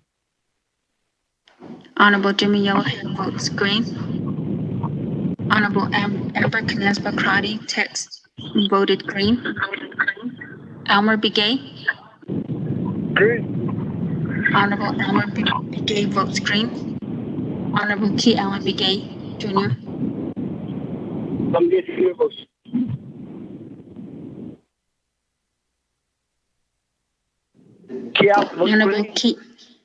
Honorable Key Allen Begay Jr. votes green.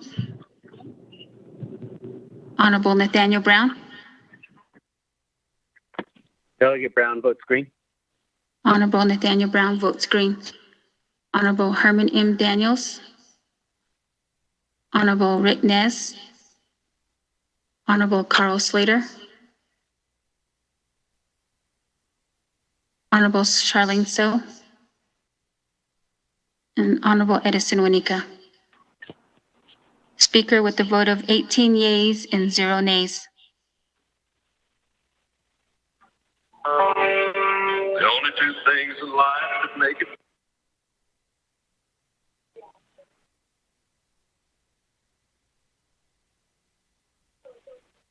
Colleagues, thank you. 18 in favor, 0 opposed. Chair not voting on legislation 0286-19. With that, moving on down, legislation 0117-20, sponsored by Chairman Daniel So, co-sponsored by Honorable Lona. Mr. Patero, could you read it into the record? Mr. Speaker, members of the committee, tracking number 0117-20, an action relating to health, education, and human services, and Naabik'iyati, supporting HR 2339, a congressional bill titled Protecting American Lungs and Reversing the Youth Tobacco Epidemic Act of 2020. This is final authority. There are no amendments. Legislation has been read into the record by electronic voice recording. Mr. Speaker. Motion Freeland. Second, Halona. Walker.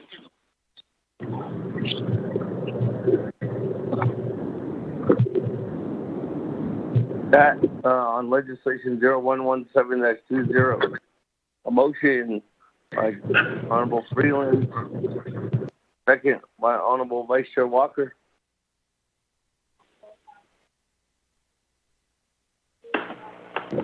Colleagues, any comments, questions on legislation 117-20? Going once, going twice, going 3 times. That, Bobby, going to take a vote on legislation 0117-20. Honorable Elmer Begay. Green. Honorable Elmer Begay votes green. Honorable Key Allen Begay Jr.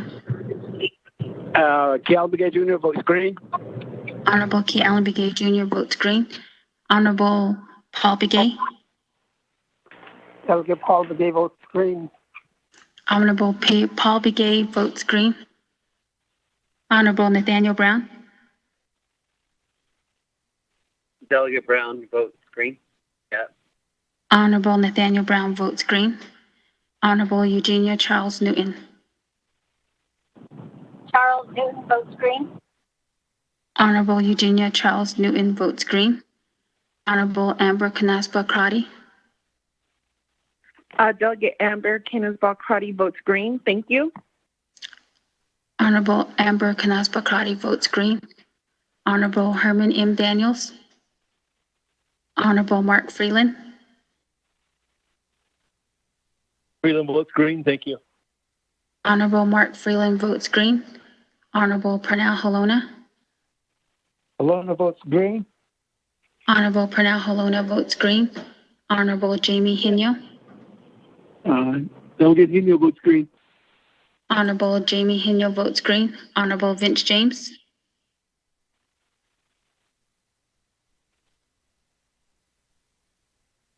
Honorable Rick Ness. Honorable Carl Slater. Delegate Slater, green. Honorable Carl Slater votes green. Honorable Raymond Smith Jr. Green. Honorable Raymond Smith Jr. votes green. Honorable Wilson Stewart Jr. Green. Honorable Wilson Stewart Jr. votes green. Honorable Charlene So. Honorable Daniel So.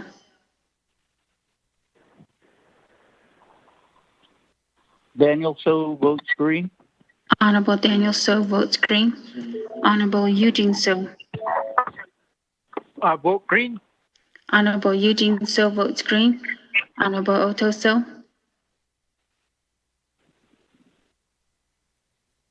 I vote green. Honorable Otto So votes green. Honorable Thomas Walker Jr. I vote green. Honorable Thomas Walker Jr. votes green. Honorable Edison Winika. Honorable Edmund Yazi.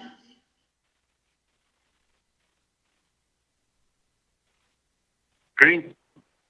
Honorable Edmund Yazi votes green. Honorable Jimmy Yellowhair. Delegate Yellowhair votes green. Honorable Jimmy Yellowhair votes green. Honorable Herman M. Daniels. Honorable Vince James.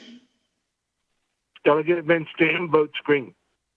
Honorable Vince James votes green. Honorable Rick Ness. Honorable Charlene So. Honorable Edison Winika. Mr. Speaker, with the vote of 19 yeas, 0 nays.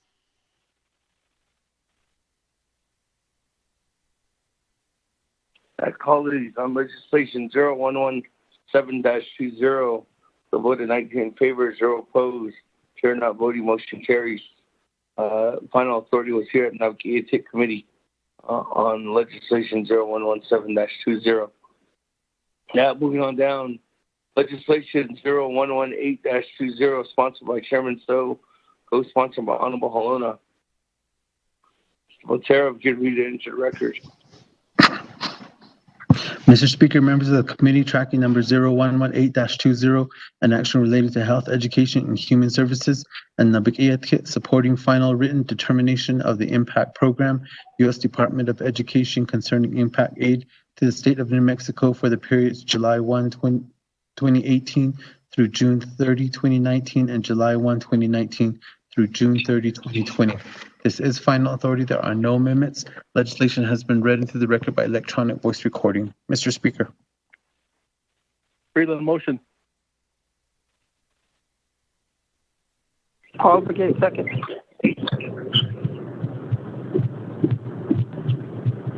There's a motion, by Honorable Freeland.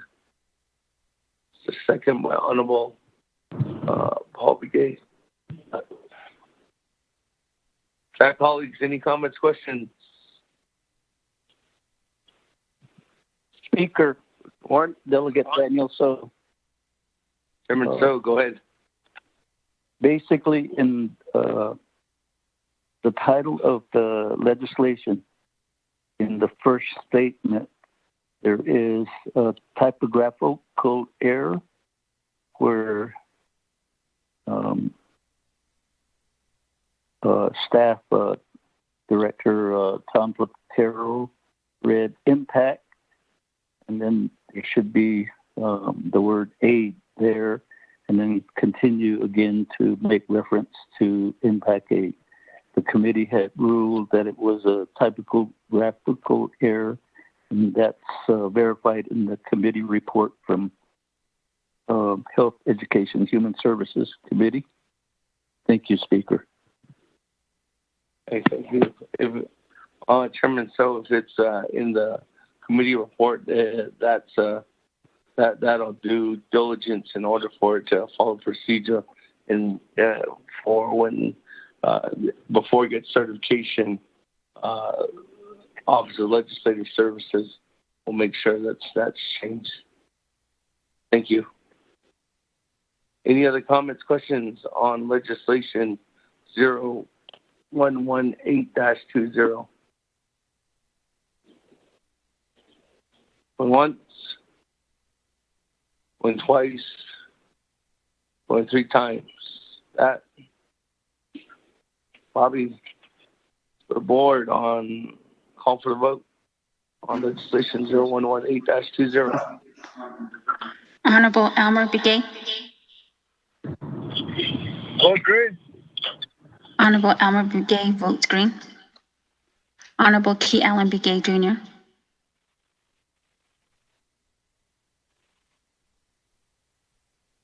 Honorable Paul Begay. Paul Begay votes green. Honorable Paul Begay votes green. Honorable Nathaniel Brown. Delegate Brown votes green. Yeah. Honorable Nathaniel Brown votes green. Honorable Eugenia Charles Newton. Charles Newton votes green. Honorable Eugenia Charles Newton votes green. Honorable Amber Canasba Crotty. Delegate Amber Canasbaugh Crotty votes green. Thank you. Honorable Amber Canasba Crotty votes green. Honorable Herman M. Daniels. Honorable Mark Freeland. Green. Honorable Mark Freeland votes green. Honorable Pernell Holona. Holona votes green. Honorable Pernell Holona votes green. Honorable Jamie Hino. Hino votes green. Honorable Jamie Hino votes green. Honorable Vince James. Delegate Vince James votes green. Honorable Vince James votes green. Honorable Rick Nez. Honorable Carl Slater. Delegate Slater, green. Honorable Carl Slater votes green. Honorable Raymond Smith Jr. Green. Honorable Raymond Smith Jr. votes green. Honorable Wilson Stewart Jr.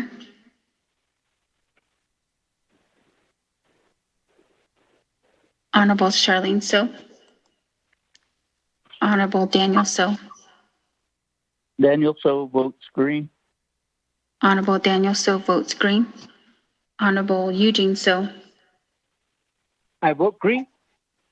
Honorable Eugene So votes green. Honorable Otto So.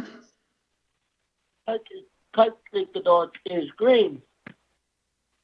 Honorable Otto So votes green. Honorable Thomas Walker Jr.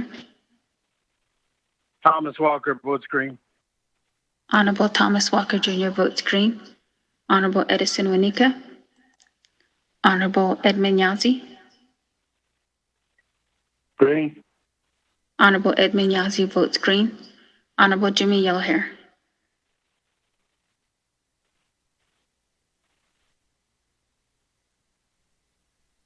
Honorable Key Allen B. Gay Jr. Delegate Key Allen Gay Jr. votes green. Honorable Kealan B. Gay Jr. votes green. Honorable Herman M. Daniels. Honorable Rick Ness. Honorable Wilson Stewart Jr. Honorable Charlene So. Honorable Edison Wanika. Honorable Jimmy Yellowhair. Speaker, with a vote of 17 yeas and 0 nays.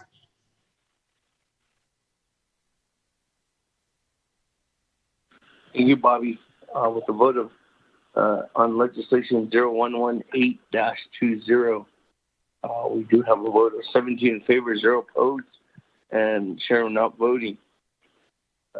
With that, moving on down, legislation 0119-20, sponsor by Madam Chair Charles Newton, co-sponsored by Honorable Halona, co-sponsored by Chairman Dia, co-sponsored by Chairman Stowe, co-sponsored by Vice Chair Otto Stowe, co-sponsored by Honorable Edison Wanika, co-sponsored by Honorable Jimmy Yellowhair. Mr. Botero, if you could read that into the record. Mr. Speaker, members of the committee, tracking number 0119-20, an action relating to the Resources and Development Committee, the Health, Education, and Human Services Committee, the Naabik'iyati Committee, and the Navajo Nation Council, canceling the Navajo Nation Fair, the 4th of July celebration, the Northern Navajo Nation Fair, and all the other fairs, rodeos, and ropings held on the Navajo Nation during 2020. Council is final authority. There are no amendments. Mr. Speaker. Is there a motion on legislation 0119-20? Motion, Paul Begay. Motion, Honorable Paul Begay. Second, Halona. Second, Honorable Halona. That, colleagues, this is legislation continues on after Nabi to Navajo Nation Council. And authority is there at Council. Is there any comments, questions on legislation 0119-20? Question by Vice Chair Smith. What? Vice Chair Smith, there's questions with that. Madam Chair Charles Newton, the floor. 20 minutes. Thank you, Celeste. My colleagues, thank you very much for this opportunity to present legislation 0119-20. The purpose of this legislation, as already read into record, is to cancel the Navajo Nation Fair, the 4th of July celebration, the Northern Navajo Fair, and all other fairs, rodeos, and roping events held on the Navajo Nation during 2020. The intent of the legislation is to protect our people. As long as there is not a vaccine in place, and as long as one person still has the virus in their system, then we are all still at risk. At this point, we have been informed, and we continue to be reminded, and we ourselves as leaders also remind our people to continue to practice social distancing, to wear our masks, to wash our hands, and to try to avoid events or any kind of gatherings where there are 5 or more people. So if we were to continue with the fairs and the rodeo events, it would be, if not hard, it would be almost impossible to encourage people to social distance. At this point, we were told that 6 feet is enough for social distancing. However, on the news, we have been reminded, if you are all watching the news along with me, that 12 feet may be considered to be the best length to do the social distancing. And so if you think in terms of a fair or a rodeo event, I don't know if we can honestly distance ourselves 12 feet from the next person, or even a minimum of 6 feet from the next person. So social distancing would be almost impossible to enforce. I think we can enforce the masks. We can encourage our people to wear the masks. However, I do caution that, again, watching the news and also seeing myself, and I'm sure all of us have seen this, people don't want to wear their masks or in some cases when they are outside, they choose not to wear their mask. So again, if we think in terms of the fair and how many people attend these fairs, imagine if there was even one person who had the virus, or maybe one person who was asymptomatic who chose not to wear their mask, what that would do with a crowd where there were more than hundreds of people gathered there. We're also encouraging, and we're also told again about washing our hands. Granted, with some of the fairs, there are washing stations located next to the porta potties. However, I know personally that those washing stations by the third or fourth day have no water, and in some cases have no soap. So we could encourage our people to carry around water and soap to continually wash their hands. But I don't know if that would be something that our people would be willing to do. As we're all aware, hand sanitizers are at a shortage right now. In fact, we continue to seek those hand sanitizers. We do have a lot of distilleries that are creating hand sanitizers, and we are thankful for the donations that we've received of hand sanitizers. But thinking in terms of the fairs, I don't know if one bottle of hand sanitizer would be enough hand sanitizer to be able to cleanse hands properly during the fair. So there have been some questions by RDC and Health Education Human Services regarding the legislation itself. I know that there was a question about why it didn't include livestock events. I did open that to a possible amendment to include livestock events.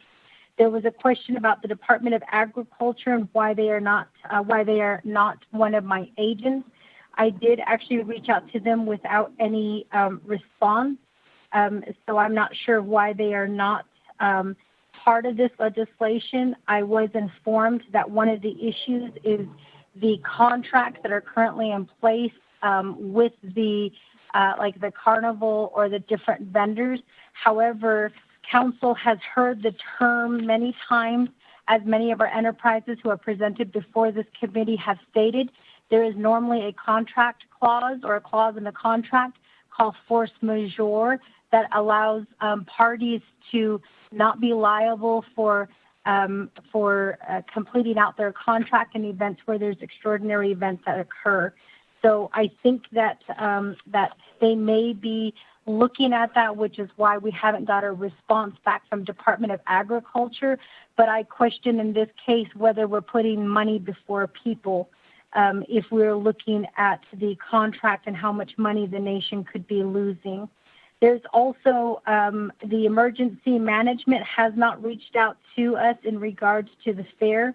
And even if the president were to lift the emergency orders that were signed on March 11th, 2020, I guess I would think that that's not going to happen. But if the president were to do that, I would think that we are held, or we should be responsible for our people and try to encourage them to continue to do the social distancing, to wear their masks, to wash their hands, and to continue to practice safety during this time until a virus or even something comes up from the medical field that ensures we are 100% okay, and that we will that this virus will be going away. So I don't know if the emergency order will be lifted. I doubt it will be, especially since we have talked about the second wave possibly hitting hitting the nation.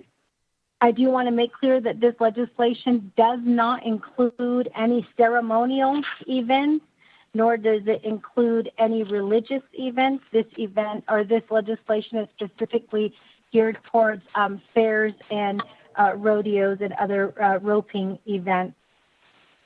The legislation is being governed currently by 17 Navajo Nation Code Section 486, which is the criminal nuisance code.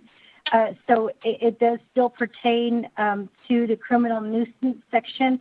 So if people are violating and still gathering, even if there is a fair, they would all be subject to the criminal code.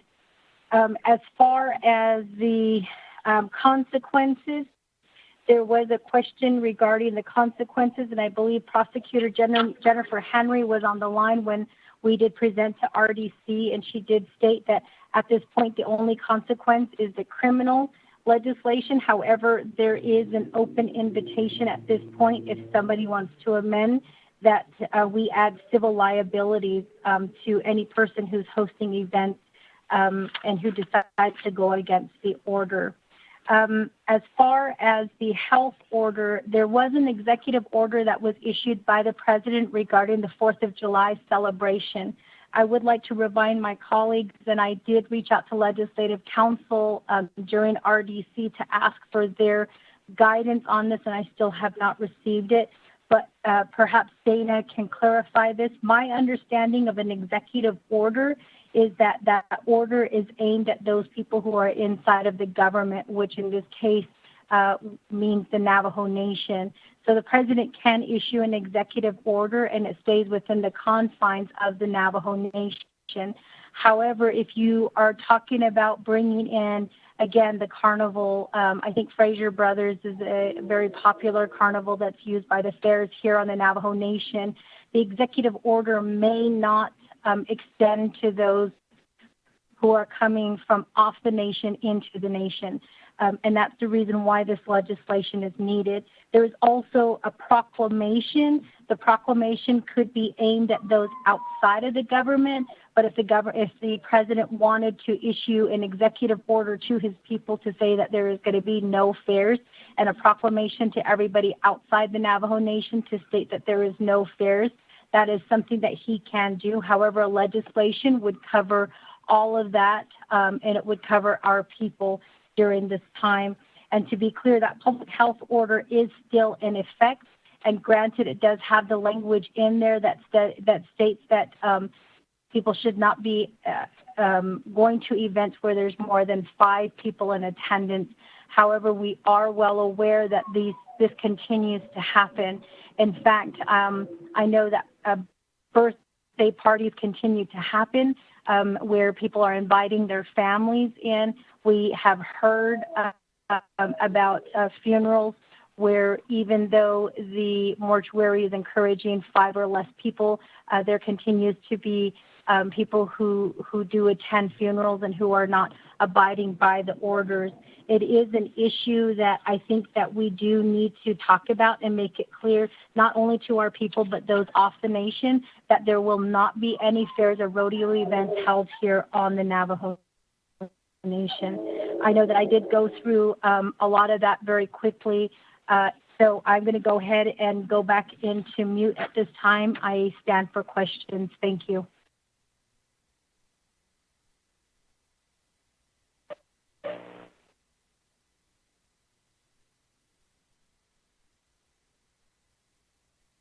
That we do have a motion by Honorable Paul Begay, second by Honorable Hold on legislation 0119-20. That let me go down to Vice Chair Smith.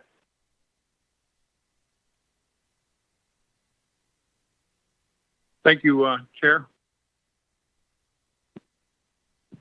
And Naabik'iyati Committee, those that are listening in. And that's it for the legislation regarding the aspects of COVID-19, social gathering, parameters of keeping safe. I do support this legislation. The reason why I want to hear this is because at the local level down here, they're also questioning related like rodeo events and how that's going to affect. It should just be inclusive, saying please no gathering, please no getting social gathering. On my way back from Winter Rock, I was traveling through Hunters Point, and I looked over to my right. I saw several vehicles, and they were all sitting around close to one another. I'm sure they're a tight-knit family, but I was just hoping that they would abide by the social distancing I don't know if they're visiting or if they're just sitting outside to talk with one another, catch up with current events, and visit with family. And nobody was wearing masks. And the other thing too is like things like that. That was a question that was posed at one of my chapters, and one of the officials says, "It's a social gathering; it shouldn't be done." But doel ida pinina the kusansagi na statesata itiya. We should abide by that. We should be conscientious of that, and things like that. So I know that Navajo Nation Fair and all those events that are supposed to be coming here, 4th of July, Ego is going to be canceled once council approves that. When it goes to tomorrow's council session, if it does get on the agenda. But I see the point on behalf of that. We want to keep the numbers down. Reason why I say that is because Arizona, they opened up, and we've seen the results on TV. People congregating, no masks, and people are not abiding by social distancing. They're just so happy to be out and about. I don't blame them, but again, we're not being precautious. We're not being cautious, I should say. And the rates have gone up. The hospital beds, people on ventilators, people on Medicaid are trying to get help on through the hospital, and it's being overwhelmed. Even the doctors and nurses are saying we're tired. And not only Arizona, but other states throughout the United States. I think there's like about 19 states that have numbers really risen up. And I don't know about the non-essential. I was driving past 264 at local Sagebrush Bar. There's like about 8 vehicles. And I seen people walking in and out. They weren't even wearing masks or anything like that. And then they go home. And then they spread that. That's why I guess their numbers are so high. So I really appreciate you, the council and co-sponsors on this. I do support this, and I do want COVID-19. Well, hopefully we find a vaccine soon, and hopefully we can go back to our normalcy of being able to shake hands and being able to talk with one another, and have our meetings at a regular place rather than trying to conduct our meetings over the phone and having a hard time getting amendments going and things like that, Shanada. So that's what I wanted to say, Speaker. What are the parameters on that? I guess that would be for the sponsor. Should we go that far by what was requested on the folks that are doing Ndado, Shinjedo, Egi, and even the local events that take place. So thank you, Speaker.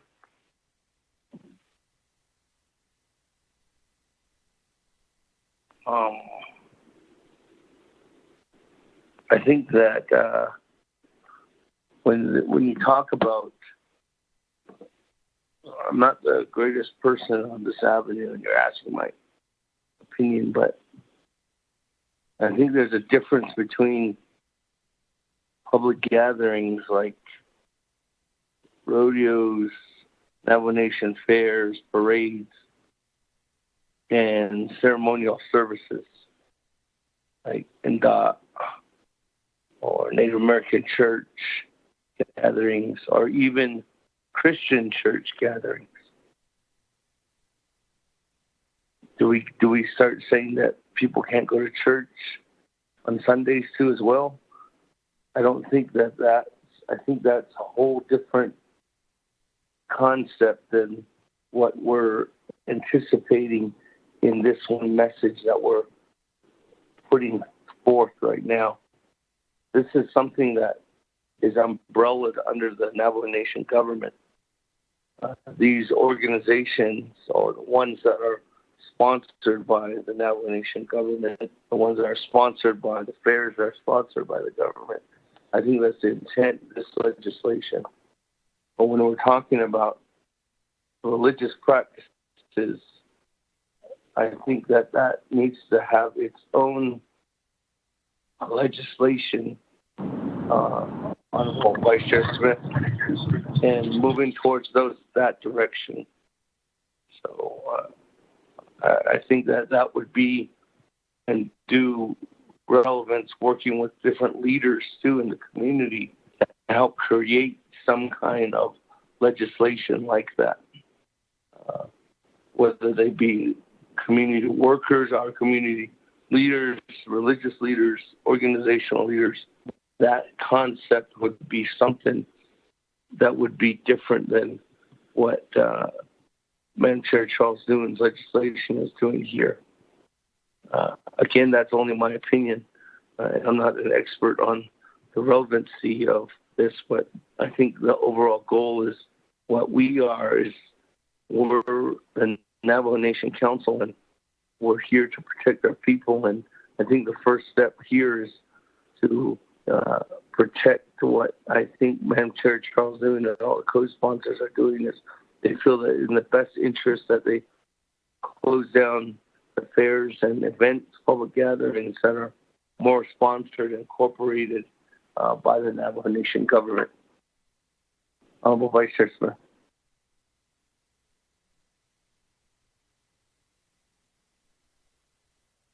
With that, there's no enough comment or response. I can go on down. I do have Madam Chair, Honorable Charlene So, and then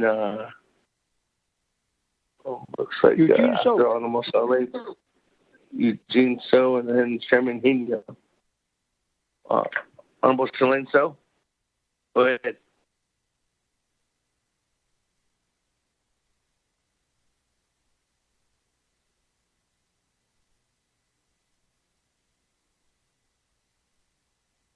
Honorable Charlene So.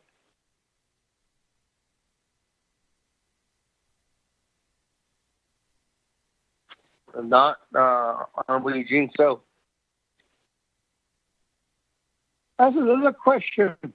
The Royal Cowboy Association revised article of incorporation of bylaws and rules effective June 1, 2020. Part 10, riding events.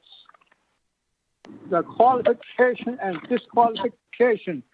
If you don't wear a mask, you're disqualified. Or falls off before 8 seconds, it's disqualification. Thank you.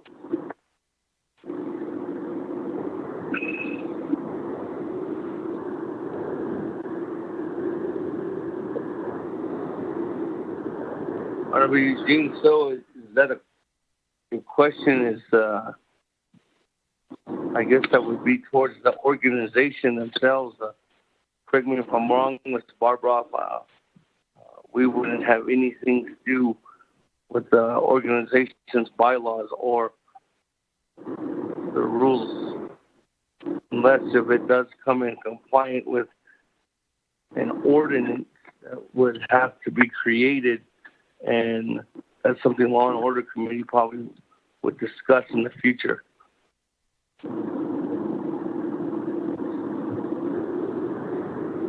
Eugene So? Was that a question or was that just a statement? I'm saying there's a new article within the Rodeo Association handbook. If you are going to have a rough stop, if your face mask falls off, you're disqualified. All right. That's a comment. So, moving on down, Chairman Nino.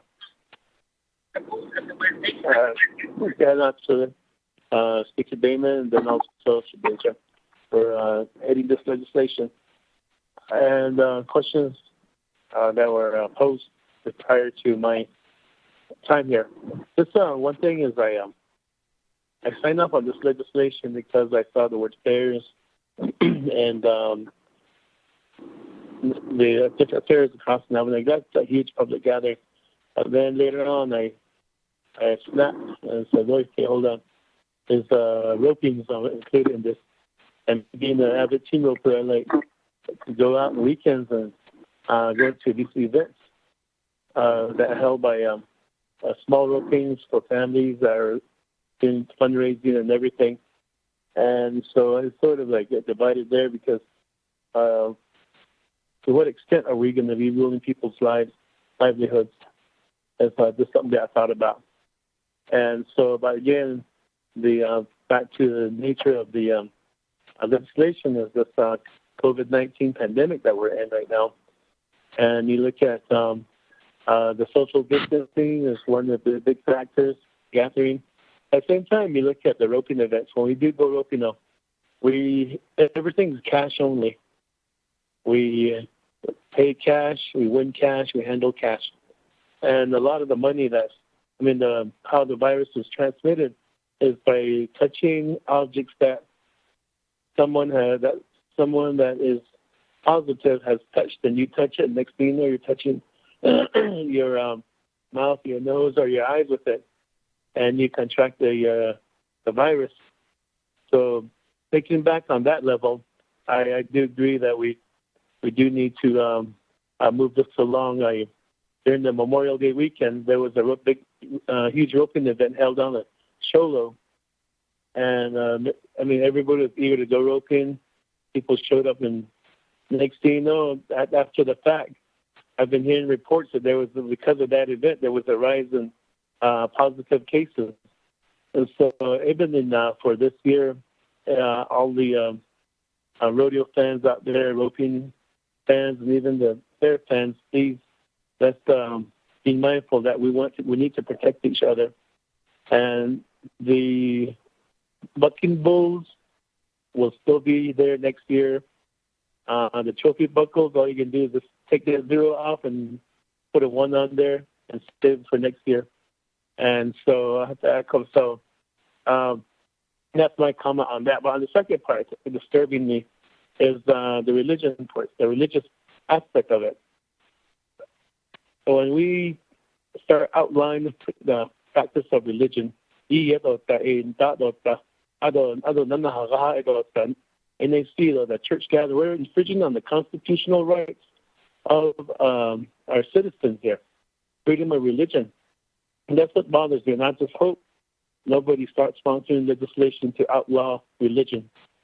That's what I'm afraid of, because I think that we're overstepping that and then start doing that. And I even heard one of my personal a medicine man, he's scared now.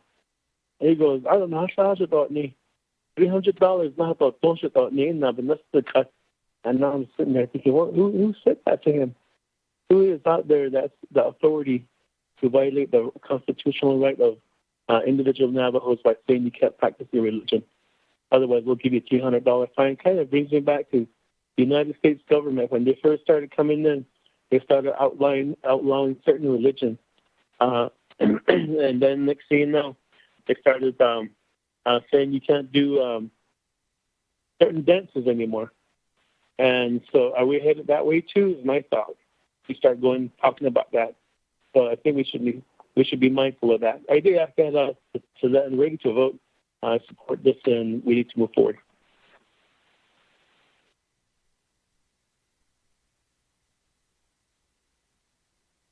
Thank you. With that, let me go back to Honorable Charmaine. So I do believe she's back on the line. I apologize to my colleagues. I know that I've been losing reception all afternoon. I'm supportive of this resolution. I know that a lot of my constituents have reached out to me. I know that sorry, is there anybody else on not mute? But anyway, moving forward, we've had a few concerns, and I spoke to a few today. I had a couple of chapter meetings, and I know that they're following along with Naabik'iyati they're following along with it. So they asked me, let's put a halt to all of these activities for the year. And I know that my 5 chapters have been hit hardly with this pandemic, of course. And moving forward, I'm not too sure. I know that this is regarding rodeos and I'm not too sure as far as if we could make that as an add-on. We have to, I know that we've said churches, do we prohibit that? But as far as, fundamental law, our rights of that, and the right to religion, how does that fall in line? United States federal, federal fundamental law. I would like that thorough analysis because I feel like we are violating one or the other. That's my concern and my question.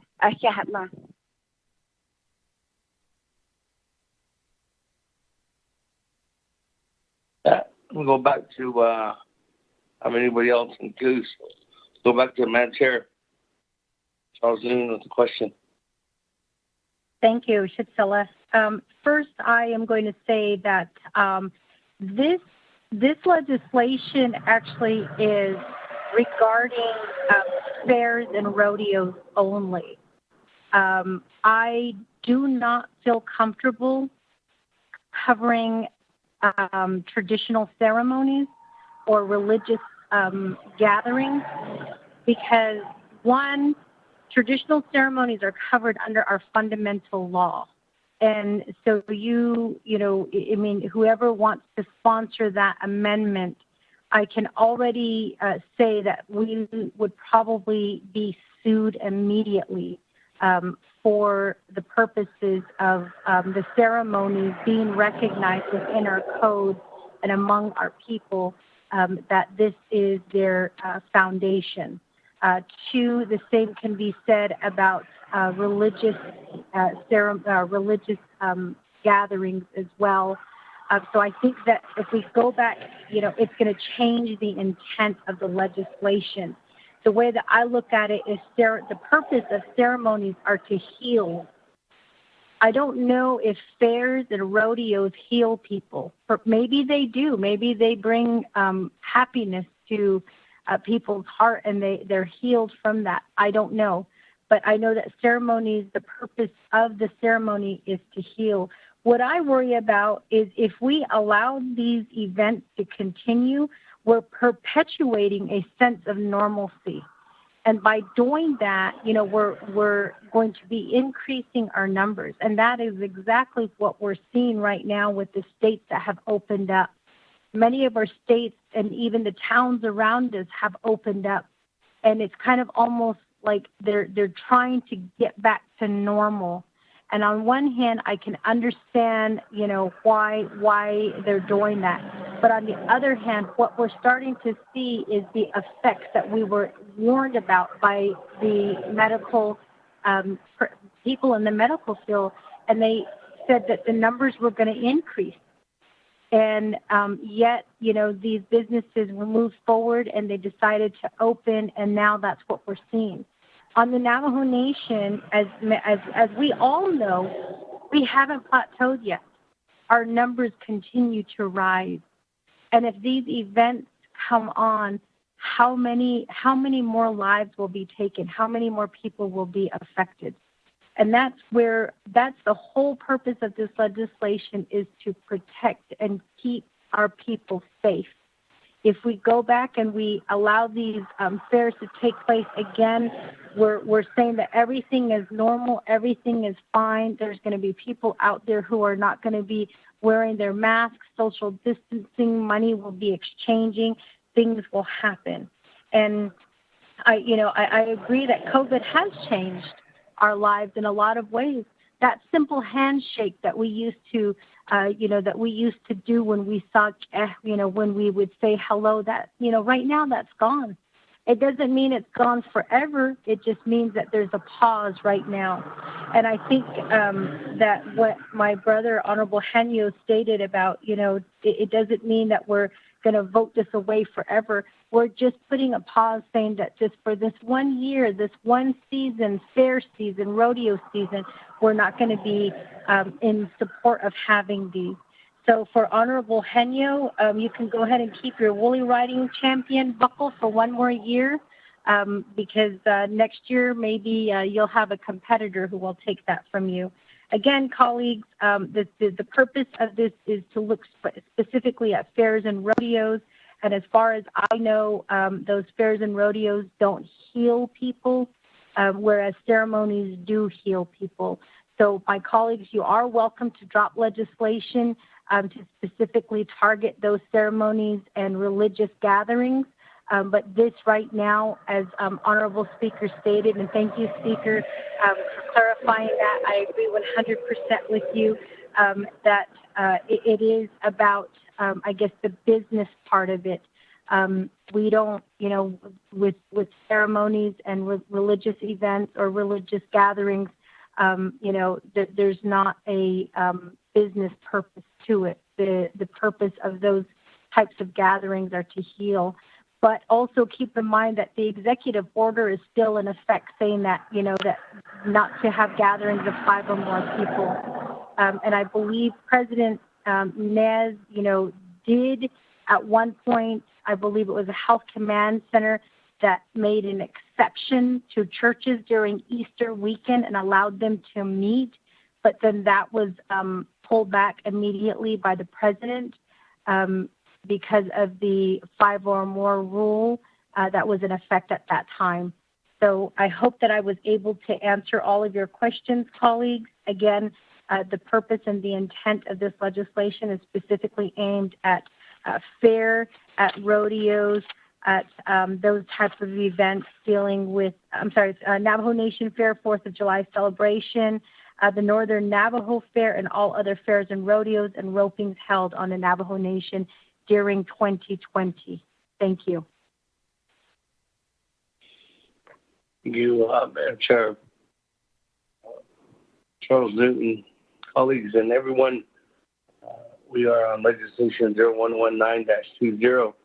Remind you this legislation continue to have further debate at Navajo Nation Council. So remind my colleagues it's 8:06 p.m. Call for the question. Motion to get some of the staff home. So I do have 2 new players in the queue. So let me go back on down. Honorable Freeland, then Honorable Otto.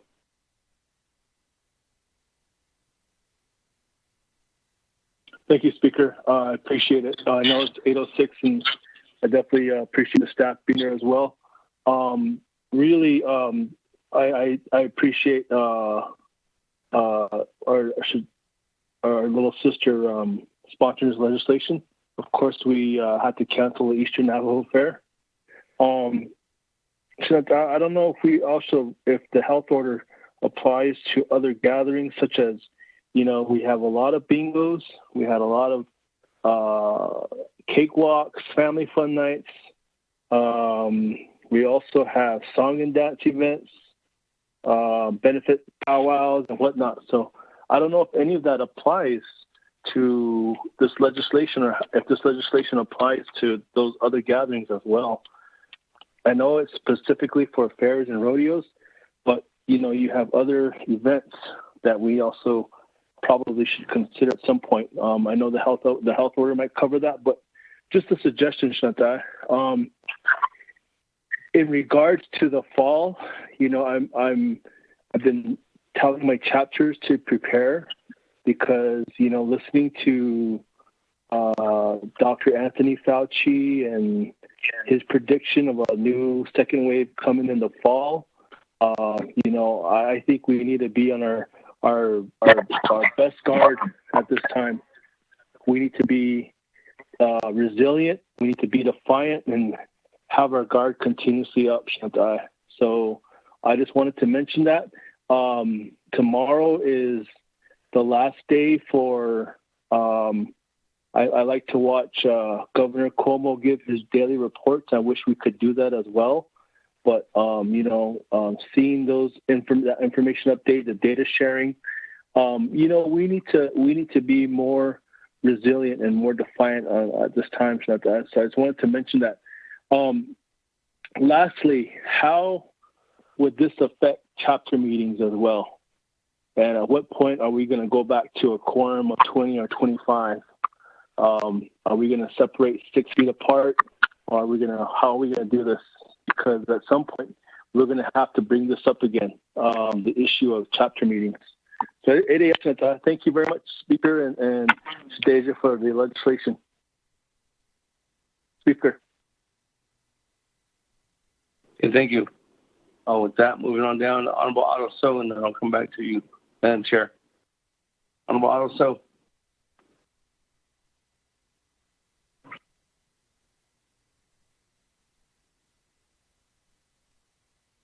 This is just related to the fairs, the events on Navajo that are in the control of the Navajo Nation government.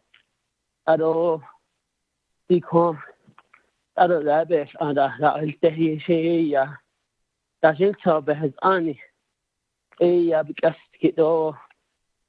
to be infringing on a personal right. And but I do support this legislation because you're gonna affect lives, especially if it's a road, if it's a fair. So, I don't know if it's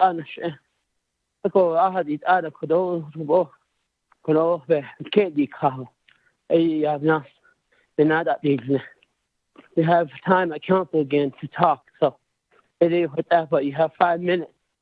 Get your questions ready again. Yeah, thank you.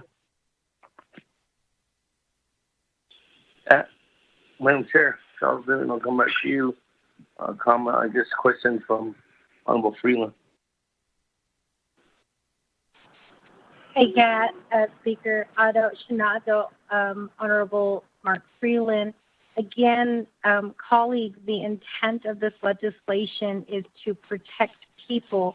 And I think that Honorable Otto So stated it very well when he said that that the fairs and the rodeo events and those things are technically the fairs technically fall under the control of the Navajo Nation government.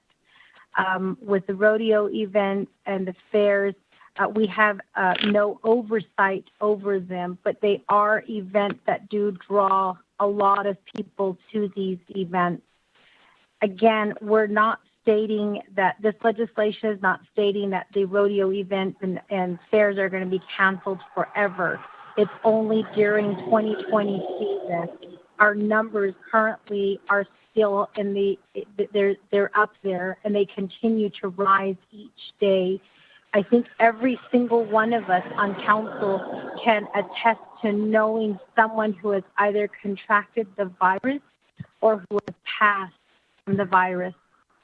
I think that our people right now need guidance, and that's what they look to leaders for, is to make these decisions. Although some of these decisions may be tough decisions to make, they are ultimately the decisions that we do have to make.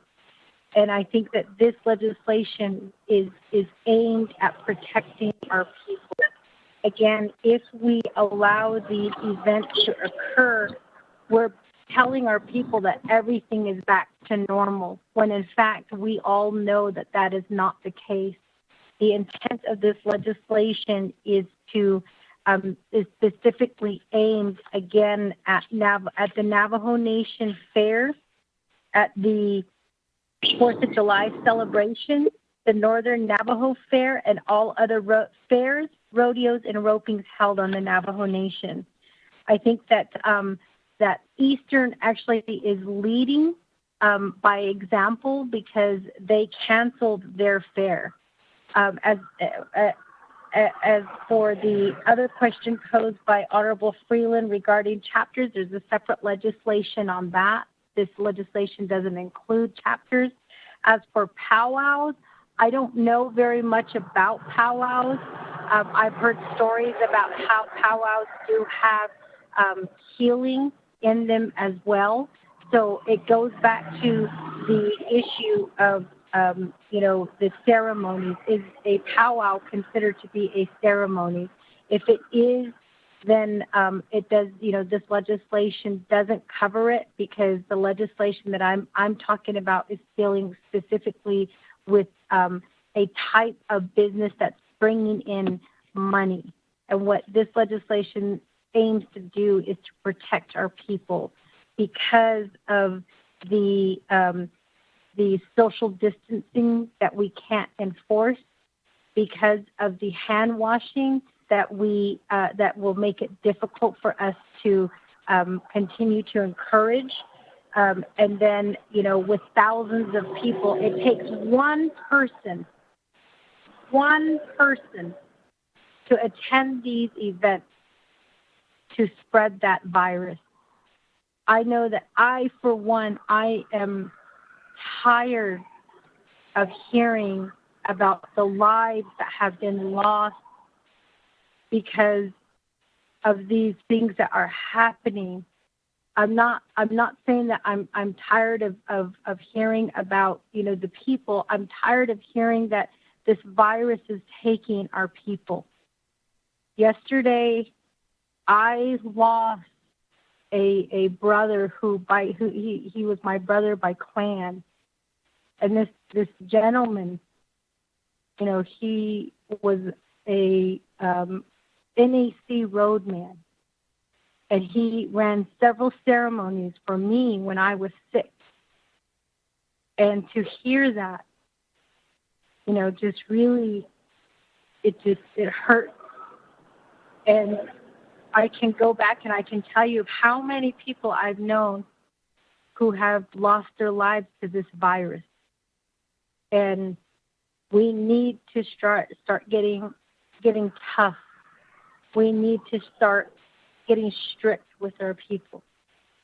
That notion that some of us grew up with, that teaching, that's gone.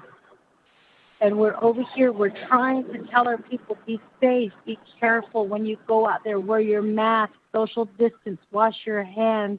We try to encourage all of that. And I guess I'm just, to me, this is one way of doing that.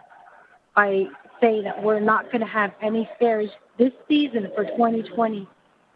I pray each and every day that a virus or some type of medication or medicine, whether it's traditional or whether it's it's scientific, is created so that we can come out of this and that things do go back to normal.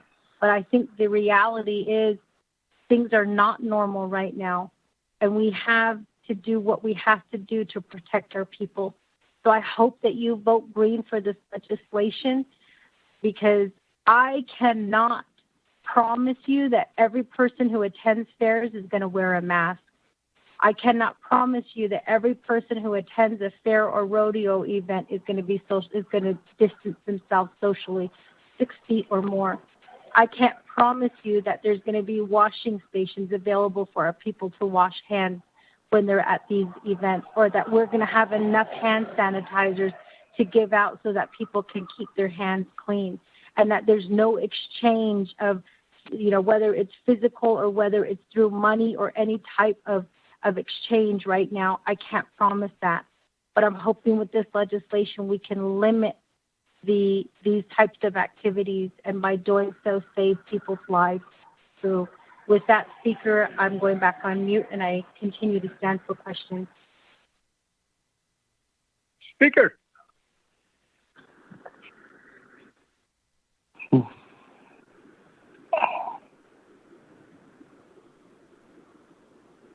Thank you, Minister Charles. With that, I don't have anybody else in the queue, but it seems like Honorable Eugene So has a question. Motion to cease debate. Although I don't have a question. I don't have a question, but I just understanding this is a good thing. Yes. The only thing I question is I don't try to have authority over people. The White River Association Rodeo, they're considering themselves not to have it. I'm pretty sure these people, that committee and the Rodeo Association, understand what's going on. They make their own decision to not to have it. So to me, it feels like not telling them what to do. They already know what to do. That's how I see it. So to say, yeah. But they already know what's going on out there. That's how I see it. But I am for it, so I see the big vote.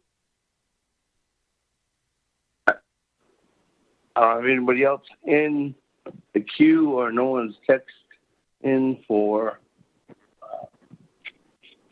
on legislation 0119-20? That going once, going twice, and 3 times. The legislation 011-1 or 0119-20. Yeah, Bobby, roll call, vote. Honorable Elmer Begay. Vote green. Honorable Elmer Begay votes green. Honorable Key Allen Begay Jr. Delegate Key Allen Begay Jr. votes green. Honorable Key Allen Begay Jr. votes green. Honorable Paul Begay. Delegate Paul Begay votes green. Honorable Paul Begay votes green. Honorable Nathaniel Brown. Delegate Brown votes green. Honorable Nathaniel Brown votes green. Honorable Eugenia Charles Newton. Charles Newton votes green. Honorable Eugenia Charles Newton votes green. Honorable Amber Canasba Crotty. Amber Canasba Crotty votes green. Thank you. Honorable Amber Canasba Crotty votes green. Honorable Herman M. Daniels. Honorable Mark Freeland. Green. Honorable Mark Freeland votes green. Honorable Pernell Halona.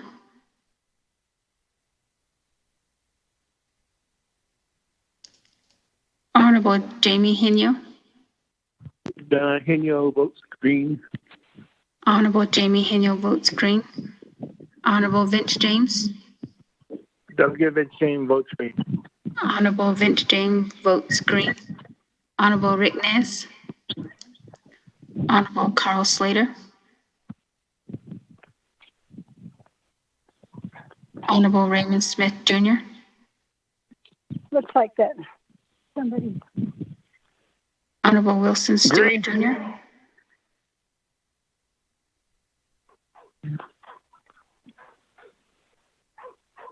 Honorable Charlene So.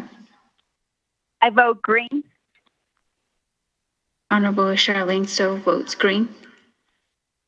Honorable Daniel So. Daniel So votes green. Honorable Daniel So votes green.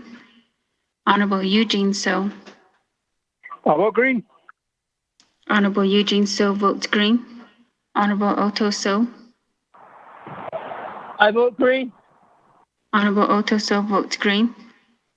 Honorable Thomas Walker Jr. I vote green. Honorable Thomas Walker Jr. votes green. Honorable Edison Wanika. Honorable Edmund Yazzie. Green. Honorable Edmund Yazzie votes green. Honorable Jimmy Yellowhair.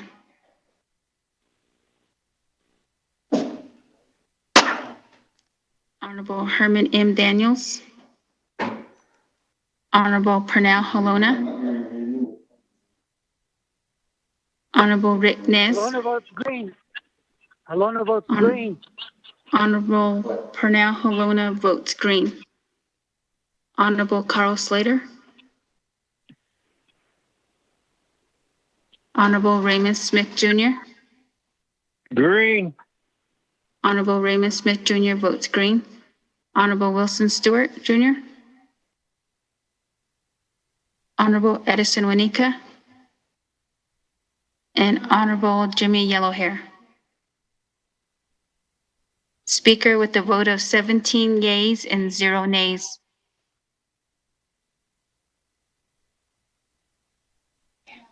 That legislation 0119-620 passes with 17 in favor, 0 opposed, chair not voting.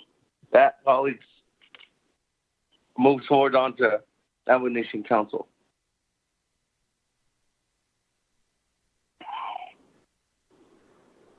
That, colleagues, going on down on Navajo Nation Council, Naabik'iyati Committee agenda here for us.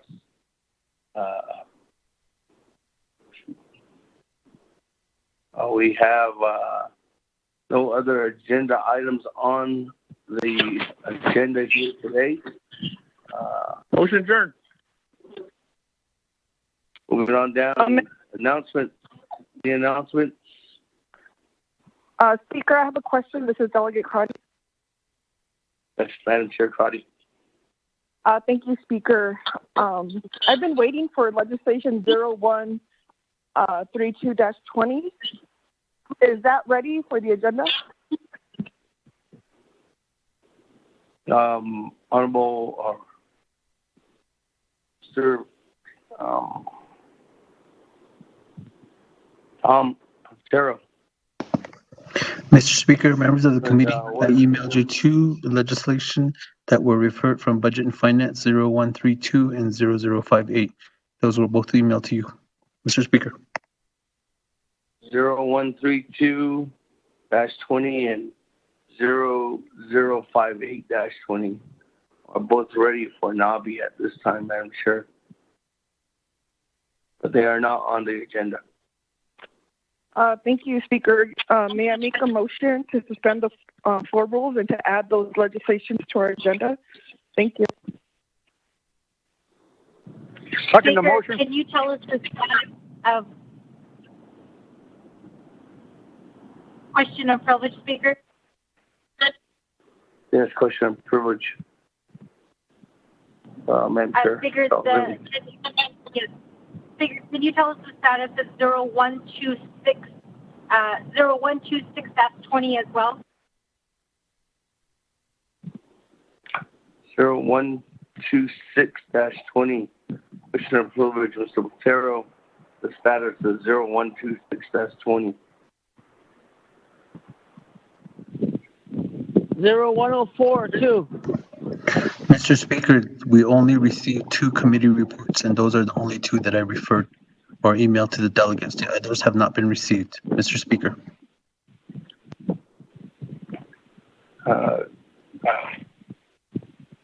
Committee reports have not been completed for 0126-20 or 0104-20. That Speaker, question. There's a motion by Madam Chair Amber Crotty to add on to today's agenda.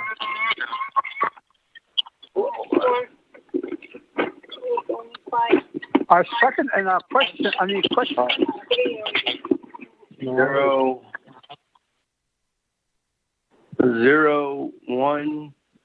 0132-20, colleagues, which is an action related to the Health, Education, and Human Services Budget and Finance Committee, Naabik'iyati Committee, and Navajo Nation Council approving and adopting Navajo Nation CARES Fund expenditure plan for special duty pay, personal protective equipment, and family safety assurance. 0132-20, colleagues.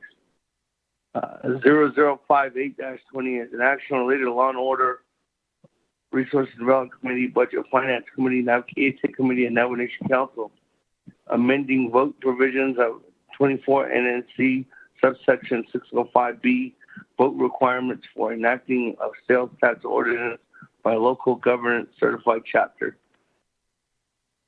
Motion. Those two. Madam Chair Amber Crotty motions to add both of those on suspension of floor rules onto today's agenda. And there's a second by Honorable Eugene So. Comments, questions, additions, comments, questions on the motion, colleagues? Mr. Henio.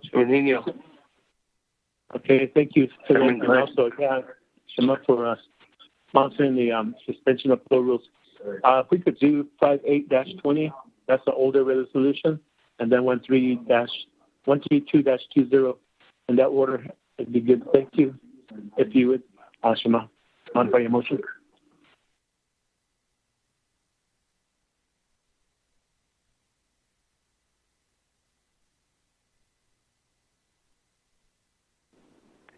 Madam Chair, yes, I modified my motion, and I'm aware of the time. Thank you. It's 8:30, colleagues. 132. 58, then 132. 58-20, and then 0132-20. With that, any other comments, questions on the amendment or the suspension of floor rules? Once, twice, or 3 times, colleagues. Pat, Bobby, let's go around the horn. Roll call vote on suspension of floor rules. I had those 2 legislations in. Honorable Elmer Begay. Elmer Begay votes green. Honorable Elmer Begay votes green. Honorable K. Allen Begay Jr. K. Allen Begay Jr. votes green. Honorable K. Allen Begay Jr. votes green. Honorable Paul Begay. Green. Honorable Paul Begay votes green. Honorable Nathaniel Brown. Honorable Eugenia Charles. Honorable Nathaniel Brown votes green. Honorable Eugenia Charles Newton. Charles Newton votes green. Honorable Eugenia Charles Newton votes green. Honorable Amber Canasba Crotty. Delegate Amber Canasba Crotty votes green. Thank you. Honorable Amber Canasba Crotty votes green. Honorable Herman M. Daniels. Honorable Mark Freeland. Honorable Pernell Halona. Halona votes green. Honorable Freeland votes green. Honorable Pernell Halona votes green. Honorable Jamie Hino. Hino votes green. Honorable Jamie Hino votes green. Honorable Vince James. Delegate Vince James votes green. Honorable Vince James votes green. Honorable Rick Nez. Honorable Carl Slater. Honorable Raymond Smith Jr.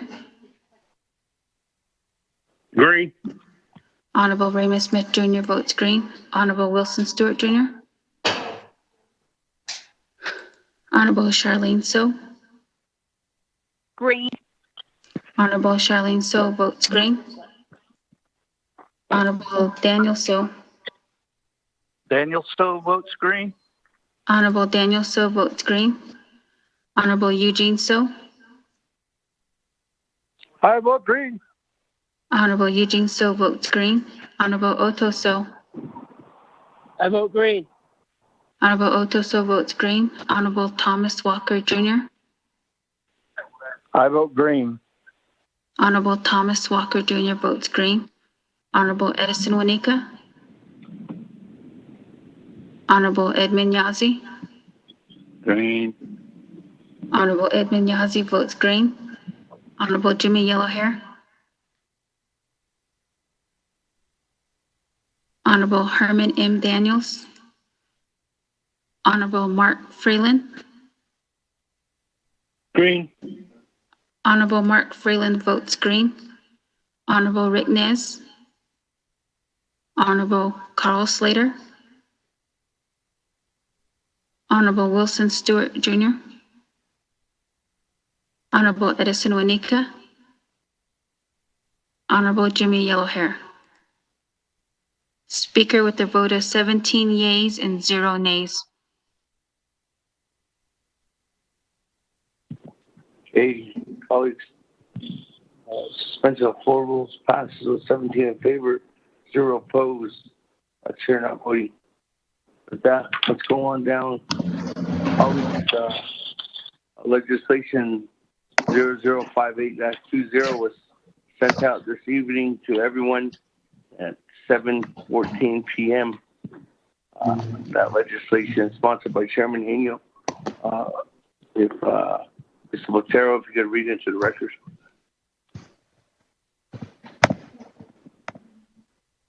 Mr. Speaker, members of the committee, tracking number 0058-20, an act relating to law and order, resources and development, budget and finance, Naabik'iyati and Navajo Nation Council, amending vote provisions of 24 NNC Section 605B, vote requirement for enactment of sales tax ordinance by local governance certified chapter. This council is final authority. There are no amendments. Mr. Speaker.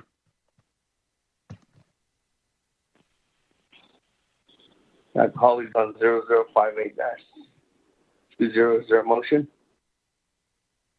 Motion, Vice Chair. Second motion. Motion by Honorable Vice Chair Smith. Second by Honorable Holo. Any comments, questions, legislation destined for council, colleagues? Once, on twice, on 3 times. That, Bobby, run the horn. Legislation 0058-20. Vote. What in the world? Okay. Honorable Elmer Begay. Vote good. Honorable Elmer Begay votes green. Honorable K. Allen Begay Jr. Delegate Key Allen votes green. Honorable K. Allen Begay Jr. votes green. Honorable Paul Begay.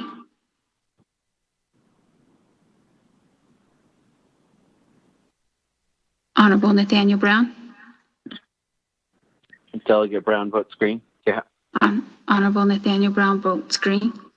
Honorable Eugenia Charles Newton. Charles Newton votes green. Honorable Eugenia Charles Newton votes green. Honorable Amber Canasba Crotty. Delegate Amber Canasba Crotty votes green. Thank you. Honorable Amber Canasba Crotty votes green. Honorable Herman M. Daniels. Honorable Mark Freeland. Honorable Pernell Halona. Halona votes green. Honorable Pernell Halona votes green. Honorable Jamie Henyo. Henyo votes green. Honorable Jamie Henyo votes green. Honorable Vince James.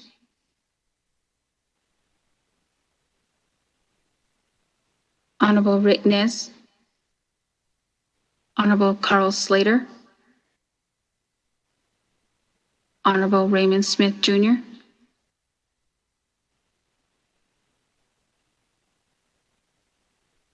Honorable Wilson Stewart Jr. Honorable Charlene So.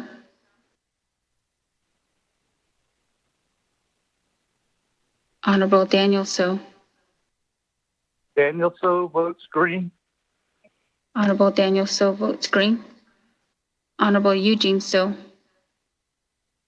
I vote green. Honorable Eugene So votes green. Honorable Otto So. Green. Honorable Otto So votes green. Honorable Thomas Walker Jr. I vote green. Honorable Thomas Walker Jr. votes green. Honorable Edison Wanika. Honorable Edmund Yazi. Green. Honorable Edmund Yazi votes green. Honorable Jimmy Yellowhair. Honorable Paul Begay. Paul Begay votes green. Honorable Paul Begay votes green. Honorable Herman M. Daniels. Honorable Mark Freeland. Green. Honorable Mark Freeland votes green. Honorable Vince James. Delegate Honorable- Vincent votes green. Honorable Vince James votes green.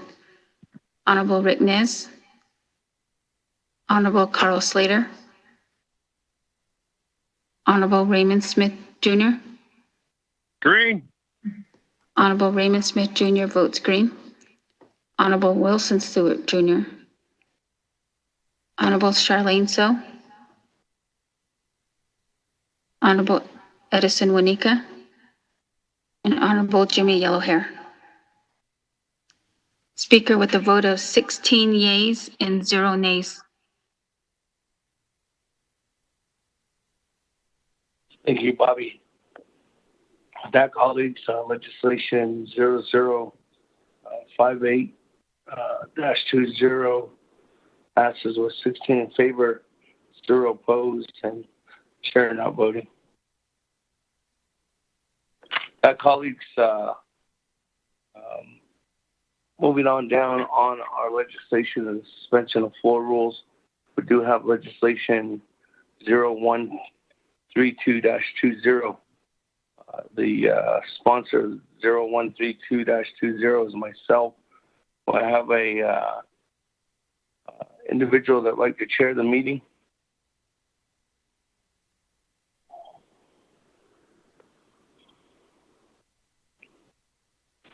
Speaker And the David, vice chair will chair the meeting. No, I'll be vice chair. Oh, Yes, not be you vice have chair. There it is. Honorable James, go ahead, take over. Okay, Don. Good evening. Another Tom Patero, read legislation into record.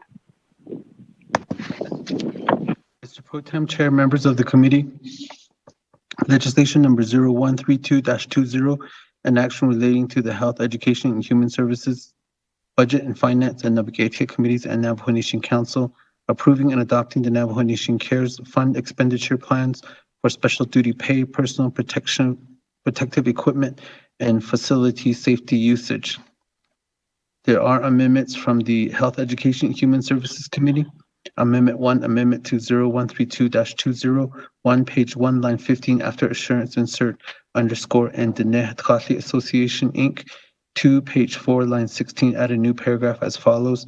In the purpose of the CARES Fund Diné Hatkali expenditure plan attached as Exhibit 5 is to provide $1 million to educate, share, and promote the teachings of the Diné cultural wisdom and ceremonial healing practices, interventions that will specifically address the mental and psychological anguish and spiritual health impacts of the COVID-19 pandemic, and expenditures set forth in the Diné Hatkali expenditure plan are necessary to ensure that the effects of COVID-19 are addressed in a culturally relevant approach.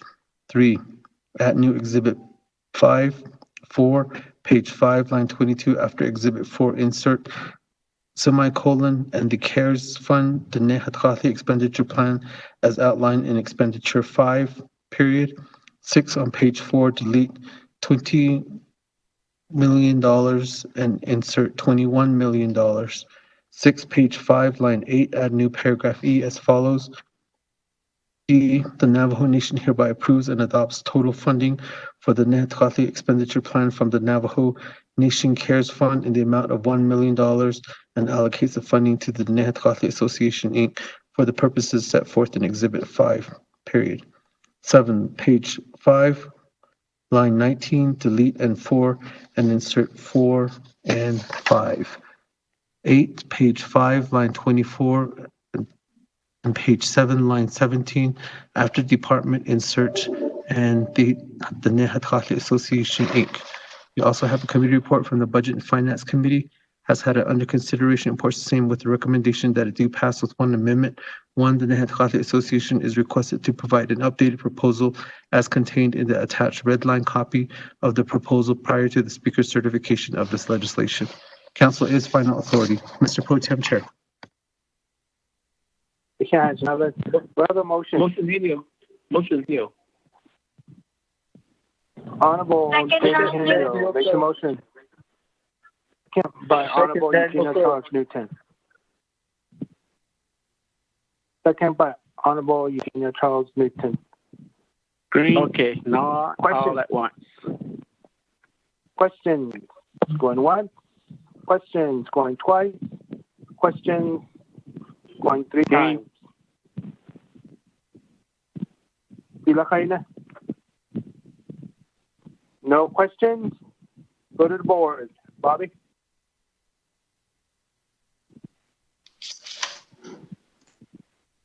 Roll call. Honorable Elmer Begay.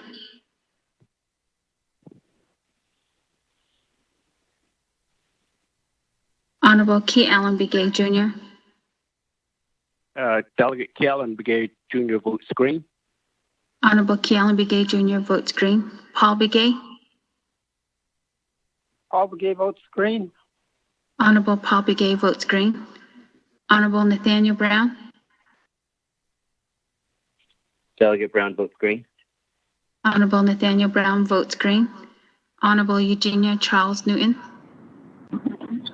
Charles Newton votes green.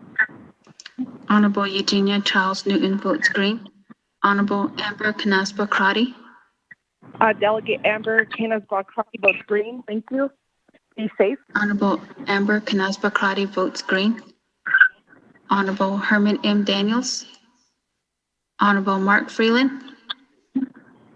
Green for each and agency. Honorable Mark Freeland votes green. Honorable Pernell Holona. Holona votes green. Honorable Pernell Holona votes green. Honorable Jamie Hinyo. Votes green. Bunch of cabinets on I know how to ask questions, so I guess I'll just vote green. Honorable Jamie Hinyo votes green. Honorable Seth Damon. I vote green. Honorable Rick Nez. Honorable Carl Slater. Honorable Raymond Smith Jr. Green. Honorable Raymond Smith Jr. votes green. Honorable Wilson Stewart Jr. Honorable Charlene So. Honorable Daniel So. Daniel So votes green. Honorable Daniel So votes green. Honorable Eugene So. I vote green for Chile County, DC. Honorable Eugene So votes green. Honorable Otto So.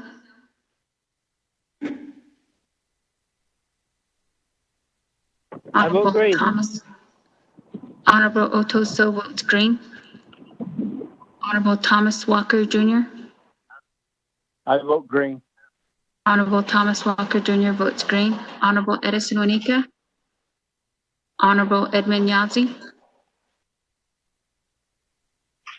Green. Honorable Edmund Yazzie votes green. Honorable Jimmy Yellowhair. Honorable Elmer Begay. Elmer Begay votes green. Honorable Elmer Begay votes green. Honorable Herman M. Daniels. Honorable Rick Nez. Honorable Carl Slater. Honorable Wilson Stewart Jr. Honorable Charlene So. Honorable Edison Wanika. And Honorable Jimmy Yellowhair. Pro Temp Speaker with a vote of 16 yeas and 0 nays. Thank you. Motion carries with a vote of 16, 0, pro tem speaker not voting. Thank you, colleagues. It's all yours now, Sonale. Speaker Damon. Motion Thank to you, adjourn. everyone. Thank you. With that, moving on down, close the meeting. Any announcements? Speaker, I have an announcement. Speaker. Honorable Elmer Begay and Madam Chair Charles Newton. Elmer Begay, go ahead. Okay, Chair, Speaker, I had a earlier, and I did announce one of the group from Ojeto and then in that Monument Valley area. They met they wanted to know that if speaker and then all the delegates to know that the group from their area, they're very concerned about regarding the what's happening and what's going on. Looks like it seems that there's nothing happening, but a lot they lost a lot of good people. So that's the reason why today this week they're gathering all the herbs that are being used for to protect themselves. All the herbs that has thorn or that has a needle point leaves. So they're going to be using it. They're going to be Saturday. That's it. They're going to put it together and then they're going to burn it. They're going to make that saying that they're going to make a smoke and from their area. So they're requesting that if any of the communities that are interested in it, to join them. I'll be forwarding this, maybe a speaker. That's what I could probably do is tomorrow meeting. Maybe tomorrow morning I can maybe give it to buyers. Maybe somewhere he could disseminate that information to each delegates, and they can share it with the community members. Ada, my man gets my announcement, speaker. Yeah. Hey. All right. Well, Byron will be on standby for that information. Honorable Elmer Begay. That moving on down. Madam Chair, Charles Newton. Thank you, Speaker. Just a reminder that tomorrow we do have the InTech shareholders meeting. I know that InTech recently presented before us, but I just want to, I know that they made the announcement, but just as a reminder, thank you. Okay, thank you. Any other comments, questions? Announcements, colleagues. Speaker, this is Delegate Crotty with an announcement. That's Madam Chair, go ahead. Thank you, Speaker. Colleagues, we're fundraising for the Navajo Nation shelters and surrounding domestic violence homes and advocates. And so with that work, we have a donor who's going to donate over 50,000 K95 masks.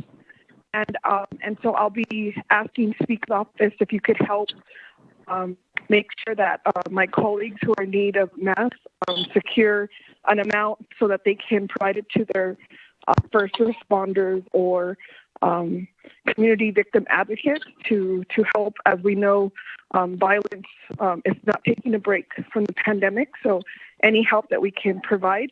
And once those masks come in, Speaker and staff, if you could help coordinate on how to distribute to the delegates. Thank you. Great. Madam Chair, as soon as I get the information, I'll reach out with Chief of Staff, and then we can move forward on that. Get that information out to everyone. What we can do is we can also work on our internal to see where there might be possible recommendations and shortages as well. Okay, any other announcements, colleagues?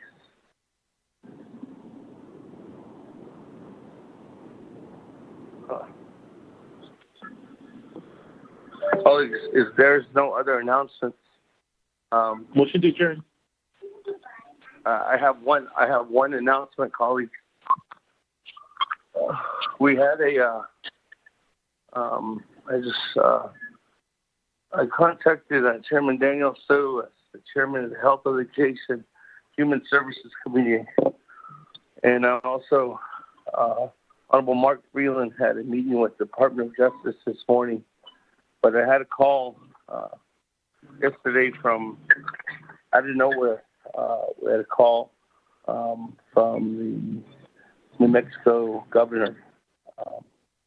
And the New Mexico governor indicated that, as you know, everyone knows that the New Mexico legislature is going back into session right now for the next couple of days. because of that, what they're doing is really trying to focus in on getting some things done. The governor indicated to me that as a pressing issue that she's been looking at internally has really been on her ability to work towards finding a place on her position on the Yazzie Martinez case. And she indicated, colleagues, that she'll be reaching out to tribal leaders after the session, but she informed me that she did try to reach out to the president's office, but she didn't get anywhere there. And she wanted to notify me to let everybody know that the New Mexico governor's office, through the Secretary of Education, is going to appeal the Yazzie Martinez case. And she knows that is something that's not in, I guess, down the best benefit for the Navajo Nation or for all of Native Americans, American Indians within the state of New Mexico. But she did indicate the reason why was that she's looking out for the benefit of the state as a whole right now. And with the huge deficit that's in place, she's realizing that the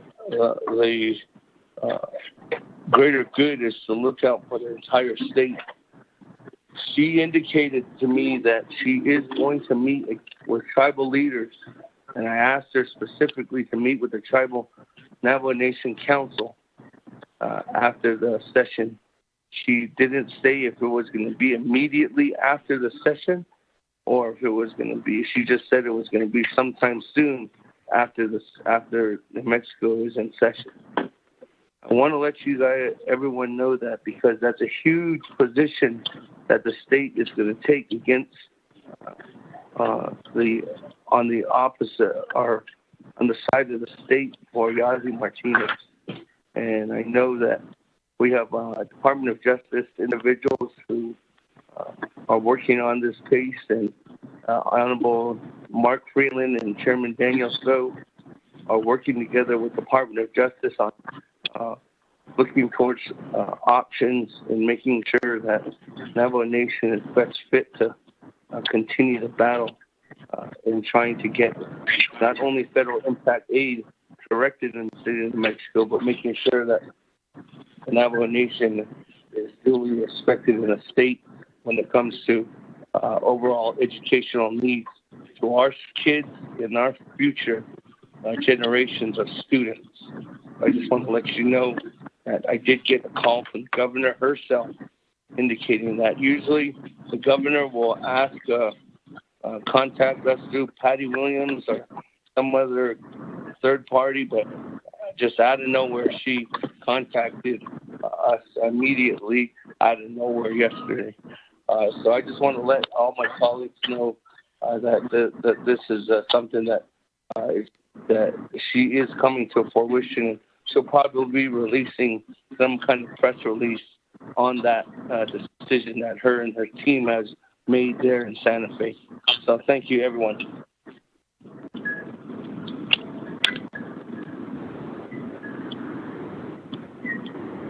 Speaker, Delegate Daniel So. Go ahead, Chairman So. Thank you, Speaker.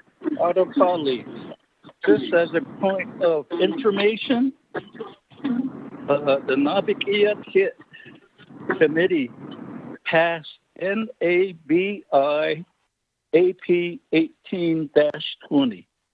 The title of the legislation, the resolution, an action relating to Naabik'iyati, supporting the New Mexico State Court ruling in Yazzie Martinez versus New Mexico that the state of New Mexico and its public education department failed to meet its constitutional responsibilities in the education of at-risk children, including Native American children, opposing any and all efforts of the New Mexico Public Education Department seeking dismissal of the case, requesting complete compliance, including adequate funding for education of school children as mandated by the Constitution. Naabik'iyati committee members, we have already stated our position. And nationwide, there's an effort. Black Lives Matter. There's the assertion that there is institutional racism. There is the assertion that there is organizational racism. And in this aspect,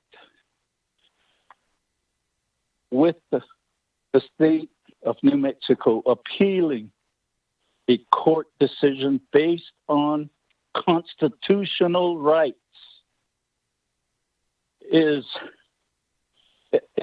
we shouldn't stand for it. We shouldn't stand for it. And we have to have our Navajo Nation Department of Justice intervene. It's not for us. It's for our children. It's for Mrs. Yazi's bravery. I stated those same items when we honored Mrs. Yazi, right almost as soon as we came into the 24th Navajo Nation Council. We can't let a governor try to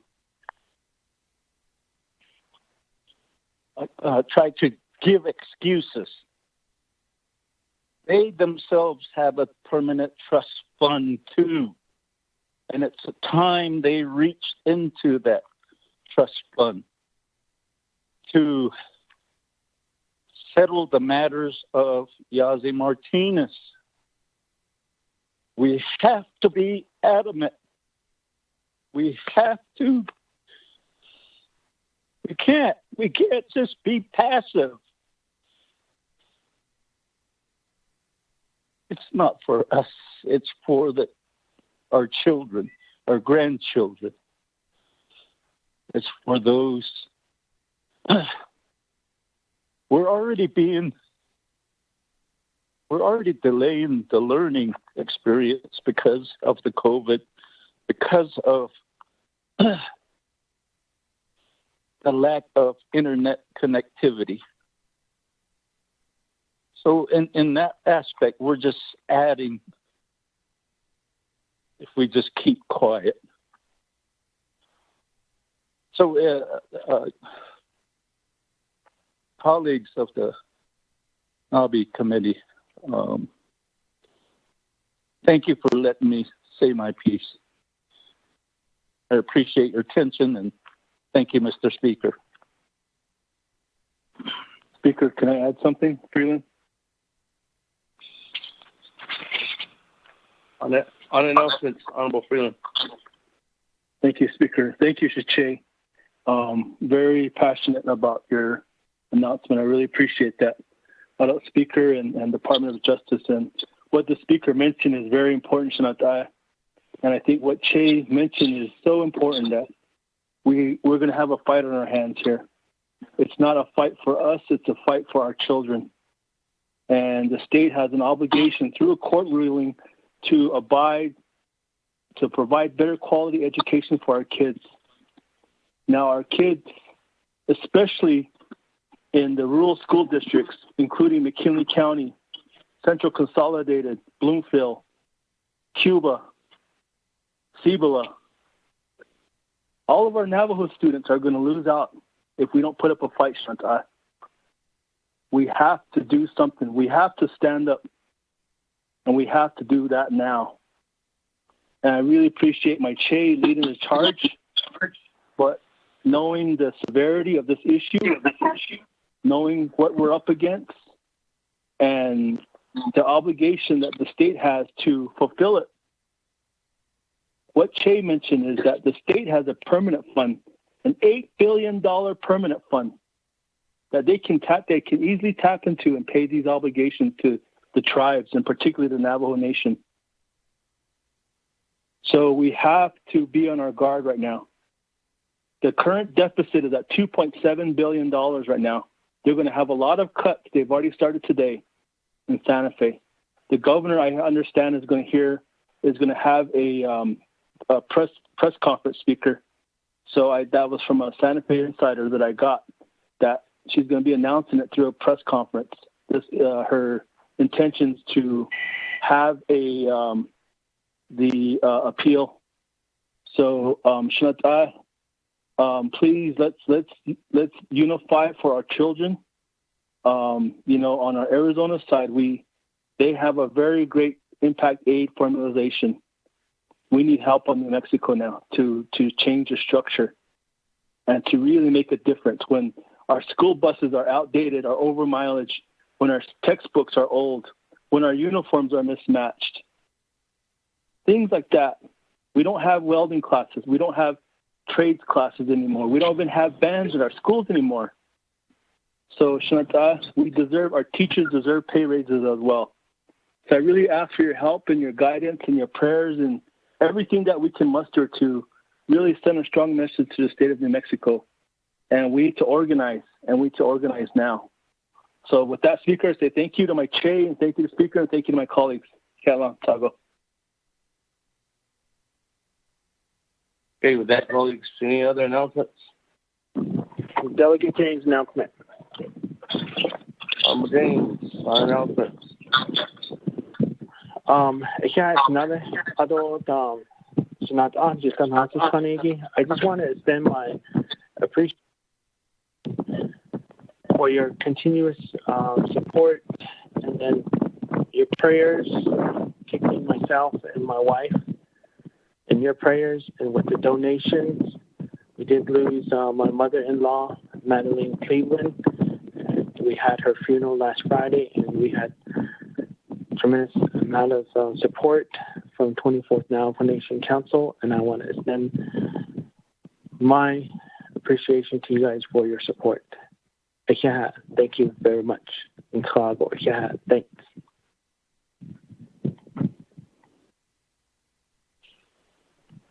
Welcome. Speaker Damon, this is Delegate Brown. Honorable Brown, on announcements. Yes, I hear my colleagues in the state of New Mexico who represent many chapters in New Mexico. Thank you for bringing this up. I actually just was meeting with a teacher the other day, and I'm looking this up as we speak. I believe there's Arizona Senate bill, which is HB 2910. I believe that's the legislation number, but I will email it to my colleagues. It's the digital divide. It sounds like what New Mexico is doing is also what's happening in Arizona with Senate Bill 2910, and they are actually looking at the $600+ million that the Navajo Nation is receiving, and I'm pretty sure Nada and Lini, the governors, are planning, saying that we should be spending that $600+ million on education on Navajo Nation, even though these are state dollars that they're talking about. They're talking about public schools. So they wanted to take some money back from Navajo Nation public schools on the Navajo Nation public schools. And they wanted us to sign. So I'm looking at this, and I'll send this over to our Arizona lobbyists as well, and to Dana and Navajo DOJ as well. And I'll double check on this Senate bill with a teacher that I spoke with. I'm texting her right now. But so I stand with you as a delegate from Arizona. I have been to Santa Fe many times on Navajo people's behalf, and I continue to stand with you, my colleagues. You're all in my prayers. But again, colleagues, actually, I never really let any of my colleagues know before this, but we just buried my uncle today. So I officiated with our medicine person this morning, so that's why I could not be on the call. So we're learning a lot as we go, and I think I will continue to share the trials of putting a family away, some of the funding that are not covered, and sometimes you feel like you don't really trust the mortuaries and what they're really taking from our Navajo people. So I'll continue to follow up with that. And then finally, my colleagues, I've been meeting with FBI, Kansas Police, CI, Navajo sheriffs, Navajo County sheriffs, and public safety on combating bootlegging.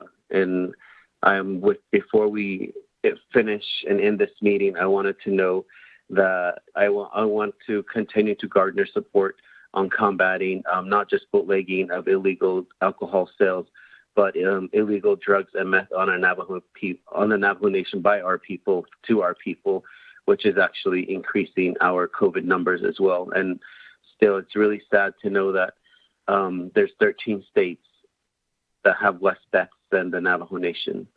So if we can just, I continue to stand and ask for your support. Yes, Speaker.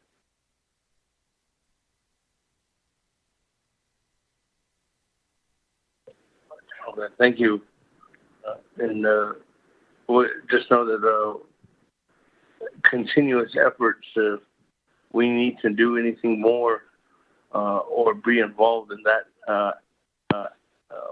there's future meetings or other meetings or that the Speaker's office needs to get staff members start attending any one of those meetings. Honorable Brown, if you have any more information, please let us know so that we can be more involved in that domicile so that we can go ahead and move forward and get more information out to our colleagues. Yes, I'll do that. Thank you, Honorable Brown. There's no other announcements. There's a motion to adjourn. Okay. Hello? Motion to adjourn. Motion to adjourn? Second. Motion to adjourn. Who is the motion? We got Vice Chair Smith. Henio. Motion adjourned. Motion adjourned by Jeremy Henio, second by Vice Chair Smith. Any other with that, Bobby, round the horn. On adjourning at 9:11 p.m. Honorable Elmer Begay. Vote green. Honorable Elmer Begay votes green. Honorable K. Allen Begay Jr. Delegate Kelly Begay Jr. votes green for adjournment and also complete commission meeting at 8 a.m. tomorrow. Thank you, Speaker. Honorable K. Allen Begay Jr. votes green. Honorable Paul Begay. Delegate Paul Begay votes green. Honorable Paul Begay votes green. Honorable Nathaniel Brown. Delegate Brown votes green. Yeah. Honorable Nathaniel Brown votes green. Honorable Eugenia Charles Newton. Charles Newton votes green. Honorable Eugenia Charles Newton votes green. Honorable Amber Kanasba Crotty. Delegate Amber Kanasba-Crotty votes green. Thank you. Honorable Amber Kanasba-Crotty votes green. Honorable Herman M. Daniels. Honorable Mark Freeland. Freeland votes green. Thank you. Good evening, colleagues. Honorable Mark Freeland votes green. Honorable Pernell Holona. Delegate Holona votes green. Good evening, everybody. Honorable Pernell Holona votes green. Honorable Jamie Henio. I'm looking into her eyes and it's green. Honorable Jamie Henio votes green. Honorable Vince James. Delegate Vince James votes green. Honorable Vince James votes green. Honorable Rick Ness. Honorable Carl Slater. Honorable Raymond Smith Jr.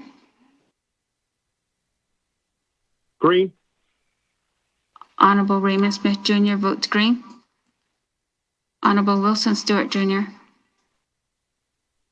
Honorable Charlene So. Honorable Daniel So. Honorable Eugene So. I vote green. Honorable Eugene So votes green. Honorable Otto So. I vote green, and looks like Henio, but the sun came early. Honorable Otto So votes green. Honorable Thomas Walker Jr. I vote green. Honorable Thomas Walker Jr. votes green. Honorable Edison Onika. Honorable Edmund Yazzie.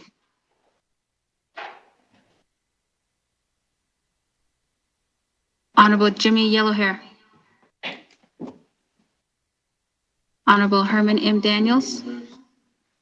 Honorable Rick Nez. Honorable Carl Slater. Honorable Wilson Stewart Jr.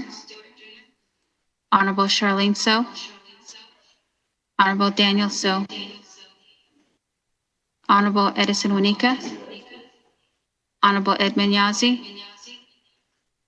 Honorable Jimmy Yellowhair. Speaker with a vote of 14 yeas and 0 nays. With that, colleagues, a motion adjourned at 9:10 p.m. With 14 yeas, 0 opposed, and chair not voting. That, everyone have a good evening. Reminder tomorrow again. Honorable Keon Begay reminded me there's an 8 a.m. Census Commission meeting. There's also a BNF work session tomorrow morning. And then at 10 a.m., colleagues, we have a special Navajo Nation Council session starting at 10 a.m. Other than that, Commission 8:30, Speaker. 8:30. All right. With that, have a good evening, everyone. Safe travels. Thank you to the staff for being here. Thank you, staff.